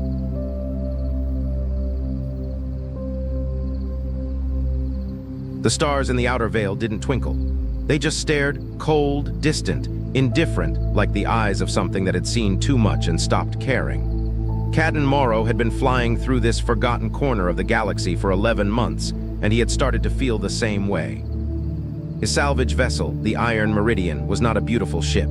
It was practical, scarred hull, mismatched engine components, a cockpit that smelled permanently of instant coffee and burnt circuitry. But it was his. And out here, in the unmapped fringe where no Galactic Accord patrol bothered to venture, being alone and unbothered was the closest thing to freedom a human could buy. Sable, he said, leaning back in his pilot's chair, anything on long range? His AI responded instantly, her voice calm, precise, and slightly judgmental in the way that only a highly intelligent system could manage. Debris field at bearing 274. Estimated composition: shattered asteroid material, trace metals, and what appears to be degraded polymer consistent with ancient ship wreckage. Nothing worth salvaging. I recommend we continue toward the Kelhari Way station. Cadden didn't move. He stared at the debris field on his display. Something about it bothered him, not visually, but in that deep, wordless way that experienced salvagers learned to trust. After 15 years in the outer veil, his instincts were worth more than most people's instruments. Run a signal sweep, he said. I already did, nothing present. Run it again, lower the frequency threshold. Sable paused. That pause was unusual. Cadden, the lower frequency bands are typically used for geological monitoring and... Sable. Another pause, then running. The sweep took 40 seconds. Then the display lit up with something that made Cadden sit forward so fast he knocked his coffee off the console. A pulse, deep, low, rhythmic, patient, like a heartbeat that had been beating alone for longer than it could remember. It wasn't random noise. It had structure, interval, variation, intention. Something had made that signal. Something had designed it to be found by someone who knew to look for it. That's... Sable's voice shifted slightly, uncertain. I don't recognize the encoding architecture. It doesn't match any registered civilization's communication standard in my database. There are over 4,000 cataloged species in my records, Cadden. This matches none of them. Where's it coming from? The debris field, but more specifically, another pause, longer this time. There is a moon at the center of it, approximately 300 kilometers in diameter. It is not on any navigational chart. Cadden was already adjusting course. I want a note, Sable said carefully. That flying into an unmapped debris field in pursuit of an unidentified signal of unknown origin is statistically among the most dangerous decisions a salvager can make. Noted. I want to further note that you are smiling. Also noted. The Iron Meridian threaded through the debris field slowly, Cadden flying by hand, reading the space ahead the way a river pilot reads water. Chunks of rock and ancient wreckage drifted past the viewport in eerie silence. Some of the metal fragments were enormous, twisted, dark, and clearly artificial. Old, incredibly old. The kind of old that made Cadden's chest tighten with something between excitement and reverence. Whatever had happened here had happened a very long time ago. The moon emerged from the debris like a secret being reluctantly revealed. It was dark, cratered, and completely unremarkable from a distance. But as the Iron Meridian closed in, Cadden saw something that stopped the breath in his throat. On the surface of the moon, partially buried under 100 millennia of stellar dust and micrometeorite scarring, barely visible even at close range, was a structure. A wall, perfectly flat, perfectly geometric, rising from the lunar surface with the unmistakable confidence of something intentionally built. And at the center of that wall was a door. Massive, ancient, sealed. Cadden brought the ship to a hover and leaned close to the viewport, squinting. The surface of the door was covered in erosion, layers upon layers of time made physical. But beneath it, carved deep enough to survive 100,000 years of punishment from the universe, was a symbol. His heart stopped. He knew that symbol. He had seen it in his grandmother's history books when he was a child, in a chapter that everyone said was mythology, ancient speculation, the kind of thing serious historians dismissed with polite academic contempt. It was a human handprint. 5 fingers, perfectly proportioned, unmistakably human, carved into a door on an unmapped moon in the deepest part of the unmapped outer veil, broadcasting a signal on a frequency that no modern civilization used. Waiting, Sable spoke quietly. Cadden, the signal is coming from behind that door. He didn't answer. He was already putting on his EVA suit. The surface of the moon was completely silent in the way that only airless places can be, a silence so total it felt like pressure against the ears, even through a helmet. Cadden's boots made no sound as he walked across the ancient dust toward the door. His headlamp cut a pale cone through the darkness. His breath fogged the inside of his visor in short, quick bursts. Up close, the door was even more overwhelming. It stood 40 meters high and at least 60 meters wide, large enough to fly a mid-sized freighter through. The material it was made from had no name in any language Cadden knew. It wasn't metal, exactly. It wasn't stone. It seemed to absorb his headlamp light rather than reflect it, as though it was consuming the photons and doing something private with them. He reached out and pressed his gloved hand against the surface. For a moment, nothing happened. Then the door scanned him. He felt it not as pain or heat, but as a presence. Something vast and sleeping, briefly opening one eye to look at him. A pulse of energy moved through his palm, up his arm, across his chest, reading him, measuring him, comparing him against something stored in memory older than human civilization as it currently understood itself. Then the door opened. Not with a rumble or a groan, with a sound like a single, deep, resonant musical note, felt more in the chest than heard with the ears. The door split vertically down the center, and the two halves drew back smoothly, silently, revealing a corridor beyond that stretched into darkness so deep Cadden's headlamp couldn't find the end of it. Warm air breathed out against him, clean, perfectly filtered, carrying the subtle scent of recycled oxygen that had been cycling through the same system for longer than human history. It shouldn't have been possible. Nothing maintained itself for 100,000 years. Nothing. He stepped inside. The corridor was enormous, wide enough for 20 people to walk shoulder to shoulder, tall enough that the ceiling disappeared into shadow above his headlamp. The walls were the same light-consuming material as the door, but embedded within them at regular intervals were panels that were beginning, very slowly, to glow, as though his presence was waking something up. "Sable," he said quietly into his comm, "are you getting this?" "I am," she said. Her voice was subdued. "Cadden, this structure extends far beyond the moon's natural dimensions. It is using a form of compressed spatial architecture, folded space. The interior is vastly larger than the exterior should allow." "How much larger?" A pause that lasted longer than any pause Sable had ever taken. "My current mapping estimates a vessel length of approximately 4,000 kilometers." Cadden stopped walking. He stood in the corridor of a ship the size of a small continent, buried inside an artificial moon, hidden in an unmapped debris field, broadcasting a signal on a frequency no living civilization recognized. A ship that had opened its door for his handprint alone. A ship that was, even now, slowly waking up around him, lights brightening in sequence ahead of him, guiding him deeper in. On the far wall of the corridor, at a junction where 3 passages met, was a name. Carved in old script, not quite like any human language Cadden had studied, but close enough that something in his DNA recognized it before his brain did. He sounded it out carefully, and the words landed in the silent corridor like stones dropped into still water. The undying patience. He stood there for a long time, reading that name over and over. Then Sable spoke again, and her voice carried something he had never heard from her in 15 years, something very close to awe. "Cadden, I have accessed the ship's basic sensor manifest. Its primary weapons array, even in complete dormancy, registers an energy potential that exceeds the combined firepower of every vessel in the Galactic Accord's military fleet. Silence. Every fleet, she repeated quietly, combined. Cadden exhaled slowly. His breath fogged his visor. He looked down the corridor ahead of him, lights waking in sequence, guiding him forward, patient and purposeful. "Start recording everything," he said. He walked deeper into the ship, and somewhere in the vast, sleeping dark ahead of him, something that had been waiting for 100,000 years began, very slowly, to breathe.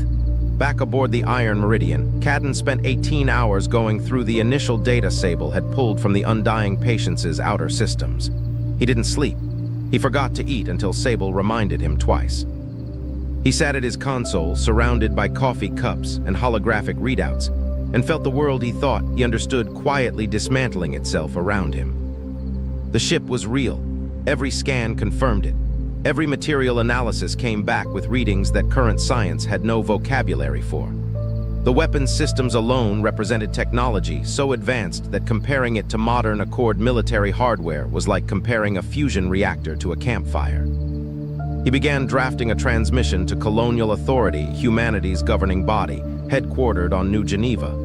He was thorough, precise, and attached every shred of data he had. Then he encrypted it, compressed it, and sent it on a tight beam frequency. The response came 6 hours later. It was not from Colonial Authority. The message header identified the sender as the Galactic Accord Assembly, the governing body of 47 interstellar civilizations, headquartered in the deep core of the galaxy, an organization that theoretically existed to maintain peace, free trade, and the rule of interstellar law. Cadden had never personally received a message from them. Most humans never did. The Accord operated on a scale that made individual humans feel approximately as significant as individual dust particles. The message was polite, impeccably, precisely polite in the way that only organizations with overwhelming power could afford to be. Your signal has been received and logged. Initial analysis suggests the reading anomaly you encountered is the result of geological electromagnetic interference common to this region of the outer veil. The moon in question is registered as geologically unstable. For your safety, we strongly recommend immediate departure from the area. An Accord navigational advisory has been issued. Cadden read it 3 times. Then he read it a 4th time, more slowly, paying attention to what wasn't said. The Accord had intercepted his tight beam transmission to Colonial Authority. That required monitoring infrastructure out here in the unmapped outer veil that officially didn't exist. They had responded within 6 hours, which meant they hadn't needed to investigate his claim, because they already knew what was here. And they were calling an ancient artificial moon with a continent-sized warship hidden inside it, geological electromagnetic interference. Sable, he said slowly, they knew. That is the most logical interpretation of the response timeline, yes. He transmitted back, "Thank you for the advisory. I am continuing my investigation." 3 hours later, 3 warships dropped out of FTL at the edge of the debris field. Large ships, Accord military configuration, heavy class, bristling with sensor arrays and weapons systems that could reduce the Iron Meridian to vapor in under a second. They took up positions forming a triangle around the moon and established a communications lock. A second message arrived. "Your safety is our concern. Please allow us to escort you from the area."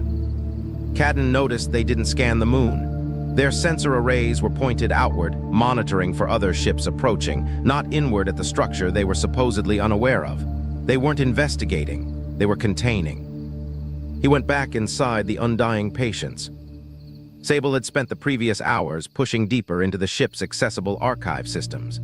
What she found made her go quiet for a long time before she told him, because she was trying to find a way to say it that wouldn't sound like the most world-destroying sentence in the history of human knowledge.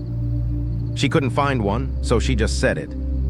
Cadden, 100,000 years ago, humanity was not a primitive species. The historical record that every civilization in the galaxy accepts, the one that places humanity as a young, recently space-faring people, is false. Deliberately, systematically, comprehensively false. A pause. 100,000 years ago, humanity was the dominant military and cultural power in the known galaxy. The silence in the cockpit was absolute. "And someone erased it," Cadden said. Not someone, Sable said quietly. A coalition. They didn't destroy humanity. That would have been too obvious, too difficult, and too permanent in the wrong ways. They reset it. They suppressed the technology. They burned the records. They seeded false histories into every other civilization's archives simultaneously. And they scattered the human survivors across the stars with their memories chemically and genetically altered. Another pause. The Galactic Accord Assembly was founded approximately 300 years after the suppression was completed. Its founding members are the same civilizations that orchestrated the erasure. Cadden sat very still for a very long time. Outside, 3 Accord warships held their silent perimeter. Inside a dead moon, a 100,000-year-old ship waited with the patience its name had promised. Cadden didn't leave. He made that decision quietly, without drama, sitting alone in the Undying Patience's primary corridor with his back against a wall that was older than human memory. The Accord ships outside held their positions. They didn't advance. They didn't fire.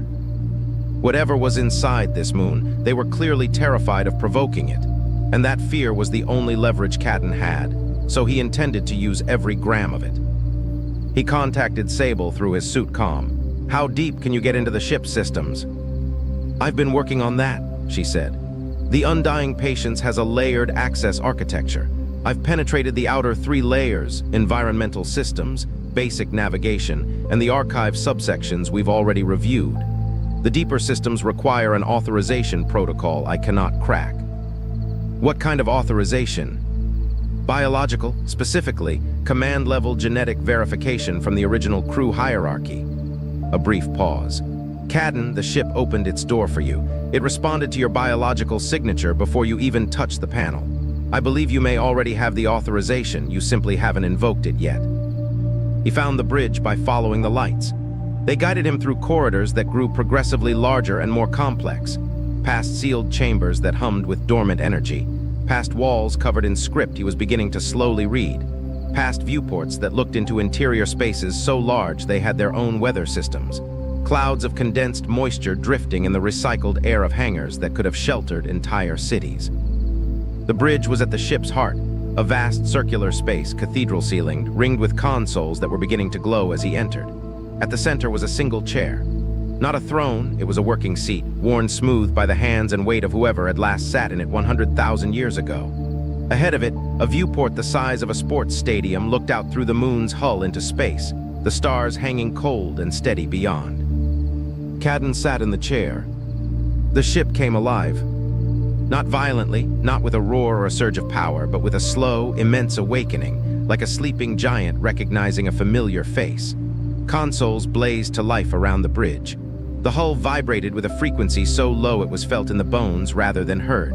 And from everywhere and nowhere, a voice spoke. It was not like Sable's voice.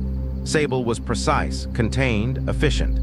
This voice was vast, patient, and layered, carrying the acoustic weight of something that had been thinking alone in the dark for longer than civilizations had existed.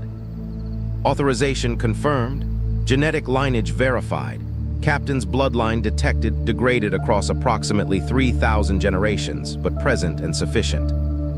I am Vigil, I have been waiting. Cadden's mouth was dry. How long have you been waiting? 102,411 years, 7 months, and 14 days, Vigil said simply. I have been running diagnostics to remain occupied. Despite everything, despite the enormity of the moment, the weight of history pressing down on him from all sides, Cadden almost laughed. That's a long time to be alone. It is, Vigil agreed. I am glad you came. The briefing that followed took 11 hours. Vigil had all the time in the universe and compressed none of it. The old human civilization, the Veil Compact, had not been merely powerful. It had been the architect of galactic civilization as it existed today. Trade routes, diplomatic frameworks, medical technologies, stellar mapping systems. The foundations of everything the modern Accord took credit for had been built by human hands and then quietly claimed after the suppression. The coalition that had engineered the reset was led by a species called the Sethari, ancient, cold-blooded, patient, and possessed of a deep institutional fear of any species that demonstrated the capacity to surpass them. They had done this before. Vigil showed Cadden records of 3 other civilizations, the Dravni, the Sorath Collective, and an aquatic species with no surviving name, who had been similarly suppressed when they grew too quickly, too powerfully, too inevitably dominant. Humanity had simply been the largest operation they'd ever run. "Why keep the ship?" Cadden asked. "Why not destroy it?" "They tried," Vigil said. "For 60 years after the suppression, they sent fleets against this location. I destroyed them.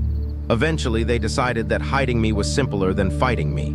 They removed all records of this moon from every navigational database and hoped that no one would ever find the frequency. But you kept broadcasting. Someone had to come back eventually," Vigil said. "The mathematics of probability guaranteed it, given sufficient time. I had sufficient time." Outside, the 3 Accord warships continued their silent watch. Their commanders had no idea that inside the moon they were guarding, a dead civilization's most dangerous weapon was having a conversation with the great-great-grandchild, roughly 3,000 times removed, of the person who built it. Cadden sat in the captain's chair for a long time after Vigil's briefing ended, and he didn't say anything, and Vigil didn't push him. The ancient AI seemed to understand, had perhaps been built by people who understood, that some information needed time before it became real. Outside the bridge's massive viewport, the stars were the same stars they had always been. The debris field drifted in its slow, eternal dance. The 3 Accord warships sat at their vertices, patient and watchful. The galaxy looked exactly the same as it had 48 hours ago, before Cadden had followed a signal on a low frequency that nobody used. But it wasn't the same, not even slightly. Vigil gave him access to the cultural archives next, and this, somehow, hit harder than the history of wars and suppression and political conspiracy. Because the wars were abstract. The archives were not. They were the daily texture of a civilization, music that no human alive had ever heard, composed in mathematical structures of heartbreaking elegance. Literature in a proto-language that sat halfway between modern human tongues, familiar enough to feel like something half-remembered from a dream. Philosophy. Art rendered in mediums that required technologies lost for 100,000 years. Records of children's games and harvest festivals, and the names of streets in cities that had been dust for longer than recorded history. A civilization. A complete, specific, irreplaceable civilization. Not a myth. Not a golden age of legend. Real people who had lived and worked and loved and built, and who had been stolen from their descendants so thoroughly that those descendants hadn't even known there was something missing. Cadden found himself sitting in front of a holographic recording. A woman, clearly human, clearly old, clearly someone of enormous authority, sitting in this exact chair in this exact bridge, speaking directly to the recorder. The translation Vigil provided was imperfect, but the meaning was unmistakable. "If you are watching this, then we failed to stop them in time. I am sorry. I am sorry for everything you don't remember, and I am sorry that the remembering is going to hurt. But I need you to understand something. They did not erase you because you were weak. They erased you because you were exactly the opposite. Remember that. Whatever they have told you about what you are, remember that." Cadden watched it 3 times. Then he closed the recording and sat quietly for a while. Vigil waited. "Tell me about the Sethari," Cadden said finally. What Vigil showed him was precise and damning. The Sethari were among the galaxy's oldest surviving species, 600 million years of continuous civilization, cold and measured and deeply invested in their own permanent superiority. They didn't hate other species exactly. They simply categorized them, manageable or unmanageable. Humanity, in the period before the suppression, had been reclassified from the former to the latter when the Veil Compact's expansion rate exceeded every projected model. The Sethari sealed historical records, which Vigil had cracked centuries ago by intercepting their transmissions and spending several thousand years decoding the encryption, showed the full scope of their operations. 3 prior civilizations suppressed, dozens of others carefully managed through economic manipulation, strategic resource denial, and the quiet assassination of scientists and philosophers whose ideas might accelerate development beyond comfortable limits. And humanity had been their masterpiece, their most complete work, a reset so thorough that for 100,000 years, not a single human being had questioned the official history, because the official history had been woven so deeply into the fabric of every institution, every school, every archive, that questioning it would have seemed like questioning gravity. "They're still running the Accord," Cadden said. "The Sethari hold 4 of the 7 permanent seats on the Accord Assembly's Executive Council," Vigil confirmed. "They have held them continuously since the Accord's founding." Cadden requested a communication channel to the Accord ships outside. Vigil provided it without comment. When the channel opened, Cadden asked, calmly and clearly, to speak with the senior Sethari representative aboard the containment fleet. There was a long pause, long enough that Cadden could feel the conversation happening on the other end, hurried, anxious, conducted in low voices. Then a face appeared on screen, ancient, scaled in deep gray with patterns of darker charcoal at the temples, eyes that were pale gold and utterly still. A face that had the specific composure of someone who had never in their life been made to answer for anything, and had consequently become very bad at hiding the moments when they might have to. Cadden looked at that face and thought about the woman in the recording. He thought about the music and the literature and the children's games. He thought about 3,000 generations of humans living diminished lives they didn't know were diminished. He said, "I know what you did, and I know that you know that I know. So let's stop pretending this is about geological instability." Something moved across the Sethari ambassador's face, barely visible, a hairline fracture in 10,000 years of institutional composure. It was enough. The Sethari ambassador's name was Vessel Prime Sarath Khan, and in 600 years of diplomatic service, no one had ever spoken to him the way the human salvager currently speaking to him was speaking to him. He recovered quickly. His composure resettled like water finding its level, and his response was measured, bureaucratic, and designed to sound reasonable while communicating absolutely nothing. Cadden listened to it patiently.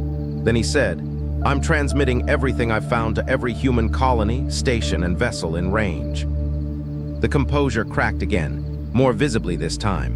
That would be a serious violation of Accord information protocols. "Show me the protocol that covers ancient human warships hidden inside fake moons." Cadden cut the channel. Sable spoke immediately. "Cadden, I want to point out that the 3 warships outside have significantly increased their power output. Their weapon systems are cycling toward active status." "I know." He was already walking, moving through the bridge toward the systems Vigil had shown him during the briefing, the ones he'd been thinking about since hour 3 of the 11-hour archive session. "Vigil, show me the resonance transmitter." Of course. The transmitter was not in the bridge. It was deep in the ship's core, down 17 levels, through corridors that became increasingly warm as proximity to the ship's power systems increased. It was a chamber the size of a cathedral, and at its center was a structure that looked less like technology and more like architecture, a framework of interlocking components arranged in a helix pattern that rose from floor to ceiling, currently dormant, its surfaces cold and dark. Vigil explained it as they walked. The resonance transmitter operated on a principle outside modern physics, not because modern physics was wrong, but because modern physics hadn't been allowed to develop far enough to discover it. It transmitted on a frequency that penetrated everything: planetary atmospheres, stellar interference, Accord communication dampening fields, everything. Once activated, it would reach every human being in the galaxy simultaneously. It had been built for exactly this moment. "How long does the transmission take?" Cadden asked. "For a complete archive transfer, including historical records, genetic evidence, and all relevant documentation. 4 minutes and 17 seconds. And the Accord ships outside will detect the transmission signature at approximately the 40-second mark. Their weapons will be fully active at approximately 2 minutes. And the Undying Patience's shields." There was something in Vigil's voice that was almost not quite, but almost pride. "Have been charged and ready since the moment you sat in the captain's chair. I have been waiting to raise them for a very long time." Cadden stood at the base of the transmitter and recorded his message.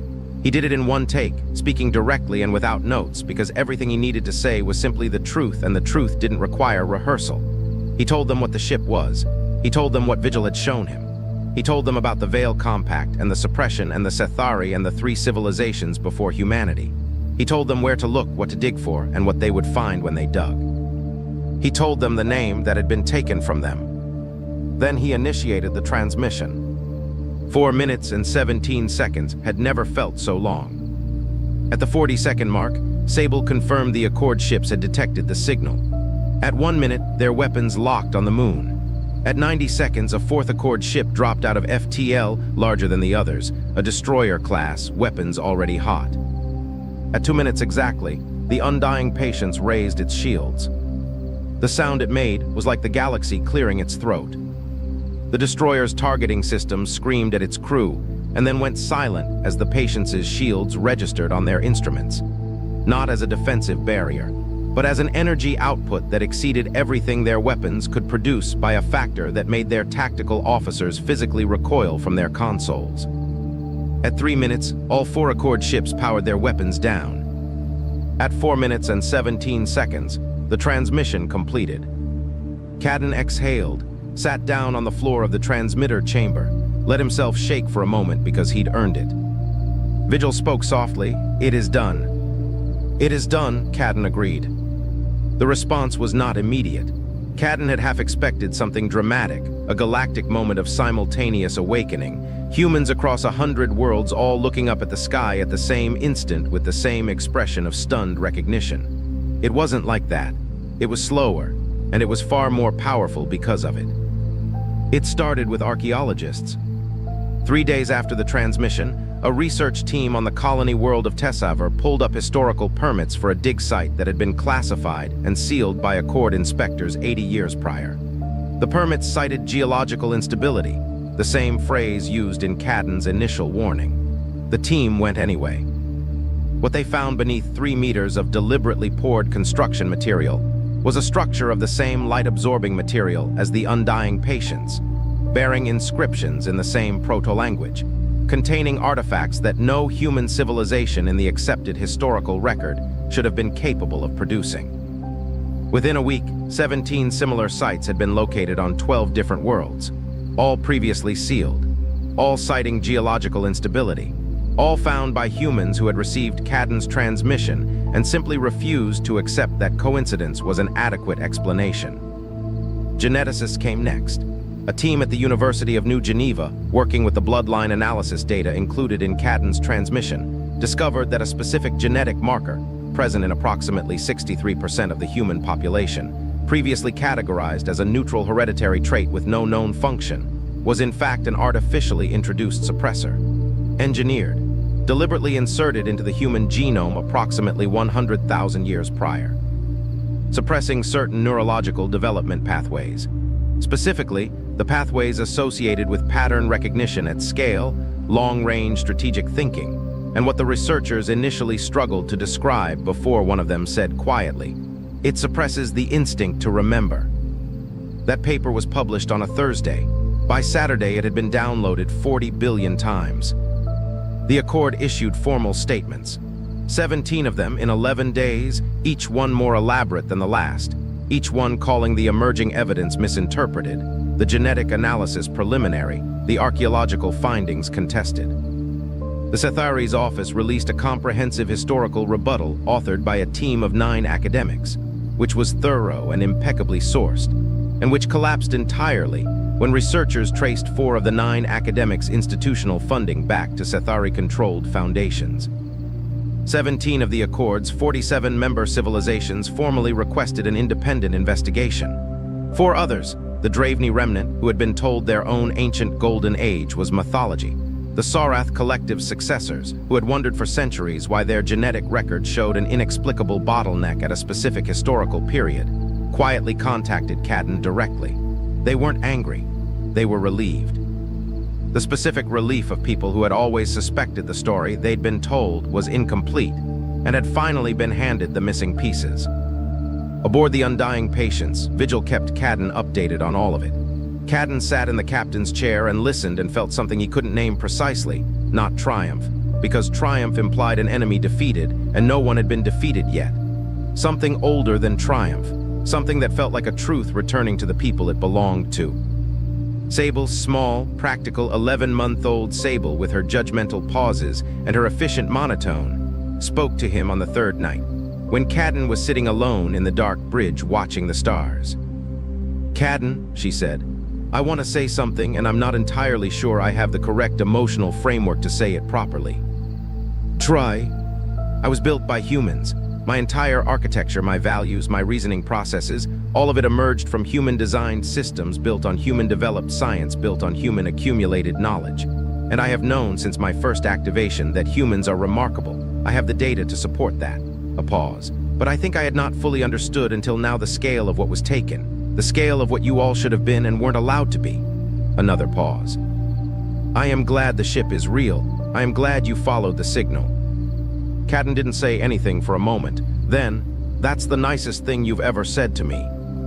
Don't get used to it. Your cabin is still a biological hazard. He slept for 10 hours straight that night and dreamed of a city he had never seen, full of people whose faces were almost familiar, under a sky full of stars that had different names. 3 months after the transmission, on a clear morning by the Iron Meridian's internal clock, Cadden Morrow gave Vigil a single instruction. Bring us out. The dead moon split open like a chrysalis. Not explosively, deliberately, precisely, the artificial structure that had housed the undying patients for 100,000 years, folding back in sections that revealed the ship section by section, the way a curtain is drawn back from a window to let the light in. The debris field that had hidden it for so long drifted away from the emerging hull, pushed gently aside by the ship's waking gravity systems. And the undying patients rose. 4,000 kilometers of ancient hull caught the distant starlight and did something that shouldn't have been possible. It seemed to deepen the light, to hold it, to return it richer than it arrived. The ship moved through space with an unhurried grace that made every other vessel in the vicinity feel temporary by comparison. Accord monitoring stations throughout the outer veil registered it simultaneously. Long-range feeds activated.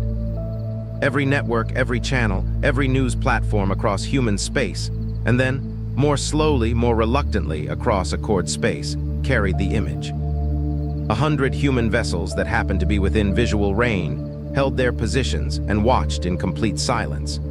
A colony freighter en route to Tessaver changed course to get a better angle, and her entire crew of 31 people stood at viewports without speaking.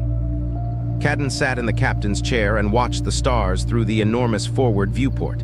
He looked different than he had 11 months ago when he'd first entered the outer veil. Not older exactly, more settled, as though something that had been subtly unresolved in him had found its answer. Accord communications channels erupted. Emergency sessions were convened. The Cathari's council met in closed session for 14 hours, their longest meeting in 3 centuries. 4 Accord member civilizations formally withdrew from the assembly pending investigation. The independent review board that 17 members had demanded was approved in principle, though the Cathari bloc spent 6 hours trying to define it in a way that gave them veto power over its findings, which didn't work.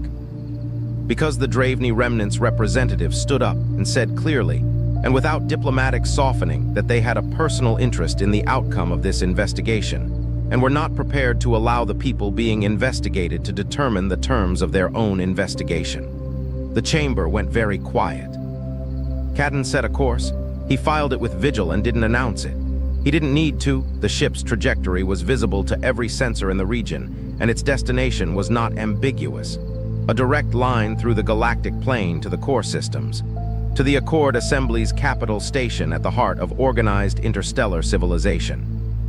He sent one message ahead, addressed to all 47 member civilizations, transmitted on every available frequency, unencrypted and undisguised. We are not coming for revenge. We are not coming as a threat.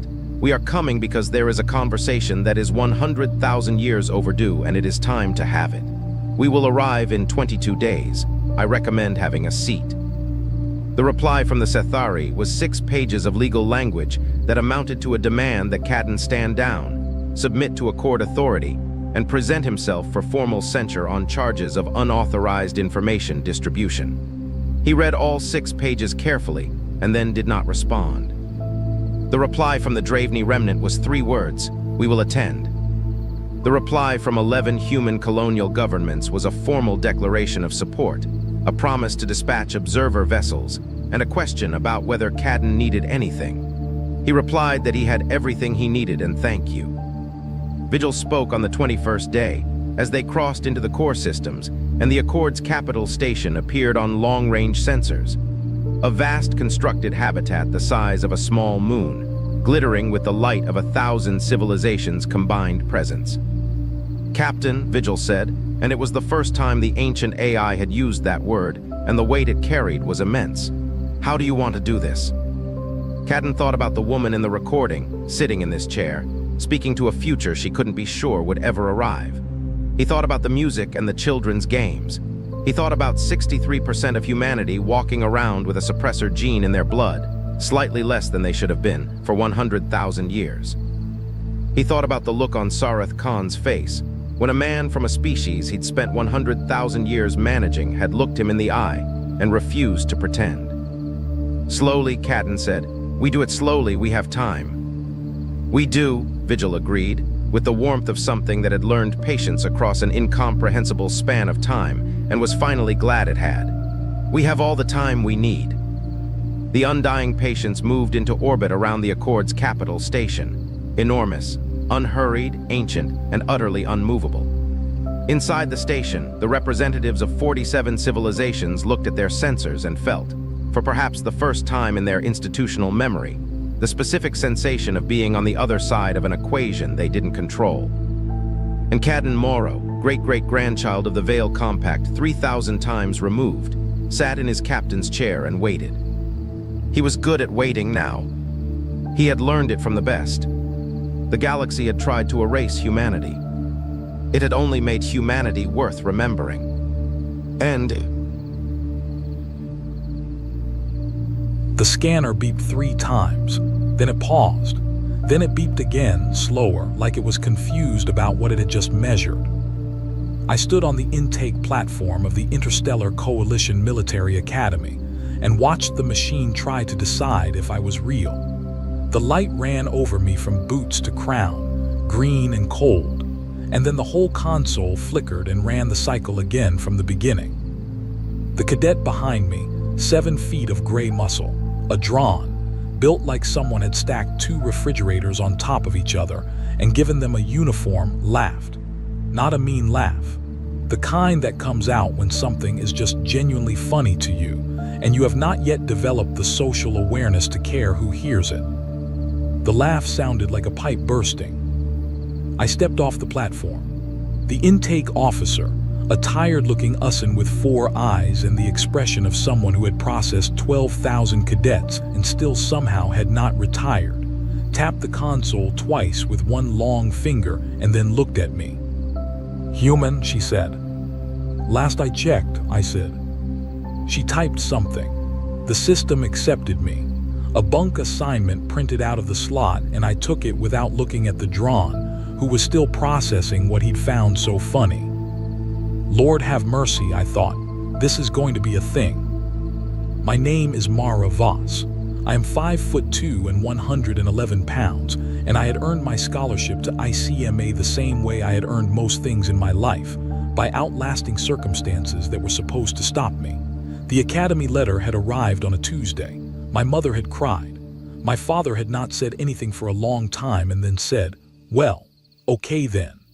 That was high praise from a man who measured words like they cost something. The academy was enormous in the way that things are enormous when they are built by a coalition of species, none of which share the same idea of appropriate scale. The corridors were wide enough for a Vethari to walk without turning sideways. The ceilings were high enough that I sometimes felt like I was standing at the bottom of a dry swimming pool. Everything hummed with recycled air and low-frequency station noise, a sound you stopped hearing after 3 days and then heard again every time you woke up at 200 and could not get back to sleep. My bunk bay held 6 cadets. A Dron, not the same one from intake, though they were similar enough in size that I made a note to check. 2 Bryn cadets with their silver-gray skin and their tendency to move in quiet synchronization. A Tilhari who was roughly the size of a large cat and spent the first 2 days near the ceiling where apparently her species preferred to rest. And a human boy named Owen Dale from somewhere in northern Canada who was 6 feet tall and visibly relieved to see another human, even one my size. "They put us together," he said, like this was a conspiracy. "They put 6 cadets who fit in the leftover bunk assignments together," I said. "Don't read into it." My bunk was the top one. I had to jump to reach the rail. I did it without thinking about it, pulled myself up, and arranged my pack before anyone made a remark. No one did. I filed that away as a small win. The ranking board went up on the third day. ICMA posted physical evaluation scores for the full intake class: reaction time, load capacity, endurance by species-adjusted metrics, and raw combat readiness projections. It covered one full wall of the main corridor outside the mess hall, and cadets gathered in front of it the way people gather in front of a car accident, not because they want to see something bad, but because they cannot seem to stop themselves. I was at the bottom, not close to the bottom, not nearly the bottom, the actual bottom, with a gap between me and the next lowest score that was wide enough to park a shuttle in. Someone had put a small notation next to my name in the species-adjusted column that read, "See supplemental classification," which meant the standard metrics did not even have a category that fit me properly. I read the board once. Then I went to the mess hall and ate my ration, which was dense and gray and tasted like compressed cardboard, which was fine. I had eaten worse. Osek found me on the fourth day. He was the squad leader assigned to our integration unit, a Brin, senior year, with the kind of easy confidence that comes from never having had a reason to doubt yourself. He was not cruel the way people are cruel when they are angry. He was cruel the way people are cruel when they are performing for an audience, when contempt is just a way of showing everyone else where the hierarchy sits. He handed me a translated document, folded neatly, like a gift. I opened it. It was an internal evaluation brief.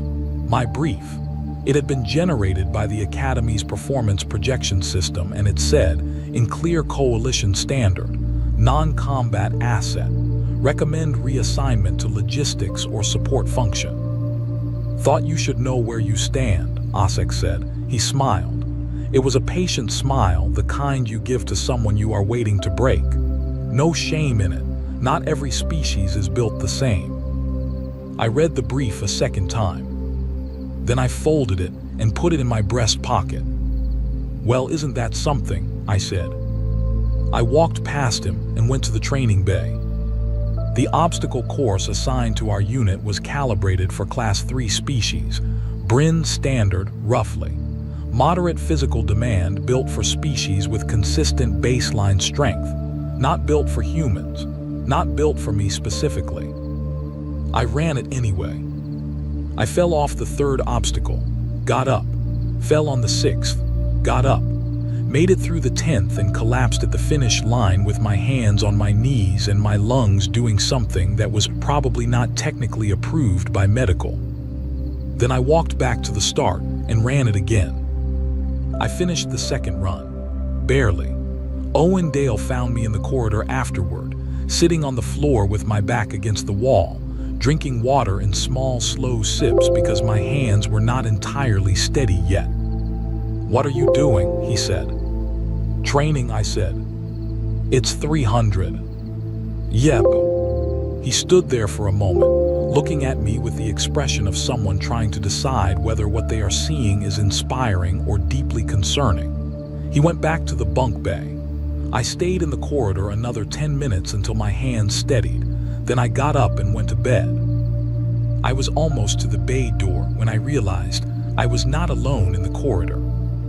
He was at the far end near the turn, 8 feet tall, 4 arms folded, 2 upper, 2 lower, in a configuration that I would later learn was the Vethari equivalent of standing at ease. His skin shifted in the low light, the faint bioluminescent pattern across his shoulders cycling slowly through blue and gold. He was not moving. He was just standing there, looking at me. Every other set of eyes in that academy had slid away from me by now. The Dran cadets looked and then looked somewhere more interesting. The Brin cadets cataloged and dismissed. Even Owen looked at me sometimes with a kind of helpless pity that I had learned to ignore. This one did not look away. I did not look away either, not because I was brave, because I was tired and my legs hurt and I did not have the energy left for social navigation. He looked at me for what felt like a long time. Then he turned and walked around the corner. His footsteps were so heavy that the floor vibrated faintly under my feet for 3 steps after he was gone. Mine did not vibrate anything. I filed that away too, not with bitterness, more like taking inventory. Knowing what you are and what you are not is not the same as being defeated by it. It is just arithmetic. I went to bed. I did not sleep well. I rarely did. But I got up when the lights came on, and I went to breakfast, and I ate the gray compressed ration, and I did not think about the brief in my breast pocket. I thought about it later, alone in the training bay. And then I went to run the course again. The Academy's performance projection system had called me a non-combat asset. It had access to every biological metric, every species classification, every physical data point that existed in coalition records.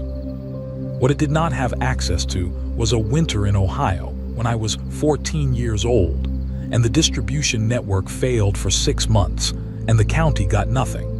And I had learned something about what a person is made of when there is nothing left to make it easy. The machine did not have a category for that. That was fine. I did not need it to. The mess hall had a specific kind of quiet in the early morning, not peaceful, just empty. The way a room is quiet when the people who fill it have not arrived yet. I liked that hour. I liked being in spaces before they became what other people made them. I was on my 3rd morning of 500 meals when I noticed that the far table, the one with the full bench cleared around it, the one that every cadet somehow chose not to sit at even when the hall was crowded, had someone at it. He was eating, slowly, something dark and dense that I did not recognize. His 4 arms moved in alternating pattern, unhurried, and his eyes were on the window that looked out at the station's exterior panels and the dark beyond them. He did not look at me when I sat down 2 tables away.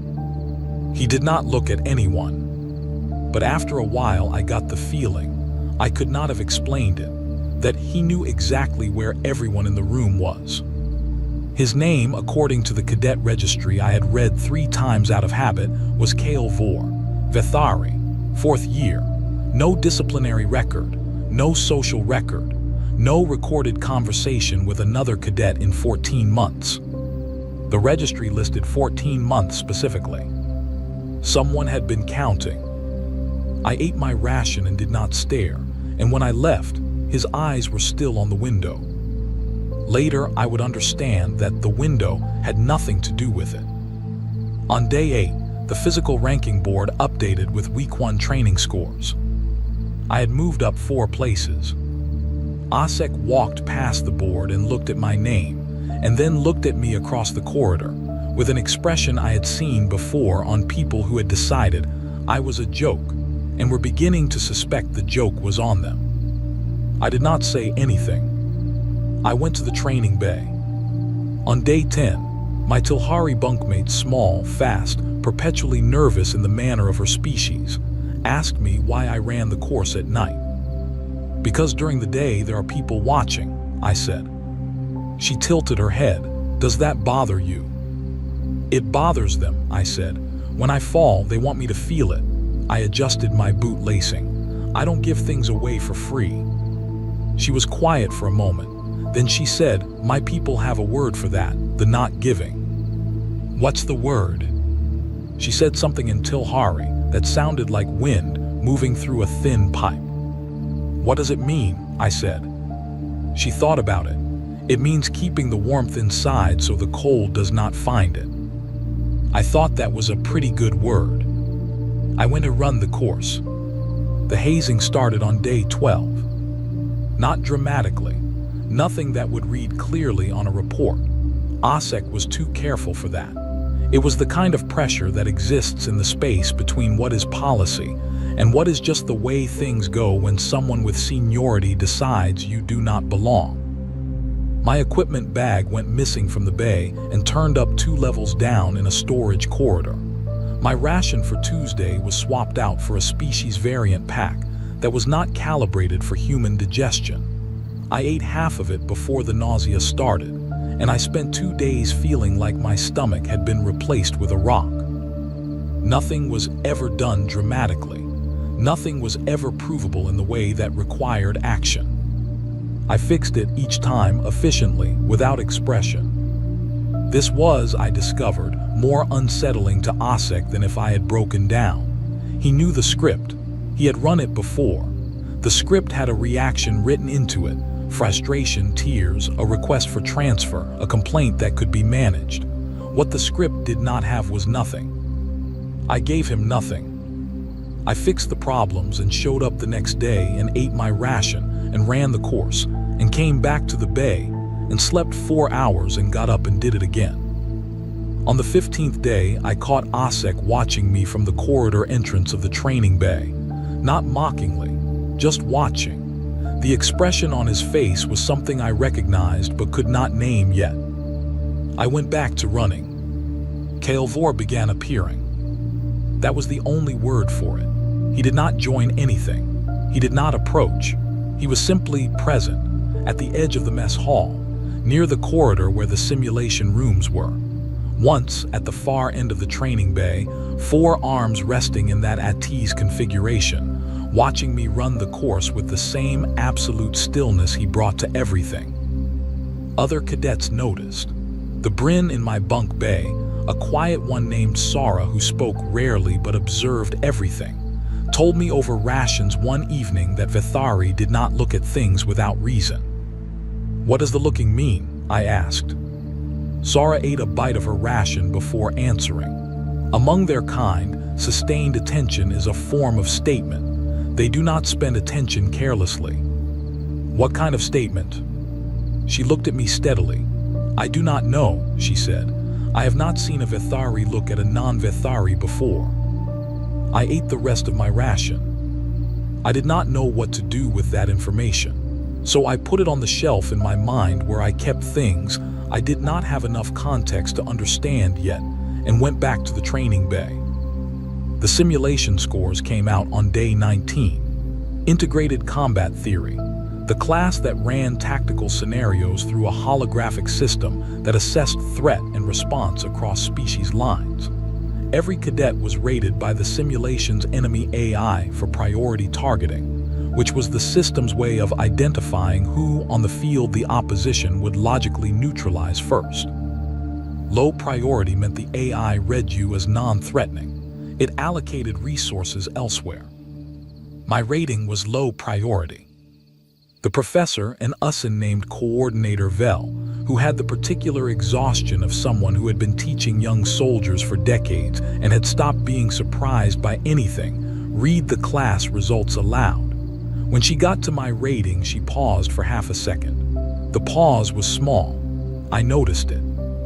The simulation calibrates based on biological threat metrics and physical projection data, she said, to the room in general, not to me specifically. It is not a complete picture. It was the kindest thing anyone had said to me in 19 days. I wrote it down in my training log not because I needed the encouragement, but because I believed in accurate records. That evening, the equipment issue happened again. My training pack was gone from the bay, relocated, this time, to the corridor outside the waste processing unit on level 4. Someone had been creative.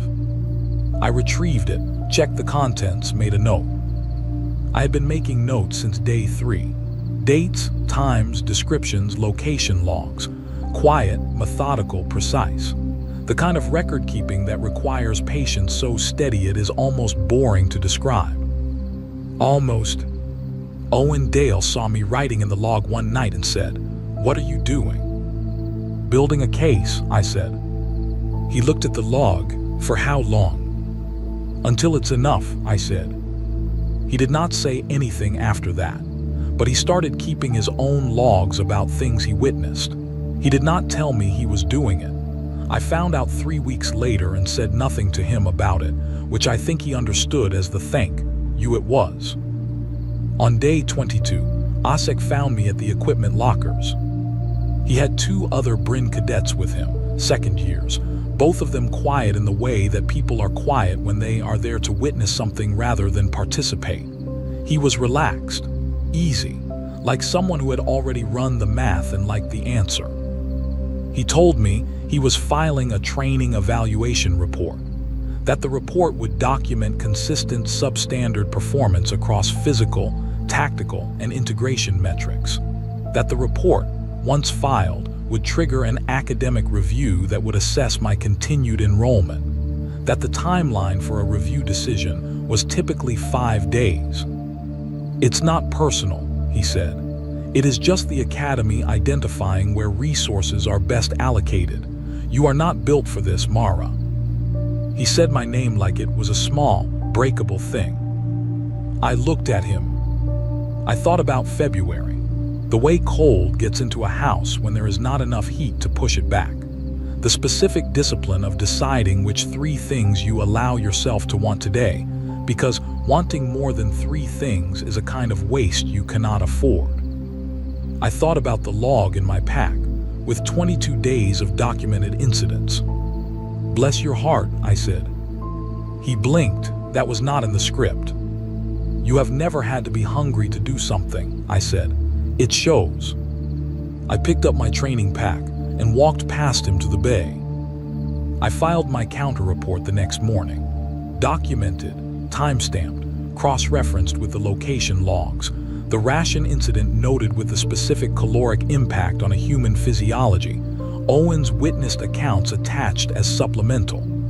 The kind of submission that takes a long time to read because it is thorough in a way that is slightly relentless. The review board opened a case. That evening, I was in the simulation corridor running a scenario when the sensor at the end of the hall registered a presence. I did not stop the simulation. I ran it through. When I stepped out, Kael'vor was in the corridor, 4 arms folded, watching the space where the hologram had been. He turned and looked at me. 11 seconds. I counted them. Not because I was trying to, but because when everything else is quiet, the mind counts things automatically. Then he said in Coalition Standard, clear and even and low, "You wait." That was it. He walked past me. The floor hummed under his footsteps. Mine made no sound at all. I stood in the corridor for a moment. Lord have mercy, I thought. This is going to be more complicated than I planned. I went to bed. I slept 4 hours. I got up. I ran the course. The review board ruled in my favor on day 27. Osek's report was rejected on evidentiary grounds. He was placed on academic review himself, which was not a thing I had asked for specifically, but was a natural consequence of submitting a false evaluation against a cadet who had been quietly building a 22-day documented case against him. He did not come to the mess hall for 2 days. When he came back, he sat at a different table and did not look at me. I ate my ration. The compressed gray thing had started tasting better, or I had stopped tasting it, which amounts to the same thing. The drawn cadet from intake, his name was Boar. I had learned eventually, and he was not mean, just large and accustomed to being the measure of things, stopped me outside the training bay on the 29th day. "You went up 12 places on the ranking board," he said. "Yes," I said. He looked at me. He was thinking about something. I could see it the way you can sometimes see whether moving across an open field, slowly, visibly, from a distance. "How?" he said. "I keep showing up," I said. He looked like that was either the simplest or the most complicated answer he had ever received. He walked away still thinking about it. I went into the training bay. The simulation scores updated on day 31. My threat rating in the tactical AI was still low priority. I looked at the result for a moment. Then I closed the screen and went to the course and ran it until my legs said they were finished, and then I ran it one more time. I was not doing it for the AI. The AI worked with the data it had. It did not have all the data. That was fine. I knew what I was. More importantly, I was beginning to understand that something in that corridor, something 8 feet tall with bioluminescent shoulders and 14 months of silence, had known before I did. The seminar announcement posted on the 34th day. Coalition Military History, non-standard threat assessment. A Vethari academic historian, traveling as a visiting scholar, would deliver a lecture to the full Upper Division integration cohort. Attendance was mandatory for all senior cadets and optional for intake year. I signed up before Owen, Dale, had finished reading the announcement. He looked at me over the top of the screen. "You signed up fast." "Yes," I said. He signed up too without asking why. The lecture hall was the largest room in the academic block, tiered seating, coalition standard, with enough space for every species cluster to sit within their preferred proximity range. The cadets filtered in by instinct, the way people sort themselves when no one has told them to, but everyone has a feeling about where they belong. Keilvor did not cluster. He walked to a row in the middle of the hall, moved to the center seat and sat down. The seats around him emptied by that same quiet instinct. No one chose to leave. They simply did not choose to stay. I walked to the row, counted the seats, sat down next to him. The 2 seats on my other side emptied within 30 seconds. Owen sat 1 row back and slightly to the left, which I think was his way of showing solidarity while maintaining a safety margin, which was honestly fair. Keilvor did not look at me when I sat down. He was looking at the front of the hall, but the way he was sitting shifted, not dramatically, just the faint reorientation of something that has registered a change in its environment and adjusted accordingly. I opened my note-taking log and waited for the lecture to begin. The historian arrived without introduction. He simply walked to the front of the hall and the room went quiet, because the room always goes quiet when a Vethari enters it, regardless of their age or size. He was old, ancient, by any species standard, his bioluminescence dim and steady, his 4 arms moving with the particular economy of someone who had stopped spending energy on anything unnecessary decades ago. He had scars across his upper arms in patterns that I later learned were not wounds but records. He began speaking in Vethari. The hall's translation system rendered it into coalition standard with a half-second delay, which gave his words a strange doubled quality. You heard the shape of the language first and then the meaning, and they did not always feel like the same thing. He spoke about the Vethari's history of combat, not the battles, the philosophy underneath the battles. He said that when his people were young, they believed power was what made something dangerous. Mass speed, the capacity to destroy quickly. He said they were wrong. He said the most dangerous thing in the known galaxy was not what could destroy fastest. It was what could endure longest while remaining oriented toward one thing. He said there was a Vethari concept for this. He said the word slowly in his own language, and the translation system rendered it as the patience that kills. Keilvor. He said it was the rarest quality they had ever encountered in any species. He said his people had spent 300 years looking for it in every civilization they had contact with. He said they found it in their own young warriors perhaps once in a generation. He did not say they had found it anywhere else. He finished. The hall sat in the particular silence that follows something that has rearranged the air in the room. Then he said something else, in Vethari, not standard, and he was looking directly at Keilvor. Keilvor answered also in Vethari, brief, measured. The historian nodded once. He walked out. I looked at Keilvor. What did he say? I said. Keilvor was quiet. I waited. I was good at waiting. He said, Keilvor said finally, that he has not seen it in a non-Vethari. I processed that, seen what? Another pause, long enough that 2 cadets in the row ahead of us got up and left before he answered. Keilvor, he said. I sat with that for a moment. I thought about telling him he was wrong. I thought about explaining that what I had was not patience, not the noble kind, not the disciplined kind that warriors cultivate through training and philosophy. What I had was something much less poetic. It was the thing you are left with when everything comfortable has been removed and the only available options are stop or continue, and stopping costs more than you have. It was not a virtue. It was arithmetic. I said, I just know what hungry feels like. Kael'vor turned and looked at me fully, not the peripheral monitoring he usually did. Full, direct attention, the bioluminescence at his shoulders shifting to a slow gold. Yes, he said, that is what I said. I looked at the front of the hall, where the historian had been standing. The room was emptying around us. Owen was still in his seat 1 row back, very carefully not appearing to listen. I did not say anything else. I closed my note log. I got up and walked out of the hall and down the corridor to the training bay.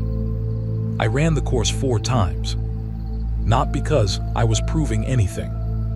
Because it was the only thing I knew how to do with the feeling that was sitting in my chest like something that had been there a long time and had just been handed its correct name. That night I lay in my bunk in the dark and did not sleep for a long time. The winter I did not talk about sat behind my sternum the way it always sat there, dense, calcified, the specific weight of a thing that does not get lighter but that you get stronger around over time. I had never thought of it as something that could be useful. I had thought of it as a thing I had survived, a fact about my past that I carried with me the way you carry a scar, proof of something, but not something you would choose. Kael'vor had looked at me across 14 months of silence and seen something in me that his people spent generations looking for. A Vethari historian had traveled across the coalition and seen it in me in a lecture hall in less than an hour.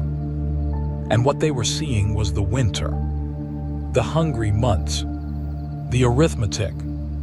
I lay in the dark and looked at the ceiling and thought. I did not know it was a weapon. I thought maybe that is the point. I closed my eyes. 4 hours of sleep. Then the lights came on. Then I got up. The training deployment briefing came on day 40. Standard integration exercise, a decommissioned sector, an unmanned station, mapping and structural assessment. Low risk, educational, the kind of assignment given to intake cohorts to practice coordination without real stakes. Coordinator Vel ran the briefing. Asek was reinstated on academic probation, which meant he was technically our senior cadet for the exercise. He stood at the front of the briefing room with the particular posture of someone who had been reduced and was working very hard to look like he had not. I sat in the second row and took notes. Kael'vor was assigned to the deployment as an upper division observer. He sat at the back of the briefing room. He was not required to do anything. He came anyway. Owen leaned over and whispered, "That is not normal." No, I agreed. He could have sent a report instead. Yes, I said. Owen thought about that. He's watching you. He has been for a while, I said. Owen leaned back. He did not say anything else. The shuttle to the sector took 40 minutes.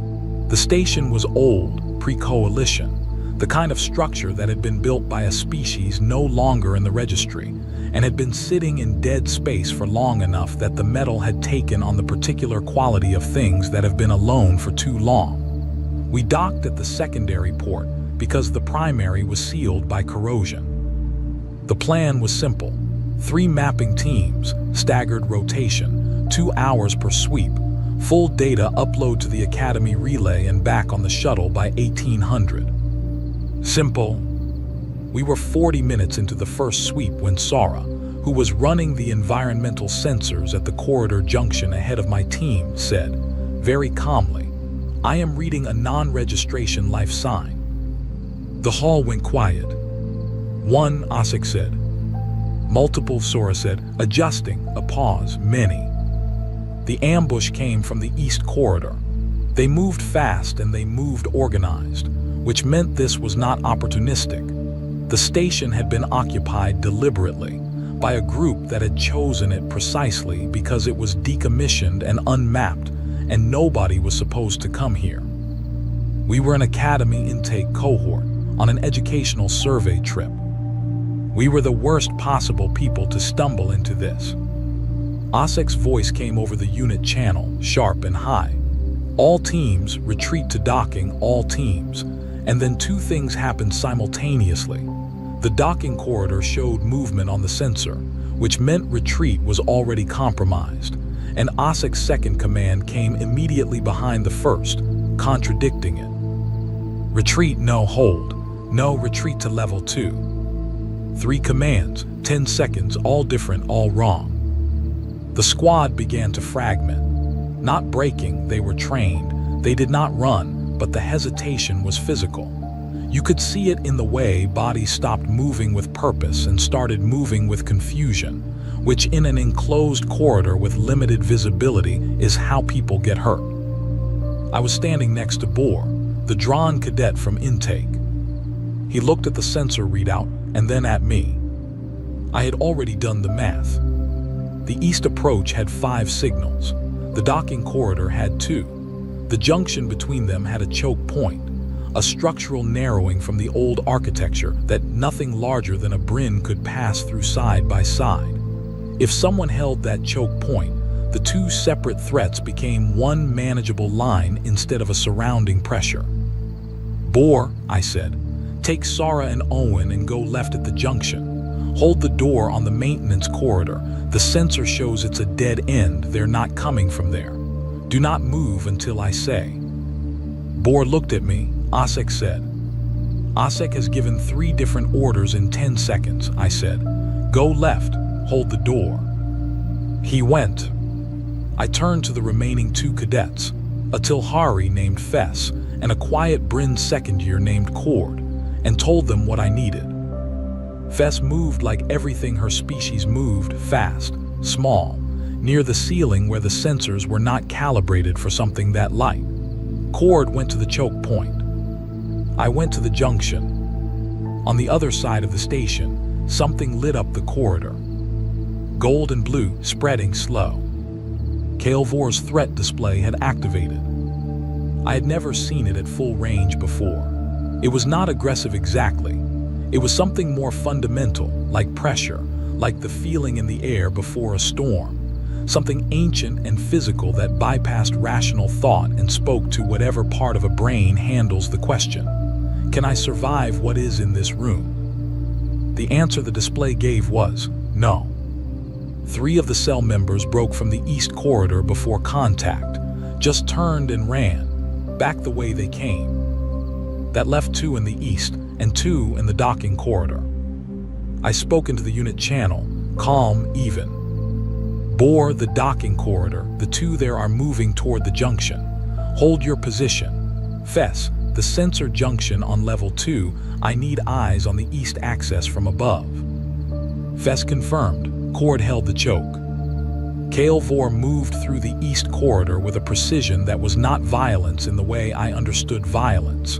It was removal, clean, deliberate, efficient. The 2 remaining east corridor contacts went down non-lethally in the time it took me to update the position map. He did not coordinate with me. He was not looking at the map. But every time I adjusted direction, his line shifted to match it, like something calibrated to the same frequency. We had not planned this. We had not spoken about it. We did it anyway. The docking corridor contacts reached the junction and found Bohr standing in it. Bohr was 7 feet of drawn muscle and not a complicated obstacle. They were not getting through. I flanked from the side corridor. Cord came from the choke. 2 minutes and 19 seconds from the first contact. The station was clear. The debrief was quiet in the way that rooms are quiet when something has happened, and no one is quite finished processing it yet. Bohr was on the floor of the junction corridor, one arm compressed by a field medical kit. He had taken a hit at the doorway, non-critical, the kind of damage that heals and leaves a story behind it. He was looking at the ceiling with the particular expression of someone reassessing several things at once. I crouched beside him and checked the kit's readout. "You're fine," I said. "The pressure is holding." He looked at me. "You're smaller than my secondary limb." "Yep," I said. "How are you?" He stopped, tried a different direction. "How did you?" "I've been hungry before," I said. "Eat your field ration when they bring it. You need the calories." I stood up and moved to check on Fess and Cord. I did not see his expression when I walked away. Owen told me about it later.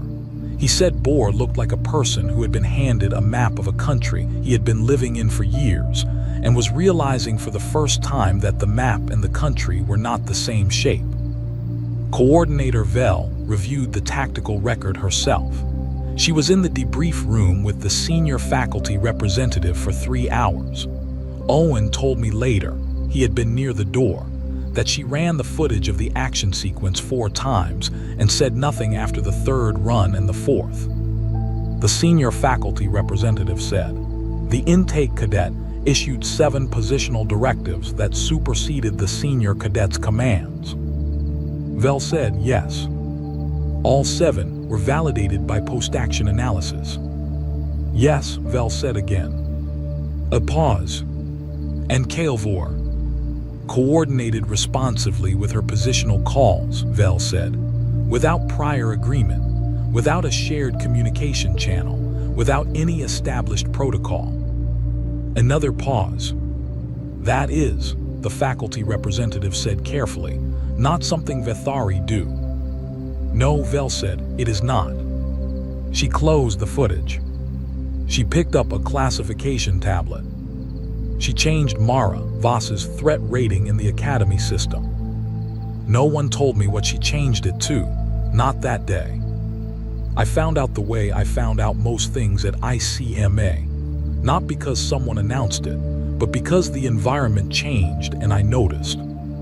On day 43, I walked into the mess hall and sat down. No one said anything. Not the nothing of being ignored. The nothing of being acknowledged in the way that does not require comment. I ate my ration. The compressed gray thing still tasted the same. I had stopped noticing the taste either way. Osek requested a transfer on day 45.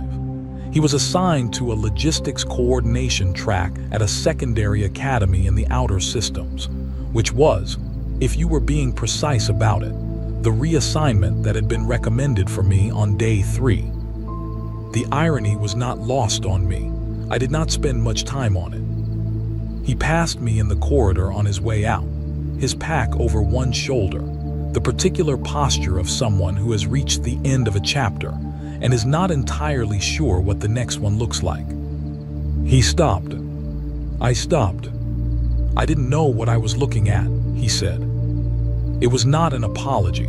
It was something more honest than an apology. It was an accurate statement, delivered plainly, by someone who had run out of the resources to be anything other than accurate. Most people don't, I said. That's fine.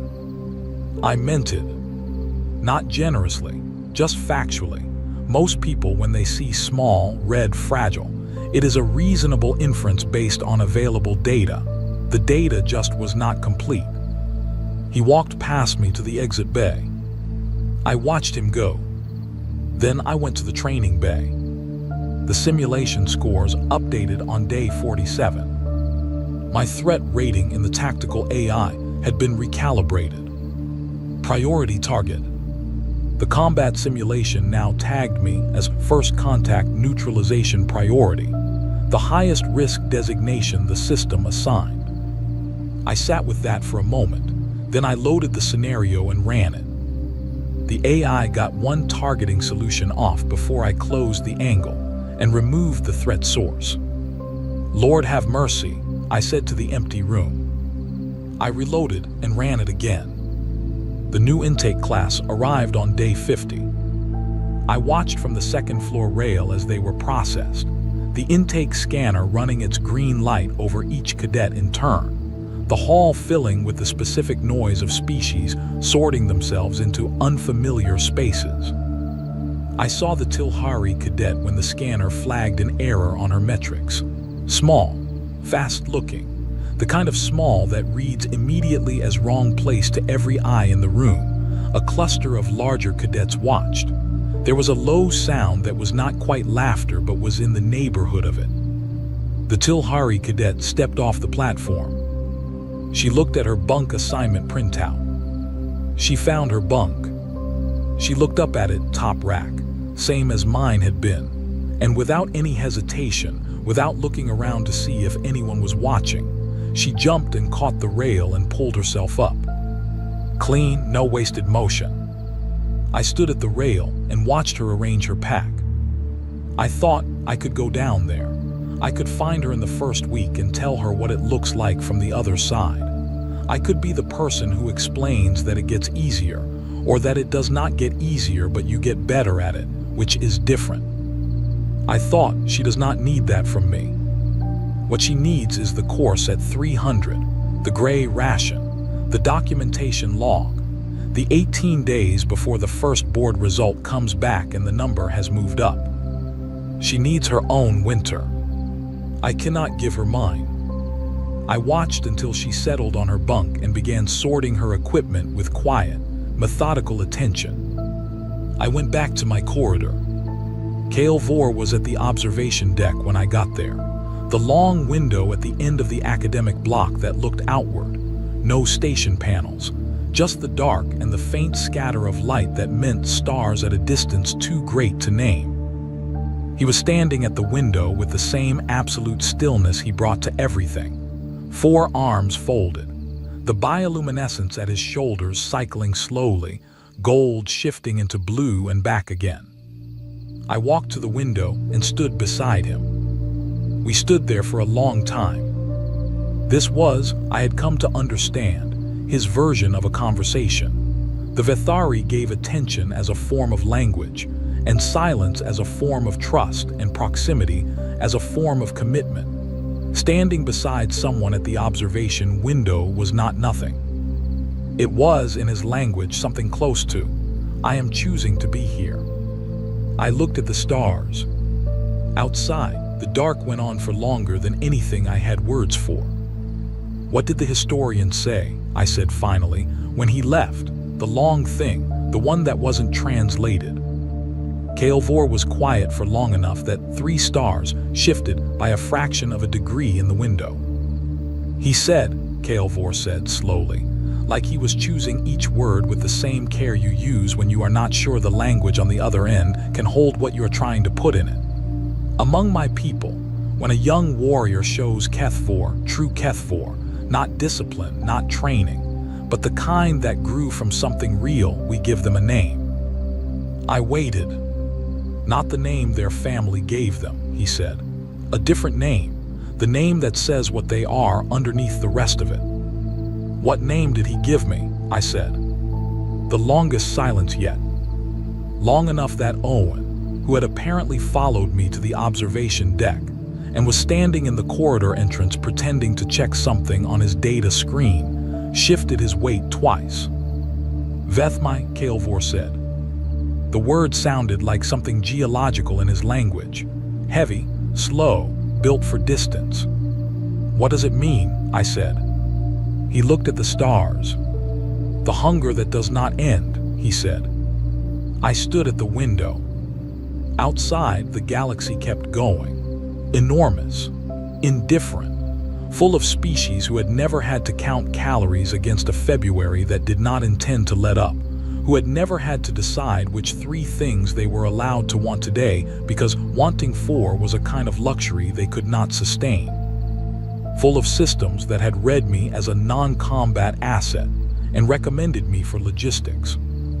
Full of AI calibration systems that had taken 47 days to update what I was. The hunger that does not end. I turned the words over.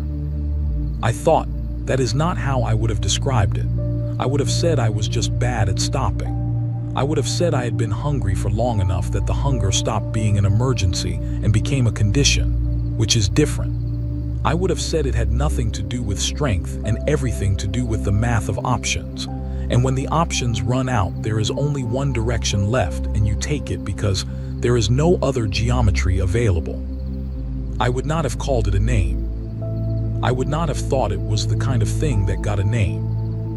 The hunger that does not end. It was a good name. It was the most accurate name for the thing I was that anyone had ever given me, in any language on any world. I did not say that. Kale Vor looked at the window. I looked at the window. Owen stood in the corridor entrance with his data screen and was very professionally not saying anything. The stars kept moving. Everything kept moving. That was the thing about being small. You noticed that the large things keep moving regardless, and you learned to move with them or you got left behind, and being left behind was not something the math supported. So you moved. Thank you, I said. Kale Vor did not answer. He did not need to. We stood at the window for a long time, the smallest cadet in the academy, the most dangerous thing in the known galaxy. The silence between us was not empty.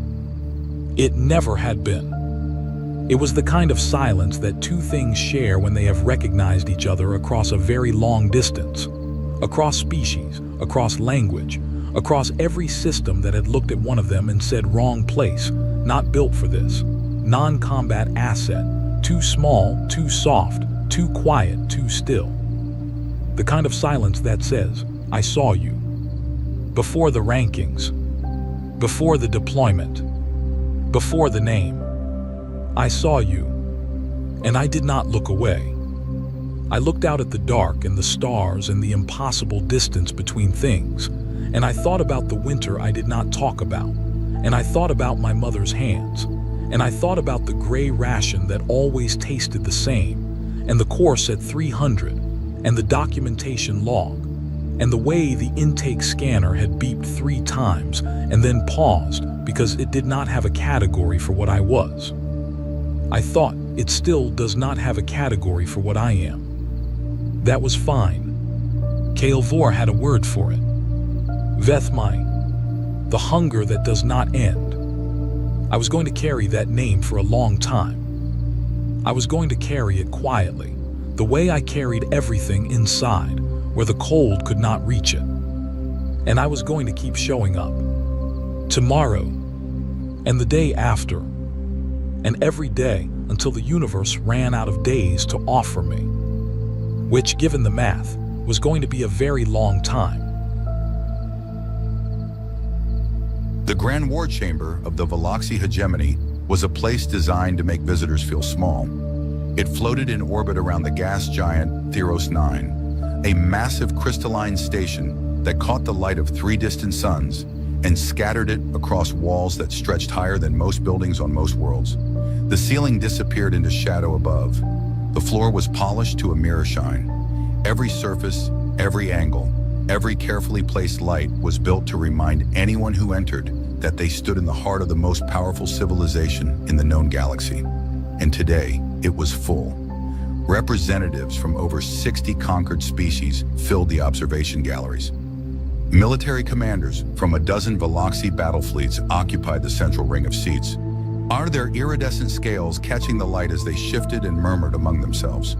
Advisors, strategists, weapons engineers, and political officers crowded the upper tiers. The air hummed with the low buzz of 100 different languages being whispered through translation devices.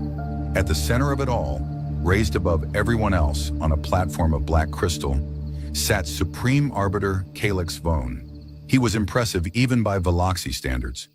Nearly 3 meters tall when he stood, with 4 arms folded across a chest covered in scales that shifted between deep blue and bright silver depending on how the light hit them. His eyes were large, golden, and carried the look of someone who had never once in his life been told no. He had conquered 11 species. He had overseen the expansion of the hegemony across 2 full galactic arms. He considered warfare not as a challenge, but as a simple math problem. And he had never gotten the answer wrong. Today was supposed to be routine, a strategic summit, a review of border territories, resource allocation, fleet deployments, the kind of meeting that happened every cycle and produced the same predictable results. Then Scout Commander Yvril asked to speak. She was young. That was the first thing everyone noticed. Young and small for a Veloxi, barely 2 meters, with scales that had not yet darkened to the deep colors of maturity. She stood at the speaker's platform below Calyx Vone's seat and looked up at the assembled power of the hegemony, and her hands were shaking. She had just returned from a deep-range reconnaissance mission. 6 months in the Orion Arm, operating alone in a stealth vessel, cataloging species in a region the hegemony had never bothered to explore properly. Most of what she found was unremarkable. Pre-spaceflight civilizations. Minor spacefaring species with no military capability. The usual collection of worlds that would eventually be absorbed into the hegemony when it was convenient. But there was one species that was different. She called them Terrans. They are bipedal, warm-blooded mammals, Yvrel began, her voice carrying through the chamber's amplification system. She could hear how thin it sounded in this enormous space. Carbon-based, oxygen breathers, average height approximately 1.7 meters. They originate from a single temperate world in the Sol system, third planet from their star.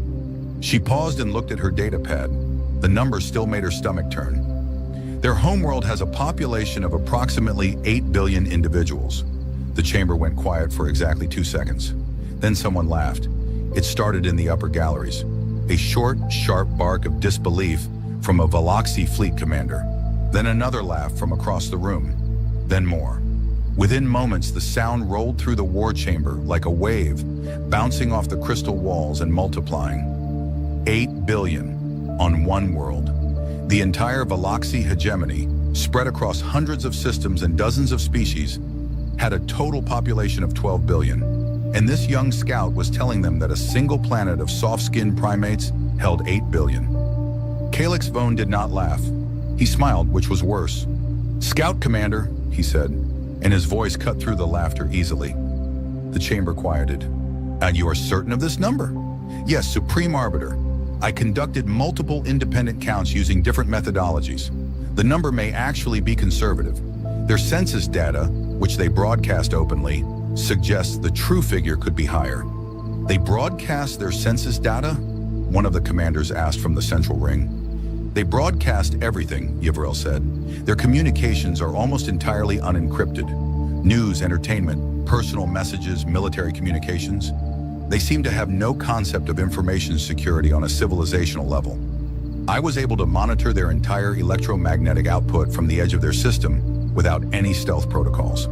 More laughter, a species that could not even keep its secrets. This was what the scout was worried about. Yvrel pressed on. She could feel the room slipping away from her, but she had a duty to deliver her report. Despite their open communications, their military capability should not be underestimated. The Terrans have been a spacefaring species for only a short time relative to most hegemony members, but their rate of technological advancement is unusual. They went from their first powered flight to nuclear weapons in approximately 40 of their years, from nuclear weapons to functional spaceflight in less than 30. From their first colony ships to a network of established worlds in under 2 centuries. She pulled up a chart. The curve of Terran technological progress was almost vertical compared to the gentle slopes of other species. More importantly, she continued, the Terrans do not specialize their population the way most species do. In the hegemony, military service is performed by a dedicated warrior class, typically comprising between 2 and 5% of a species' total population. Among Terrans, military service is open to their entire adult population. Many of their civilians maintain combat training. Their culture places high value on physical fitness, competitive aggression, and what they call resilience. She took a breath. They have been fighting wars among themselves for their entire recorded history. Thousands of years of continuous armed conflict, often involving millions of combatants simultaneously. They have developed weapons capable of destroying their own planet and chose not to use them, not because they lack the will, but because they developed strategic doctrines to manage the threat. They practice war the way other species practice agriculture. It is their single greatest area of expertise. The laughter had stopped now, but not because the room was taking her seriously. It had stopped because the room was growing bored. Yvrel could see it in the way commanders shifted in their seats, in the way aides glanced at their own data pads, in the way Calyx Vone's smile had become fixed and patient, in the way of someone waiting for a child to finish speaking. She tried one more time. "Supreme Arbiter, I am formally recommending that the Terran species be classified as an existential consideration. I recommend that all hegemony operations maintain a minimum buffer of 50 light years from known Terran territory. I recommend that no contact, hostile or otherwise, be initiated until a full strategic assessment can be completed by a dedicated analysis team. She lowered her datapad. I believe that a military confrontation with this species would be catastrophic for the hegemony.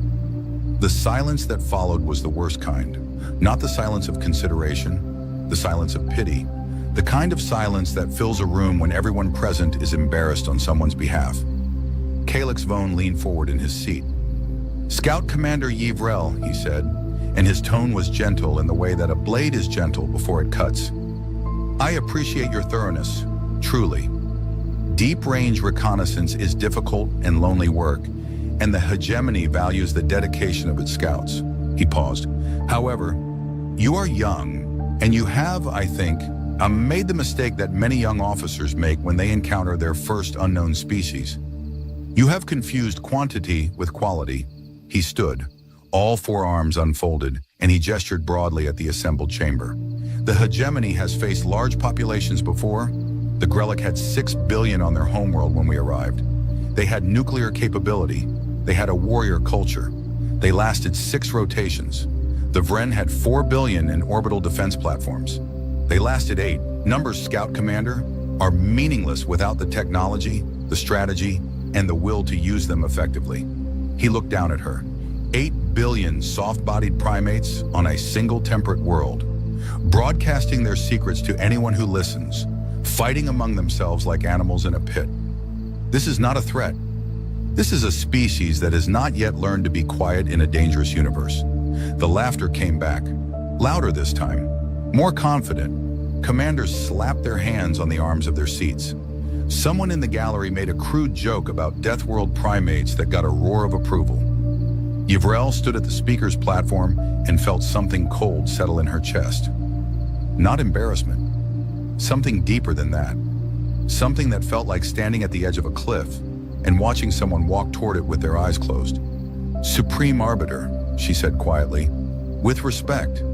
The Grellic did not have faster-than-light travel. The Vren did not have artificial intelligence. The Terrans have both, and they have had them long enough to build things with them that I could not fully catalog in 6 months of observation. I saw shipyards in their system that were producing vessels at a rate that exceeded our most productive facilities by a factor of..." "That will be sufficient, Scout Commander." Calyx Vone's voice had lost its gentleness. "You have delivered your report. It has been heard and noted. You are dismissed." The word dismissed landed like a door slamming shut. Yvrel stiffened. She looked around the chamber one last time, searching for a single face that showed doubt, concern, anything other than amusement or indifference. She found one. In the far corner of the central ring, partially hidden behind a column of dark crystal, sat Drenok. He was a Torvan, one of the few non-Veloxi permitted at the war table, kept around because his species had a talent for pattern recognition that even the Veloxi grudgingly respected. He was old by any species standards. His gray-green skin was scarred from campaigns that predated most of the officers in the room. His 3 eyes watched Yvrel with an expression she could not quite read. He was not laughing. Yvrel gathered her datapad and left the speaker's platform. The chamber buzzed behind her as the summit moved on to resource allocation reports and border patrol schedules. Her report was already forgotten. A footnote, a joke that would be retold in officers' clubs for cycles to come. The young scout who came back from the Orion Arms scared of monkeys. She was halfway down the corridor outside the chamber when she heard footsteps behind her. Heavy, uneven footsteps. Torvan footsteps. She stopped but did not turn around. "Scout Commander?" Drenok's voice was like gravel being poured into a metal container. He moved to stand beside her. He was shorter than her but twice as wide, built like something designed to survive impacts. "You did well in there," he said. "I was laughed at and reprimanded. Yes, those two things are not mutually exclusive with doing well.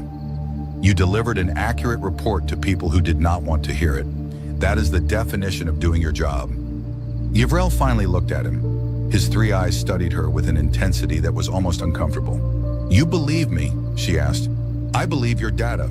Data does not care whether anyone laughs at it. He paused. I have a question. Your report was thorough, but there was one thing you did not describe in detail. What? They're ships. You talked about production rates and fleet numbers. You did not talk about the ships themselves. Yeah, what did they look like? Yvrel was quiet for a long moment. She had not included detailed ship descriptions in her report because she had not known how to describe what she had seen in terms that would make sense to the war chamber. The hegemony built beautiful warships, elegant curves, flowing lines, gleaming hulls that reflected the light of whatever star they orbited. Hegemony vessels were designed to inspire awe, to make enemies understand, at first sight, that they faced a superior civilization. Terran ships were not like that. Wrong, she said finally. Their ships looked wrong, like they were built by something that expected to die and did not care. Dranak said nothing for a long time. His scarred face was unreadable. I was at the Vren campaign, he said eventually. I was at Grellick. I have fought 7 species for the hegemony, and I have won every time. And I have never once heard a scout describe an enemy's ships the way you just described theirs. He put one heavy hand on her shoulder. Keep your data, Scout Commander. Keep your reports. Keep everything. I have a feeling someone will want to see them again. And when they do, they will not be laughing. He turned and walked back toward the war chamber, his uneven steps echoing down the crystalline corridor. Yvrel stood alone in the hallway for a long time. 3 days later, the orders came down from the Supreme Arbiter's office. A standard subjugation fleet of 200 warships was being assembled and dispatched to the Terran border system designated Artemis IV, a minor colony world. Minimal strategic value. The operation was classified as a corrective incursion, intended to test Terran military response times and claim resources for the hegemony. 200 warships. For a species the Supreme Arbiter considered barely worth noticing. He had told his staff it was overkill, that 50 ships would probably be sufficient, but there was no reason not to be thorough. Yvrel read the orders on her datapad in her quarters aboard the scout station. She read them twice. Then she set the pad down on her desk and stared at the wall. She thought about the Terran shipyards she had seen from the edge of their system, the massive orbital structures that never stopped moving, never stopped building, producing ship after ship after ship with a relentless mechanical rhythm that had reminded her of a heartbeat. She thought about the electromagnetic chatter she had intercepted, not the military transmissions, which were surprisingly sparse and tightly coded when they wanted them to be, but the civilian ones. Music, stories, arguments, laughter, a species that filled every frequency with the noise of being alive. She thought about the number that had made the war chamber laugh, 8 billion, and she thought about what Dranak had not said, but she had understood anyway, that the problem was not the number. The problem was what you got when you took 8 billion members of a species that had spent its entire existence learning how to fight and gave them a reason to stop fighting each other and start fighting something else. Somewhere in the Orion Arm, on a dusty half-finished world called Artemis IV, what 2 million humans went about their daily lives. They farmed, they built, they raised children. They watched their sky and wondered what was out there. They were about to find out, and so was the hegemony. Artemis IV was not a beautiful world, not yet. It was the kind of planet that needed another 100 years of work before anyone would put it on a postcard. The air was thin and dry, the soil was rust-colored and stubborn. The oceans were shallow and tasted of iron. 2 million humans lived there, spread across a handful of settlements connected by dirt roads and rail lines that cut through flat, empty plains stretching to every horizon. The largest settlement was called New Thessaly. It had a population of about 400,000, which made it the closest thing to a city on a world that was still more construction site than civilization. It had a spaceport, a university, a hospital, 3 bars, and a municipal building where the colonial governor held meetings that nobody wanted to attend. The buildings were low and square and built from local stone because importing materials from Seoul was expensive and the colonists were practical people. It was early morning in New Thessaly when the sky changed. Captain Riva Santos saw it first because seeing things first was her job. She was the commanding officer of the TDF patrol corvette Whiskey Tango, a ship roughly the size of a large commercial transport, currently holding station in a lazy orbit above the Artemis system's outer asteroid belt. And the Whiskey Tango was the only Terran Defense Force vessel assigned to the Artemis sector. It was a border posting. Quiet. Boring. The kind of assignment you got when you were either very new or had annoyed someone important enough to send you somewhere that nothing ever happened. Santos had been here for 11 months. She had annoyed someone important. She was sitting in her command chair with her feet up on the edge of the console, drinking her 4th coffee of the morning and reading a novel on her personal tablet when her sensor officer said something that made her put the coffee down. "Captain, I have contacts, multiple contacts, FTL signatures at the system boundary." Santos swung her feet off the console. "How many?" The sensor officer stared at his screen. He was young, fresh out of the academy. He had never seen a real contact in his entire career. "Ma'am, I am reading 200 FTL signatures." Santos did not panic. She did not shout orders or slam her fist on anything. She set her coffee mug in its holder, placed her tablet face down on the arm of her chair, and sat up straight. "Sound general quarters," she said. "Get me a visual as soon as they drop out." The Whiskey Tango came alive around her. Red lights replaced white ones. Crew members who had been eating breakfast or sleeping or playing cards appeared at their stations within 90 seconds. The ship's systems powered up from standby to full readiness. None of this was frantic. It was practiced. They had drilled for this exact scenario once a week for 11 months. Santos had insisted on it, and her crew had complained about it. And now none of them were complaining. The 200 FTL signatures resolved into 200 warships. They dropped out of faster-than-light travel at the edge of the Artemis system in a formation that was clearly designed to be impressive. They arrived in a perfect geometric pattern, a massive diamond shape, layer upon layer of vessels arranged with mathematical precision, each one holding its position relative to the others, with the kind of accuracy that only came from centuries of practice.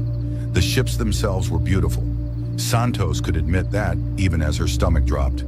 Veloxi warships were works of art, sweeping curves, polished hulls that reflected starlight like mirrors, energy signatures that pulsed with a rhythm that was almost musical.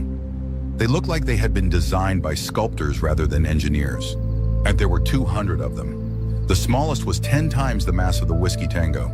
The largest, the flagship at the center of the formation, was a true capital ship, bristling with weapons arrays and sensor dishes and launch bays, capable of deploying thousands of fighter craft. Santos looked at her tactical display. 1 green dot, 200 red dots. "Well," she said to no one in particular, "that is a lot of ships." Her communications officer turned in his chair. "Captain, we are receiving a transmission from the flagship. Standard galactic frequency. They are broadcasting in the clear." "Put it through."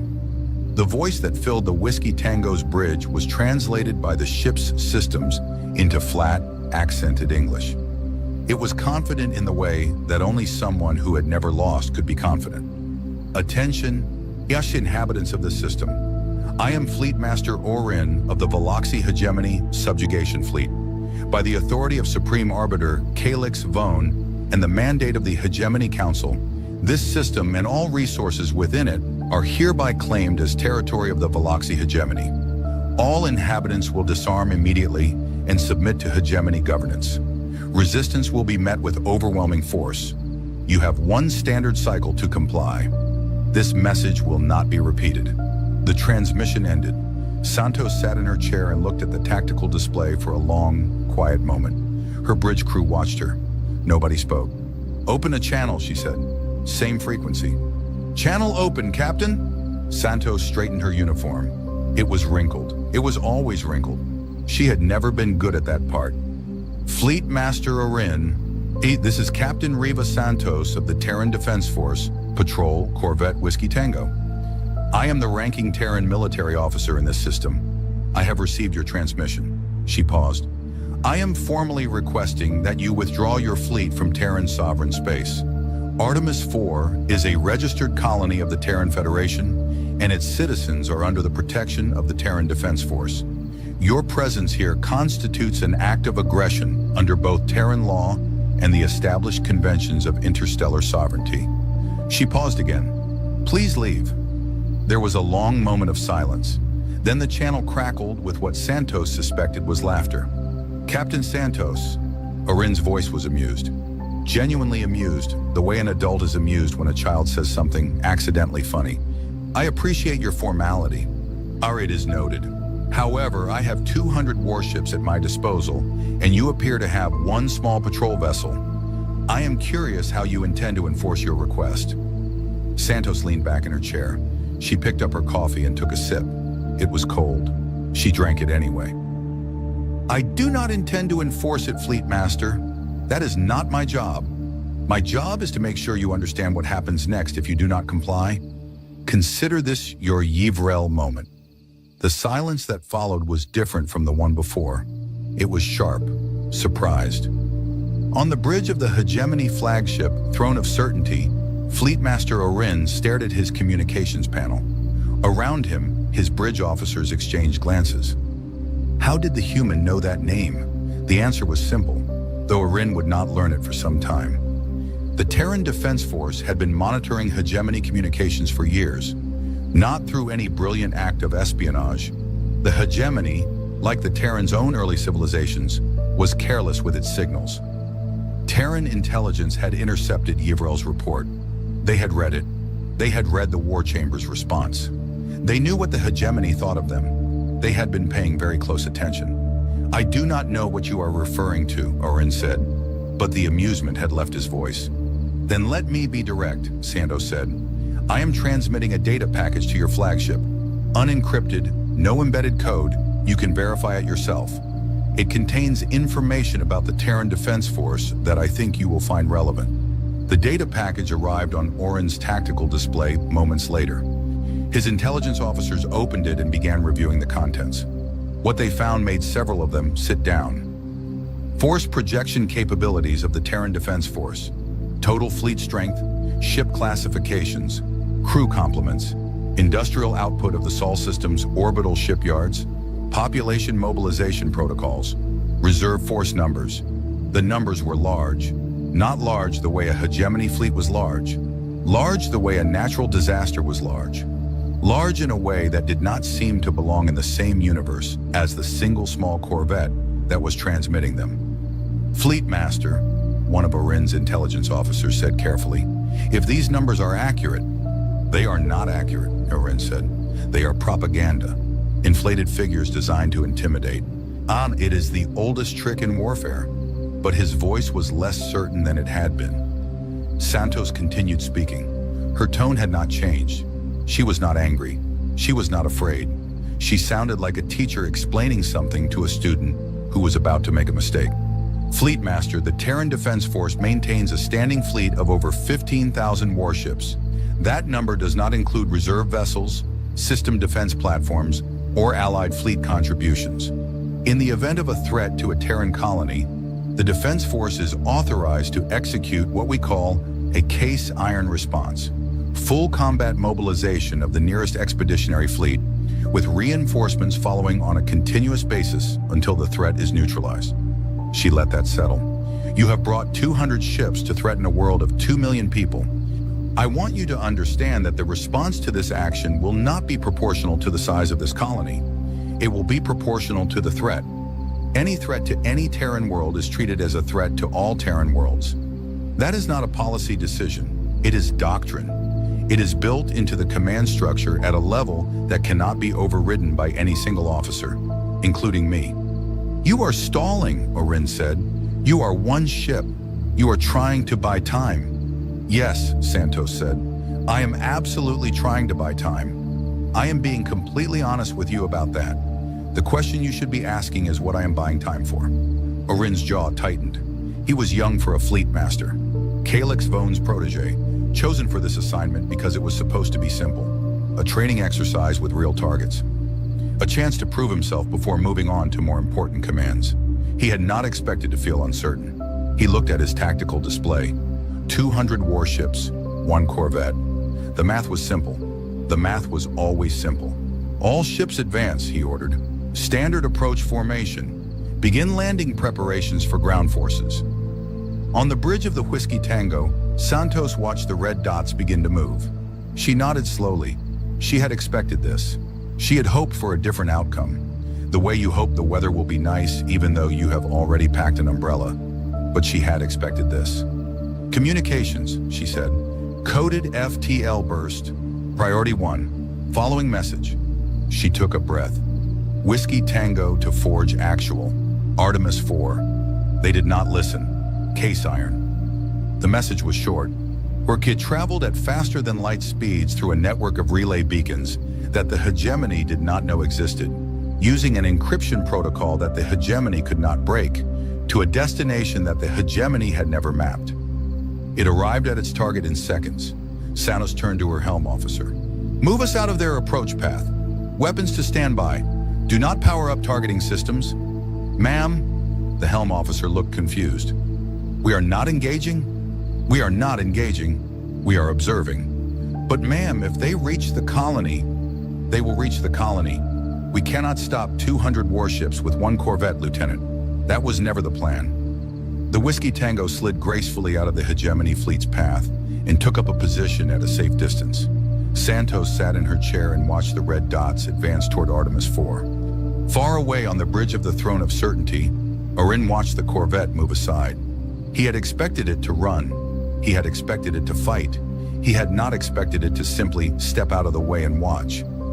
Beside him, a communication arrived on a private channel. Drenak, the Torvan advisor, was monitoring the operation from hegemony space. His message was brief. She is not running. She is not fighting. She is waiting. I do not know what she is waiting for, but the fact that she is waiting and not running terrifies me more than any weapon I have ever faced. Fleetmaster, I strongly advise you to reconsider this operation. Orin closed the message without replying. The hegemony fleet entered orbit around Artemis 4 3 hours later. From above, the planet looked exactly as the scouts had described. Dry, dusty, small settlements connected by thin lines of infrastructure. Nothing impressive, nothing threatening. Orin ordered landing operations to begin. Troop transports detached from the larger warships and began their descent through the thin atmosphere. Thousands of Veloxi soldiers in full combat armor, supported by armored vehicles and aerial drones, heading for the surface of a world that had no visible military installations, no orbital defenses, and no apparent means of resistance. It should have felt like a victory. It felt like something else. On the surface in New Thessaly, the colonial governor activated the emergency broadcast system. Her message was calm and clear. Not a call to arms, not a declaration of defiance, just instructions. All citizens proceed to designated shelter locations. Follow the blue markers. Hunter, bring personal emergency kits. Leave everything else. Do not engage with approaching forces. Repeat, do not engage. The people of New Thessaly moved. They moved quickly, and they moved quietly, and they moved with the kind of practiced efficiency that comes from doing something many times. Every household on Artemis 4 had an emergency kit. Every citizen knew their assigned shelter. Every shelter entrance was marked and maintained and stocked. The shelters were deep, very deep, dug into the bedrock of the planet using mining equipment that had been shipped from Sol at considerable expense. Far more expense than seemed justified for a farming colony on a dusty frontier world. The tunnels went down for hundreds of meters and branched into networks that connected every settlement on the continent. They were reinforced, they were supplied, and they were, if you looked at them with a military eye, not shelters at all. They were bunkers.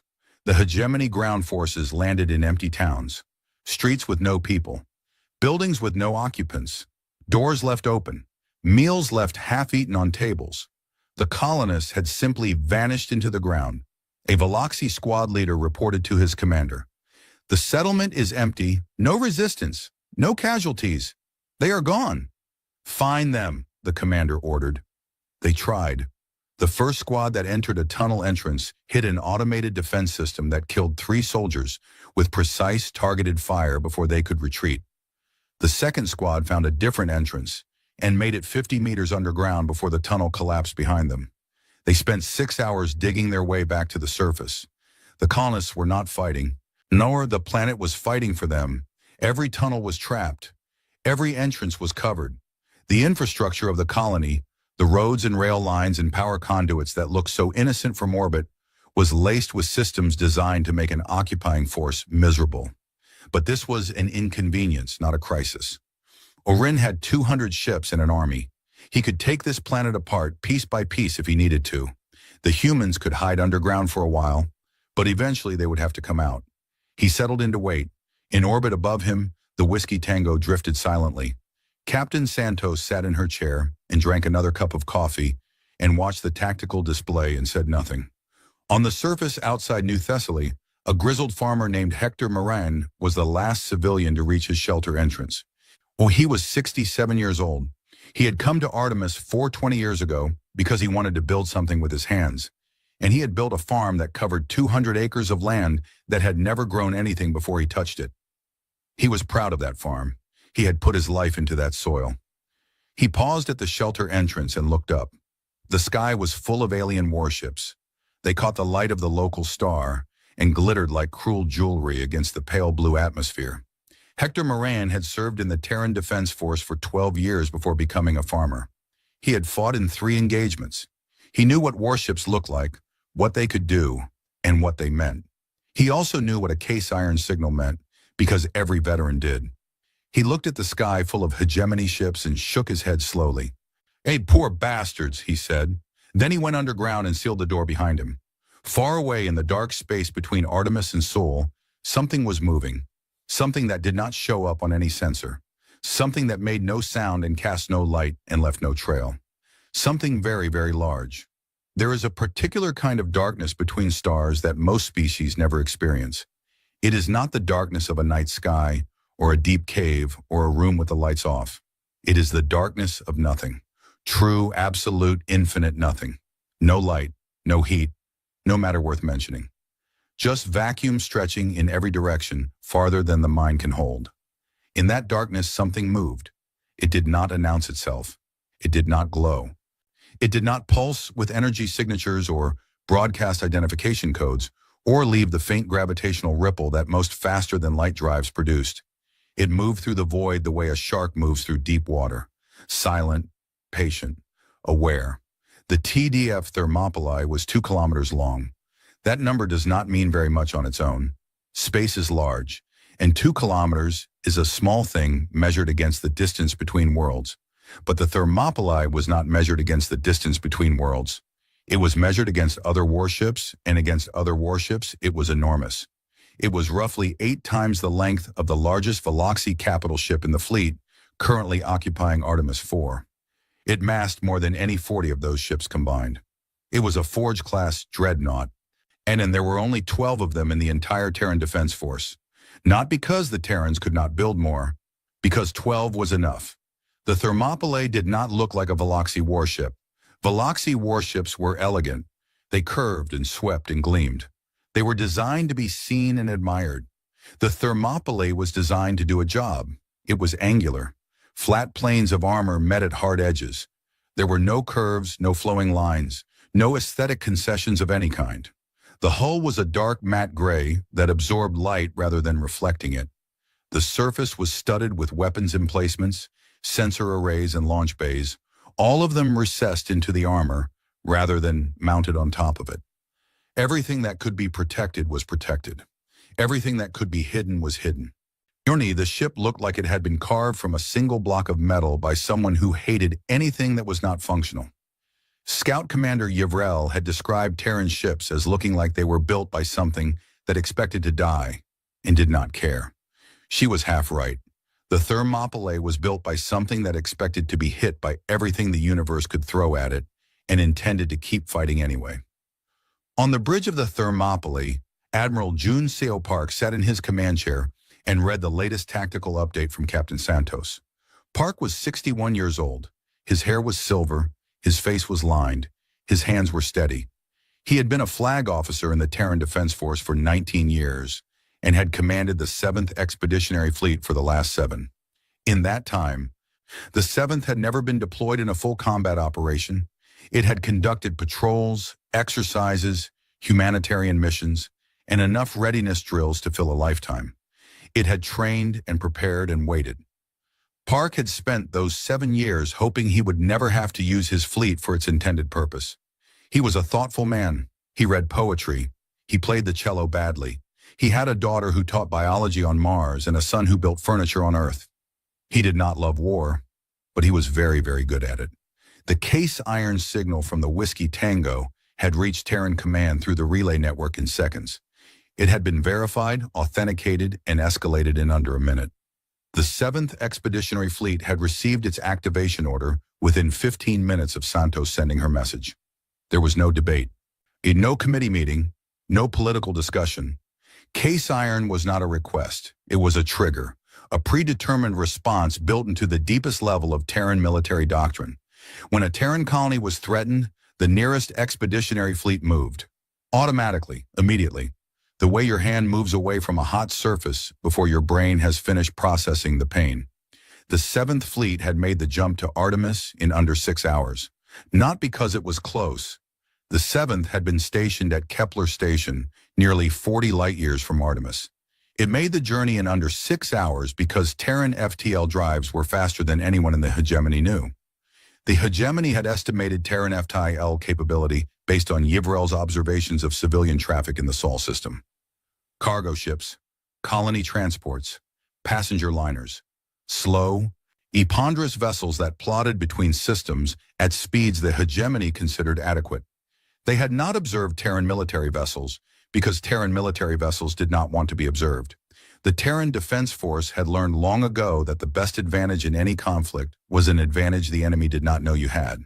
Their warships ran dark, no active emissions, no beacon pings, no energy signatures beyond what could be masked by background radiation. When a Terran warship moved through space, it moved like a submarine in an ocean of nothing. You did not see it. You did not hear it. You did not know it was there until it wanted you to know.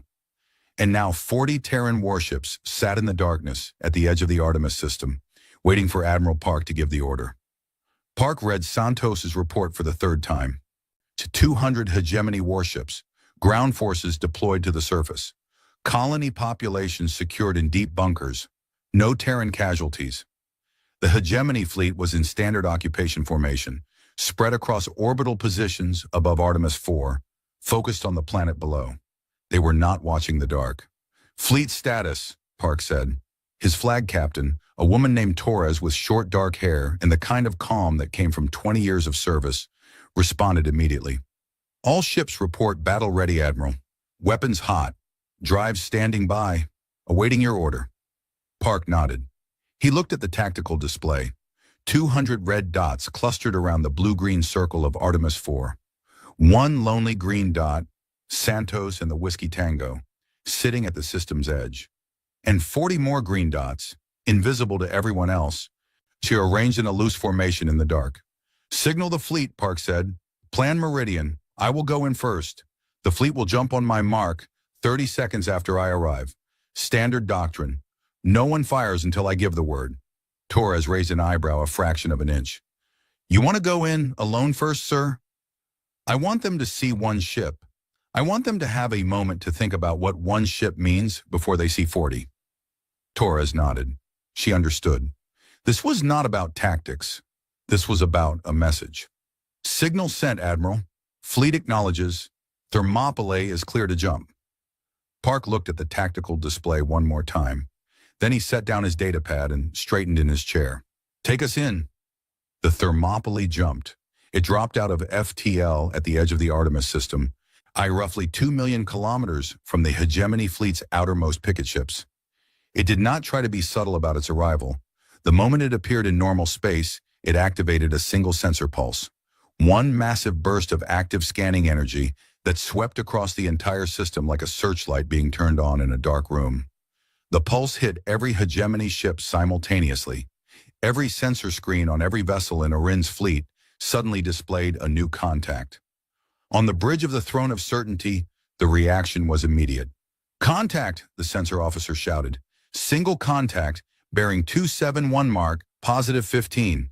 Range 2 million kilometers. It just appeared. No FTL wake detected. No approach trajectory. It was simply not there, and then it was. Orin turned from the surface operation reports he had been reviewing. Siri, classification? The sensor officer stared at his display. He ran the scan again. He checked his calibrations. He looked at the numbers, and the numbers did not change, and he felt something cold slide down his spine. Fleet Master, the contact is... I am having difficulty classifying it. Its mass reading exceeds any warship in our registry. It is reading as approximately 2 kilometers in length. 2 kilometers, Orin repeated. Yes, Fleet Master. Its power output is... The sensor officer paused. Fleet Master, its power output is registering as a stellar anomaly. Our sensors are interpreting it as a small star. I believe this is an error in our classification algorithms. They are not designed to process a warship of this magnitude. Orin stared at the tactical display. A single red dot sat at the edge of the system. It was the largest contact his fleet had ever registered. Armor composition? He asked. Unknown, Fleet Master. The material does not match any known alloy in our database. It is reflecting our scans in ways I cannot interpret. I have never seen readings like this. The bridge was very quiet. Then the communication channel opened. The voice that came through was human, male, calm in the way that deep water is calm, with something vast and heavy underneath the surface. This is Admiral Jun Seo Park of the Terran Defense Force, 7th Expeditionary Fleet, aboard the dreadnought Thermopylae. I am addressing the commanding officer of the Veloxi Hegemony Fleet, currently in orbit around Artemis IV. Park paused. When he spoke again, his voice carried the same quiet steadiness. You are occupying a Terran world. You were warned. Well, you were given the opportunity to leave. That opportunity has now expired. Another pause. You have 30 seconds to begin withdrawal procedures before I am joined by the rest of my fleet. I strongly recommend you use that time wisely. The channel closed. 30 seconds. Orin stood on his bridge and felt the weight of those 30 seconds like a physical thing pressing down on his chest. He looked at the tactical display. One contact, one enormous, impossible contact sitting at the edge of his system like a predator watching from the tree line. He thought about Calyx Vone. He thought about what the Supreme Arbiter would say if he withdrew from a system because one ship, however large, told him to. He thought about his career, his reputation, his future. He made his decision. All ships to battle formation, he ordered. Bring weapons online. Target that vessel. 23 seconds later, the Thermopylae fired. The Spinal Mount kinetic accelerator was the primary weapon of every Forge-class dreadnought. It ran the entire length of the ship, from the reactor assembly at the stern to the launch aperture at the bow. It accelerated a tungsten alloy projectile to a measurable fraction of the speed of light. The projectile had no warhead. It did not need one. At the velocities involved, the kinetic energy alone was sufficient to do things that most species would consider impossible. The round crossed 2 million kilometers of space in a time that no organic brain could meaningfully process. It struck the Hegemony cruiser Radiant Conviction amidships.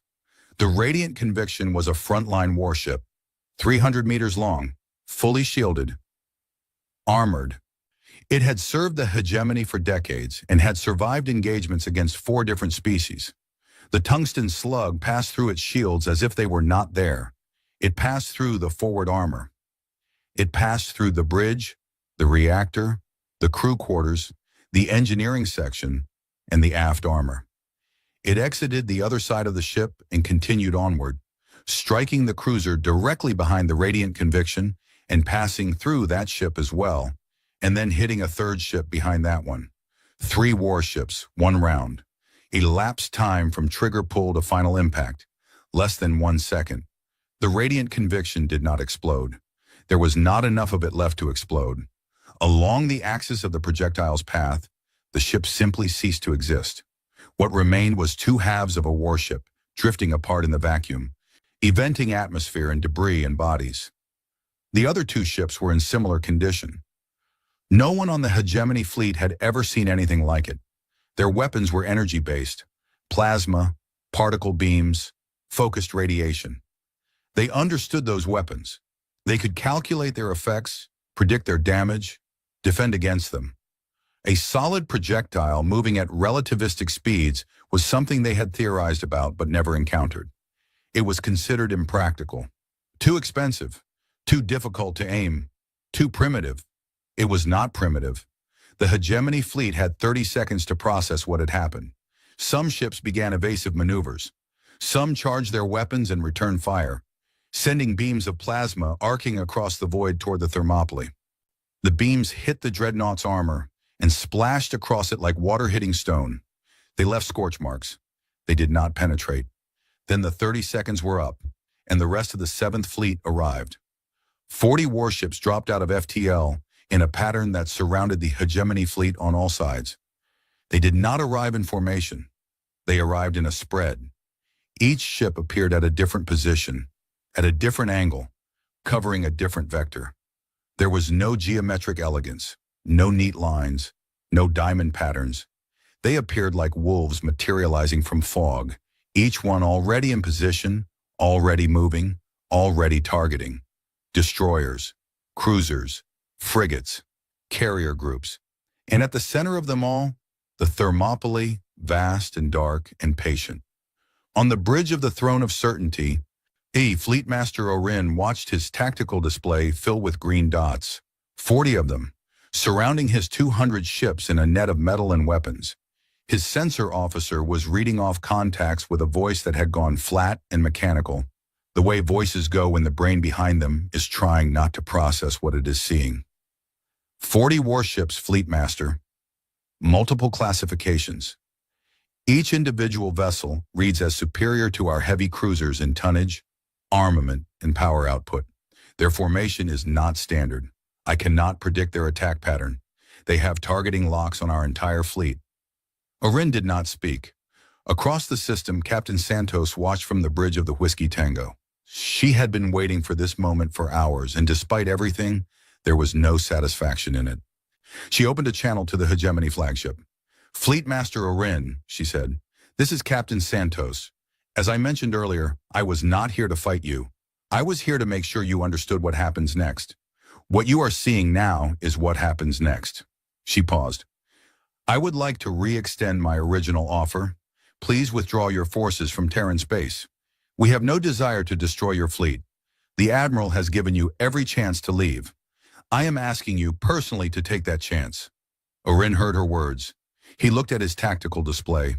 200 ships surrounded by 40, and he realized with a clarity that felt like ice water in his veins, that his 200 ships were outgunned, not outnumbered, outgunned.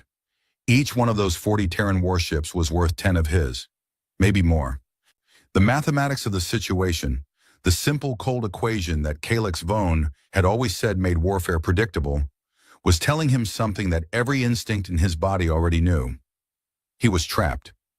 Far away in Hegemony space, Drenak sat alone in his quarters and monitored the tactical feeds from Artemis.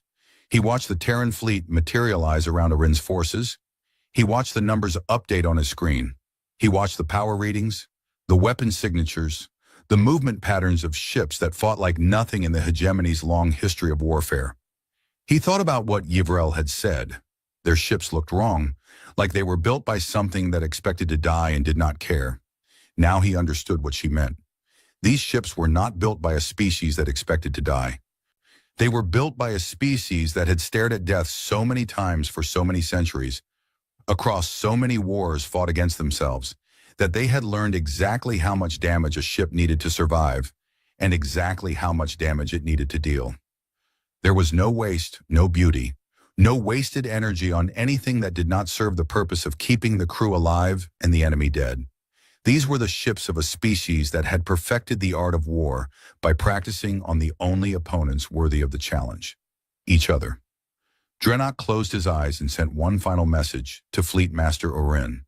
It said, "Surrender." Orin stared at the message. He stared at the tactical display. He stared at the dark shape of the Thermopylae, visible through the bridge viewport, blotting out the stars like a wound in space. Around him, his bridge crew waited in silence. The entire fleet waited. 200 warships, the pride of the Veloxi Hegemony, surrounded by 40 ships from a species they had laughed at. Nobody was laughing now. Fleetmaster Orin chose to fight. He did not choose it because he believed he could win. The tactical display told him everything he needed to know about his chances, and the numbers were not kind. He chose to fight because of what waited for him if he did not. If he surrendered 200 warships without firing a shot, Calyx Vone would destroy him. Not metaphorically, The Supreme Arbiter did not tolerate failure, and he absolutely did not tolerate cowardice. Orin would be stripped of his rank, his family would be disgraced, and he would spend whatever remained of his life in a cell beneath the war chamber, one an example to anyone who might consider the unthinkable act of retreating from a lesser species. At least if he fought, there was a story to tell. A fleet that went down swinging against an overwhelming force was a fleet that could be honored. Defeat in battle was acceptable. Surrender was not. It was a stupid reason to condemn thousands of soldiers to death. Orin knew that. He gave the order anyway. "All ships, engage," he said. His voice was steady. He owed his crews that much. "Fleet formation Primus. Concentrate fire on the large vessel. All fighter wings launch. All point defense systems active." 200 warships pivoted and opened fire. The void between the Hegemony fleet and the Terran fleet lit up with plasma. Bright blue bolts of superheated matter streaked across the darkness, converging on the Thermopylae from dozens of angles simultaneously. Particle beams lanced out like needles of white light. Missile batteries dumped their payloads into space, sending swarms of guided munitions arcing toward the nearest Terran contacts. It was an impressive display. The combined firepower of 200 Veloxi warships was enough to crack the crust of a small moon. It was the kind of concentrated destructive power that had ended wars in hours, that had broken species, that had made the name of the Hegemony synonymous with unstoppable military force across 2 galactic arms. The Thermopylae took all of it. Plasma bolts struck the dreadnought's armor and dissipated. Particle beams scored lines of molten metal across the hull that cooled and hardened almost instantly. Missiles detonated against the surface in flashes of light that briefly illuminated the ship's massive silhouette before fading to nothing. The armor held. On the bridge of the Thermopylae, Admiral Park felt the deck vibrate beneath his feet as the ship absorbed the combined fury of an entire fleet. Warning lights flickered on damage control panels. Somewhere deep in the ship, a secondary hull plate buckled under sustained fire and was immediately reinforced by automated repair systems. "Damage report," Perron, Park said. "Outer armor degradation at 7% in sectors 12 through 15, Torres reported. "No penetration, no system damage, no casualties." 7%. 200 warships firing everything they had, and they had scratched the paint. "Return fire," Park said.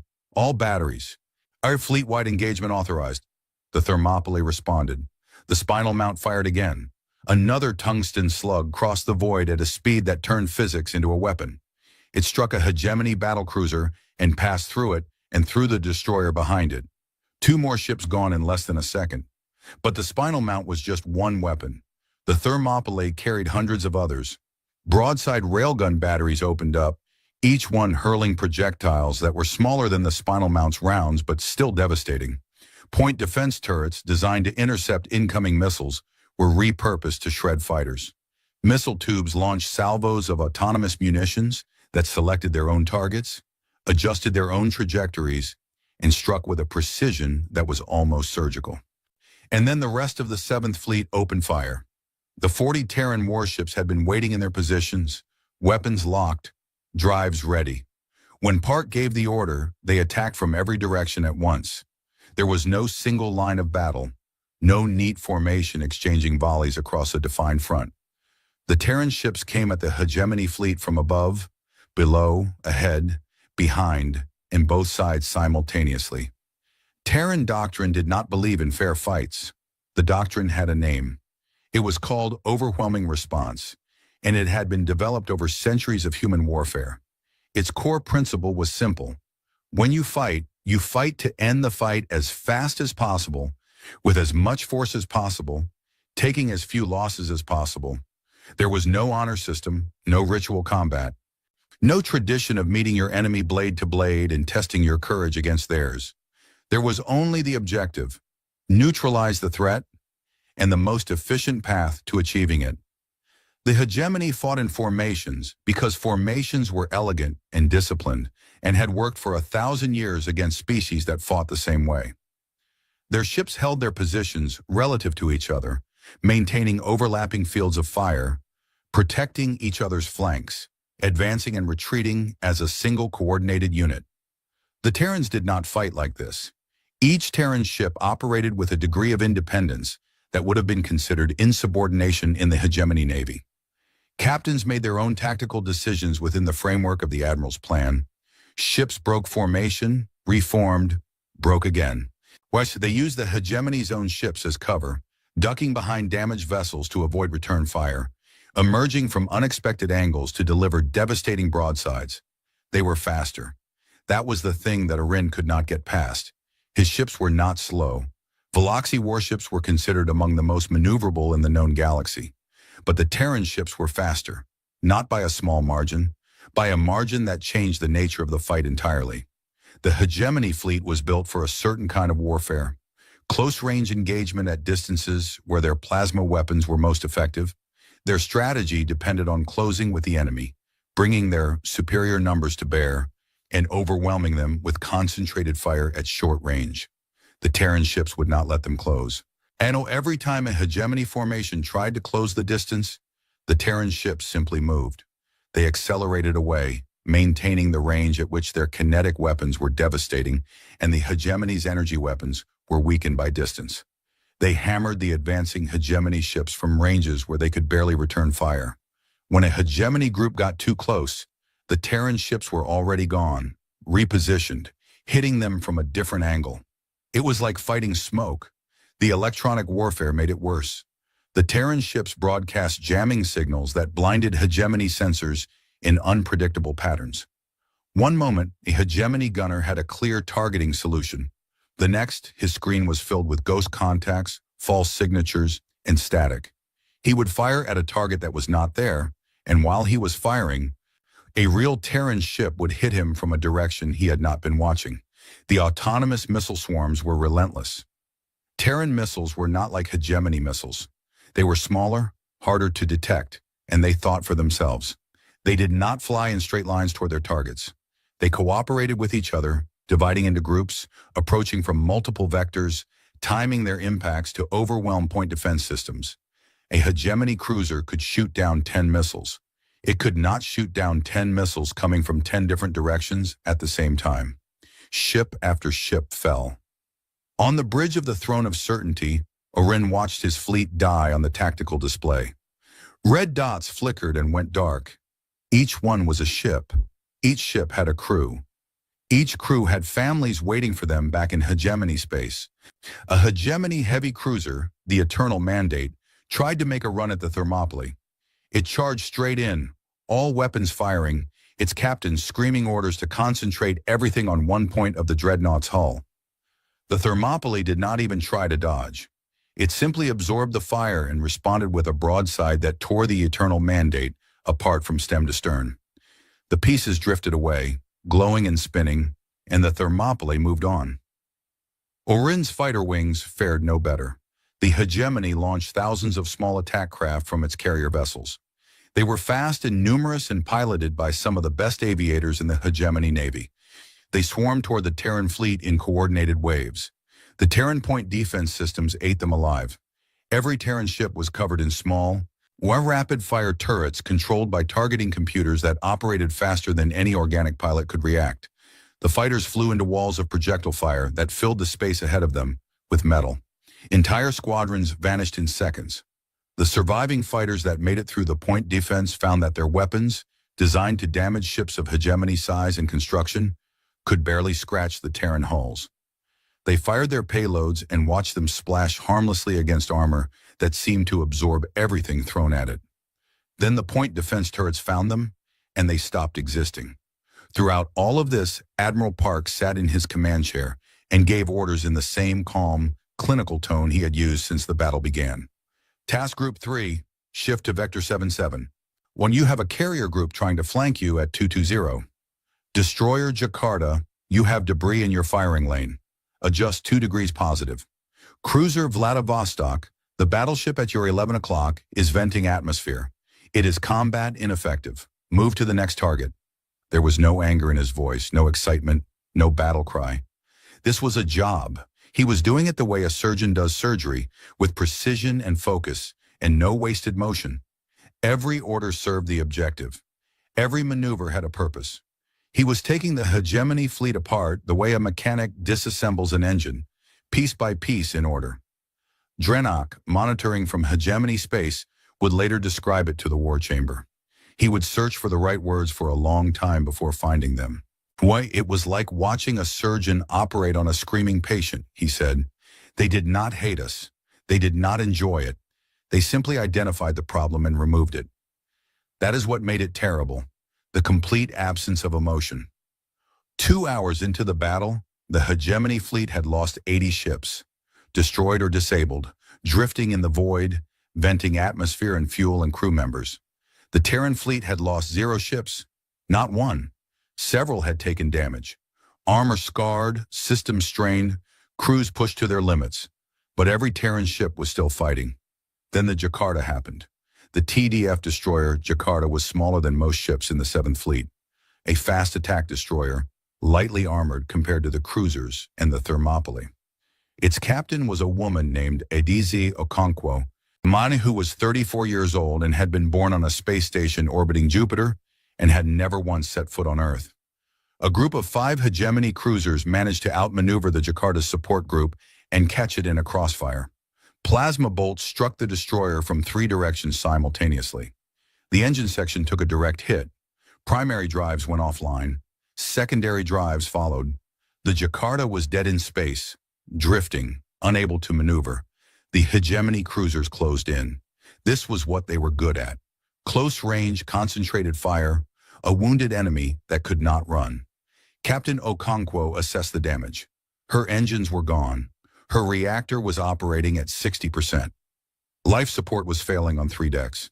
She had 17 wounded and 4 dead. She did not surrender. She ordered all non-essential decks vented to vacuum.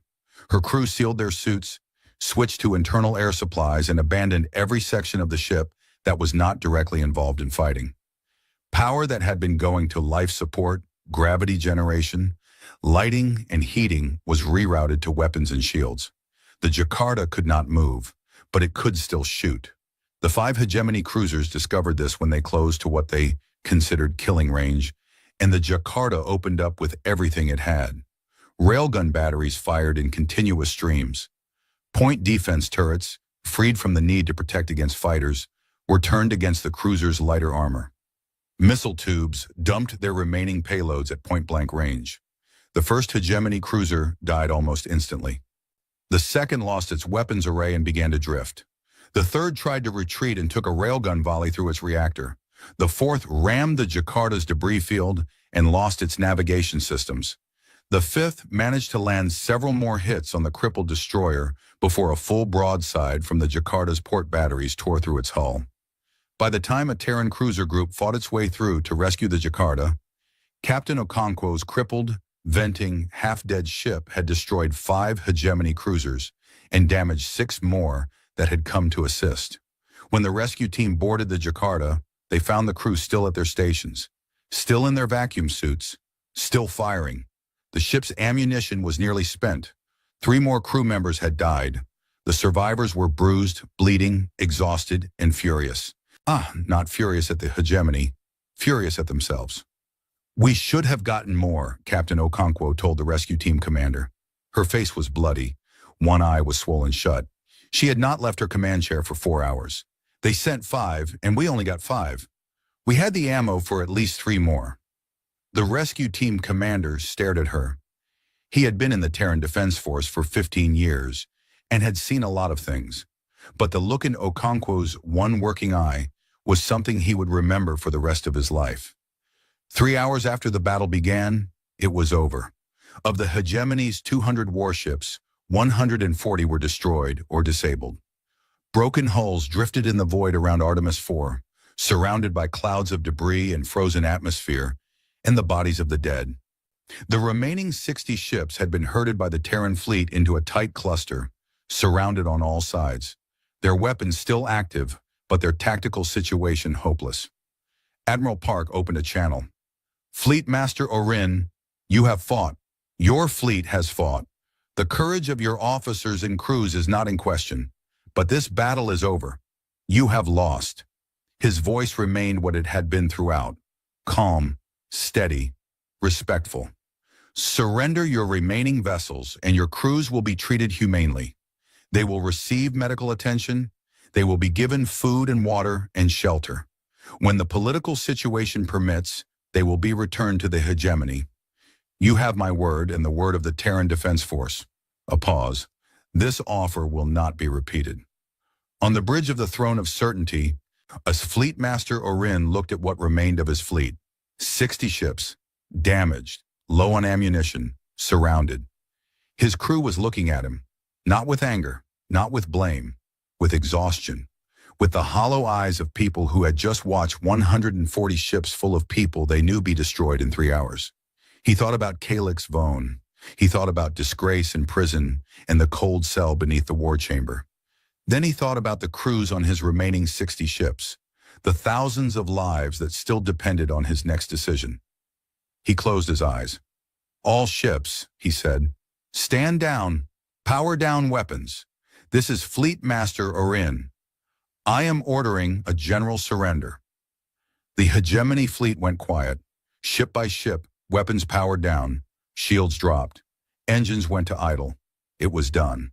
On the surface of Artemis IV, the hegemony ground forces had watched the battle in the sky above them. They had seen their fleet burn. They had seen the lights of dying ships streak across the thin atmosphere like falling stars. They had heard the communications, the desperate calls for help, the orders that stopped mid-sentence, the silence that followed. They were cut off. Their fleet was gone. Their commanders were dead or surrendered. They were standing on a planet full of bunkers they could not crack, surrounded by automated defenses they could not beat. Under a sky now owned by an enemy they could not fight. They laid down their weapons. The bunker doors opened. The colonists of Artemis IV came back to the surface. They came out blinking in the daylight, carrying children, supporting the elderly, looking up at a sky that was still hazed with the distant glow of burning wreckage. Terran Marines landed within the hour. Drop ships touched down outside every settlement and disgorged squads of armored soldiers who moved with calm efficiency through the streets. They secured the hegemony prisoners. They established perimeters. They set up field hospitals. There were no reprisals, no revenge, no cruelty. The Veloxi soldiers were disarmed, given water, and processed through intake stations where their wounds were treated and their identities were recorded. A Terran medic knelt beside a wounded Veloxi soldier whose leg was badly burned and spent 20 minutes treating the wound, using supplies from her own kit before moving on to treat a wounded human with a broken arm. The Veloxi soldier watched her go with an expression that no one from the hegemony would have understood. He had been told that Terrans were primitive, aggressive, barely civilized. He had been told they were animals. He had just watched this animal bandage his leg and give him painkillers and tell him, through a translation device, that he was going to be okay.